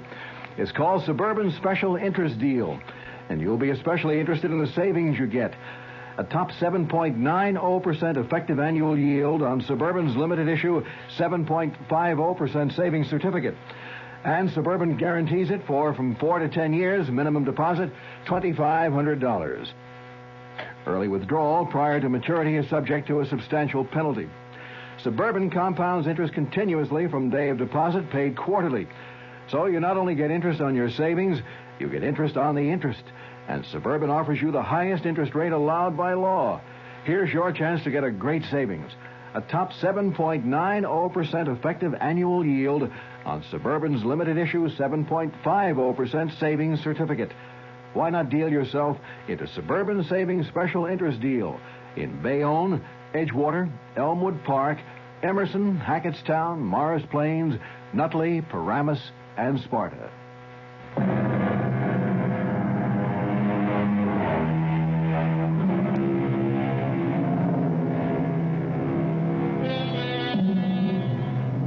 Come, ride with me in this ambulance, speeding through the midnight fog, across the Golden Gate Bridge to St. Francis Hospital in downtown San Francisco. As the trauma emergency team tries with plasma and oxygen to keep critically wounded Professor William Baker alive. The driver and the 2 doctors know that the patient must get to the operating room in minutes. Now, quickly, up this hospital corridor, as the patient is wheeled into the operating room, stand outside the door and listen as they try to save him. And maybe you'll learn what Professor Baker tried to learn about the dark mystery of life and death. Scalpel. Flap. The patient's failing, Doctor. Blood pressure? 62/40. Adrenaline. I can hear them trying to save me, but I'm going to die. And I want you to know that I'm dying, all because I made my wife murder me. Yes, I am dying because I conducted an experiment to influence my wife's subconscious mind to the point where she was going to murder me.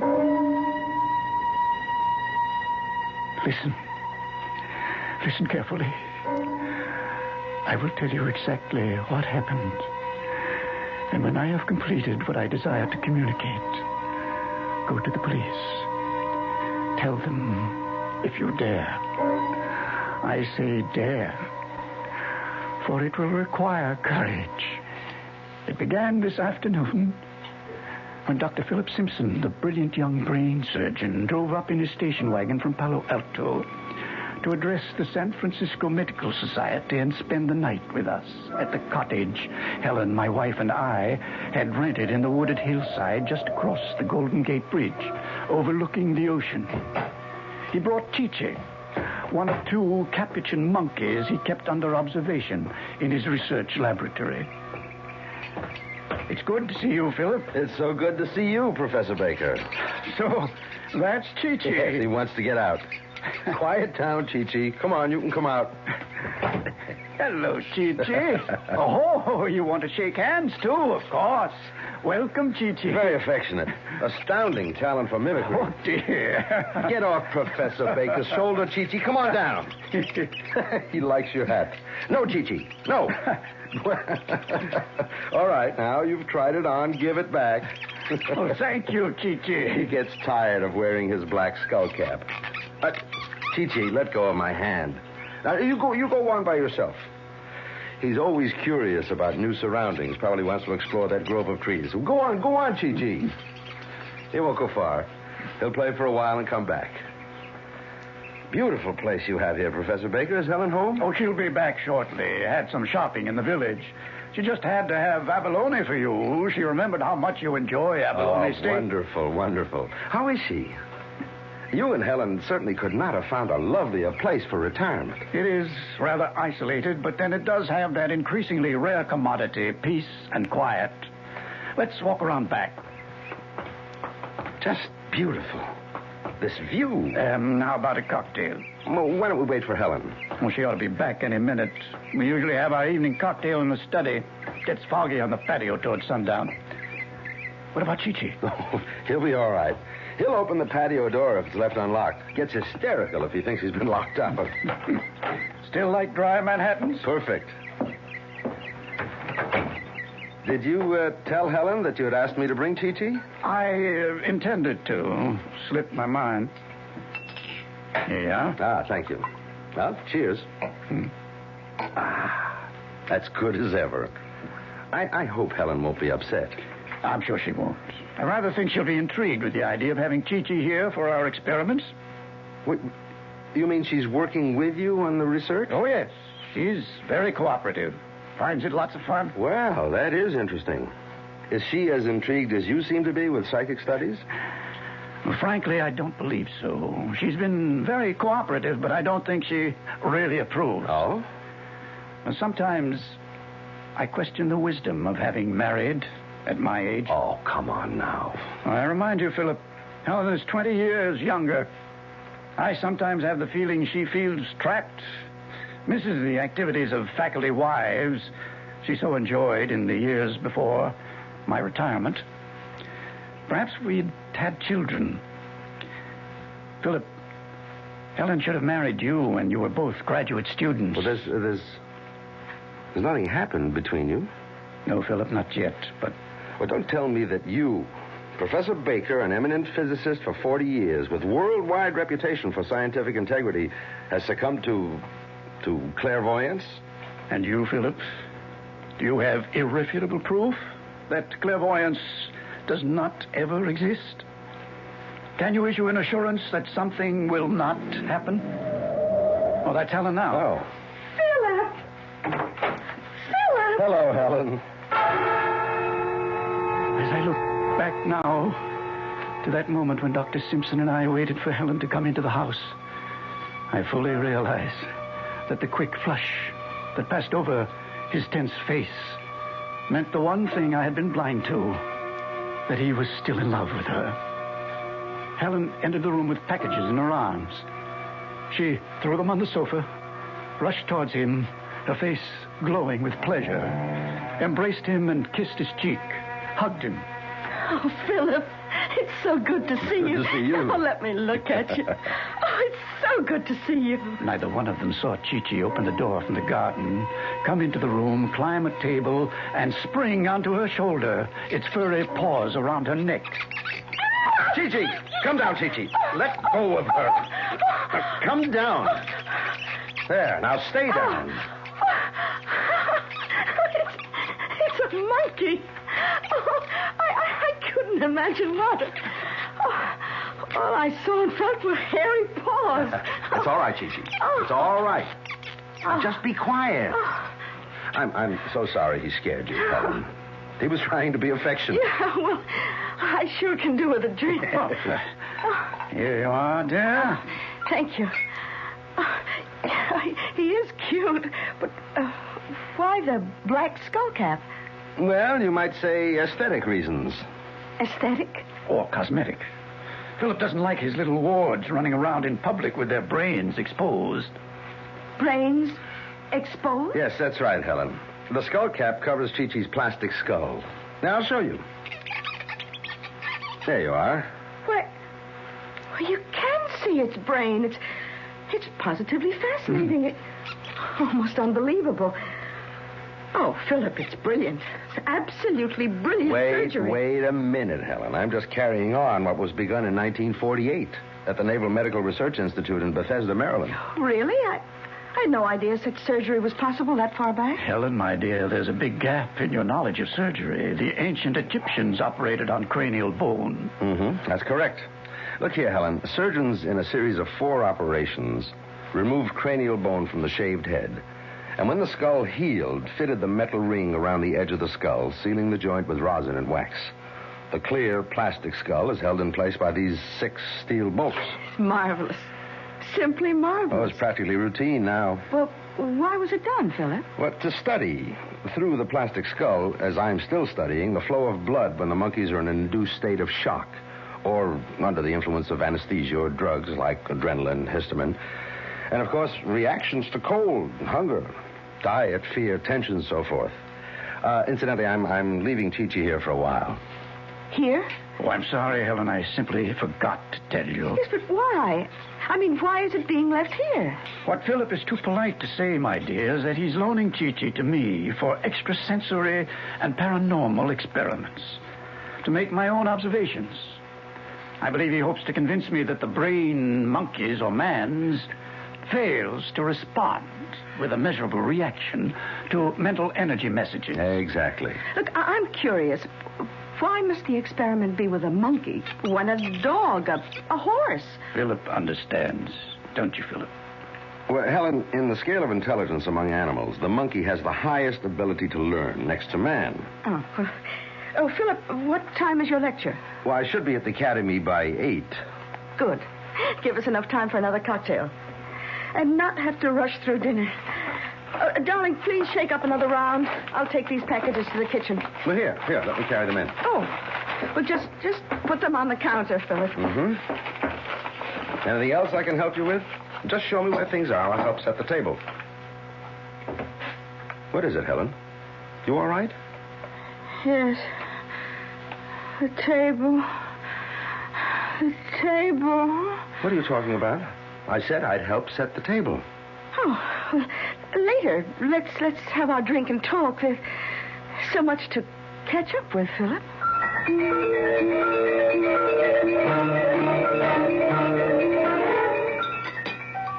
More coffee, Philip? Yes, please. Oh, have some more of the strawberries, Philip. And ice cream. Well, just a little. Helen, what you've been telling me is hardly believable. Well, there's no room for disbelief, Philip. There's evidence. Evidence? Yes. I'll get the drawings. Excuse me. Be right back. They're in the study. I don't like it, Helen. Do you have these dizzy spells often? Well, they've been more frequent recently. Well, you should stop participating in such experiments. I'll talk to William. Oh, please don't. Please. Here we are. Philip, look at these rough line drawings. Do they suggest recognizable objects? Well, this might be an apple, I guess. This, suggests a knife. I can't see anything in this one. Meaningless lines. Yes, that one is meaningless. Note the dates on the drawings. About a month ago, I sat at this table with 3 objects in my hands. An apple, a knife, and a salt shaker. Helen was stretched out on her back in the bedroom, her mind clear of any thoughts or feelings, awaiting my energy message.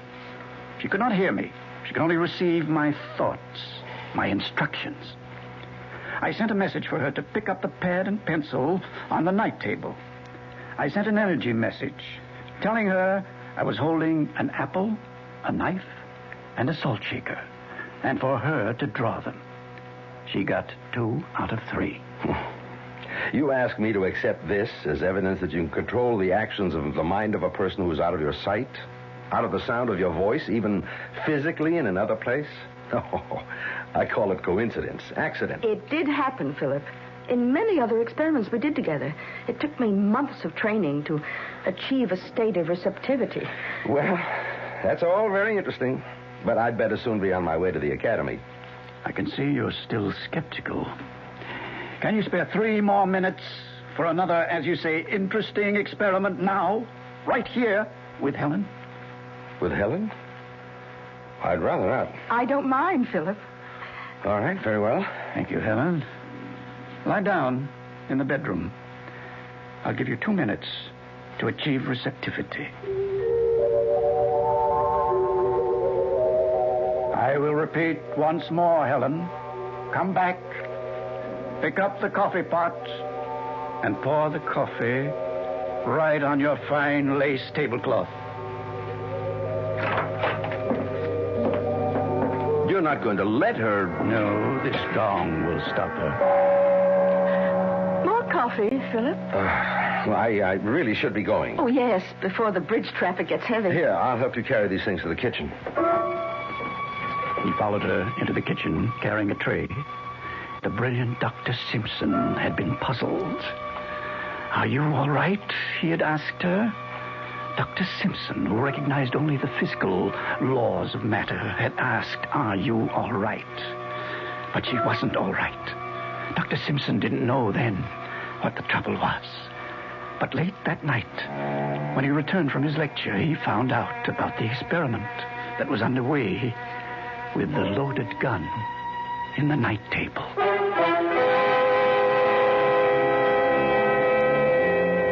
I'll be back shortly with Act 2. Hello, Ms. Goldilocks here, and welcome to my professional taste testing laboratory. Oh, Papa Bear, could you bring that case of sugar-free Diet 7-Up over here? Another case? Miss Goldilocks, you're drinking the sugar-free Diet 7-Up like there's no tomorrow. You can't still be taste testing it. Oh, no, Papa Bear. Sugar-free Diet 7-Up has already earned my seal of approval. It's fresh, light, natural, delicious. I drink it because I love its taste. Now hurry up. Okay, here. This sugar-free Diet 7-Up really tastes delicious. Ladies, if you're tired of switching from one diet drink to another, take some advice from Ms. Goldilocks. Try sugar-free Diet 7-Up and you'll say, yes, this one's just right. I'll bear witness to that, Goldie.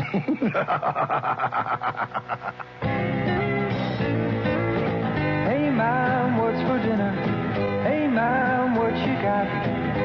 What's for dinner? Your ShopRite is featuring ShopRite or Shenandoah brand Grade A Rock Cornish hens. A real family treat at just 47 cents a pound. What's for breakfast? Listen to these ShopRite values. ShopRite Grade A large eggs, 59 cents a dozen. ShopRite sliced bacon, 1 pound package, 79 cents. ShopRite Grade Double A butter, 1 pound brick, 69 cents. Crown Top white bread, 22-ounce loaves, 3 for $1. Save on every meal at ShopRite. She loves the family. She wants the best. She does all that she can do. She lets ShopRite do the rest. Hey, Ma, what's for dinner?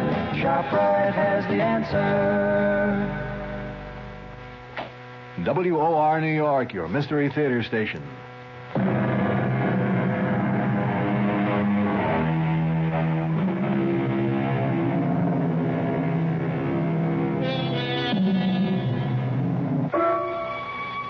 Helen didn't wait up for Dr. Simpson to return.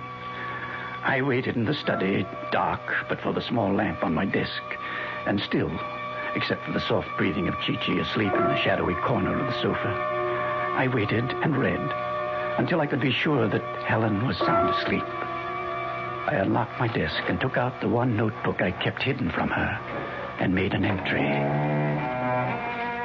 The experiment is beginning to show results. Today, Helen reacted with an unmistakable manifestation of dizziness and mental depressiveness when Dr. Simpson mentioned the word table. I am convinced that the subject has reached the stage of complete susceptibility and receptiveness. Then I continued the experiment. I stared in the direction of the bedroom door and concentrated. I shut out every sight and sound and thought until I was oblivious to everything but the task at hand. Helen, there is a gun in the night table. In the night table, Helen. In the night table, a gun, Helen. In the night table, a gun. Helen. Professor Baker. Yes? What are you doing? Experimenting. Where's Helen? Lying down in the bedroom. Close the door, won't you? Professor, what is this experiment? It's a very simple experiment. I'm trying to reach her mind. Now, if you'll excuse me. Helen, there is a gun in the night table. Stop it. Stop. Why, you're shaking, Dr. Simpson. What are you up to? I'm simply trying to tell Helen there is a gun in the night table by her bed. And for her to... To what?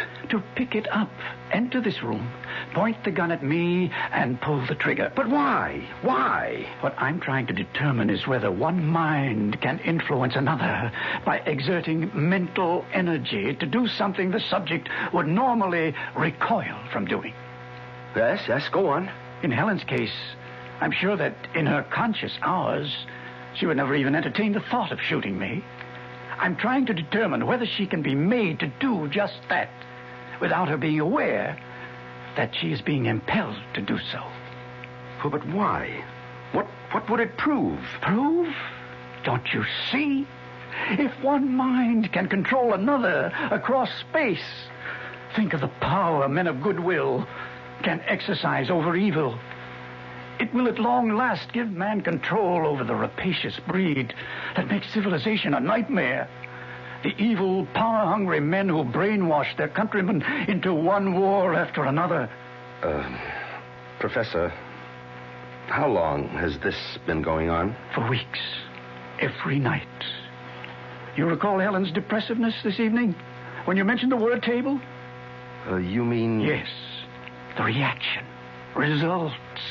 My mind is beginning to control her subconscious. You witnessed it, Philip. And now, have you the scientific integrity and the courage to witness the experiment carried through?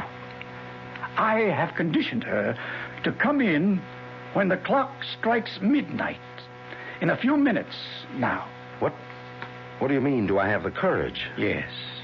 To stand by and not interfere when or if she's about to pull the trigger to kill me. You mean the gun is loaded? Of course it is. But why not blank bullets? The experiment must be carried out with all factors of reality to eliminate all possibility of interference from her extrasensory perception. I don't understand. Don't you see? Her extrasensory perception could signal her subconscious mind that the gun is harmless, and the experiment would prove nothing. Professor Baker, I simply cannot understand how a man like you, who's devoted 40 years to the science of physics, can suddenly, on retirement from scholastic life, devote all his time to such elusive matters as parapsychology, mental telepathy, clairvoyance, fantastic nonsense. You sound very dogmatic for a man of science, Dr. Simpson. With all due respect to your sincerity and your experiments, Professor Baker, the vast array of scientific knowledge still supports the theory that human behavior can be traced directly to the physical and chemical factors of the human body. And you think Chi-Chi will convince me of that? Precisely. You allow for no distinction between man and the monkey? None. Both are animals. Listen to me, Philip. You've been trying to dissuade me. Oh, I'm quite aware of that. Now let me try to convince you. All right, I'm listening. From the time the British Society for Psychical Research was founded in 1882, right through the present worldwide experimentation to pierce the veil of the unknown, the one thing that has been missing is the willingness of scientists of unquestioned integrity to conduct their own experiments. The time has come, Philip, for researchers like you and me to settle once and for all what is or is not possible, is or is not true in paranormality. If I consent to witness your experiment, will you promise me that if it fails, tonight, now, you will never again experiment with Helen's mind? Yes. But, Philip, I can see you're still afraid that the experiment will succeed and that she could shoot me. I'll put you at ease. This gong that stopped her from pouring the coffee on the table. Here, you hold it. And if you think the situation warrants, strike the gong. Very well. Proceed. He stood by the door to the study, one hand holding the brass gong by its silk braid, his eyes watching the clock on the mantel as it started to strike midnight. Chi-Chi, awakened by the clock and our raised voices, was nervously pacing back and forth across the top of the back of the sofa. Philip watched the door. I sensed he was prepared if Helen failed to respond to the gong. He would strike the gun out of her hand. I resumed the experiment. Pick up the gun. Come into the study, Helen. The study, Helen. Helen walked in, her eyes fixed and staring, her arms at her side, her right hand slightly behind her, Philip, mouth open, unable to utter a word, watching her. Point the gun at me. Pull the trigger. Helen! Dr. Simpson dropped the gun. Rushed to me as I slumped over the desk. Good God. The bullet hit in my chest. Helen! Towels, adhesive tape. It's a chest wound. Have to keep him from sucking in air. He looked up from examining the wound. One glance told him she didn't hear or understand. He ran to the bathroom, got towels and the tape. Helen, call an ambulance. He moved me to the couch, pillows under my head, ripped open my shirt, pressed the towel on the wound, taped my chest to keep the pressure on the wound. Call the ambulance, Helen. She didn't respond. He seized the phone. Put down the phone, Philip. Helen. Helen, why are you pointing the gun at me? Put down the gun. She lowered the gun to her side. He went to her. My eyes closed. I struggled against the blackness flooding my mind. I struggled as the blood trickled from my wound to listen. Helen, don't you hear me? Answer me. Answer me!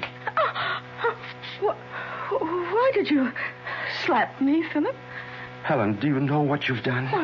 What have I done? You've shot him. Who? Your husband, Professor Baker. We've got to call an ambulance, Helen. His pulse. Will he live? The ambulance, Helen. He won't live, will he? I can see it in your face, Philip. He won't live. He'll die if he doesn't get to the operating room. I want him to die. What did you say? I want him to die.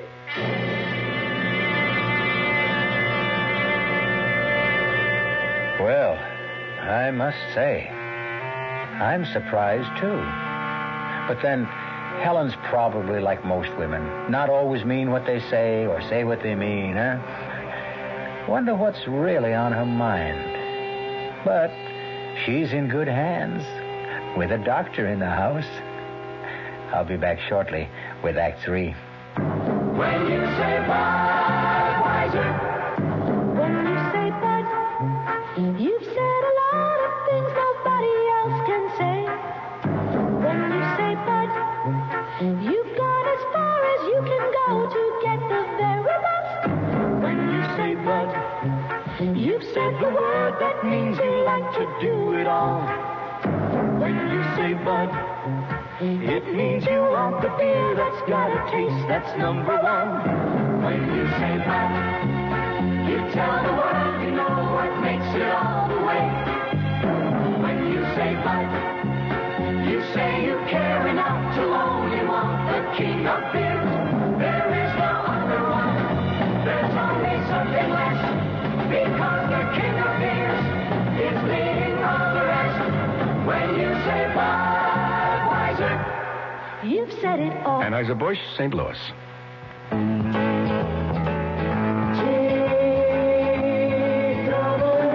People who fly a lot get to know the difference between one airline and another. And it's these frequent flyers who tell us they're more comfortable flying on TWA. What is comfort on an airplane? It's coach on our wide-body 1011, where all seats are 2 across. It's 1011 first class, where seats swivel around so you can talk or have dinner with friends. TWA Comfort is a roomy 747 with contoured seats you can sit in for 5 hours without getting fidgety. And Comfort is the TWA twin seat in 707 coach, which lets you fold down the middle section if nobody's there and sit 2 across instead of 3. On long TWA flights, you'll also have a choice of meals and movies on movie flights. But above all, you'll be comfortable. That's what TWA Ambassador Service is all about.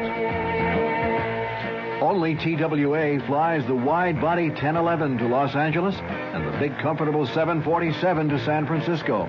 Call your travel agent or TWA for reservations.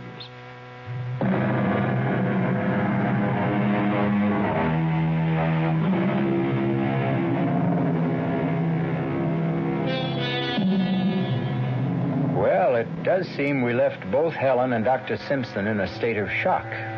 Not to mention our bleeding Professor Baker and that hysterical Chi-Chi. Let's rejoin them and see whether there's help for any of them. I don't want him to die. Listen to me, Helen. You must let me call the ambulance. Don't you see? We must. If he dies here, the police will want to know why we didn't call the ambulance. The police? Yes, Helen, the police will want to know. Oh, Philip. Hold me. I'm so mixed up. Come. Sit down. Lean back. Just try to relax. Put the gun on the floor. I'll call the hospital.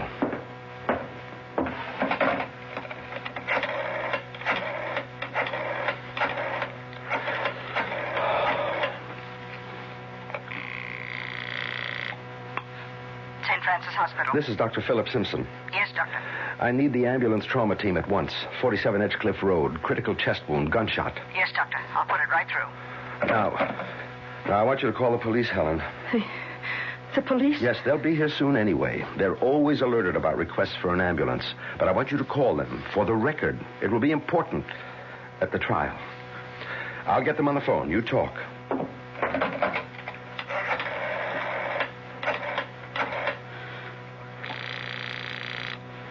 Police emergency, Sergeant Peters. Oh, this is Mrs. William Baker, 47 Edgecliff Road. I want to report that I just shot my husband.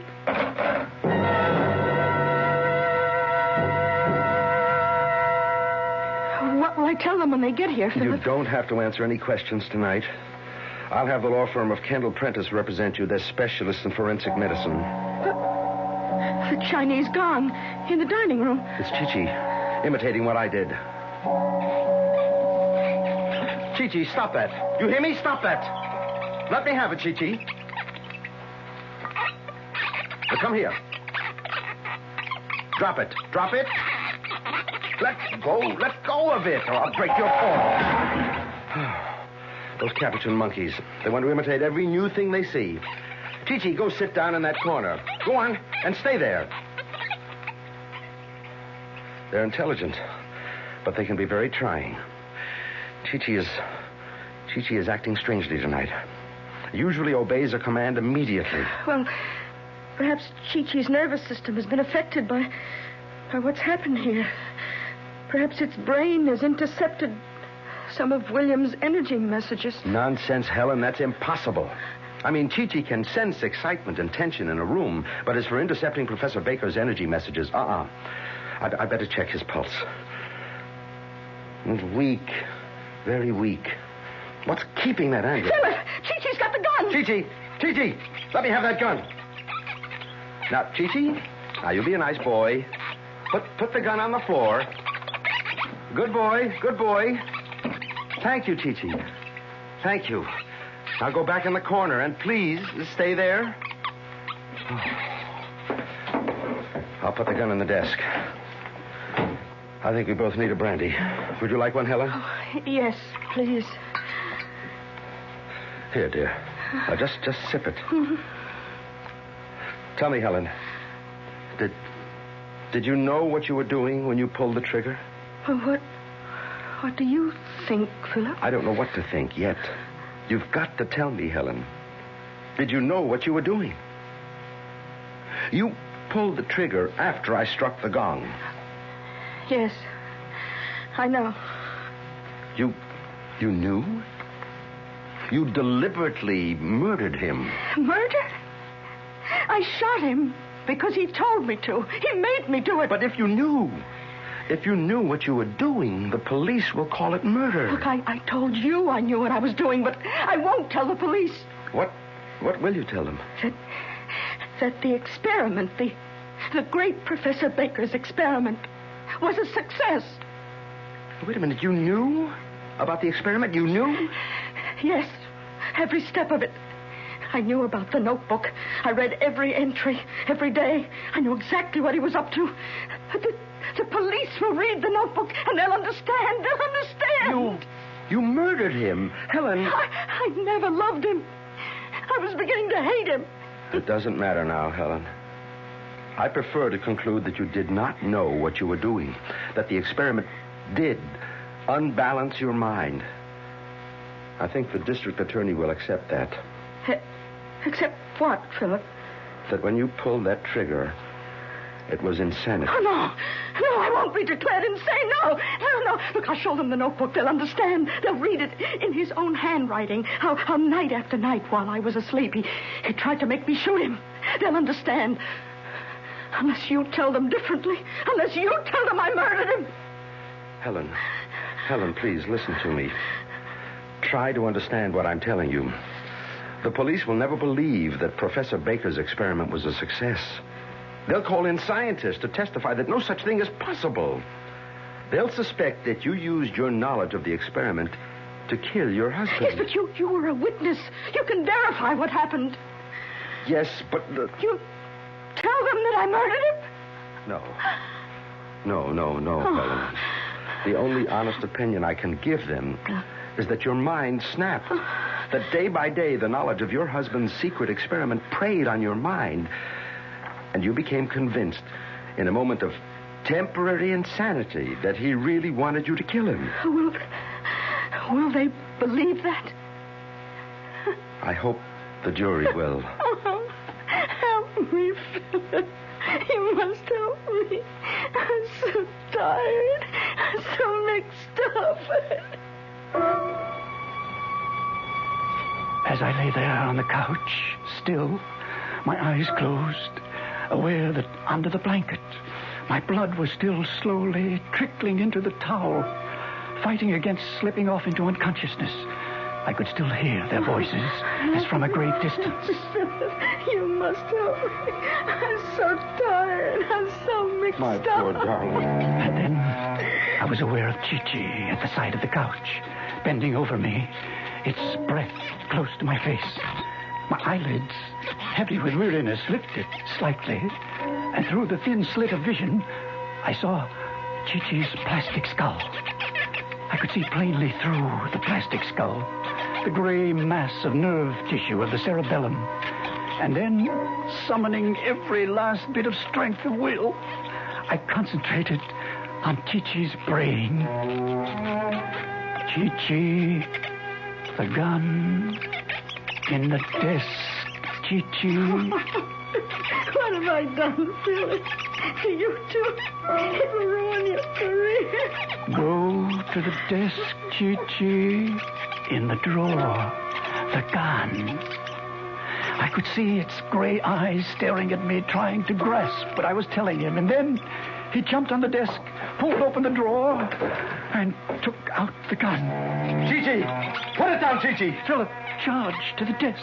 Chi-Chi eluded him, leaped to the mantel over the fireplace. Drop the gun, Chi-Chi. Drop it! Philip chased it all over the room. It knocked over table lamps. It jumped to the hanging ceiling light fixture, waving the gun playfully. Chi-Chi points the gun at the mirror. At the mirror, Chi-Chi. Drop it! Drop it! Give me the gun, Chi-Chi. At the mirror, pull the trigger. Give me the gun, Chi-Chi. Helen was reaching towards Chi-Chi. Chi-Chi was pointing the gun at her. I didn't want Helen to die. I summoned every last ounce of will and sent a mental message to Chi-Chi. Drop the gun, Chi-Chi. Drop the gun. Look out, Helen! Good Lord. Helen. Answer me, She didn't have a chance. She was shot in the head. Oh, my darling. You must not die, Helen. You must not die. Helen, I love you. Chi-Chi was at the door at the garden in a panic, trying to open the door, the gun still in his hand. Philip grabbed the fireplace poker, swung it on Chi-Chi's plastic skull. It glanced off and fell out of his hand. Philip picked up a chair, threw it at Chi-Chi with all the strength of his fury. It crashed through the glass. Chi-Chi jumped through the opening. Philip picked up the poker, went after Chi-Chi. I could hear Philip chasing him across the flagstones of the patio. I heard the police car. I could hear Philip shouting. Chi-Chi!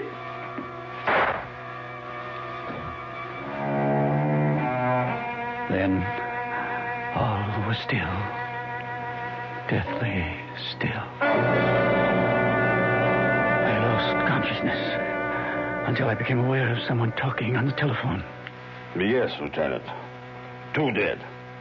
Mrs. Baker in the house, and Dr.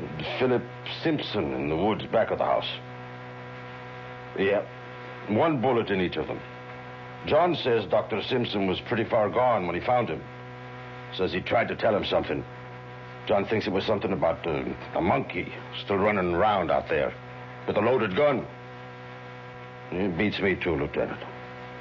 No, nothing else. Oh, yes, we found a black skull cap hanging on the chandelier. That's what I said, skull cap. Odd-shaped thing. Can't figure out what it's for, no. Right. Oh, better get that ambulance out here fast. Professor may still have a chance. Here it comes now, Lieutenant.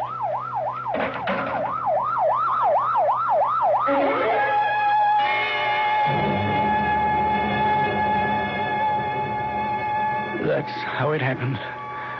Exactly how it happened. The police are still puzzled. Chi-Chi will probably find roaming the woods the gun somewhere nearby. Chi-Chi did it. Tell the police Chi-Chi did it. Why? Perhaps it was mimicking Helen after it witnessed her shooting me. I shall never know. As for whether my wife murdered me willfully or suffered temporary insanity or was influenced by my mental energy, you must judge for yourself after you read the full record of the experiment in the notebook. Yes. Go tell the police and Professor Seligson. You can locate him through the American Society of University Professors. Tell them I decided to communicate the foregoing just an hour ago when I heard the operating team give me up.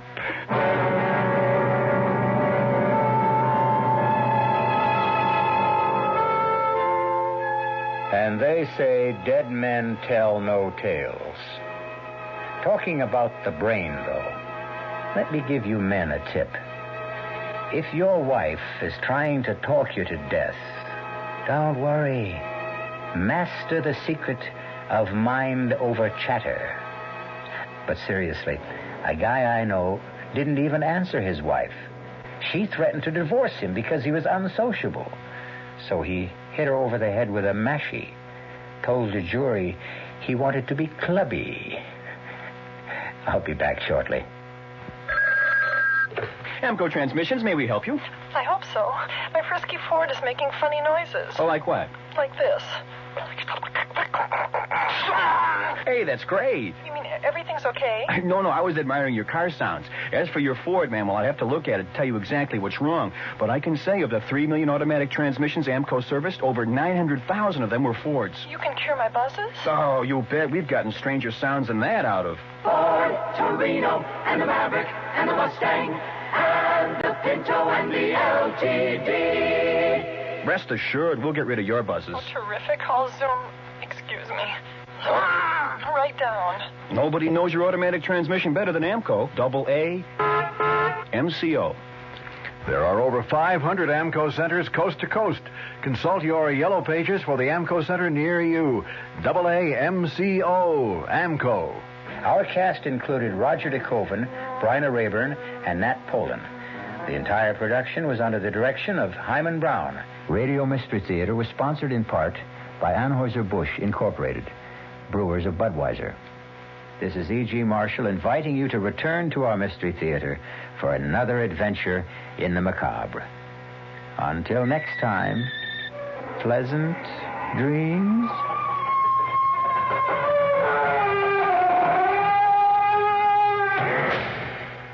The WOR Mystery Theater was brought to you by ShopRite Supermarkets, where you get a lot more for a little less, and by Suburban Savings with offices throughout North Jersey. The preceding Mystery Theater program was furnished by the CBS Radio Network. I'm Fulton Lewis in the Mutual Broadcasting System studios in Washington, D.C. Now, my commentary.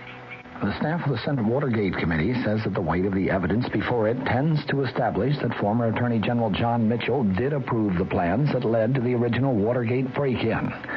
Convicted Watergate conspirator G. Gordon Liddy is alleged to have used large sums of money provided by the Committee for Re-election of the President to finance that break-in and the wiretapping at the Democratic National Committee headquarters in the Watergate Hotel and office complex here in Washington.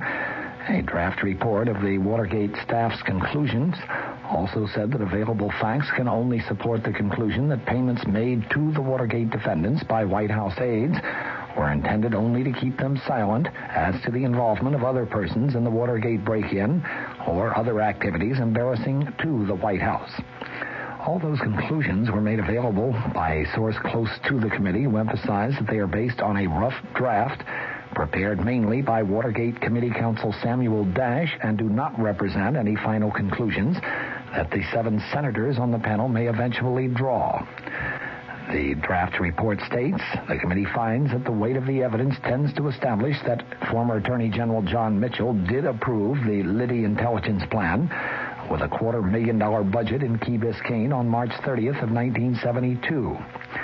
The draft report also states that the staff has found no evidence to support President Nixon's claims, as reported in his statement of May 22, 1973, that he personally withdrew his approval of a widespread and covert intelligence gathering plan authored by White House aide Tom Charles Houston.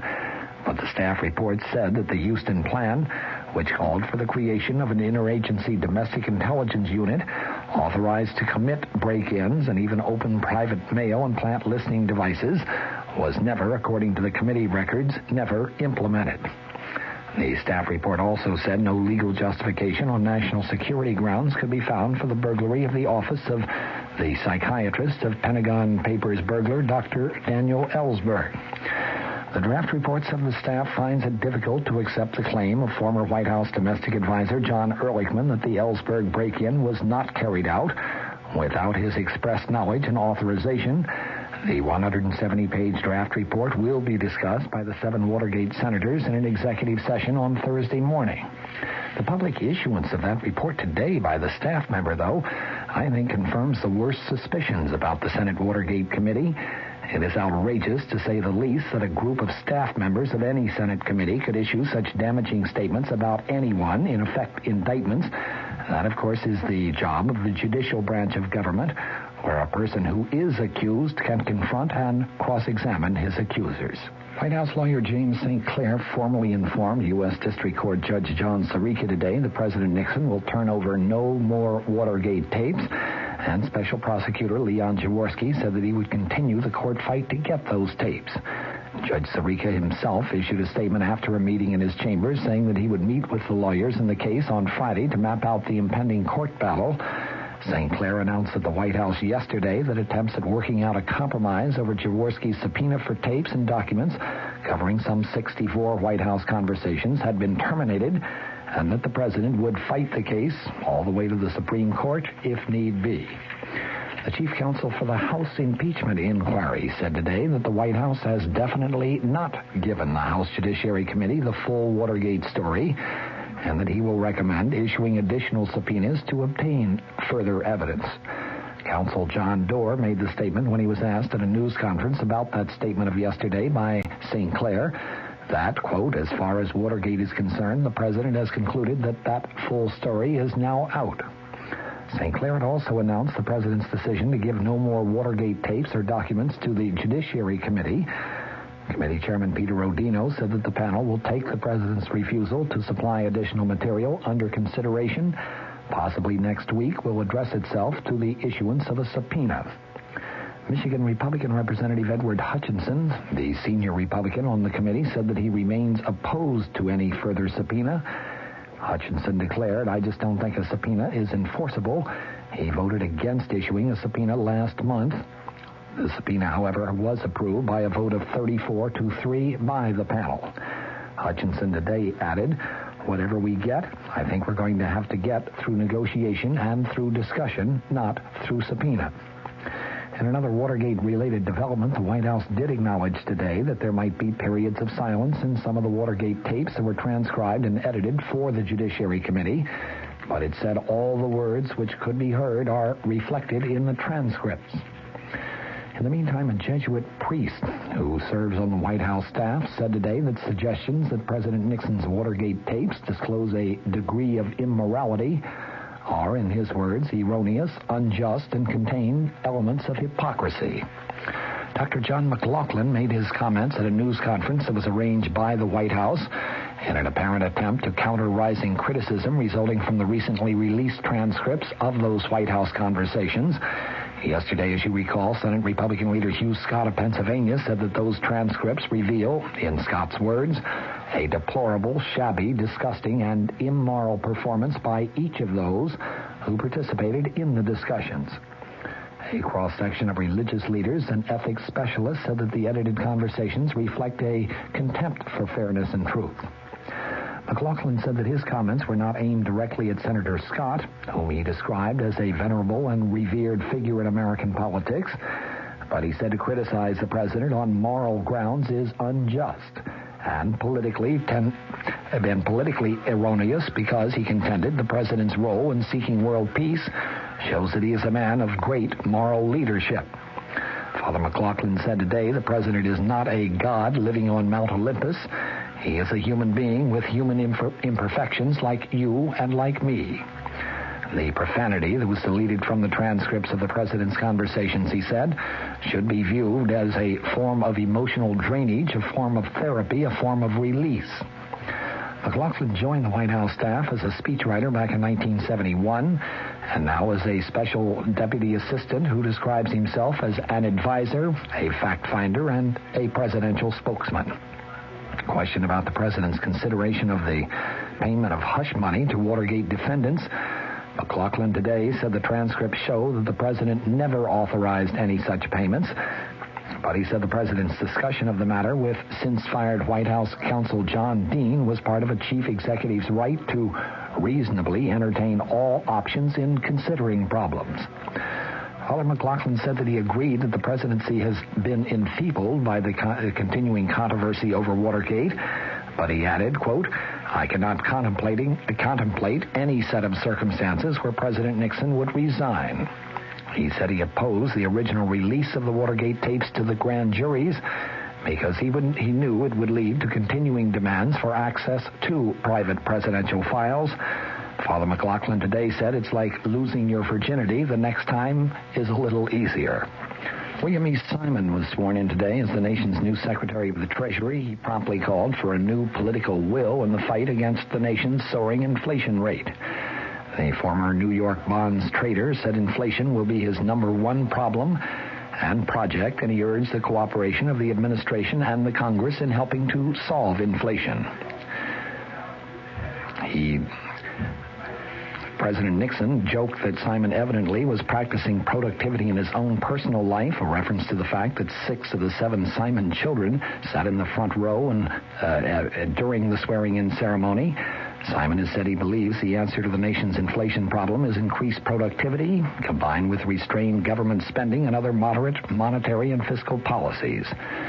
The White House, whose casual press release type announcement of Simon's nomination 3 weeks ago raised some eyebrows, pulled out all the stops for today's ceremony in the White House East Room, which included music by the Marine Band.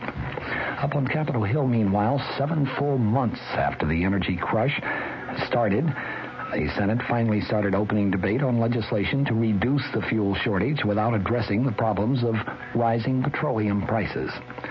The bill under consideration is a modified version of one vetoed on March 6th by the president, who objected to a provision in it rolling back crude oil prices.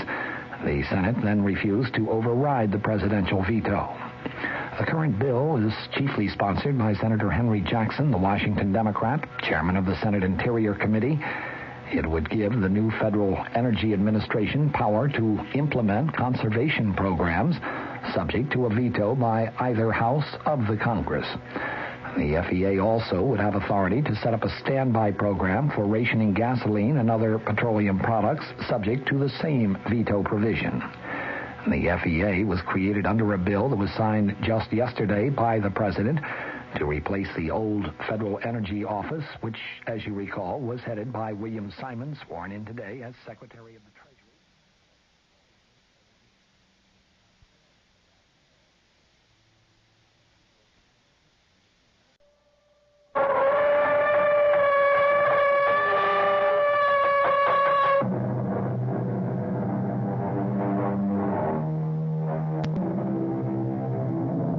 Come in.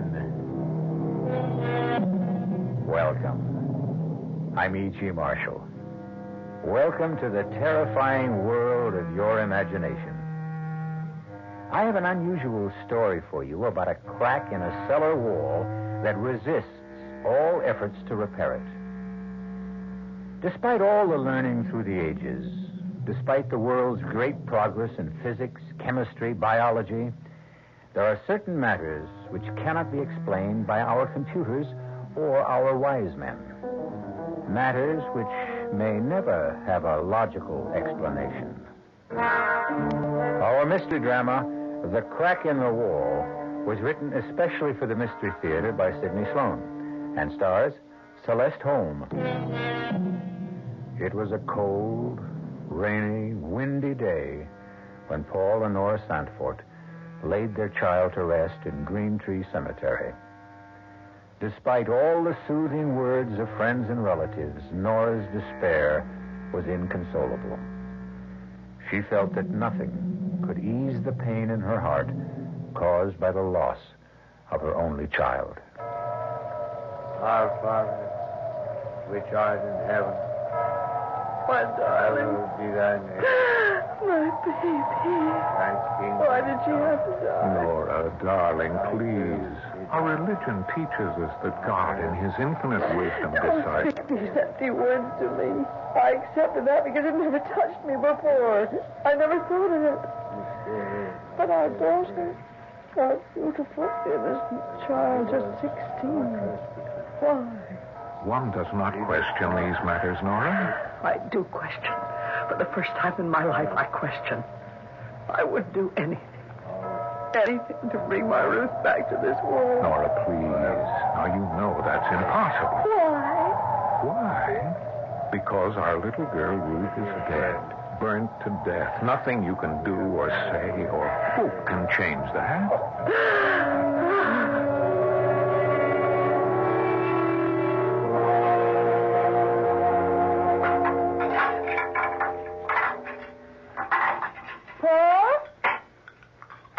Paul? Yes, Nora?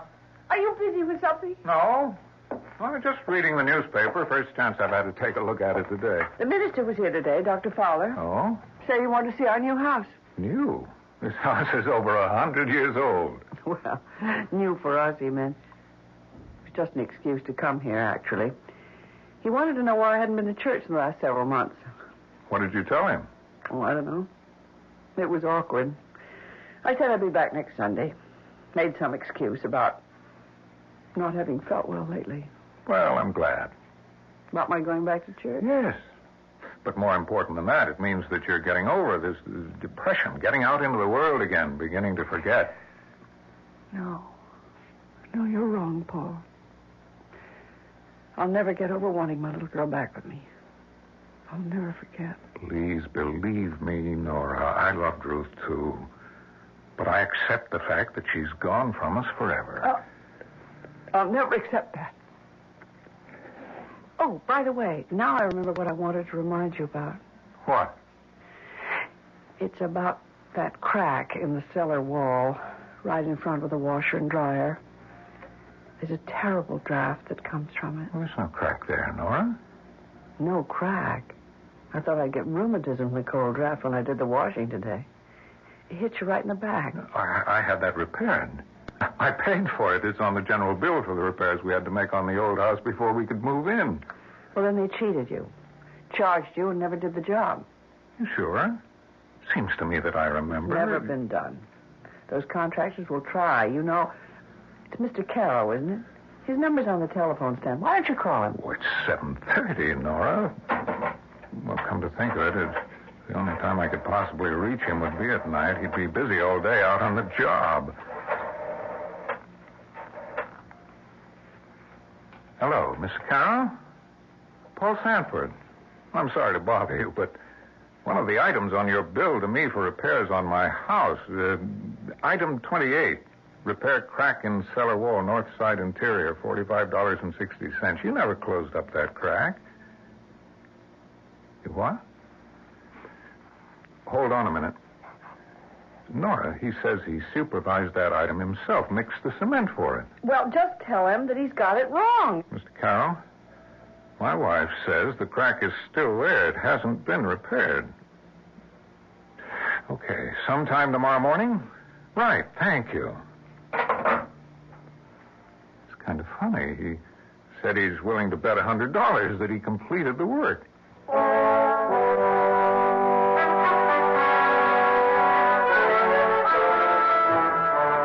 Mrs. Sanford, I'm finished with the job, and I want your okay. I'll put on the pot and give you a cup of coffee. Thanks, I'd appreciate that. Come right down. I'm in a bit of a hurry. Won't be a minute. I'm coming, Mr. Carroll. Mrs. Sanford, the strangest thing. What did you say, Mr. Carroll? Look at that wall. Oh, dear. Another crack? No, it's not another crack. What? It's the same crack. I just filled it with cement. But you couldn't have. It looks old and dry. Look at my hands. They're still covered with cement. Here are my tools, my trowel, my hammer and chisel. I could swear it was closed up not 5 minutes ago. And that cold draft blowing from it. Like from a tomb. Like from a tomb.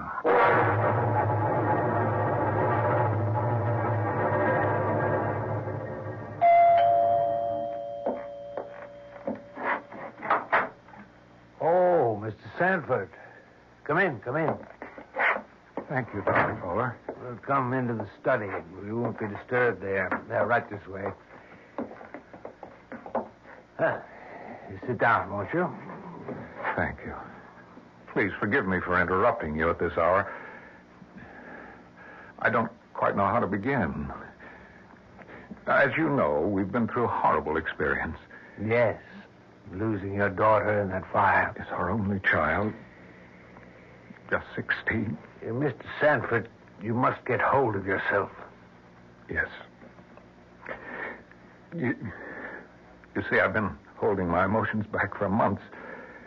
I had to be strong for Nora's sake. She's taken this very hard, yes, I know. Yes, she hasn't gotten over it. It shook her to the very foundation of her belief.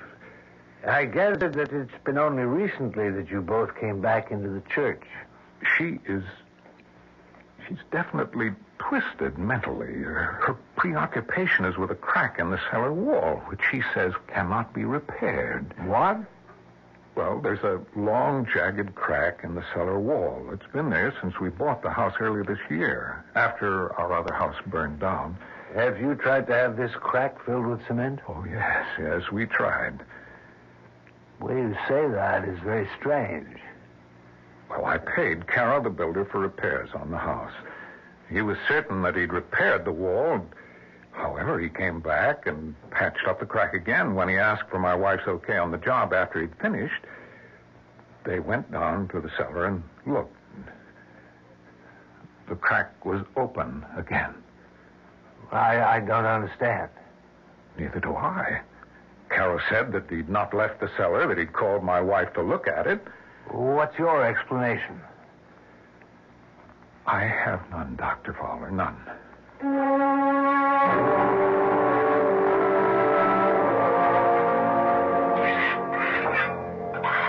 Is that you down in the cellar, Paul?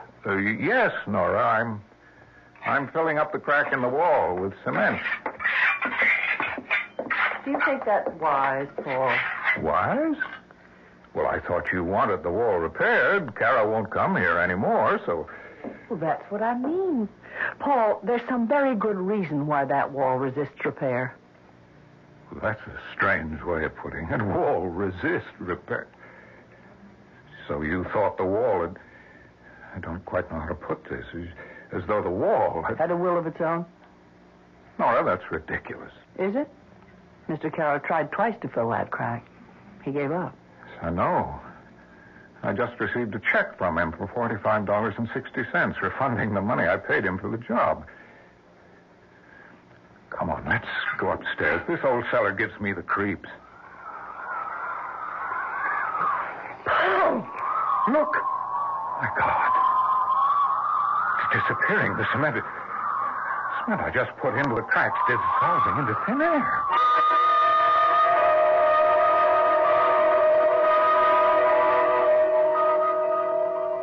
Mr. Edmund, I'm calling about this house you sold us. No, it's a good, solid old house. It's just that my wife isn't happy here. We're all alone, as you know. It just isn't right for us. Yes, I know. I'll have to take a loss if I change now, but I'm prepared for that. Okay, I'll see you tomorrow, around 5, okay? Good. Goodbye, Mr. Edmonds. Paul, who was that on the phone? Oh, Nora, I called Mr. Edmonds. The real estate man? That's right. You're thinking of selling? Well, I thought you'd want to get out of here, too, Nora. Whatever gave you that idea? Now, that's a very strange attitude. Don't you know what this all means? No, I don't understand it. Frankly, it scares me. Ruth is trying to reach us. What are you talking about? It was just 2 days ago. I was lying in bed. You were sound asleep. I heard the clock chime 3. I felt something urging me to leave the bedroom and go down into the cellar. Nora, I've got to take you to a doctor. Paul, I'm not out of my mind. I tell you, our daughter is calling to me. She's trying to get to Darling, me. Nora, listen to me. What you're saying doesn't make sense. Our child is dead, Nora. Burned to death. I spoke to her. I spoke to her through the crack in the cellar wall. You what? I spoke to our Ruth, and she spoke to me.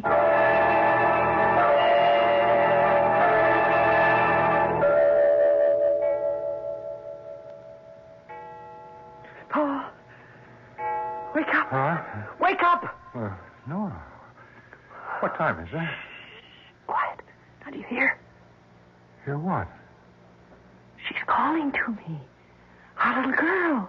She wants us. She needs us. Nora, listen to me. You don't hear anything. You just think you hear because you want to hear. Listen.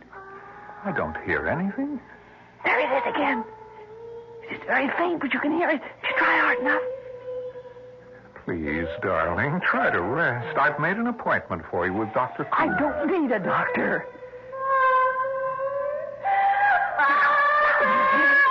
Who's calling me? Yes. Sounds like it's coming from... The cellar. I must go to her. No, don't. You mustn't. My little girl is calling. I must go to her.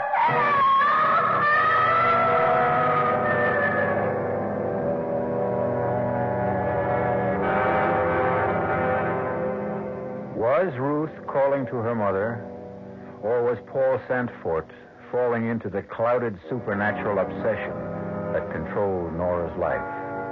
He thought he heard the voice of his dead child calling to her mother.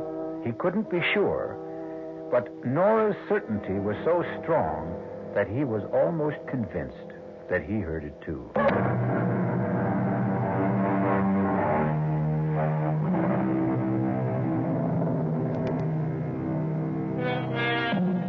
Everything that Paul and Ruth Sandfort believed in is being drained away. They are living in a nightmare of twisted emotions, pulled farther and farther from the normal life they had known into a tangled, dreamlike world in which they hear the voice of their dead child calling to them. You're not going down into that cellar, Nora. It was Ruth's voice calling. Are you coming with me, Paul, or shall I go down alone? Nora, please. Now, we're dreaming this. It isn't happening. I heard her voice. You said you heard it. She was calling to me for help. Are you coming with me, or shall I go alone? I'll come with you, dear. Just to prove to you that there's nothing there. Nothing. How could there be? I know there is something there. Come. Now, wait. Don't try to go down those steep cellar stairs in the dark. Turn on the light. It's out. It's not working. Here, let me try. Oh, I'm not going down there in the dark. There's some candles in the cupboard just outside the door. Get them. Well, candles won't do any good. Get them. I just remembered. I've got a flashlight in the kitchen table drawer. Hurry. Here we are. Now, stay right behind me. I'll go first. Flash the light around. Oh, there's nothing. Nothing but that crack in the wall. Let's go back upstairs, Nora. Good evening. What? Who are you? Oh, I'm sorry if I frightened you. What? Who are you? What are you doing in our house? I am inspecting the wall that needs repair. And who are you? Why, I'm the helper. What are you talking about, helper? Whom are you helping? You? I don't like this, Paul. Please make him go away. If you want me to, I'll go. But I thought you needed me. Now, I want you out of here. I see you have a hammer in your hand. You're afraid of me. Well, believe me, I came to help you. Who sent you? My, employer. Who? Your friend. Your friend who knows of your sorrows. He sent me to seal up the crack in the wall. Well, I've tried. Several people have tried to do that. It won't stay closed. I can close it for you if you want me to. I repeat, if you want me to. You may not want it. Why? You will not hear the voice of your daughter ever again. No. Don't seal it. Please. Nora. Now, maybe it would be better. No. No, this is insanity. Nora, our daughter is dead. Dead and buried. And you think that is the end? Of course. It's the end of mortal life. And do you share your husband's beliefs, Nora? No. Ruth was calling to me. I want her back. I want to hold her in my arms. Am I dreaming? This can't be happening. What are we doing standing here talking to this... Paul, please, don't. There's no one here. He was here? Where is he? He couldn't get past us up the stairs. Nora, where did he go? Who? Oh.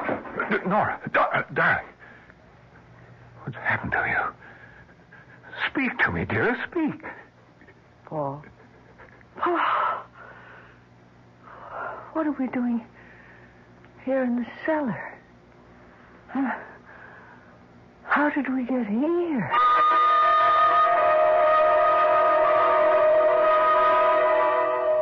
And you say, Mr. Sanford, that you think you saw this creature in the cellar of your house? No, it wasn't what you say. No, not a creature.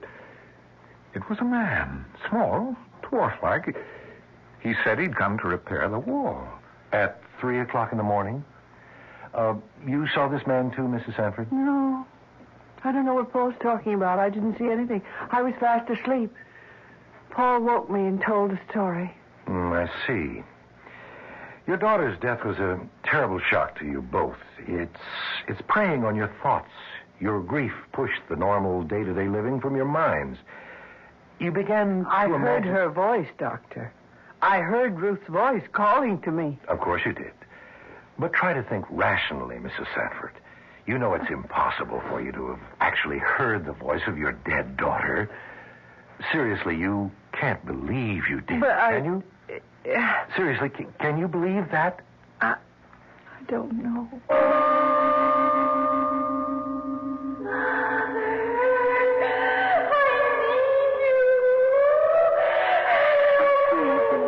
My little girl.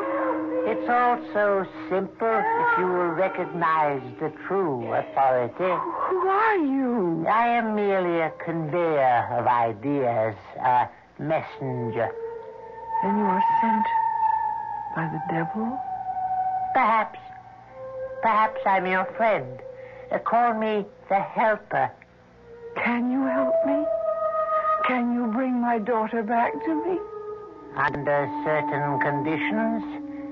But you might find the cost too high. What? Tell me. Nothing is too costly, too terrible. I'll agree to anything. Even if it meant that you would lose everything? Everything you've been taught about life and death since you were a child? Oh, yes, I agree to anything just to help me save my child. Help me.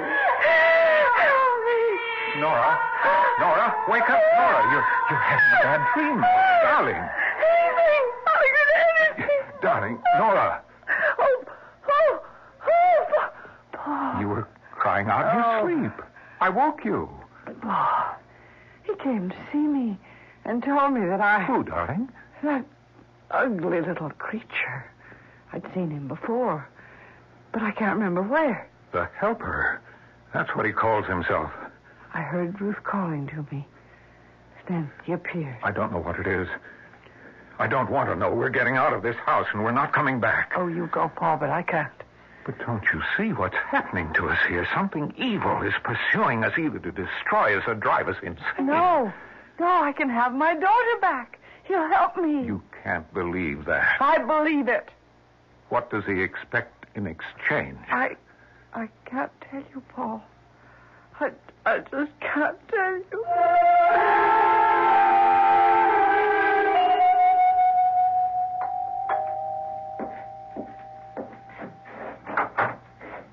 Oh, Dr. Fowler, right on time. Is Mrs. Sanford home? No. No, I called her sister and got her to make a date with Nora so she wouldn't be here. My work is suffering. We're not sleeping well. Nora's had terrible dreams, nightmares. You told your physician, Dr. Coombs? If anyone can help us, it's God. Dr. Fowler, we have seen the evil one. What? We have seen him. We have spoken with him. It's either the devil or one of his emissaries. He calls himself the helper. My good man, in this enlightened age, when we speak of Satan, it is usually, well, what I mean to say is we think of the devil as the embodiment of all evil, but not as an actual being. I see. Well, Dr. Fowler, if you can't help us, we may have to go to someone who can. There are groups where they believe in the devil. Mr. Sanford, Paul, please understand. I cannot believe in the devil as being other than an abstract name for evil. If I can show him to you, will you believe me then? I saw him. I have seen the devil and the devil's work, and I'm frightened to death.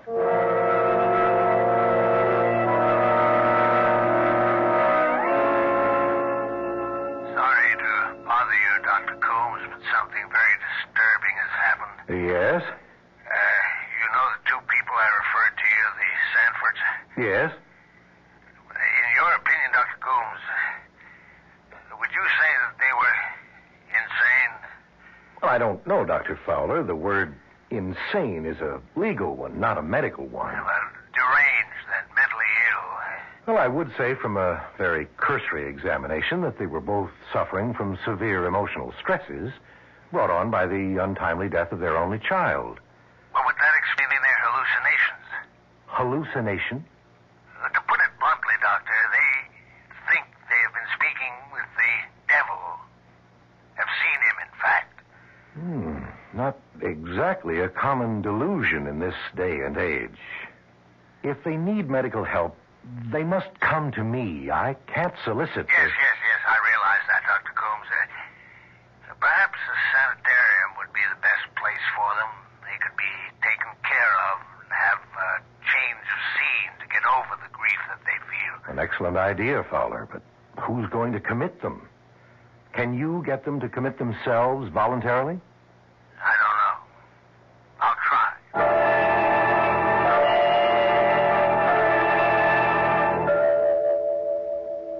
Have you come to any decision? I've been thinking about it. I've heard you say you would do anything to have your daughter back. You had made up your mind. Yes.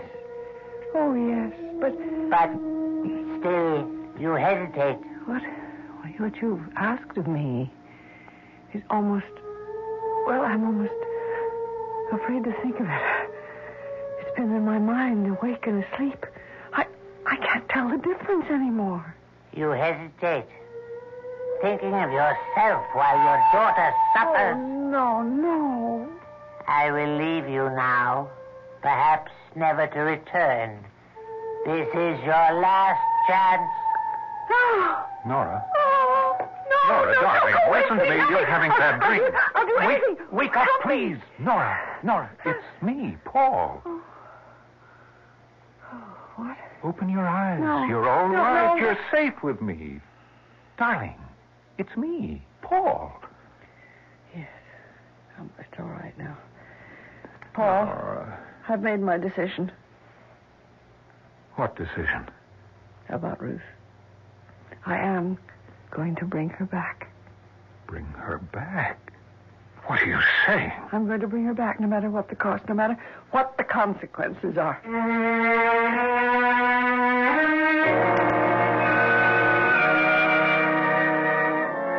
Nora and Paul have come far along a tortuous, a frightening path. Now Nora is determined to see the matter to the end, despite the consequences.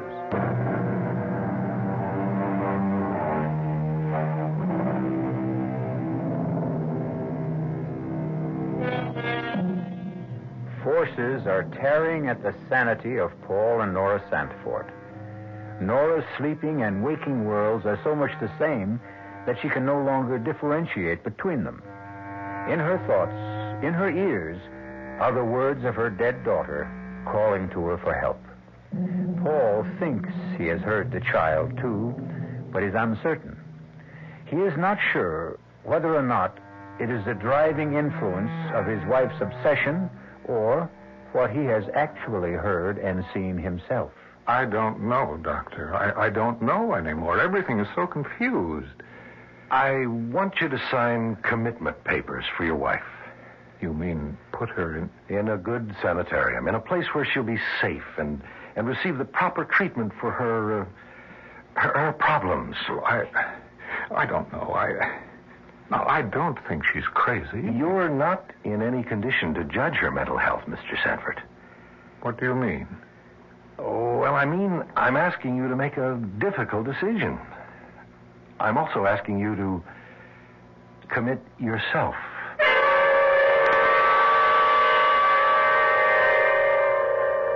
No, I won't think of it. Send him away. Send the doctor away. Paul, how can you do this to me? You know I'm not insane. You heard her. That night, we both went down into the cellar, and that little man, you remember? The helper? You saw him, too. You know I'm not crazy. I won't go. I won't. You can't make me. She's gone into the bedroom, Dr. Coombs. Is there a lock on the door? No. Well, suppose I go in. Perhaps a sedative to quiet her. No, please, Doctor. Let me speak to her first. She'll listen to me. Yeah, very well. I'll wait out in the car if you want me. Yes, please go. I think she'll listen to me if you're not here. Nora? Nora? May I come in? Is that doctor still here? No, he's outside in his car. Paul, how could you do this to me? Deceive me, try to put me away. I explained everything to you. I will never consent. I'm going with you, dear. I'm going in, too. What? Why? Paul, why do you want to do such a thing? Because I'm frightened. I've never been afraid in my life before, but this is all beyond me, beyond any rational explanation. And you think you'll be away from your fear in that place? Oh, Paul, I'm not out of my mind, and neither are you. How much longer can we stand this? Listen to me. What? I can tell you. Only you. What? I've made a pact with the helper. Oh, Nora. He has given me the power to bring Ruth back. You don't know what you're saying. Oh, yes, I do. That's impossible. Now, don't be foolish. Don't tell anyone else what you've told me. Now, you think I'm insane, too, don't you? Well, I don't know what to think. He has given me 2 wishes. 2 wishes? Yes. He said that I would need 2. Actually, all I need is 1. To bring my dear child back. Yes, Nora, of course. Now, I want you to do something for me. What? Don't fight me now. Go along with me for a little while. Perhaps this nightmare will stop. We'll be able to get out when we want to. I have the doctor's promise. Can you trust him? Yes, darling. Since we're committing ourselves, we can get ourselves released merely by asking to be released. And our poor tortured child? Who will be here to hear her call? Who will be here to comfort her, Paul? We're running away. Deserting her. Darling Nora, our Ruth will be with us always, no matter where we are.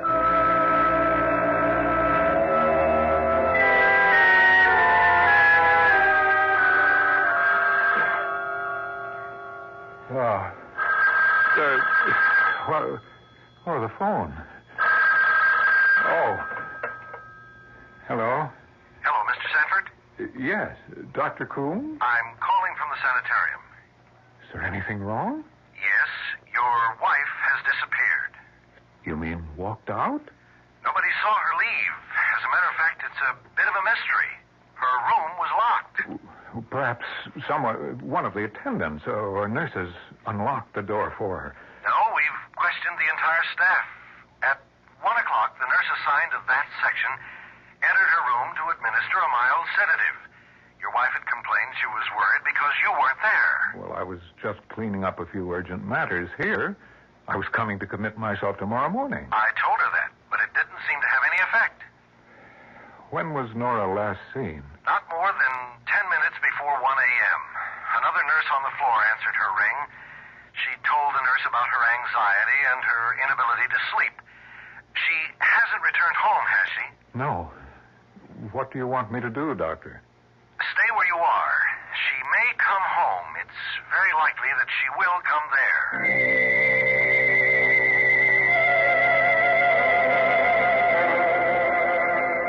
Emily, I'm sorry to be calling you at this hour, but Nora has disappeared. She walked out of the hospital. The fire, Ruth's death, it's been preying on our minds, and I thought that... Wait, Emily, that's my doorbell. I'll call you back. I just wanted to know if Nora was with you. I'll call you back. Let me know if Nora shows up. Bye. Oh, Dr. Fowler. Come in. Oh, thank you. I got a call from Dr. Coombs about 20 minutes ago. Yes? He asked me to see you. He said you might need me. I came right over. Is there anything I can do to help? Nothing. Unless you can find Nora. She's been missing since about 1:30 a.m. About 3 hours. Where would she go? Where could she go? I don't know. What? What was that? I heard it, too. Do you have a cat, Paul? No. Sounded like a cat. It was Ruth. She's calling Nora. Ruth? My daughter. Oh, yes, your daughter. But she's dead. You hear your dead child's voice calling? You heard it, too. No, it can't be. That's superstitious nonsense. That's what I thought. But I don't anymore. Ruth is calling to us from the grave.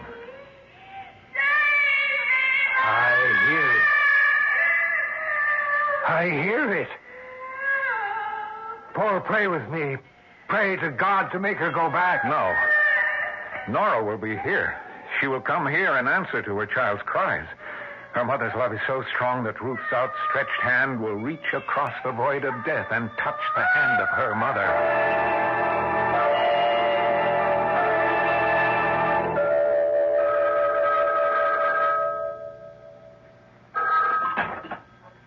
Yes? Fowler?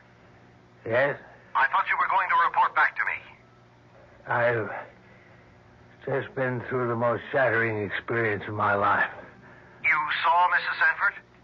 Sanford? No. I'm not a superstitious man, Dr. Coombs, but I heard the voice of Ruth Sanford calling to her mother from the grave.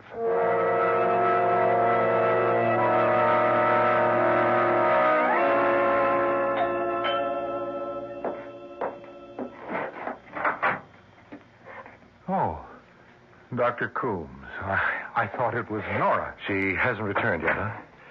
I was talking with your minister, Dr. Fowler. He seemed quite upset.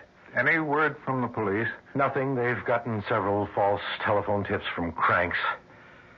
Only one man identified himself by name, a Mr. Helper. Helper?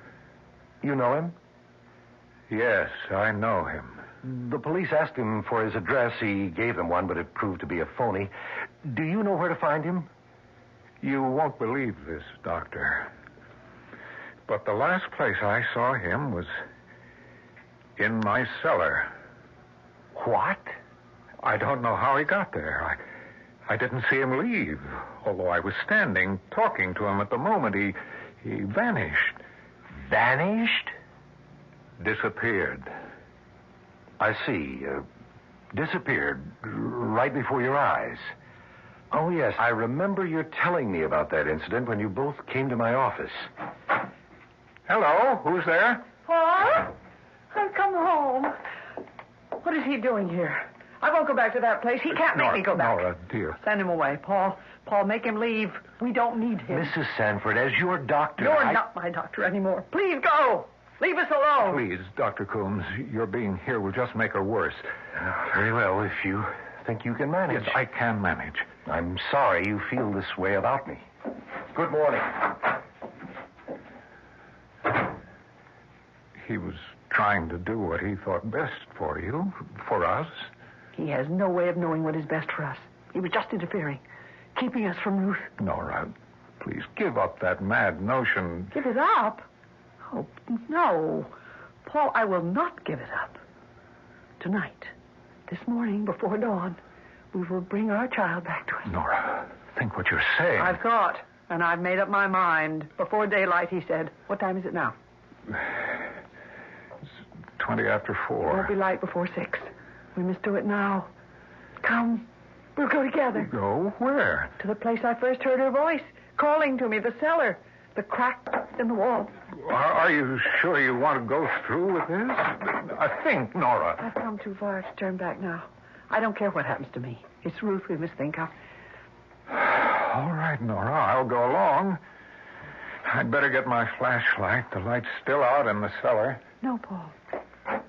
What I must do must be done in darkness. No lights. Now, let's go down the stairs.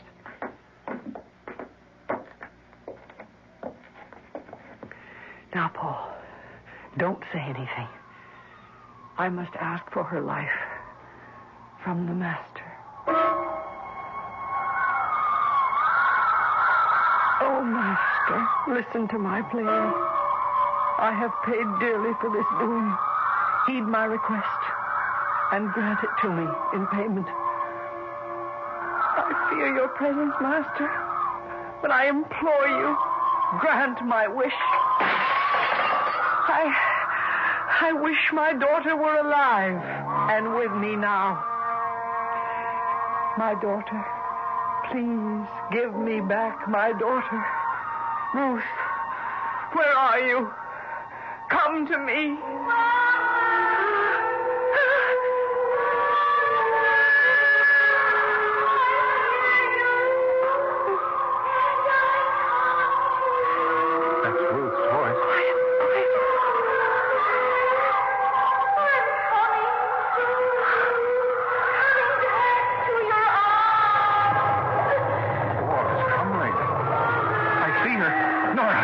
I see. Oh, my God. Oh, no. No. Nora, stop this. Make her go back. Oh, Nora, she's a bird. Her face is... Nora, please. Can't you stop? Nora, send her back. Send her back. She's mutilated. Disfigured. Nora, you can't bring her back into the world. You must send her back to her grave.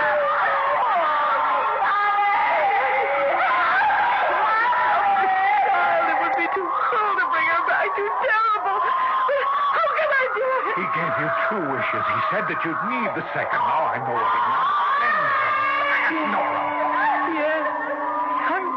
I wish my dear daughter were dead and back in her grave.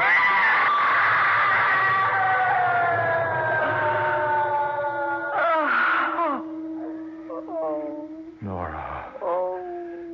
It's over. It's all over. Our child is gone. Forever. Oh, Paul. May our dear child rest in eternal peace.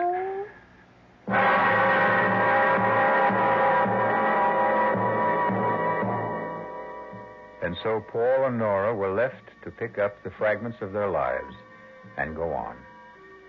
Strangely enough, the crack in the cellar wall was finally closed, and no human hand had a part in its repair.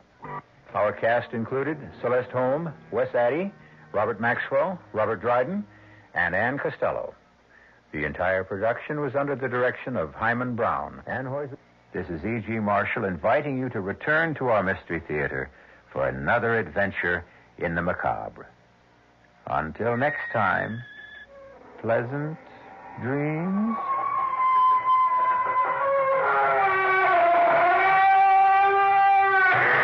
The preceding Mystery Theater program was furnished by the CBS Radio Network. This is WOR New York and RKO General Station. At the WOR time signal, exactly 8 o'clock, here's John Scott with the news. The CBS Radio Mystery Theater presents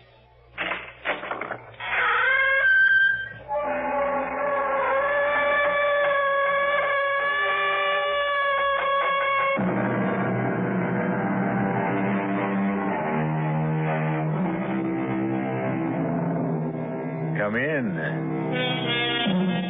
Welcome. I'm E.G. Marshall. Once again, be my guest on a strange journey. A weird, wild trip through a mysterious, uncharted terrain, bounded only by your imagination. There's an expression, the night of the long knives, and it has come to mean an orgy of murder, and it usually follows a rebellion or a civil war. It's a time when many of those on the winning side take the opportunity to settle some personal scores. Why are you leaving, Roberto? It isn't obvious. Who can live here any longer?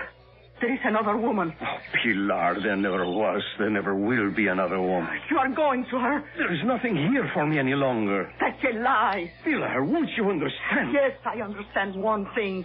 You are tired of me. Pilar, one day, as soon as... If I cannot have you, no one will. But I tell you, there is no one else. Oh, Roberto, don't leave me. Goodbye, Pilar. Oh. Patriot! Patriot! After him! That man running down the street, after him! He is a traitor!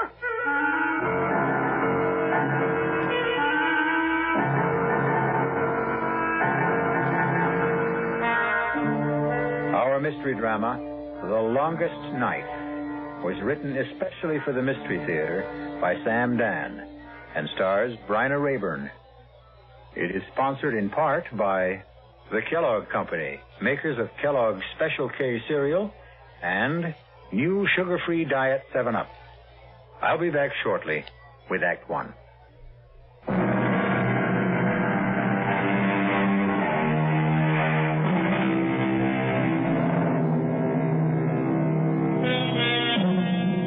You're about to discover one of those little-known, out-of-the-way restaurants where the food can only be described as heavenly. It's a safe bet you've never heard of a place called Mama Pilar's. It is located in a tiny seaport village called Puerto San Jorge in an obscure Latin American country. It's a long way to travel for dinner, but be assured it's worth it. Mama Pilar's doesn't look like very much. It's small, dark, narrow, but don't let that put you off. Seated at his usual table near the door is a chubby, pleasant-looking middle-aged man named Ciriaco. Ciriaco is unable to talk, but his guitar speaks for him. Tonight, the only customers in the place are Pete and Marge Miller, and they are obviously young, North American, and newly married. This is the finest restaurant in the entire world? Darling, taste is the test. Now, come on, bear with me. Pete? Whose picture is that on the wall? He's just like one of those funny admirals in a Gilbert and Sullivan operetta. Marge, come on, don't talk like that. As if what? Well, as if you're back home in a free country. Well, you see that picture everywhere. Is he some local wheel? Angel, he is the wheel. No kidding. He is the generalissimo, numero uno, our maximum leader. Even so, he looks like a pig. Marge, now you can't talk like that in public. Besides, he's the client. He's the man I was sent here to sell, and you'd better pray for him. How can I pray for him? Instinctively, I hate him. You can see evil all over his face. Well, he's a very sick man. Oh, really? I understand he has severe ulcers, yet eats like a pig. Aha, now you said the word. Here she comes. Who? The great lady, Mama Pilar herself. Welcome to this house. You don't remember me, Mama Pilar? Oh, of course I remember you, Senor Miller, but, well, I thought it best not to say so. Oh, why? Well, I see this charming young lady as your wife. Perhaps she is not supposed to know you were here before. Now, what would you like for your dinner? Mama Pilar, we are in your hands. Good. I hope you are hungry. He's quite a character. It's amazing. This dictator, what's his name? Oh, General Zorilla. Zorilla. He actually does look like a pig. Now, Marge, you simply cannot. Darling, I come from Iowa. I know a hog when I see one. You are a guest in a foreign country, and you should have enough good sense You're to... always so afraid I'll say something to embarrass you. We will have to socialize with this You'll man. be proud of me. I'll chatter so charmingly no one ever will suspect that I've got a brain in my head. Oh. What is that? Oh, divine aroma. Uh-huh. Well, you taste it. Now, good friends, your dinner. Oh, what is that? Food, that is all. That's all. What's a song? Notes. But it's how these things are put together. Oh, thank you, Senora. You have been married long? Well, this is our honeymoon. And also a business trip. Oh, well, can the two be combined? You will be here a while? My company is working on a development plan with General Zorilla. Ah, yes. The leader will make us into a great nation. One day we will all be rich. Oh, sure. He promised. Well, don't bet on it. You think he lies? At least, I think. Marge. No. Tell me, Senora. Who has poisoned you against our leader? The traitors? The cowards and doubters who fear to believe? Oh, you are a foreigner, so how can you understand that I love my leader because I love my country? When he fought the old government, that unholy alliance of thieves and oppressors, when he called for volunteers, I gave this man, my only son. Go, I said to Ramon, follow him. And today, my Ramon is a captain. And one day he will invite me to the capital city and present me to the leader. Forgive me, I talk too much. Well, see what the wind blew in, a beggar. Mama Pilar. Yes, old woman, you found me. If you are Mama Pilar, I have a letter for you. A letter? For me? From your son. From Ramon? How is he? When did you last see Ramon? I have no time here. Take your letter. But I want to talk to you. Oh, well. A letter. Oh, that devil, Ramon. You'd think he'd come by to visit his old mother. No. Well, he is busy. Senora, you read, I am sure. Me, I never did learn. Would you be so... I'm sure that it must be something private between you and your son. Oh, no, Ramon knows someone will have to read it to me. It would be a favor, Senora. All right. Well, what does he say?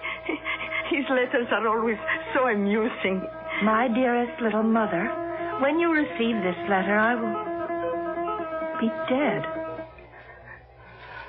Read.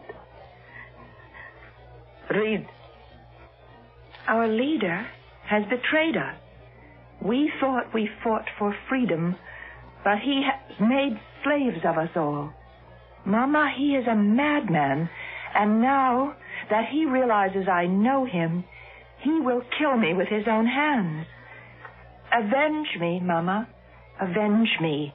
My last thoughts are of you, the loving son, Ramon. You lie. You make up this ugly falsehood because you hate the leader. I'm sorry. But Mama Pilar, can we help you? Leave me. Well, if you need anything, we'll be in the capital city. Goodbye, Mama Pilar.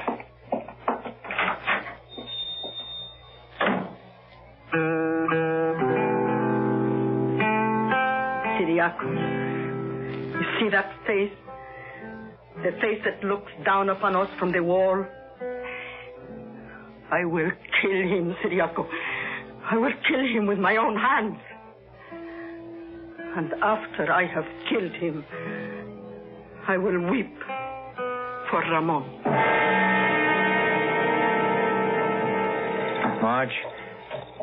Marge, darling, I'm sorry a thing like this had to happen.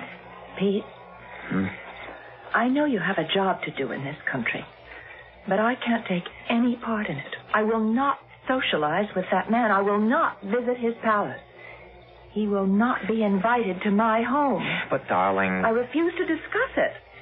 All right, dear. All right.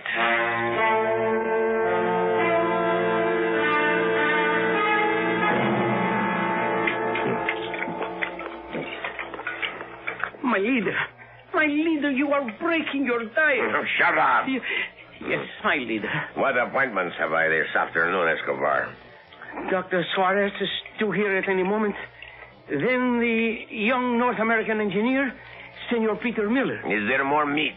My leader, what will Dr. Suarez say when he sees you have broken your diet? I am starved. Dr. Suarez. Get rid of that slop. I gave you a diet. What are you doing? I must eat. I'm not a bird. I'm a man. You are a self-indulgent fat slob. See, Escobar. See how he talks to me. Dare you address our leader? Be quiet, you obscene little rodent. You, open your shirt. I don't care if the man is a doctor. He must have respect Dr. Suarez, why don't you like me? Roll up your sleeve. I will take your blood pressure. I tolerate you because you are the best doctor in the country. But take care now how you provoke me. Be moderate. It's exactly my prescription for you. But I cannot live without good food, wine. Then die. You're not the only doctor in the nation. Indeed not. Fetch some quack, some boot-licking flatterer. Tell him what to prescribe. I'm sure the charlatan will oblige you, and in 3 months you will be a dead man. Good day. I will be here tomorrow.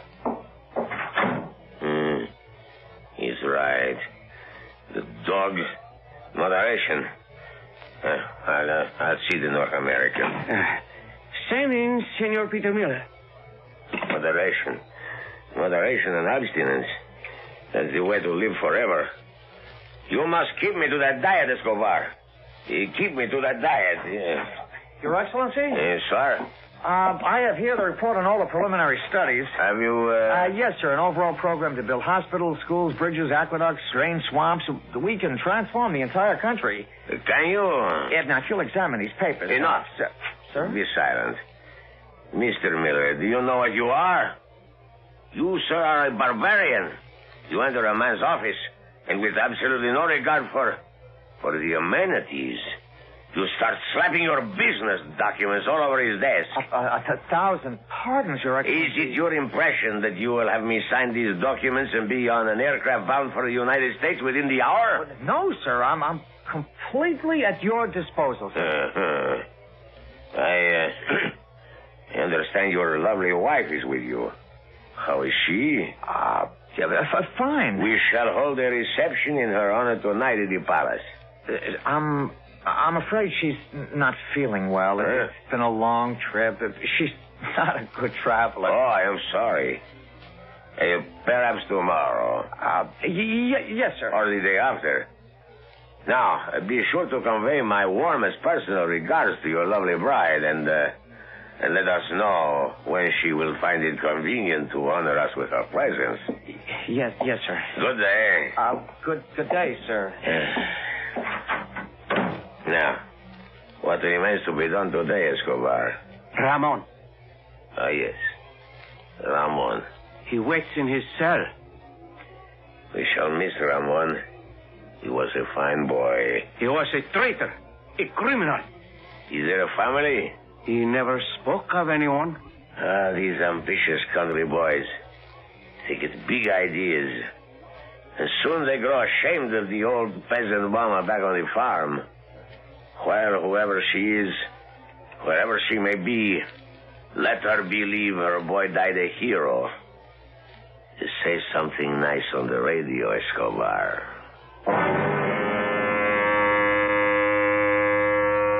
Yes, my friends, this brilliant young soldier, a hero of the Holy Revolution, was one of our leader's closest companions. Patriots, mourn for the man our leader called my friend Ramon. Swine.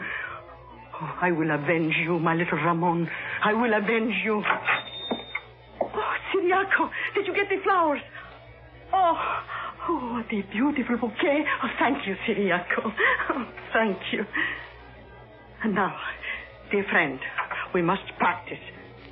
I will stand outside the palace gate and wait for him to come. You pretend to be the pig. Now, you are leaving the palace. Start walking toward me. I call out, my leader!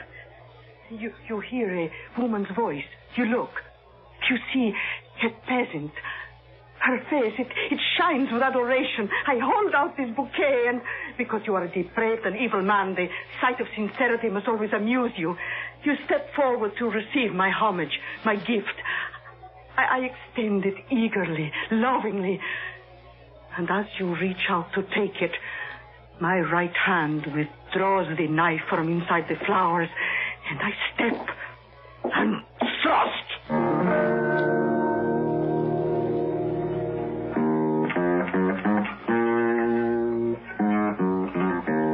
Mama Pilar has prepared many a peppery plate in her lifetime. But now she is assembling the ingredients for the most pungent dish of all, revenge.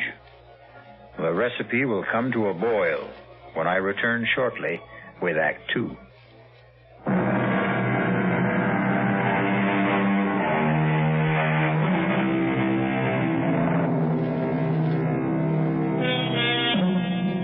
Intense love, violent hate. These can be two sides of the very same coin. And just as a coin can be flipped, so can the human emotions. Mama Pilar worshipped General Zaria, the dictator of her country, until he murdered her only son. Now she regards him as a pig to be slaughtered. And with this object in mind, she approaches the presidential palace. In her hand is a beautiful bouquet of flowers. Hidden among the stems is a knife. Clutching the bouquet, Mama Pilar addresses the soldier who stands guard at the gate. Senor, I beg your pardon. Can you tell me if our leader will be leaving the palace today? Why do you want to know? Well, I want to give him this lovely bouquet of flowers. How do I know there is not a bomb hidden inside those rose buds? Oh, you better beat it. But why? He's going to get very rough around here. Sweetheart, go home. Take your hands off me. You can't get near him. He's surrounded by his personal bodyguard. I want to give him Nobody ever gets within 50 yards of him. I just want to see him. Move back. Move back, sweetheart. I have a gift for my leader. Run, sweetheart. They love to hit.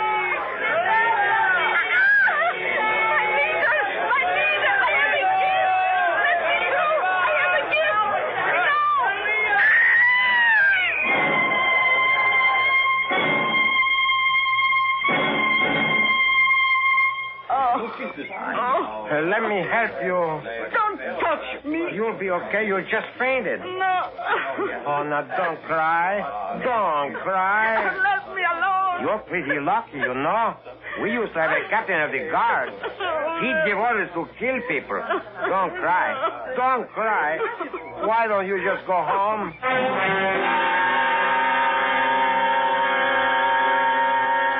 You must sign these death sentences, my leader. How much longer must I wait for food? Till 2:30. 3/4 of an hour. What can I have, eh? A carrot. A carrot. Don't let me cheat. I warn you. Don't let me cheat. Yes? It's Senor Peter Miller. Admit him. Let him in. Dr. Suarez. A swine. But he's right. You must not let me cheat. Your Excellency? Sit. Thank you. I hear the reports of a field Tell me, survey. Mr. Miller. Why doesn't your wife like me? Oh, well, sir. Now, you may ask, why should it matter to me if the spouse of some machinery peddler, which is all you really are, dislikes me? Oh, but sir... I have feelings. I dislike being snubbed. I am entitled to courtesy. I deserve consideration. I have the right to be taken seriously as a human being. Who is your wife, anyhow? Now, sir... Sir. Boss, sir. It won't do. For 2 weeks now, you have refused all my invitations. My wife is still somewhat indisposed. May I send her our own physician, a man of international repute? Well, I think it's just a matter of getting, used to the climate and yeah, the food. of course. You must remember to give her my regards. Yes, sir.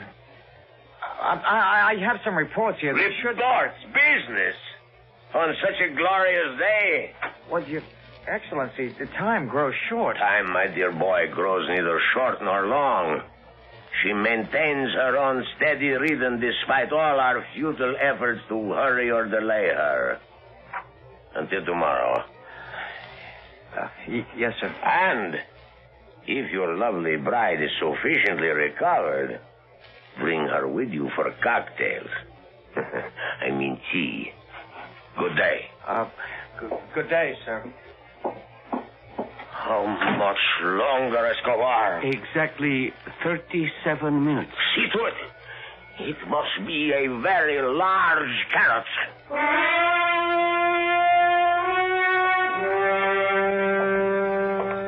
Hello, Robert. Hello, Pilar. Human beings. What an astonishing lot we are.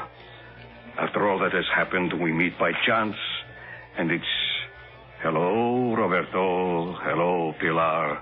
We have not met by chance, Roberto. I have come here to talk to you. Oh? The last time you talked to me, you denounced me as an enemy of the revolution. It was here. Right here. On this very street. Please, Roberto. Well, you did. I lost my job, my property, most of my teeth. But that's no matter. There's not much to eat nowadays, anyhow. Roberto. Are you going to denounce me again, Pilar? You have every right to make this difficult for me. Roberto, read this letter. Read it. I don't read anymore. It's from Ramon. Yes? For the love of God, Roberto, read it. Very well, Pilar. Read and realize it is Ramon who writes. Yes, I see. It is Ramon who has written. And now that I have read it... Is that all you can say? What is there to say? I say I am going to kill the pig. Don't let me delay you. Roberto, listen. I cannot do it alone. He's surrounded by his guards, but I don't have to do it alone. I can join the resistance. Roberto, please, let me join the resistance. What have I to do with the resistance? But you need me. The resistance needs me. I am tired. I am strong. I fear nobody. And I have grown old. And I can help the resistance. Pity me, Roberto, pity me.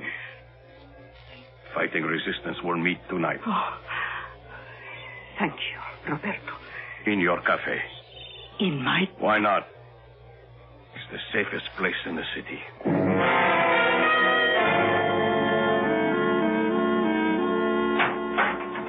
Is that you, Pete? Yeah, Marge, it's me. Well, what about dinner? We'll have to send out. Oh, I see. I'm still being punished. Well, how can we be seen anywhere? I said you were indisposed. Well, why'd you say that? What else could I tell him? The truth. I don't care for his company. Yeah. Yeah, indeed. Another cozy evening at home with the Millers, Pete, Marge. Oh, you got a call from New York, Mr. Lowry. Oh, they're getting nervous. I don't have result number 1 as yet. You just won't understand why I refuse to see that man. Marge, it's okay to have principles. As long as you don't practice them. Listen, we can really help these people. We'll drain swamps, cut down disease, raise food, create industry. Give them the strength to rise up and fight him. That's how to destroy Zaria. Well, Honey, I'm right. You know I'm right. Okay. Now you're finally doing the right thing. You really do believe that my only mission is to keep you happy. I'm not a human being in my own right. Oh, for crying out loud, there you go again. What do you mean? There I go again. Marge. I have no thoughts, no feelings of my own. I'm even required to give up my own honeymoon because you don't have the backbone to stand up to a two-bit would-be Hitler who needs your machinery more than you need his business. I didn't say I would. Said enough. Where are you going? I'm indisposed.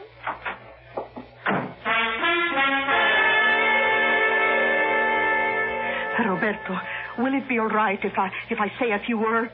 Yes. I will tell everyone who comes here tonight. Never despair. Never give up.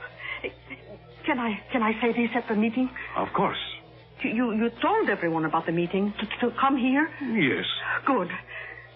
Well, when will the meeting begin? Now. I call the meeting to order. Who wishes the floor? But where is everyone? Here. You lied to me. You didn't tell the others. I couldn't tell the others. They are dead. Oh, but you said the resistance would meet tonight. The only organized resistance to Eduardo Guillermo Carlos Vicente Zorrilla, known as the Pig, is assembled in this room. My precious Pilar, the strong and the quick are now the weak and the dead. You stood by while that obscene swine destroyed the resistance. Now you call on it to avenge your son. Our son. I would have acknowledged him. I would have married you. What kind of man marries a woman out of pity? What kind of woman denounces a man out of hate? Is there any new business? Any proposals? I propose we kill the pig. There has already been violence enough. Other resolutions? None? Unless the chair hears to the contrary, this meeting stands adjourned. Good night, Pilar. Good night, Roberto. Good night, Ciriaco.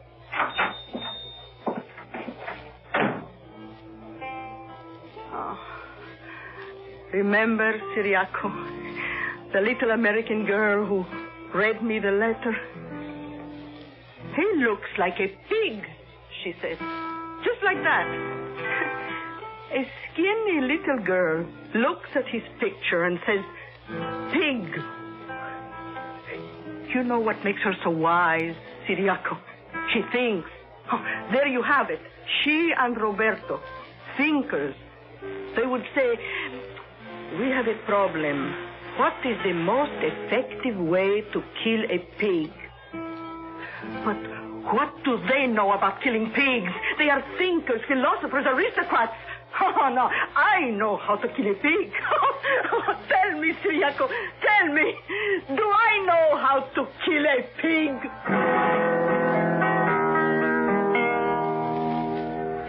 There are probably many ways to kill a pig, but all of them have one basic requirement for success. It is necessary first to have your pig firmly in hand. Till now, this has been Mama Pilar's fundamental problem. However, we can depend on her to solve it when we return shortly with Act 3. Yes, when you say Budweiser. One thing you can't fool American beer drinkers about, and that's taste. When it comes to beer, they know what they like. Yes, when you say Budweiser. And so many millions of American beer drinkers prefer and choose the Budweiser taste that it's the largest selling beer in the history of the world. And that's a fact. Pick up a six-pack of Bud and taste why. You'll see that brewing beer right does make a difference. And that when you say Budweiser, you said it all. Yes, when you say Budweiser, you said it all. Yes. Anheuser-Busch, St. Louis.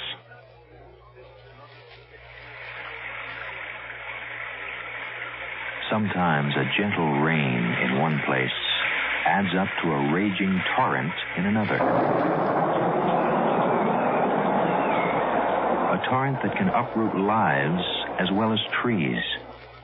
To remedy the things that can be remedied in a disaster, America has a unique emergency force, the American Red Cross, America's good neighbor. Red Cross is on call 24 hours a day, every day, to cope with emergencies, whether they're on the next block or a continent away. Most of the help that's given is from volunteers. The money's from volunteers, too. Volunteers like you. If you need help, join us. If you can give help, join us. The American Red Cross. Help us help people just like you.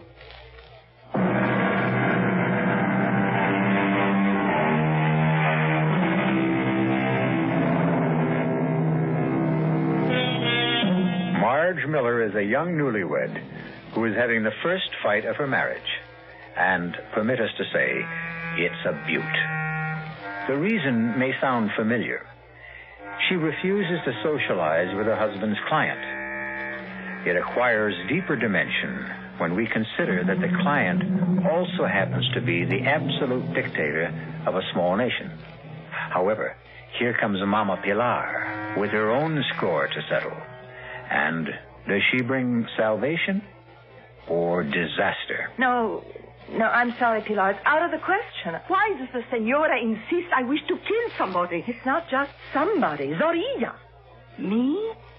Kill my leader? Oh, why else would you want to prepare a dinner for him? Oh, senora, I am growing old. Running a restaurant is too much for me. I'm looking for a job, and your husband's work, senora, requires you to entertain. You need a good cook. No, we don't entertain at all. Oh, but you should, senora. Don't you start that. Besides, if I let you cook a meal for old Zorilla, you'll bury a knife in him the minute he walks in. I will not.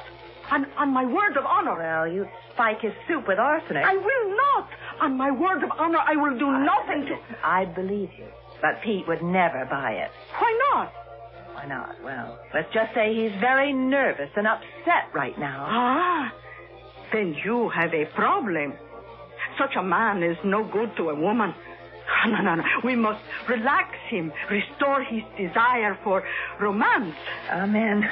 Now, suppose you said to your husband, invite the leader here for dinner. You're trying to sneak up on me. I said, just suppose. Well, what would he do? I guess he'd flip.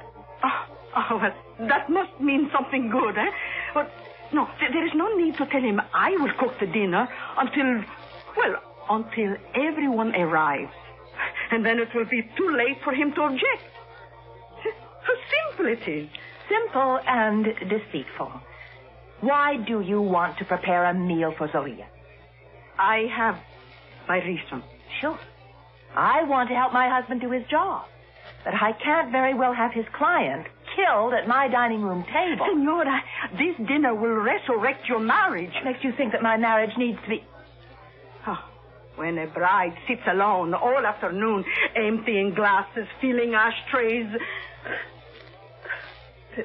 Pilar. Oh, no, little one, don't cry. Oh, no, I promise you, this dinner will bring you both joy and happiness. It will restore your love, revive your honeymoon. But you promised. Word of honor. You won't kill him here. My word of honor. I won't kill him anywhere.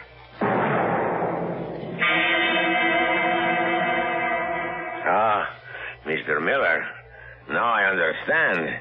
If my wife were as charming as yours, I would also keep her hidden. Oh, thank you, Your Excellency. Well, we want you to share an important event with us, Your Excellency. This is to be Marge's first home-cooked meal. Oh, now, dear, I didn't say I would cook the dinner myself. I hired some help. We even have music. Siriaco, play for us, please. Excellency, your eating schedule. Oh, yes. Yes, Escobar. Thank you. My dearest Mrs. Miller, someone to cook. Oh, certainly. Pilar! Marge, what are you doing? Relax. No matter what happens, remember, I love you. Your Excellency. Your name is Pilar? Yes, my leader. You are not from this city.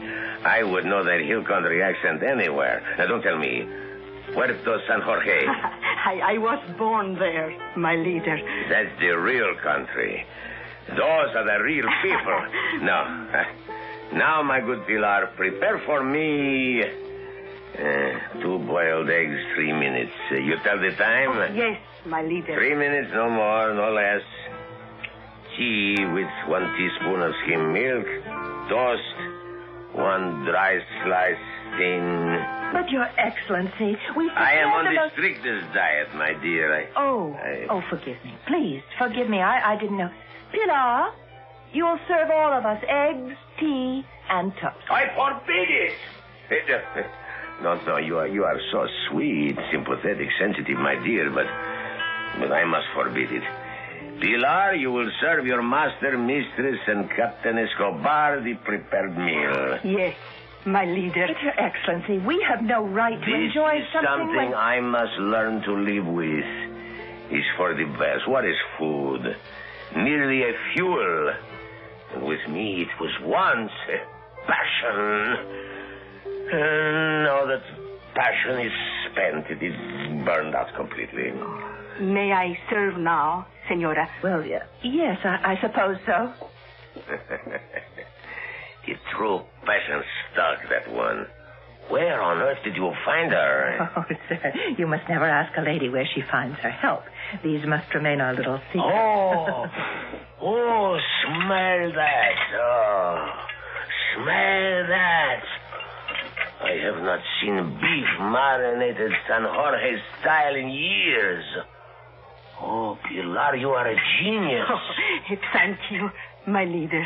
I don't know if I'm hungry. I command you to eat. But we have no right to enjoy gourmet cooking while you My dear, this is not gourmet cooking. This is hill country cooking. Oh, I was weaned on it. That meat before you. Let me tell you how that divine fragrance and flavor is achieved. The meat is first soaked in specially spiced wine, and then marinated in a special spice and garlic sauce. The exact recipe is a secret handed down from mother to daughter. But, Your Excellency, we have no right to do this to you. We should send it back to the kitchen. No, I curb my passions. And so enjoy yourselves. I command you to enjoy yourselves. My leader, your eggs, tea, and toast. Thank you, my dear Pilar. Thank you. There you are. See?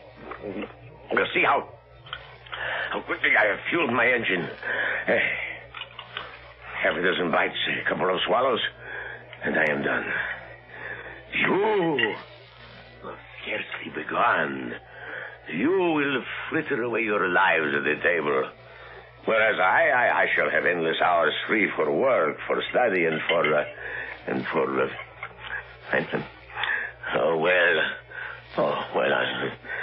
I don't see how just perhaps the tiniest piece of that meat could do me any real harm. Pilar. Yes, my leader. Let go of her arm, Escobar. My leader, I am only doing my duty. You deserve a decoration. Make note of it. Now, Pilar, that piece, and then that one. Oh, fine. Splendid. Oh, this is every bit the way I remember. This is the foods of the gods. The gods. Pilar. My leader? Special spiced wine is always served with this. Oh, I have it here, my leader. Yes, this is... Oh, good. I'm renewing myself. More meat, Pilar. Where did he put it, Pete? Where? I don't know. Your Excellency, your diet. You shouldn't eat this much in a week. Hey, man. Shut up. Pilar. Yes, my leader. My glass is empty. My plate's empty. Oh, this is heavenly. Where has the shining light been hidden? Pilar, more meat. More of everything. Oh, you work for these good people, Pilar. Yes, my leader. And when they go home... Oh, well, I must find another place to cook. No. I must eat no more. I have eaten too much. I should have eaten nothing. Take it away, Pilar. Remove everything. I must not eat no more. I must not. My doctor is right. Your doctor lies. Huh? What have you said?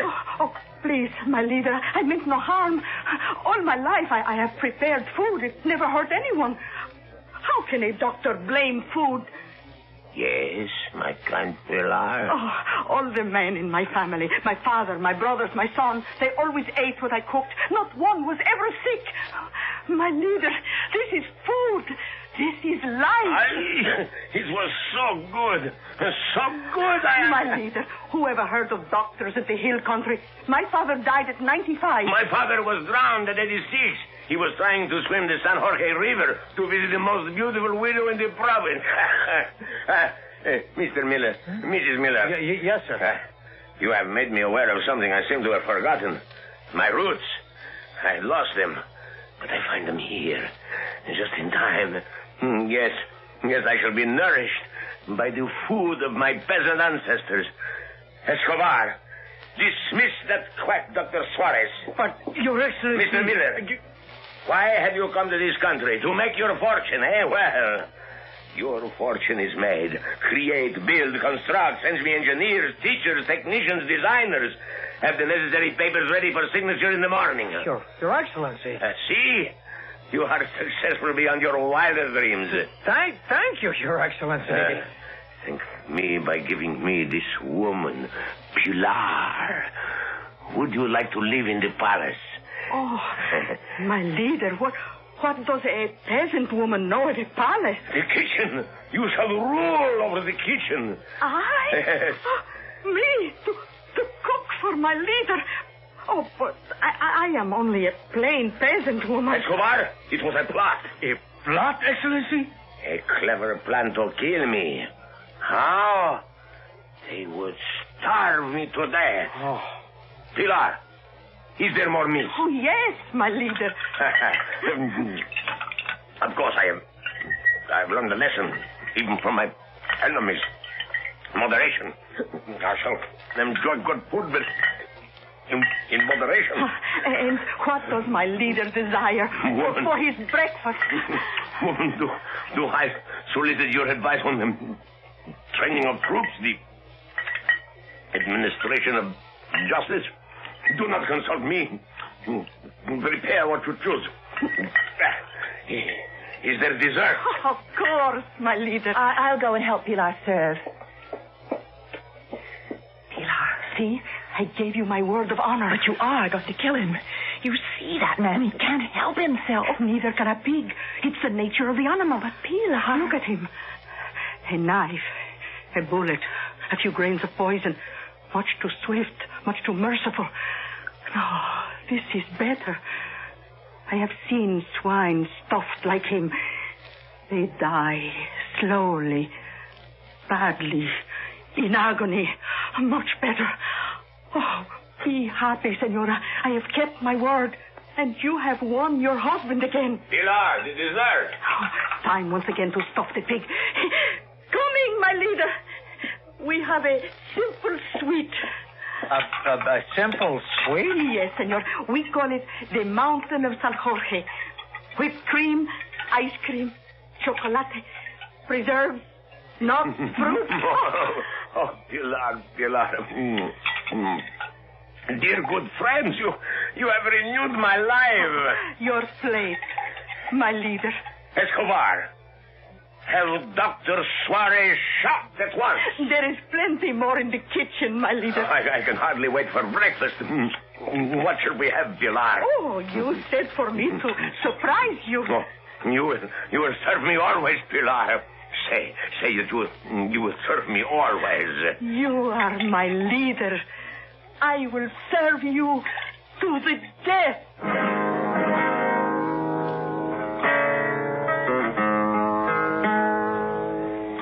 As some people might say, what a way to go. But this is something the Mama Pilars of the world understand. If you can't get to a man's heart with a knife, another way, and a better way, is to get there through his stomach. I shall return shortly.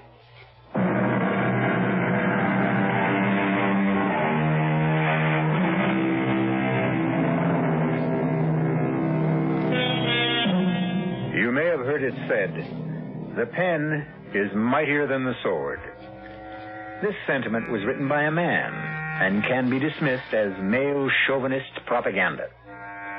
What every woman knows is that mightier than the pen or the sword is the knife and the fork. If you don't believe it, just ask Mama Pilar.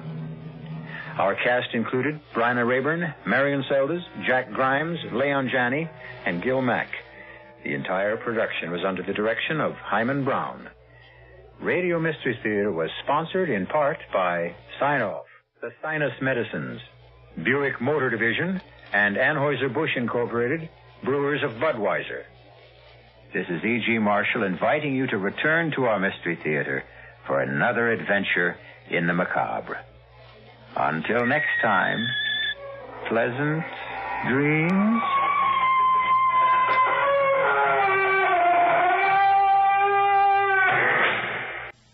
Your Mystery Theater presents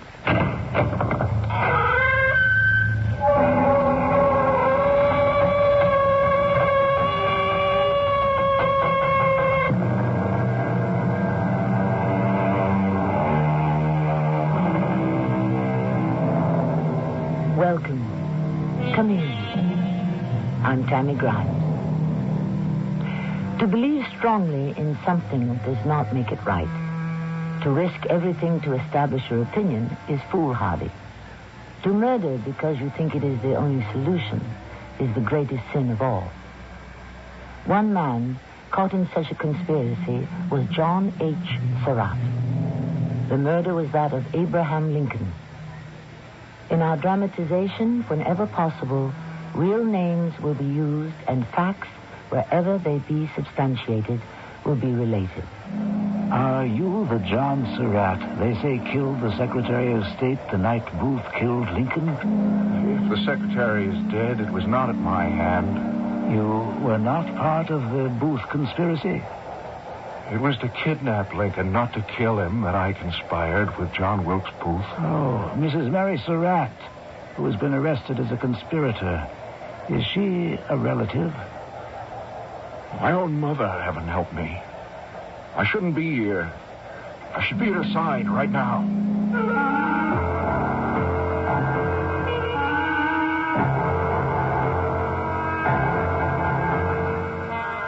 Our drama, The Innocent Murder, was written especially for the Mystery Theater by James Agate, Jr. and stars Tony Roberts. I shall be back shortly with Act One.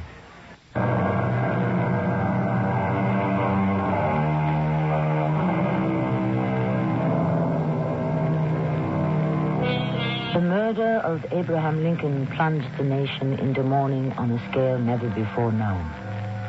From Washington to Springfield, the slow drumbeat of the cortege bearing his body traveled 1,700 miles. Millions walked with it, millions watched, millions cried. His assassin was shot and killed. 8 conspirators were accused, 4 executed, 4 sentenced to life, 3 pardoned, 1 escaped. His name, John Harrison Surratt. The day after Lincoln's murder, the whole country was looking for Surratt, who was hiding on a train bound for Canada. You can't stand here, mister. We don't let anyone stand between passenger and baggage cars. It's dangerous.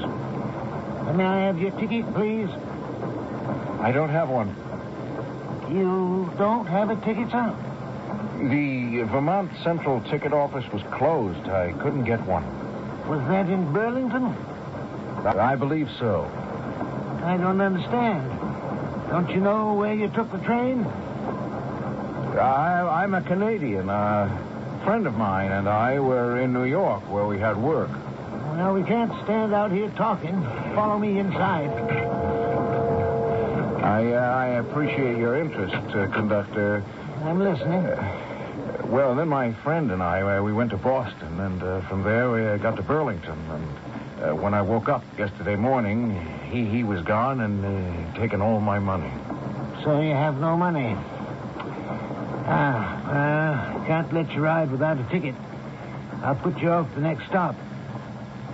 You know this part of the country? No, I don't. Follow the road north from St. Albans till you hit Franklin. Is that far from the border? 4 miles. What kind of work did you do in New York and Boston? Day laborer, digging, hauling, anything, carrying bricks, mostly pick and shovel work. How long you been in that line? Working? You mean as a day laborer? Well, for many years. Have you? I really don't see the point of your questions. You are riding on a train without a penny in your pocket. In other words, you are in the act of stealing your fare from the Vermont Central. From the way you're dressed, I suspect you do have money, but you enjoy cheating the railroad. That's not so.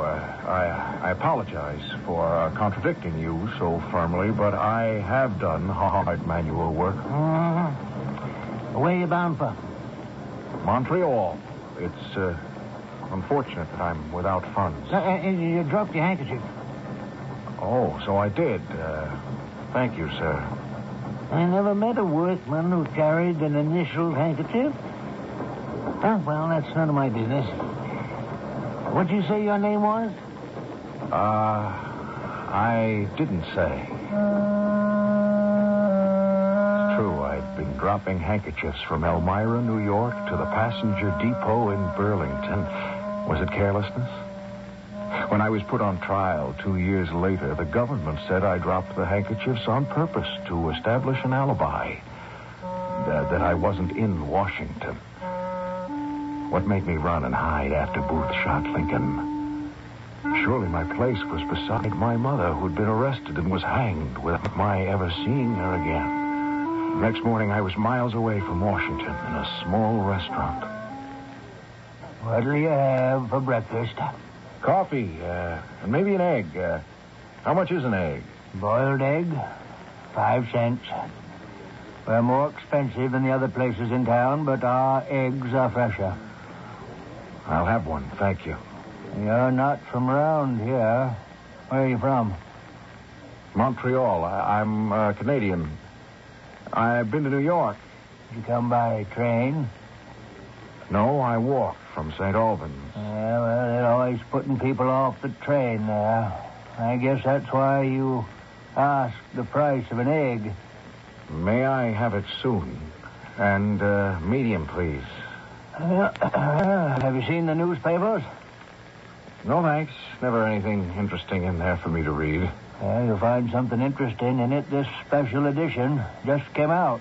You must have been out of touch on the road to miss this.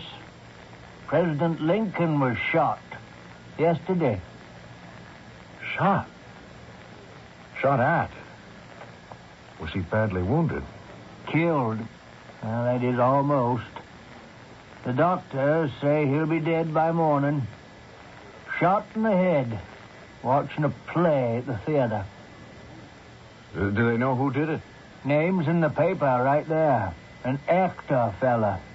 He's got 2 brothers, and they're actors, too. Name's Booth. John Wilkes.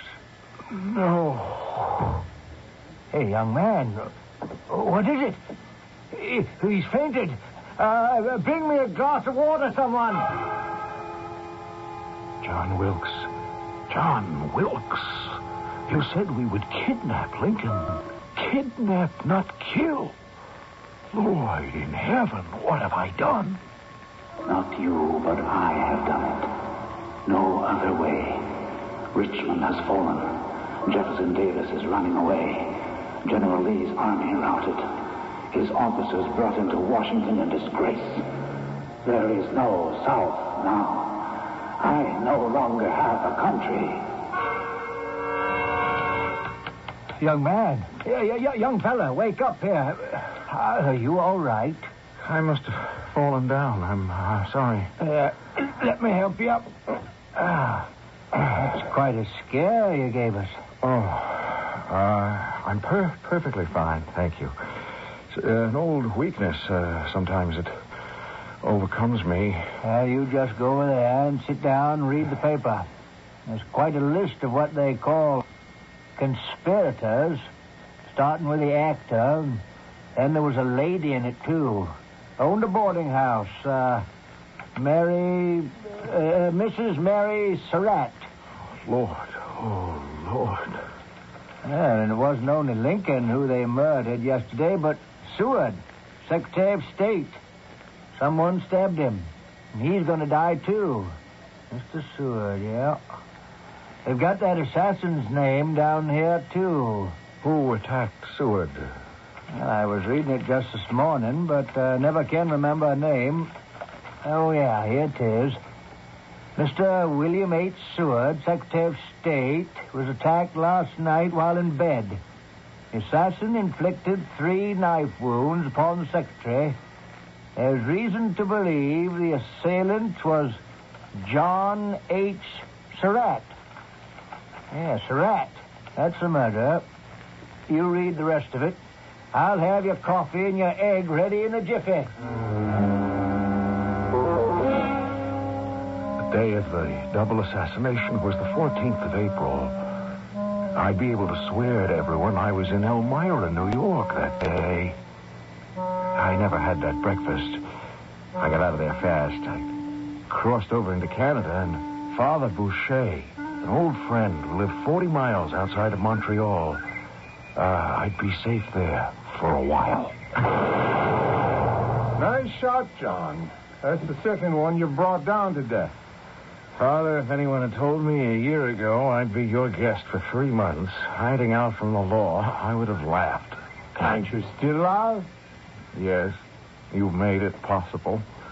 And weekends after Mass, even though I have to sneak out of my room so no one sees me, I enjoy our little hunting.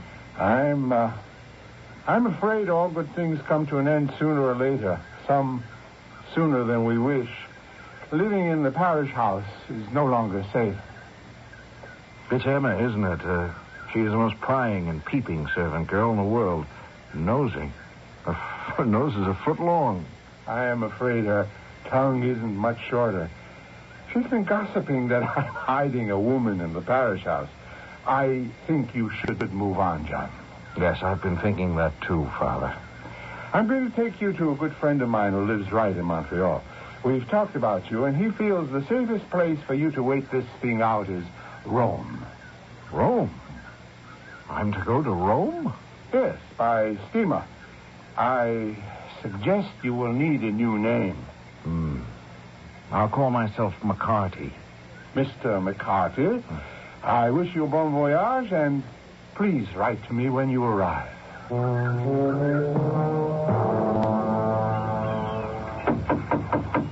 Who is it? Mr. McCarty? Who are you? I'm Dr. Macmillan. I'm a friend of Father Boucher.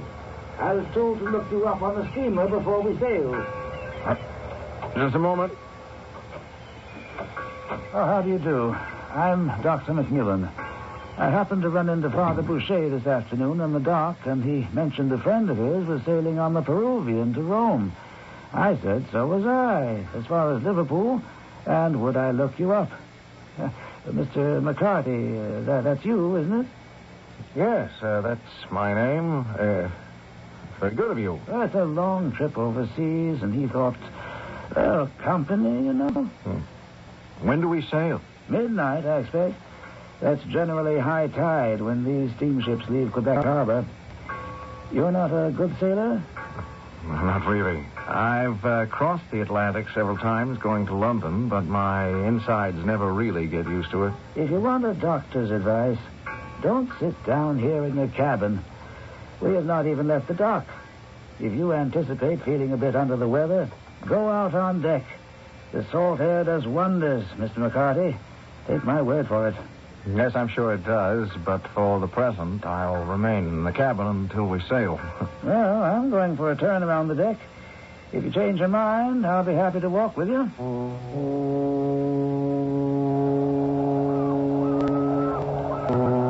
I kept the alias Mr. McCarty for the voyage. It was a safety precaution in case I was being followed. Changing names and appearances were going to be part of my life from now on.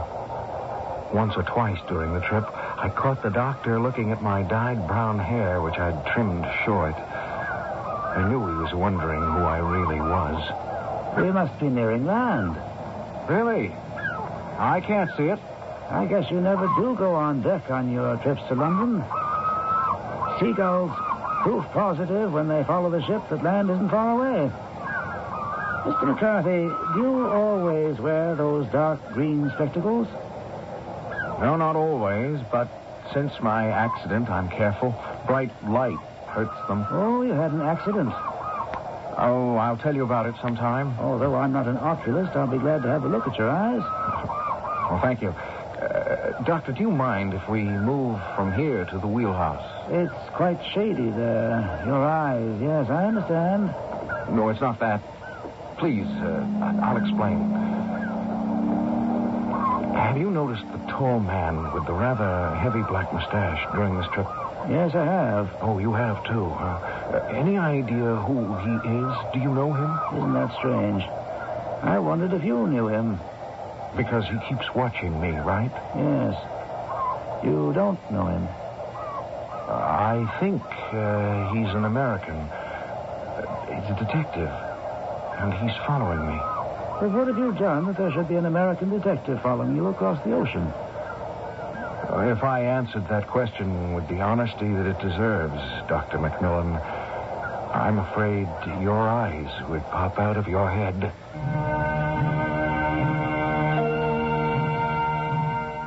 A ticklish situation. A doctor makes the acquaintance of a man on shipboard who is somewhat disguised and who remarks he's being pursued. Of course, the manhunt that now occupies the eyes, ears, and tongues of everyone is the assassination of the President of the United States and the Secretary of State. How long before the doctor puts two and two together? Let us see, when I return shortly with Act Two.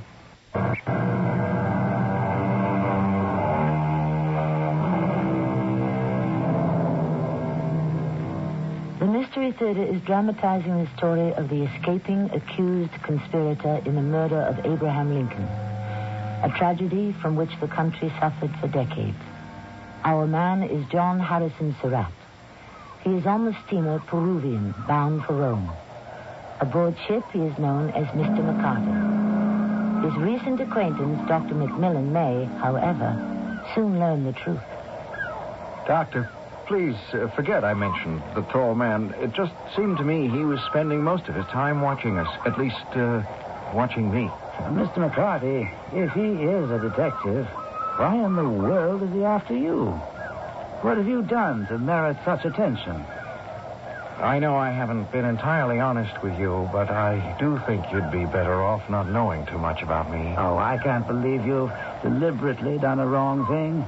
At any rate, if the man is an American, you are sailing on a British ship in British waters, so he can do nothing. I didn't realize that. So, I'm quite safe. Yes, we're within an hour of Liverpool. Your detective friend should have tried to arrest you before we left Quebec. Well, it doesn't matter to me whether he's a detective or not. If he does try to arrest me, I'll take care of him with this. A gun? You carry a gun on your person? I am never without this 4-barreled revolver. Never.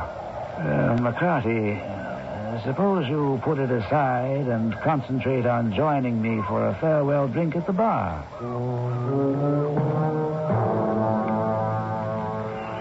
Bartender, do my friend and I have enough time for another round? Takes some time before the gangplank is ready to take on passengers, you're not say? 2 whiskey, sir? Doctor, I don't know whether we shall ever meet again, but it's been a pleasure to talk with you during the trip. May I reply honestly to that? Please do. I think I would have felt a little more at ease if I didn't suspect you were hiding a great deal from me. Hey, you want it? 2 whiskeys. I'd like to pay for these 2. No. This round is on me. Now, here you are, bartender. I haven't been at all candid, Doctor. You see, during the Civil War, I did a lot of traveling for the Confederacy. I've been abroad to London, from Richmond to Washington with dispatches, and Washington to Richmond with information. Oh, you were a courier then? With the Secret Service Bureau of the Confederacy. I did anything I was ordered to for the rebel cause. Your disguises, McCarthy, are, I'm afraid, a little amateurish. The hair, you know. At least you've given up those hideous green spectacles. Now, I know your name isn't McCarty. Tell me the truth. My name is Surratt. Going to Rome was Father Boucher's idea. Are you the John Surratt they say killed the Secretary of State? If she's dead, it is not at my hand. You were not part of the Booth conspiracy? I suppose you could say that I was. But we conspired to kidnap the president, not to kill. It was madness, I agree. And many have suffered with their lives for it. That Mrs. Mary Surratt who has been arrested, was she related to you? My mother, Lord help us. I wish to heaven events had not proceeded as they did. My place was at her side, at least to defend her, but what can a man as innocent as I am do? Had I shown my face, I would have been hanged with the rest of them. Surratt, now that I know this, I don't think I should talk to you anymore. There's no need to. I've decided not to go on to Rome, but to get off here in Liverpool. I have friends here. And in London. Once in Liverpool, I went straight to the house of a Confederate sympathizer. He told me a price of $100,000 had been placed on my head. Dr. McMillan, who I never saw again till he spoke against me at the trial, went to the American consul and told him John Surratt was in his city. I thought I would go on to London, but wrote to Father Boucher and waited for his answer. Why aren't you in Rome yet, John? It's the only safe place for you. Please, do not delay and get there as soon as you can. I didn't delay. I changed my name once more, this time to John Watson. In January of '65, I enlisted in the Papal Zouaves, sometimes called the Pope's own army. But I still jumped if someone stared at me. Headaches plagued me incessantly. I began to hear voices when I slept, disturbing my bunkmates. John. It's that Watson again. Go away, John. No, John. John Wilkes, don't. Booth, go away. You're dead, Booth. Watson, hey, you wake up. Wake up, will you? What is it? I didn't do it. I didn't do it. You're having another of those nightmares. Oh, thanks for waking me up. Every night, moaning, talking to yourself. You always say one thing. I didn't do it. What did you do? Kill somebody?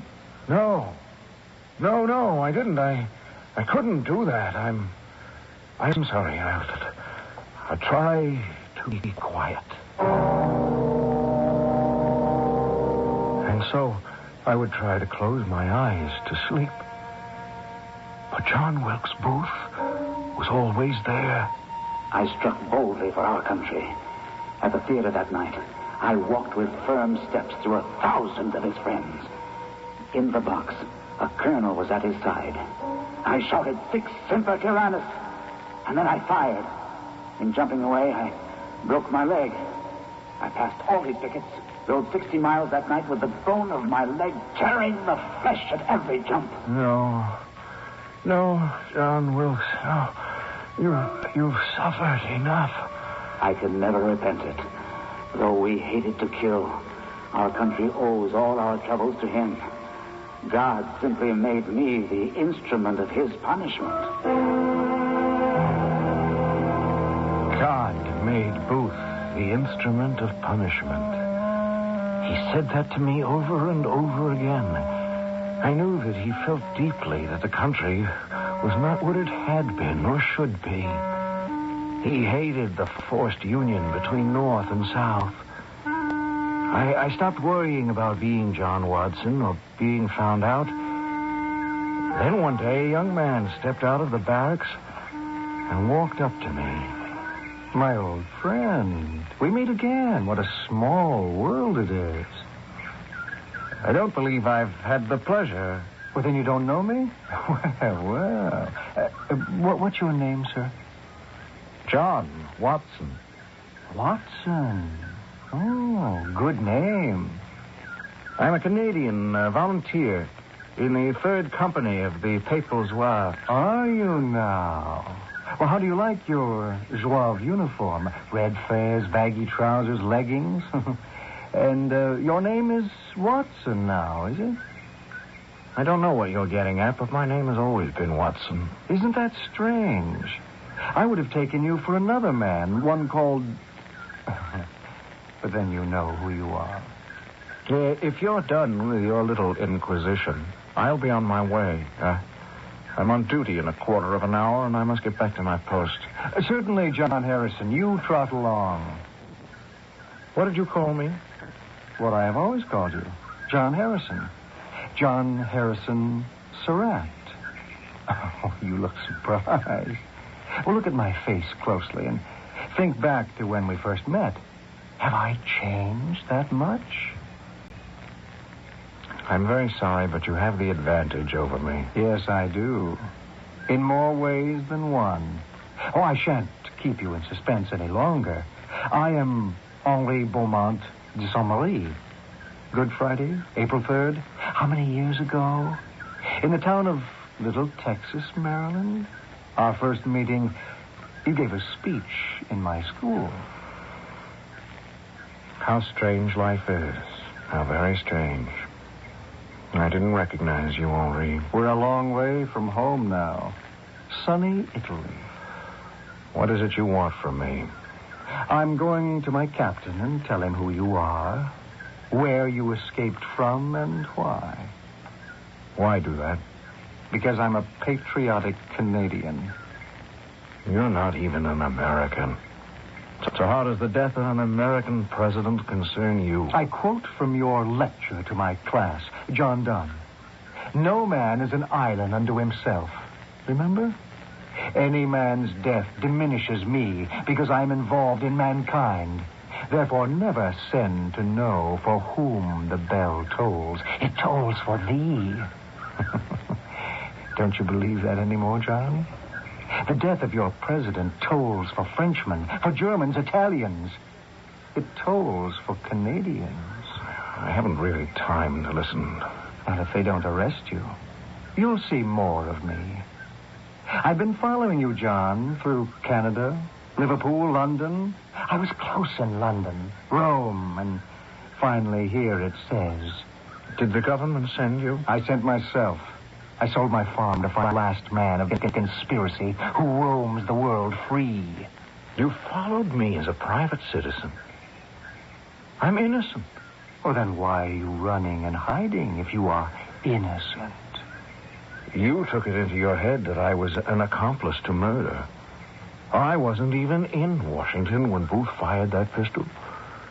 My only connection with that demented actor is when he asked my advice about kidnapping Lincoln. I told him it was impossible. Oh, you're a convincing speaker, John Surratt.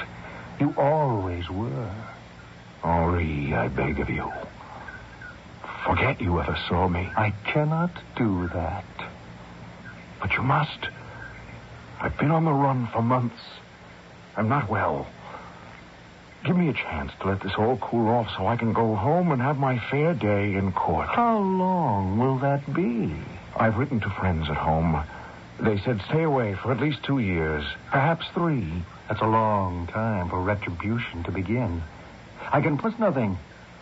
I never ran away from my friends who were imprisoned. I never turned away from my friends who were hanged. I never let my mother dangle from a rope, John. So you're going to betray me? I am not the betrayer. You are the one without conscience. Goodbye, John.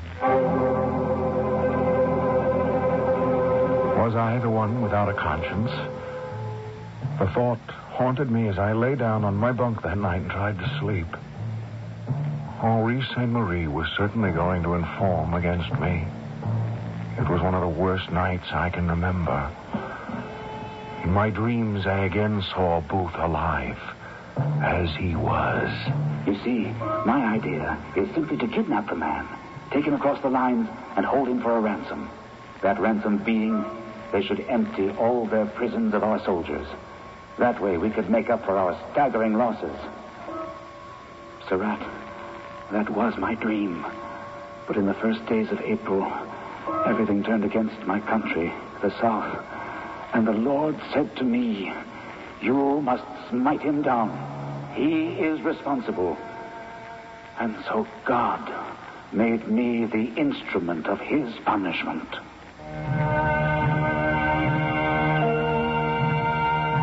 God made me the instrument of his punishment. How often since have the Lord and the devil both been accused as instigators of crimes committed by the demented? As for John Surratt, did he, under the cloak they all wore, stab in the back? Was he a murderer too? Or innocent? How can...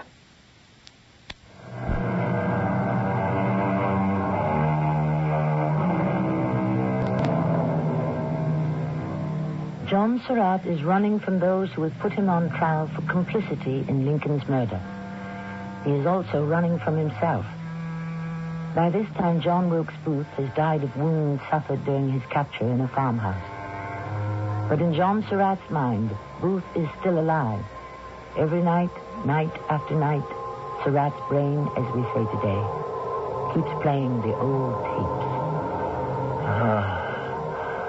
Let me alone. Let me alone. Let me alone. Please don't do it. Don't keep saying it, John Wilkes. Don't say it. It can be done.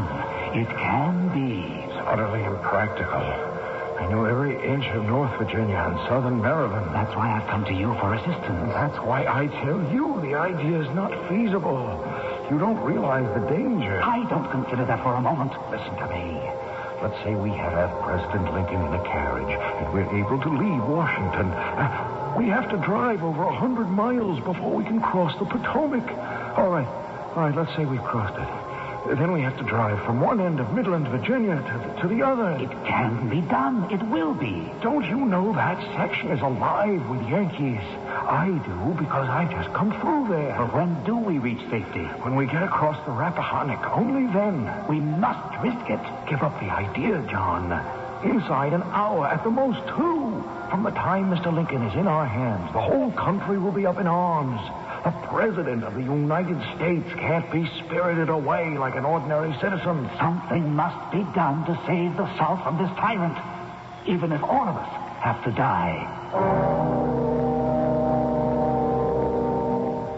Night after night, this dream and all its variations would torment me, and then it struck me with horror. By dissuading Booth from abducting Lincoln, had I led him to murder? May turned into November. My days as a Zouave were peaceful. There was no word from Henri Sainte-Marie. He never made good his threat. I began to sleep more quietly. Mr. Watson? John Watson? Wake up, sir. What? Yes? I'm awake? What is it? Did I miss reveille? You will dress immediately and come with me. What seems to be the trouble? John Harrison Surratt, you're under arrest.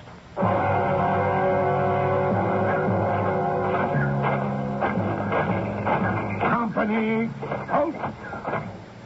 At ease. Prisoner Surratt, you will be locked in a cell in our monastery of Veroli until the United States of America is sending a warship to bring you back to America. Yes, Captain. Before I take you inside your cell, I shall show you the impossibility of escapement from this place. This monastery is built on the side of the mountain, over a precipice 100 feet high. Do you know how my identity came to your notice? A Canadian informed me. Henri, I forget his last name. I know it. Could these leg irons be removed from my feet, since I'm going to be locked up? What use are they? Who has the keys to the leg irons? Captain, I have them here. Unlock, please.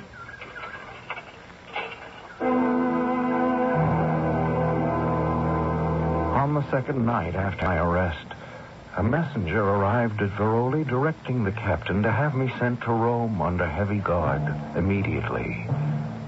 That meant, if I was going to run for it, it had to be now. It was 4 a.m. when they came for me. I made up my mind that this road did not lead to Rome. Prisoner, put on your clothing and come with us. I dressed as slowly as I could, reviewing a plan I had been hatching since I first came to the monastery. You're very slow this morning, prisoner. Did you not tell me how eager you were to return to America? It is happening. Ready now? Yes, Captain. Then we march.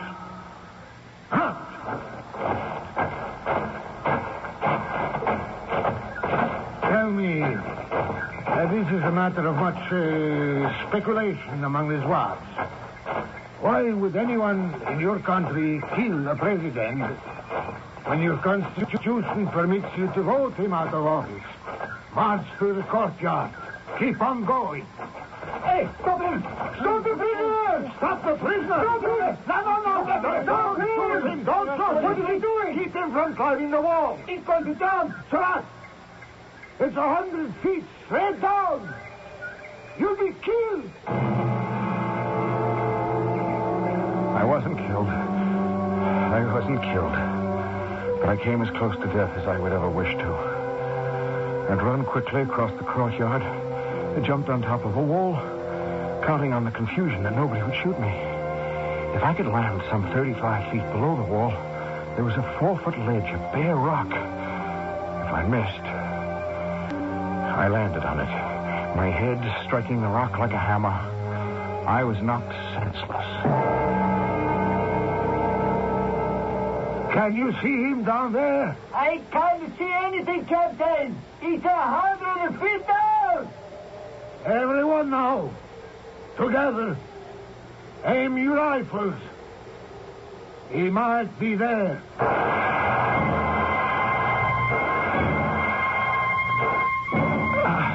I came to, made conscious by the sound and impact of bullets spattering around me.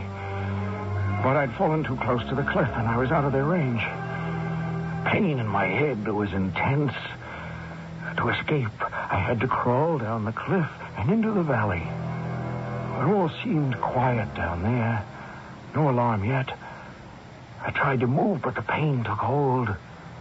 I looked up into nothingness. There was the anguished face of Wilkes Booth staring down at me. He was saying something as I lost consciousness. Come in, John. You're not disturbing me. I want you to hear this. Listen to my Brutus. I could have had them weeping in the stalls. If there be any in this assembly who demand why Brutus rose against Caesar, this is my answer. Not that I love Caesar less, but that I loved Rome more. Had you rather Caesar were living and die all slaves than that Caesar were dead and die all free men? Do you understand what I'm saying, John? Lincoln must die to free America and to heal North and South. Again, sick, shaken, I crawled away like a wounded animal, my head throbbing, the legs lame, but I knew I had to save myself. I reached a field and lay down in it, drank some water from a rain barrel, and found I could walk. Beyond the woods, I could see a small town. Halt! You don't have to point that gun at me. Can't you see I have my hands up? I'm an American. I deserted from the Papil Guardo. You understand? From up there. The monastery. I don't want to be a papal Zouave anymore. Who is it you have at gunpoint, guard? I ducked behind the trees and ran through the woods. The entire town came to life, everyone sounding the alarm. The gates were all closed and guarded. And then my leg buckled under me. The nearest building was a pigsty. On all fours, I dragged myself into it. He's somewhere in one of these buildings. Spread out, everyone. I'm going into the farm buildings. If you should see someone, call me. Don't shoot. Prisoners surrounded. You are surrounded. Are you here in the pigsty? Yes, I am, Captain. I can't move. I can't run anymore. You are fortunate to be alive. Jumping over the wall like that into nothing. I've never seen such a thing. Why did you do it? I hoped I would find someone in the town who'd be a friend to me. You have no friends here, Surat. You are a stranger. Now get up and see if you can walk. You have made enough trouble for me already. Save yourself and save your life. Save yourself? Booth's words still sounding in my head. I had to stop running. Stop being a man without friends. A man without a country. 2 months later, I was brought to Washington. I remained in prison until my trial. It was a long trial, but the jury couldn't agree, and so I was let go. I'd run away for nothing.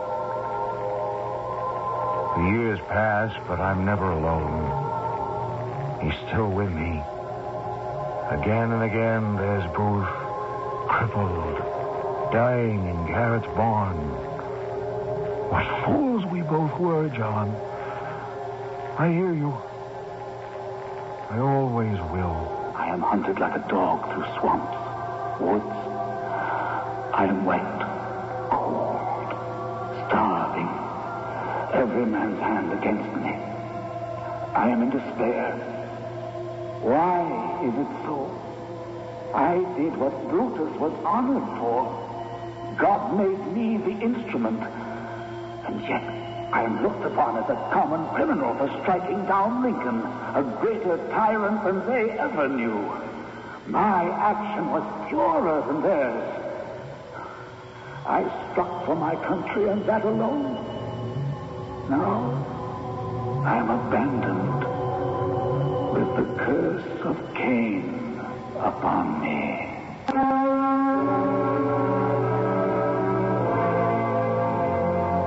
The words Booth spoke were actually his own. Is it far-fetched to say, man carries within him the seeds of betrayal, shame, all evil, and all good as well? How guilty Surratt was of conspiring with those who were punished with death or imprisonment, only he would know. Was he as innocent as he made out? The jury could not decide. Can you? I shall return shortly.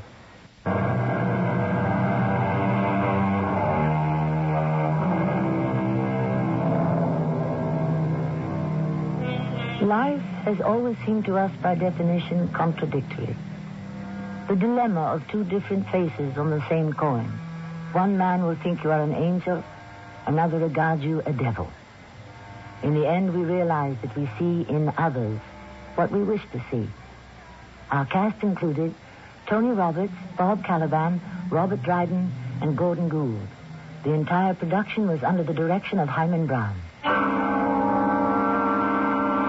And now, a preview of our next tale. Father, would you draw the curtains again so I can sleep? I can't tell you the worst part, so what's the use? Rowena, don't shut me out. I told you before what the voice said, but you chose not to repeat it. Let me in, let me in. Yes, don't you see what it means? That voice has something to do with Mother, my mother. Something to do with the sudden way she died. Rowena, how can you say that? There is no connection whatsoever. Oh, isn't there? A voice cries out, and I hear it. I keep hearing it all through the night. It was intended for me to hear it, begging Mother to be let in. It's the voice of my own soul, Father. Radio Mystery Theater was sponsored in part by White Westinghouse Appliance Company.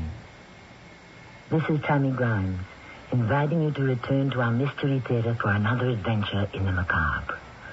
Until next time. From the Mutual Studios in Washington, I'm Fulton Lewis, and that's the top of the news as it looks from here.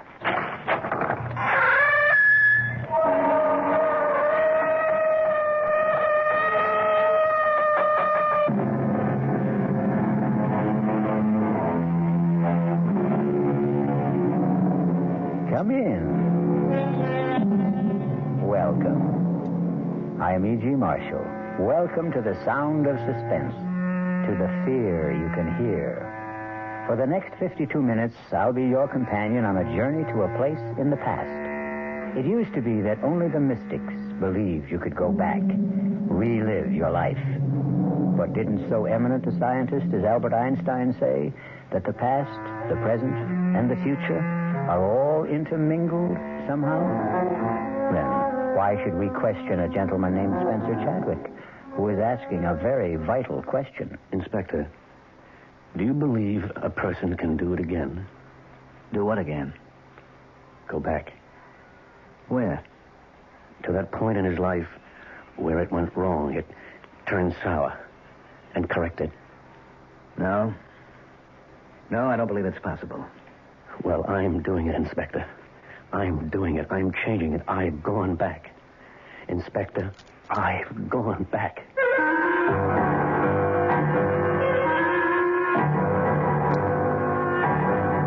Our mystery drama, You Can Die Again, was especially written by Sam Dan and stars Richard Mulligan. It is sponsored in part by Anheuser-Busch Incorporated, brewers of Budweiser. I'll be back shortly with Act One.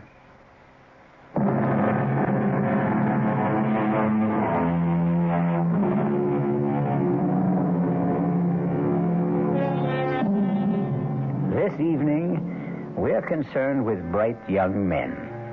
That is, those who began as bright young men, like Spencer Chadwick. Bright young Spencer Chadwick married his boss's daughter, but that was 23 years ago. And today, young Spencer has arrived at comfortable middle age.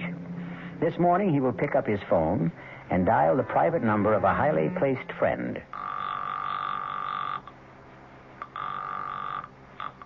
Chief Inspector Faraday's office, Sergeant Melrose speaking.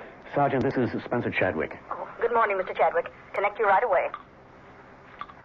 Spence, I hope you're not calling to cancel our golf date. No, Martin. I'm calling to tell you I murdered my wife. I won't believe it, Spence. I can't believe it. Marty, look at her. She's dead. I see she's dead, but I won't believe you killed her. She's been stabbed, Inspector. Yes, Sergeant, yes. And that's the knife, Marty. Spencer. You'll surely find my fingerprints on it. What's that bruise on your head? We had a fight. She hit me with the candlestick. Inspector, a glass door here leads to a terrace. It's been broken. Spence, an intruder, a thief. Did he slug you and kill Margaret? No, I killed Margaret. But that broken door. She tried to get away. I dragged her back into the room. Whose place is this? Mine. I didn't know you had an apartment downtown. I've been staying with a girl. Spence, you're talking to me, your closest friend, Marty Faraday. Excuse me, Inspector. Shall I start the routine? Yes, of course, Sergeant. Are you going to arrest me, Marty? I have to. I'm ready to go now. But I'm not ready to go. Look, I can't believe what you're telling me. I can't even believe you were cheating on Margaret. How can I believe you killed her? You've been a policeman for 25 years, Marty. Do you still have illusions, faith, ideals? If I do, it was because of people like you and Margaret. I'm sorry, Marty. Look, Spence, is this the way it happened? You were having an affair. Margaret found out about it. She came here, confronted you. One thing led to another, and you killed her. Now, is that the story? Yes. Yeah, that's it. Well, where's the girl? I suppose she's dead, too. You suppose? Yes, we can say she's dead. Well, how did she die? I killed her. What? When? Oh, a long time ago. A long time? Spencer, you're not making any sense. How could you have killed her a long time ago if Margaret confronted the two of you here today? I don't know. I don't know. Now, just arrest me, and don't ask me any more questions. I have to ask, Spence. I can't accept what you're telling me. Now think. How could you have killed her a long time ago? Or did she kill me? Spence, please, tell me what happened. It doesn't matter. Look, I want to help you, Spence. I'm your friend. You know that. You won't believe me. Try me. Just try me. It's even hard for me to believe it. But it's true. Spence, sit down, will you? Will you just sit down and try to pull things together? Tell me what happened. What happened? It started one morning. It was 3 months ago. I came downstairs. Margaret was at the breakfast table. Morning, darling. Coffee? Thanks. Yes. Any mail, Margaret? Nothing worth delaying breakfast. Card from my brother. Where is he now? He had to put in for repairs at Pago Pago. That's Pengo. When is he coming home? Oh, next year, maybe. Or the year after, when he gets bored or tired or needs money or decides to get a new girlfriend or another boat. And he's 38 years old. And he'll never get anywhere. Don't say that. It seems to me he goes everywhere. Oh, his life and yours, darling, a study in opposites. You were born poor and you wound up rich. He was born rich, wound up poor. Dinner tonight with the Satterfields. What for? What for? Oh, my God. I practiced for almost 5 minutes before you came down, tossing off what I just said in an offhand, casual way. Dinner with the Satterfields. This is the coup of the century.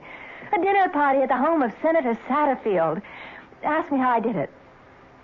Why do we want to have dinner with Senator Satterfield? Spence, you asked me to arrange for the invitation. I disagree completely with the man's principles. Oh, we understand all that, but you're the one who decided to give politics a whirl. When did I decide to do that? Well, they say the sign of a really solid marriage is if the wife can accept jokes at breakfast. Shall I remind you of that Chinese or Indian saying that you've been spouting lately?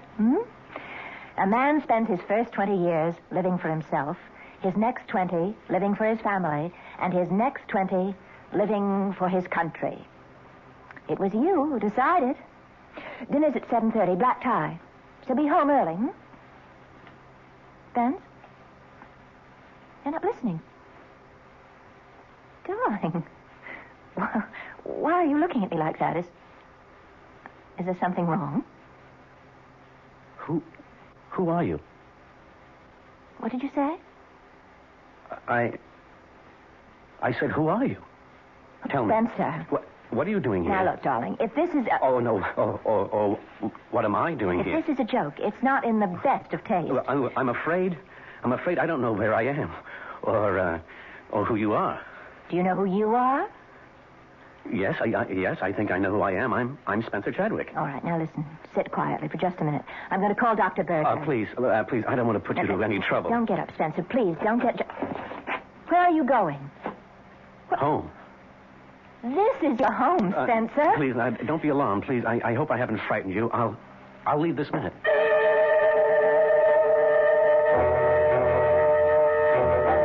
You mean that after 23 years of marriage, you look at your wife one morning and you don't know who she is? Yes, Martin. All right. You walked out of the house. Now, where did you go? I hailed a cab. Now, where to, pal? I don't know. It's all right. None of us knows where we're going. Just answer this. Where do you want me to take you? Just drive. Okay, you're the doctor. What do you think? The Redskins got any kind of chance this year? All right, let's try politics. You think Satterfield's going to run again? Well, as my old man would have put it, you wasn't exactly vaccinated with a phonograph needle. Driver, why are you headed north? Well, you said to drive. The Chadwick building is down on Jefferson Square. I distinctly told you to take... You distinctly told me nothing. What would I be doing in your cab at 9 o'clock in the morning if I didn't intend to go to my office? Yes, sir.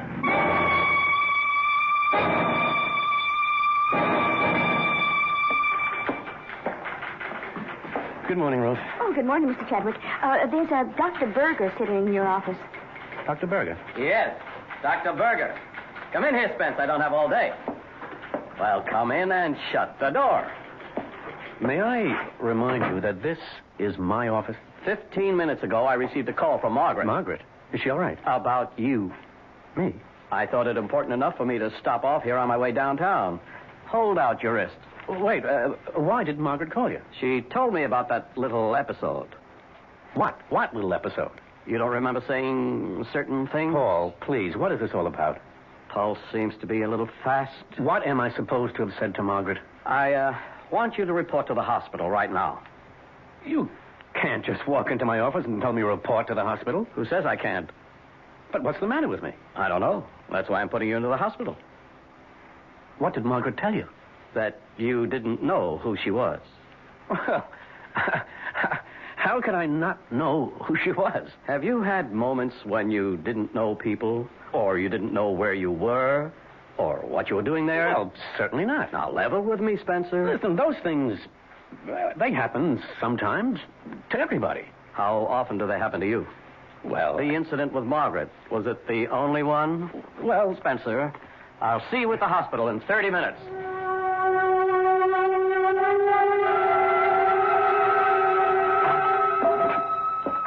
Well, you did it. You're here, Spence.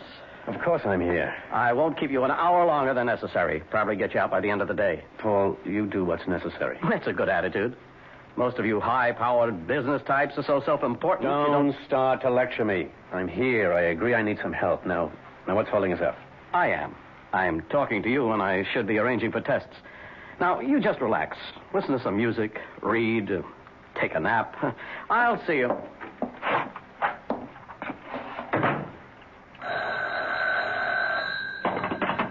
Hello? Spencer? Peggy? Is everything all right, Spence? Peggy, where are you? I'm at the apartment. Where else would I be? Tell me, are you all right? Oh, yes. Oh, yes. I'm certainly all right now. Oh, Peggy, I almost lost you. How could you lose me? It could happen. How? Dr. Berger, he could make it happen. But not now, not anymore. Do you know why? Why, Spence? You called me just in time. You warned me just in time. And I'm getting out of here this minute.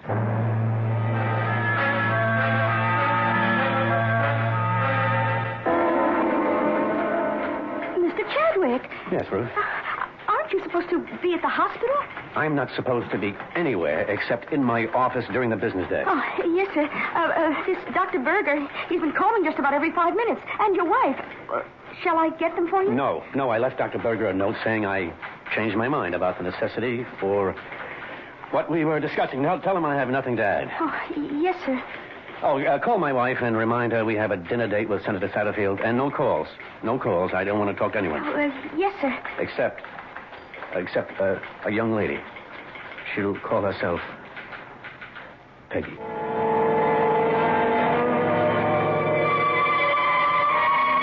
Well, for 23 years, you hum the same tune, and then, suddenly, one morning, you hear the music of a different drummer. A drummer named Peggy. Or is she a piper named Peggy, who will have to be paid? We shall return shortly with Act Two.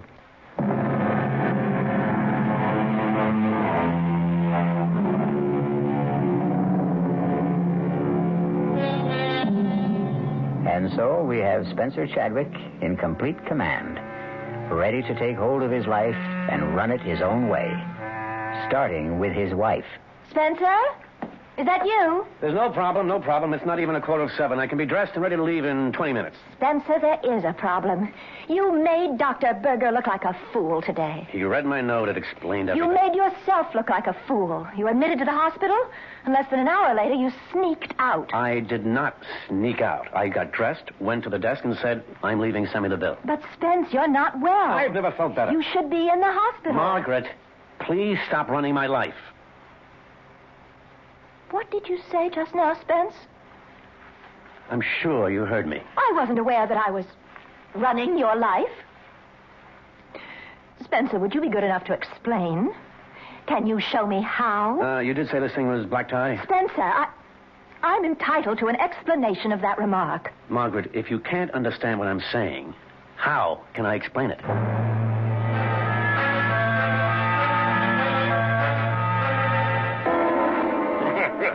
Quite a man, this husband of yours, Miss Chadwick. Some brandy? Yes, thank you, Senator. We need men like you in public life, Spence. Fellas with their heads screwed on straight. You know, I have an opportunity to recommend a man for a presidential advisory commission on... I don't think I'd be interested, Senator. I like your style, Chadwick. You play hard to get, but you do it convincingly.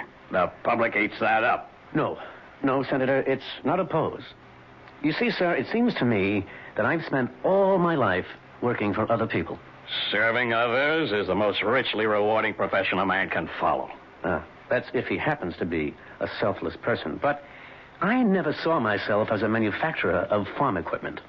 I wanted to study languages, the basic structures of human communication. An admirable calling. Margaret and I were going to leave for Tibet on our honeymoon, but my father-in-law became seriously ill. Somebody had to look after his affairs till he could get on his feet again. That was 23 years ago. He never did get back on his feet, and I never did get out of his office. But you transformed that little factory into the third largest enterprise. I know, Senator, I know. I did it for my wife, my in-laws, my employees, the stockholders. But now, finally, at length and at last, I'm going into business for myself. What sort of business? The Spencer Chadwick business. The let's please and amuse and excite and develop and enhance Spencer Chadwick. Thank you for your offer, Senator, but there are many others who are more worthy, not to mention more willing.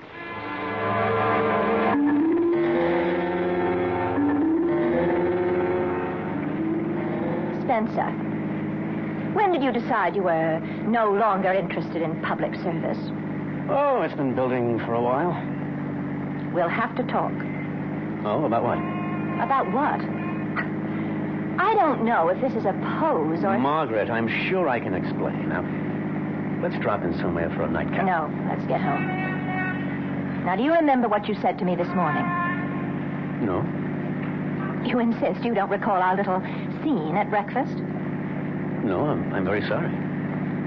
You looked at me this morning, and you said, "Who are you?" You said it with sincerity and conviction. You meant it. Look, I may have been... You may have been what? Daydreaming. No, it was not daydreaming. It was wishful thinking. Oh, Margaret, what are you saying? Spencer, you're having an affair. What? Please don't deny it. But I'm not. It fits in with what Dr. Berger told me. About what?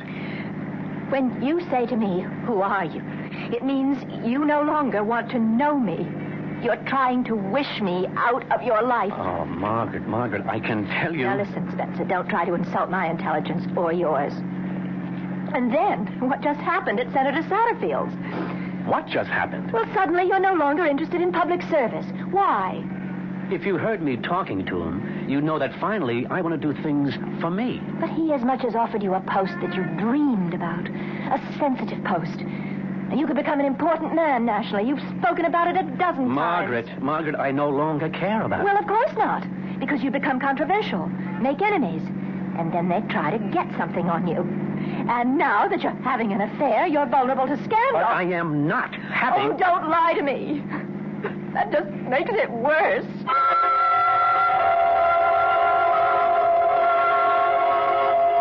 But you were lying to us, Spence. We know you were lying.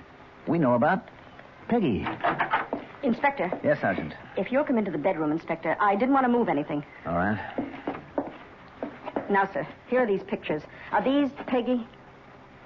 Are they, Spence? Yes. Well, sir, if you look at the hairstyle, that went out 25 years ago. I'm no expert, but these don't look like pictures that were taken recently. Now, the clothes in the closet, skirts, blouses, dresses, are these Peggy's? Are they, Spence? Yes. The styles are about 25 years old. Now, here's a label in a skirt. It's a Lydia Carter. She was a designer who was fashionable 30 years ago. Well, Spence, tell us. I can't. Why can't you? I don't think I know how. Never mind how it sounds. Just tell it. Martin, did you ever think you could somehow get a second chance. To do what? To live your life over. To answer your question, no. Did you ever think you could go back to a point in time when you made a decision which changed everything for you? Where you crossed your own particular Rubicon, and if you could go back, start again, and do the thing you really wanted to do? To answer your question again, no. That's because you never regretted the course of your life. And you did? Are you trying to tell me that you did? Every day for 23 years. All right, Spence. I won't press you. No, Marty, don't put that sympathetic tone in your voice as if you think I'm some kind of nut. Look, you could plead insanity. Once again, Marty, I'm not crazy. Temporary insanity. Not for 1 minute. I asked you a question. Can you go back? Can you live your life over again? And I gave you my answer. No. But you can. You can do it. I did go back. Not for long. But I did go back. All right. All right, Spence, you did go back. And if I hadn't lost my head, if only I hadn't killed Margaret, I could have stayed. I could have started over.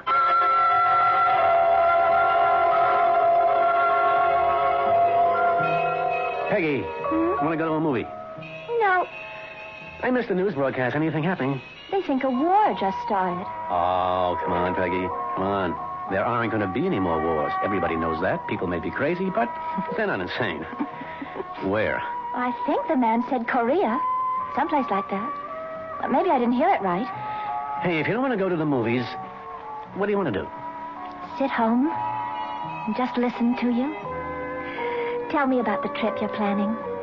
Well, first, don't call it a trip. We may never come back. It may take all our lives. Fine with me. And we may never find it. Great. What are we looking for? The origin of language. For instance, we say brother in English. German, Dutch, Scandinavian, so on, say a form of Bruder. Same basic word. Latin, Greek, frater. The BR becomes FR. Russian, obrat. The differences are all in pronunciation. Okay. How did this one language spread so far and wide to cover so many different kinds of people? Arbeit. How? That's what I want to find out. And we will travel and study and research, and one day, maybe... Maybe what? This Indo-European language, it's only one of 30 language families. At one time, was there one single language, the mother of all? Was there?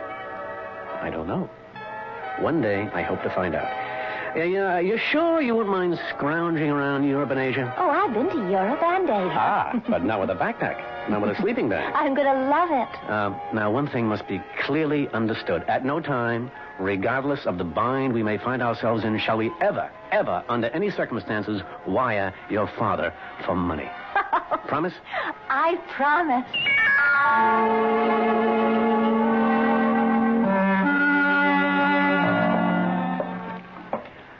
Hello, Margaret. Where have you been, Spencer? Oh, excuse me. I hope that doesn't sound shrewish. Well, no, it doesn't. Or as if I'm trying to run your life. Please, Margaret, cut it out. The reason I ask is because I had prepared dinner. I know. Didn't you get my message? Yes, I did. I got it at 8. Meanwhile, at 7, the Millers, the Brownsteins, and the Gladwells arrived. No, the Gladwells were here at 6:30. But why? You had asked me to invite them to dinner. And these are your friends, Spencer. I'm sorry, Margaret. I'm sorry. Yes. Well, if they were people I like, I would have been humiliated. This way, I was merely embarrassed. Well, I got through the evening. Somehow. Spencer, tell me. Who is she? Margaret, believe me, there is no... I start with the premise that it's my fault. Somewhere I must have failed you. I've gone wrong. But I don't know where, and I don't know how. Tell me, Spence. Tell me. Margaret, please, Margaret. Please, Margaret, what? Oh, Spencer, I've been happy. You've been happy. Our marriage, it's been the envy of so many of our friends. Oh, darling, has it been a lie? Have we been living a lie all these years? Do you want the answer? I demand an answer. The answer is yes, it's been a lie. Who is she, Spence? Who is she?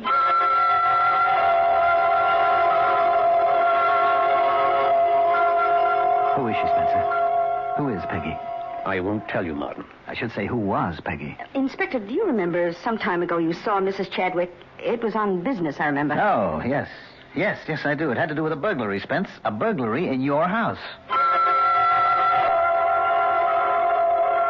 Believe me, Margaret, this is no bother at all. You see, I felt if I called the local precinct, I'd have police traipsing all about the place. It just isn't worth it. Well, what happened? Well, it's silly, but, well, you know us. We never throw anything out. It's a sound idea. The worthless junk of yesterday has suddenly become expensive antiques. It's incredible. Yes, Margaret. All right, I'll be brief. We have a storage space where we keep old things, clothes, knickknacks, stuff that you say you'll throw out sometime. You never get around to it. You never do. And? Well, it's all been stolen. Stolen? It's missing. Well, it must have been stolen. I don't care about it, but it's just unnerving to consider that the house has been broken into. Well, send a list of the stuff to Sergeant Milrose. It's not important, but I feel that since a crime has been committed, it should be reported. Did I do the right thing? Of course you did, Margaret. That list. I gave you that list, Sergeant. It's on my desk, sir. I'm sure most of the items in this closet were on it. Spencer, you were the burglar. Technically, yes. She needed clothes, Marty. That girl, she's a fantasy. No, not Peggy. All right, look, for reasons that I may never understand, you feel you wasted your life. So you fantasized a way to go back, to start over. It was no fantasy. Sergeant Milrose. Hell, it wasn't. You were sorry you married Margaret, which all by itself proves that you're insane, Spence. You created this Peggy, and you had to dress her in a period of 25 years ago. There is no Peggy. This whole thing happened in your mind. Yes, thank you, Lieutenant. Yes, Sergeant? Sir, that was from the lab. They scraped some grass samples from a skirt in the closet, and it's been identified as Duke of Wentworth fescue. All right. It's a new kind of seed, just been planted for the first time. When? Well, about a month ago, which means somebody wearing this skirt was sitting in the grass in Benton Park very recently. You figure if a man's been married for 23 years, he may have a tendency to fantasize a bit. But Spencer Chadwick has created more than an illusion. He has brought forth flesh and blood, particularly blood. We'll be back shortly with Act 3.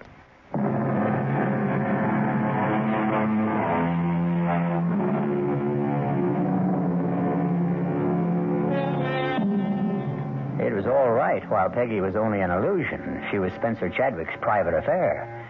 But a living Peggy, or even a dead Peggy, is a serious matter for Police Chief Inspector Faraday. Spence, make it easy for all of us. Tell me, who is Peggy? Or who was Peggy? We can find out, Spence. We can check with the neighbors, the janitor, circulate your picture in the neighborhood, ask people if they've seen you around with a girl. You'll never find her. Don't say that. It's virtually impossible for a person to disappear without a trace. I still say you'll never find her. Damn it, Spence, I can't get used to it. You and Margaret, and then you and this Peggy. How could you live with both of them? Didn't things get rough at home? Yes. Well, what brought on the showdown? Well, after a while, we couldn't go anywhere without Margaret seeing her. Come on, rockabye! Spencer. What? Is that the girl? What? Who? That girl. She's been looking at you all afternoon. Oh, Margaret, believe me. Won't you invite her down here? She'll have a better view from our box. Oh, Margaret. No reason we shouldn't all behave in a civilized manner. Introduce her. Margaret, I never saw that girl before in my life.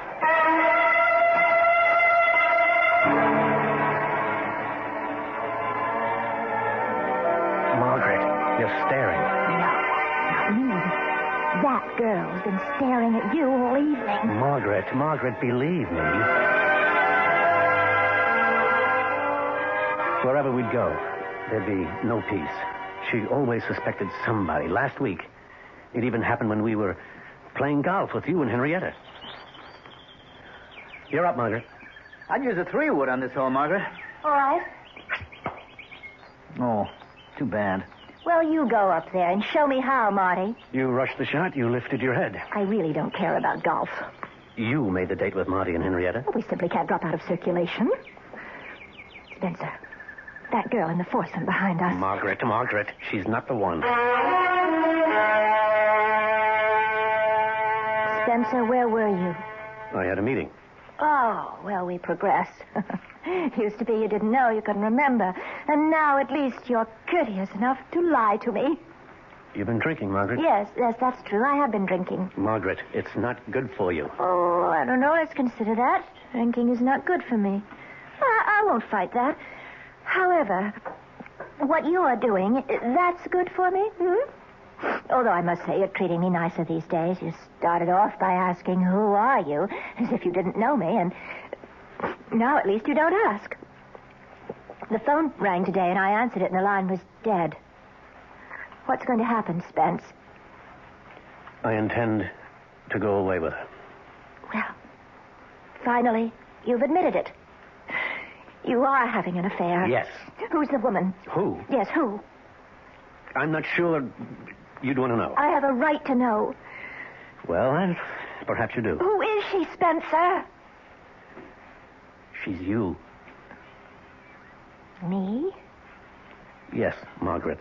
The girl is you. What kind of nonsense? No, that's not quite right. She isn't you. Then what were you trying to say? She was you. She isn't Margaret Chadwick. She was Peggy Wainwright. Spencer, don't look at me like that. I'm scared. Do you want me to prove it to you? Come with me. Come with me right now. This is what Dr. Berbick was concerned about. Spence, it's no disgrace to have a breakdown. It's no shame to need psychiatric help. No. We're past all that, Margaret. Come with me. I want you to meet Peggy. Come with me. No, Spencer. You come with me. You come with me to Dr. Berger. You know, Margaret, people like you have one answer. Whenever you're up against something you don't understand, you have one answer. Whenever you're faced with something that's beyond your experience, you have one answer: see a doctor. That solves everything. That takes care of everybody. And it never occurs to you that yours might just possibly be the wrong answer. Now, why are you so sure of yourself, Margaret? Why are you so sure that I'm the one who's wrong? Come with me, Margaret. I want you to meet Peggy. Or are you afraid?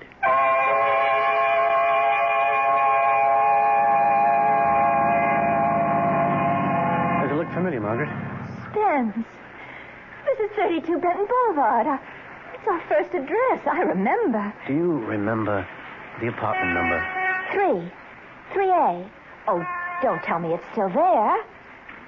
See for yourself.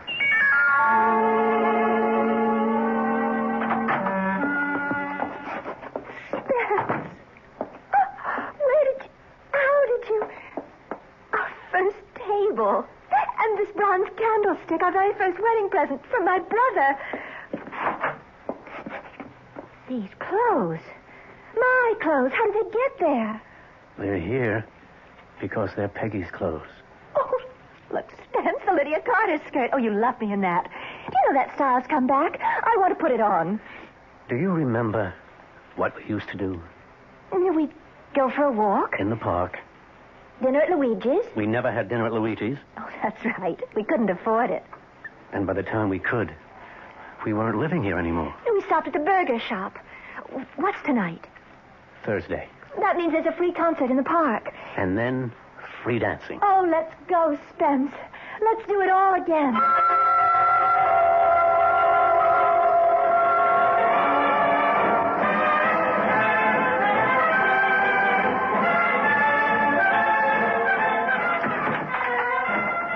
Realized how much fun we had in those days. They were great days, Peggy. Peggy? I always liked Peggy better. Somewhere along the line, you stopped calling me Peggy. When exactly did you stop calling me Peggy? When you became Margaret. I always wondered about that. How did I become Margaret? Why? Take a look around. See, Peggy? All the bags, the trunk. We're packed for the trip. The trip? The trip to Tibet. Oh, yes. We were all set to go. Yes. You remember? Yes. As a matter of fact, you were a little bit sick from the shots, remember? Remember? Yes. And then the telephone rang. Phone? Yes. The phone rang. It was It was my mother. Yes, it was your mother. I remember. Answer the phone. Go ahead, answer it. You answered it that night. Hello? Yes. Yes, Mother? Oh, no.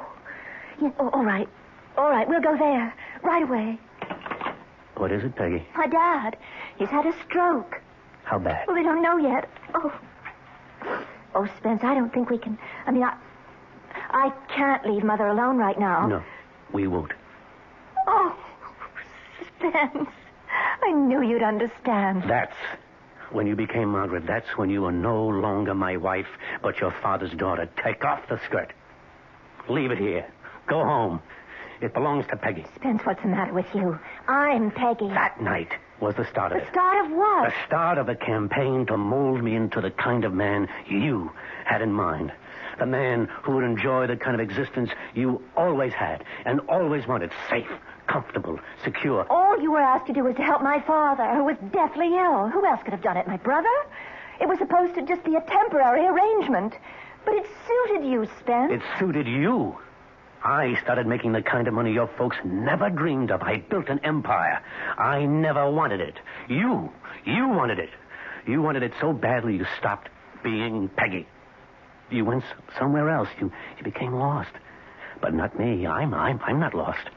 I found my way back. And when I got there, I found Peggy again. Now, take off that skirt and give it back to Peggy. Spencer, I listened to you. Now you listen to me. I've been listening to you for 23 years. And now we've come to the end. The bags are packed, and it's not too late. We're leaving for Tibet. Peggy and me. Peggy? Peggy? Yes, Spencer, darling. Spence, get this straight. I'm Peggy. Don't listen to her, Spence. She was always out to destroy you. She almost did till you came back to me. I'm Peggy. The only Peggy you have. She's lying. She's trying to stop you. We are going to Tibet. Fat chance. You'll take that appointment from Satterfield. That refusal was just a ploy. You know it. He knows it. Shut up, Margaret. Shut her up, Spencer. Shut her up. I didn't destroy you. You destroyed me. We'll have to kill her, Spence. Go ahead. Live with this fantasy of yours, this Peggy who rewrites history. She's all yours. I want my skirt. Take off that skirt. It's mine. It's all I want from you for 23 years of marriage. Don't let her out of here. She'll tell everybody about us. They'll put you away, Spence. Get away from that door. No. Spence, keep away from me. No. You won't get out that way. Spence, I warn you. I'll hit you with this. Now, you asked for it. You asked for it. Use a knife, Spence. Use a knife.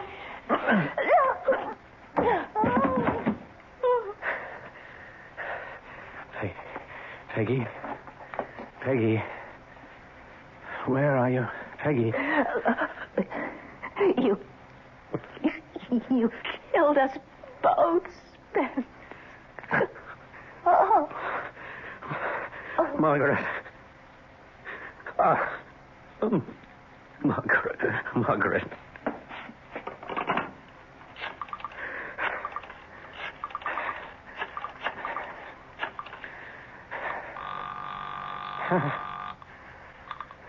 Chief Inspector Faraday's office, Milrose speaking.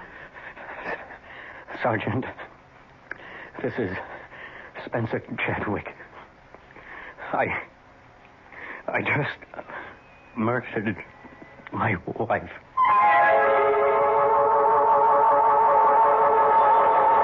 Well, as they say, all of us are two people. One is the person we think we are, and the other is the person we really are.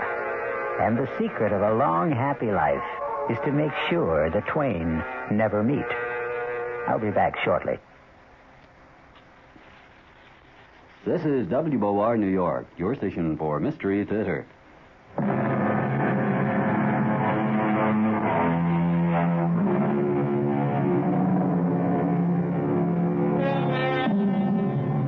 Well, the jury jury's still out. Oh, not on Spencer Chadwick. With him, it was open and shut. But on the basic idea, can you go back? Can you do it again? Well, to end on a non-controversial note, here is something everybody can do again. Tune in again for more suspense and excitement.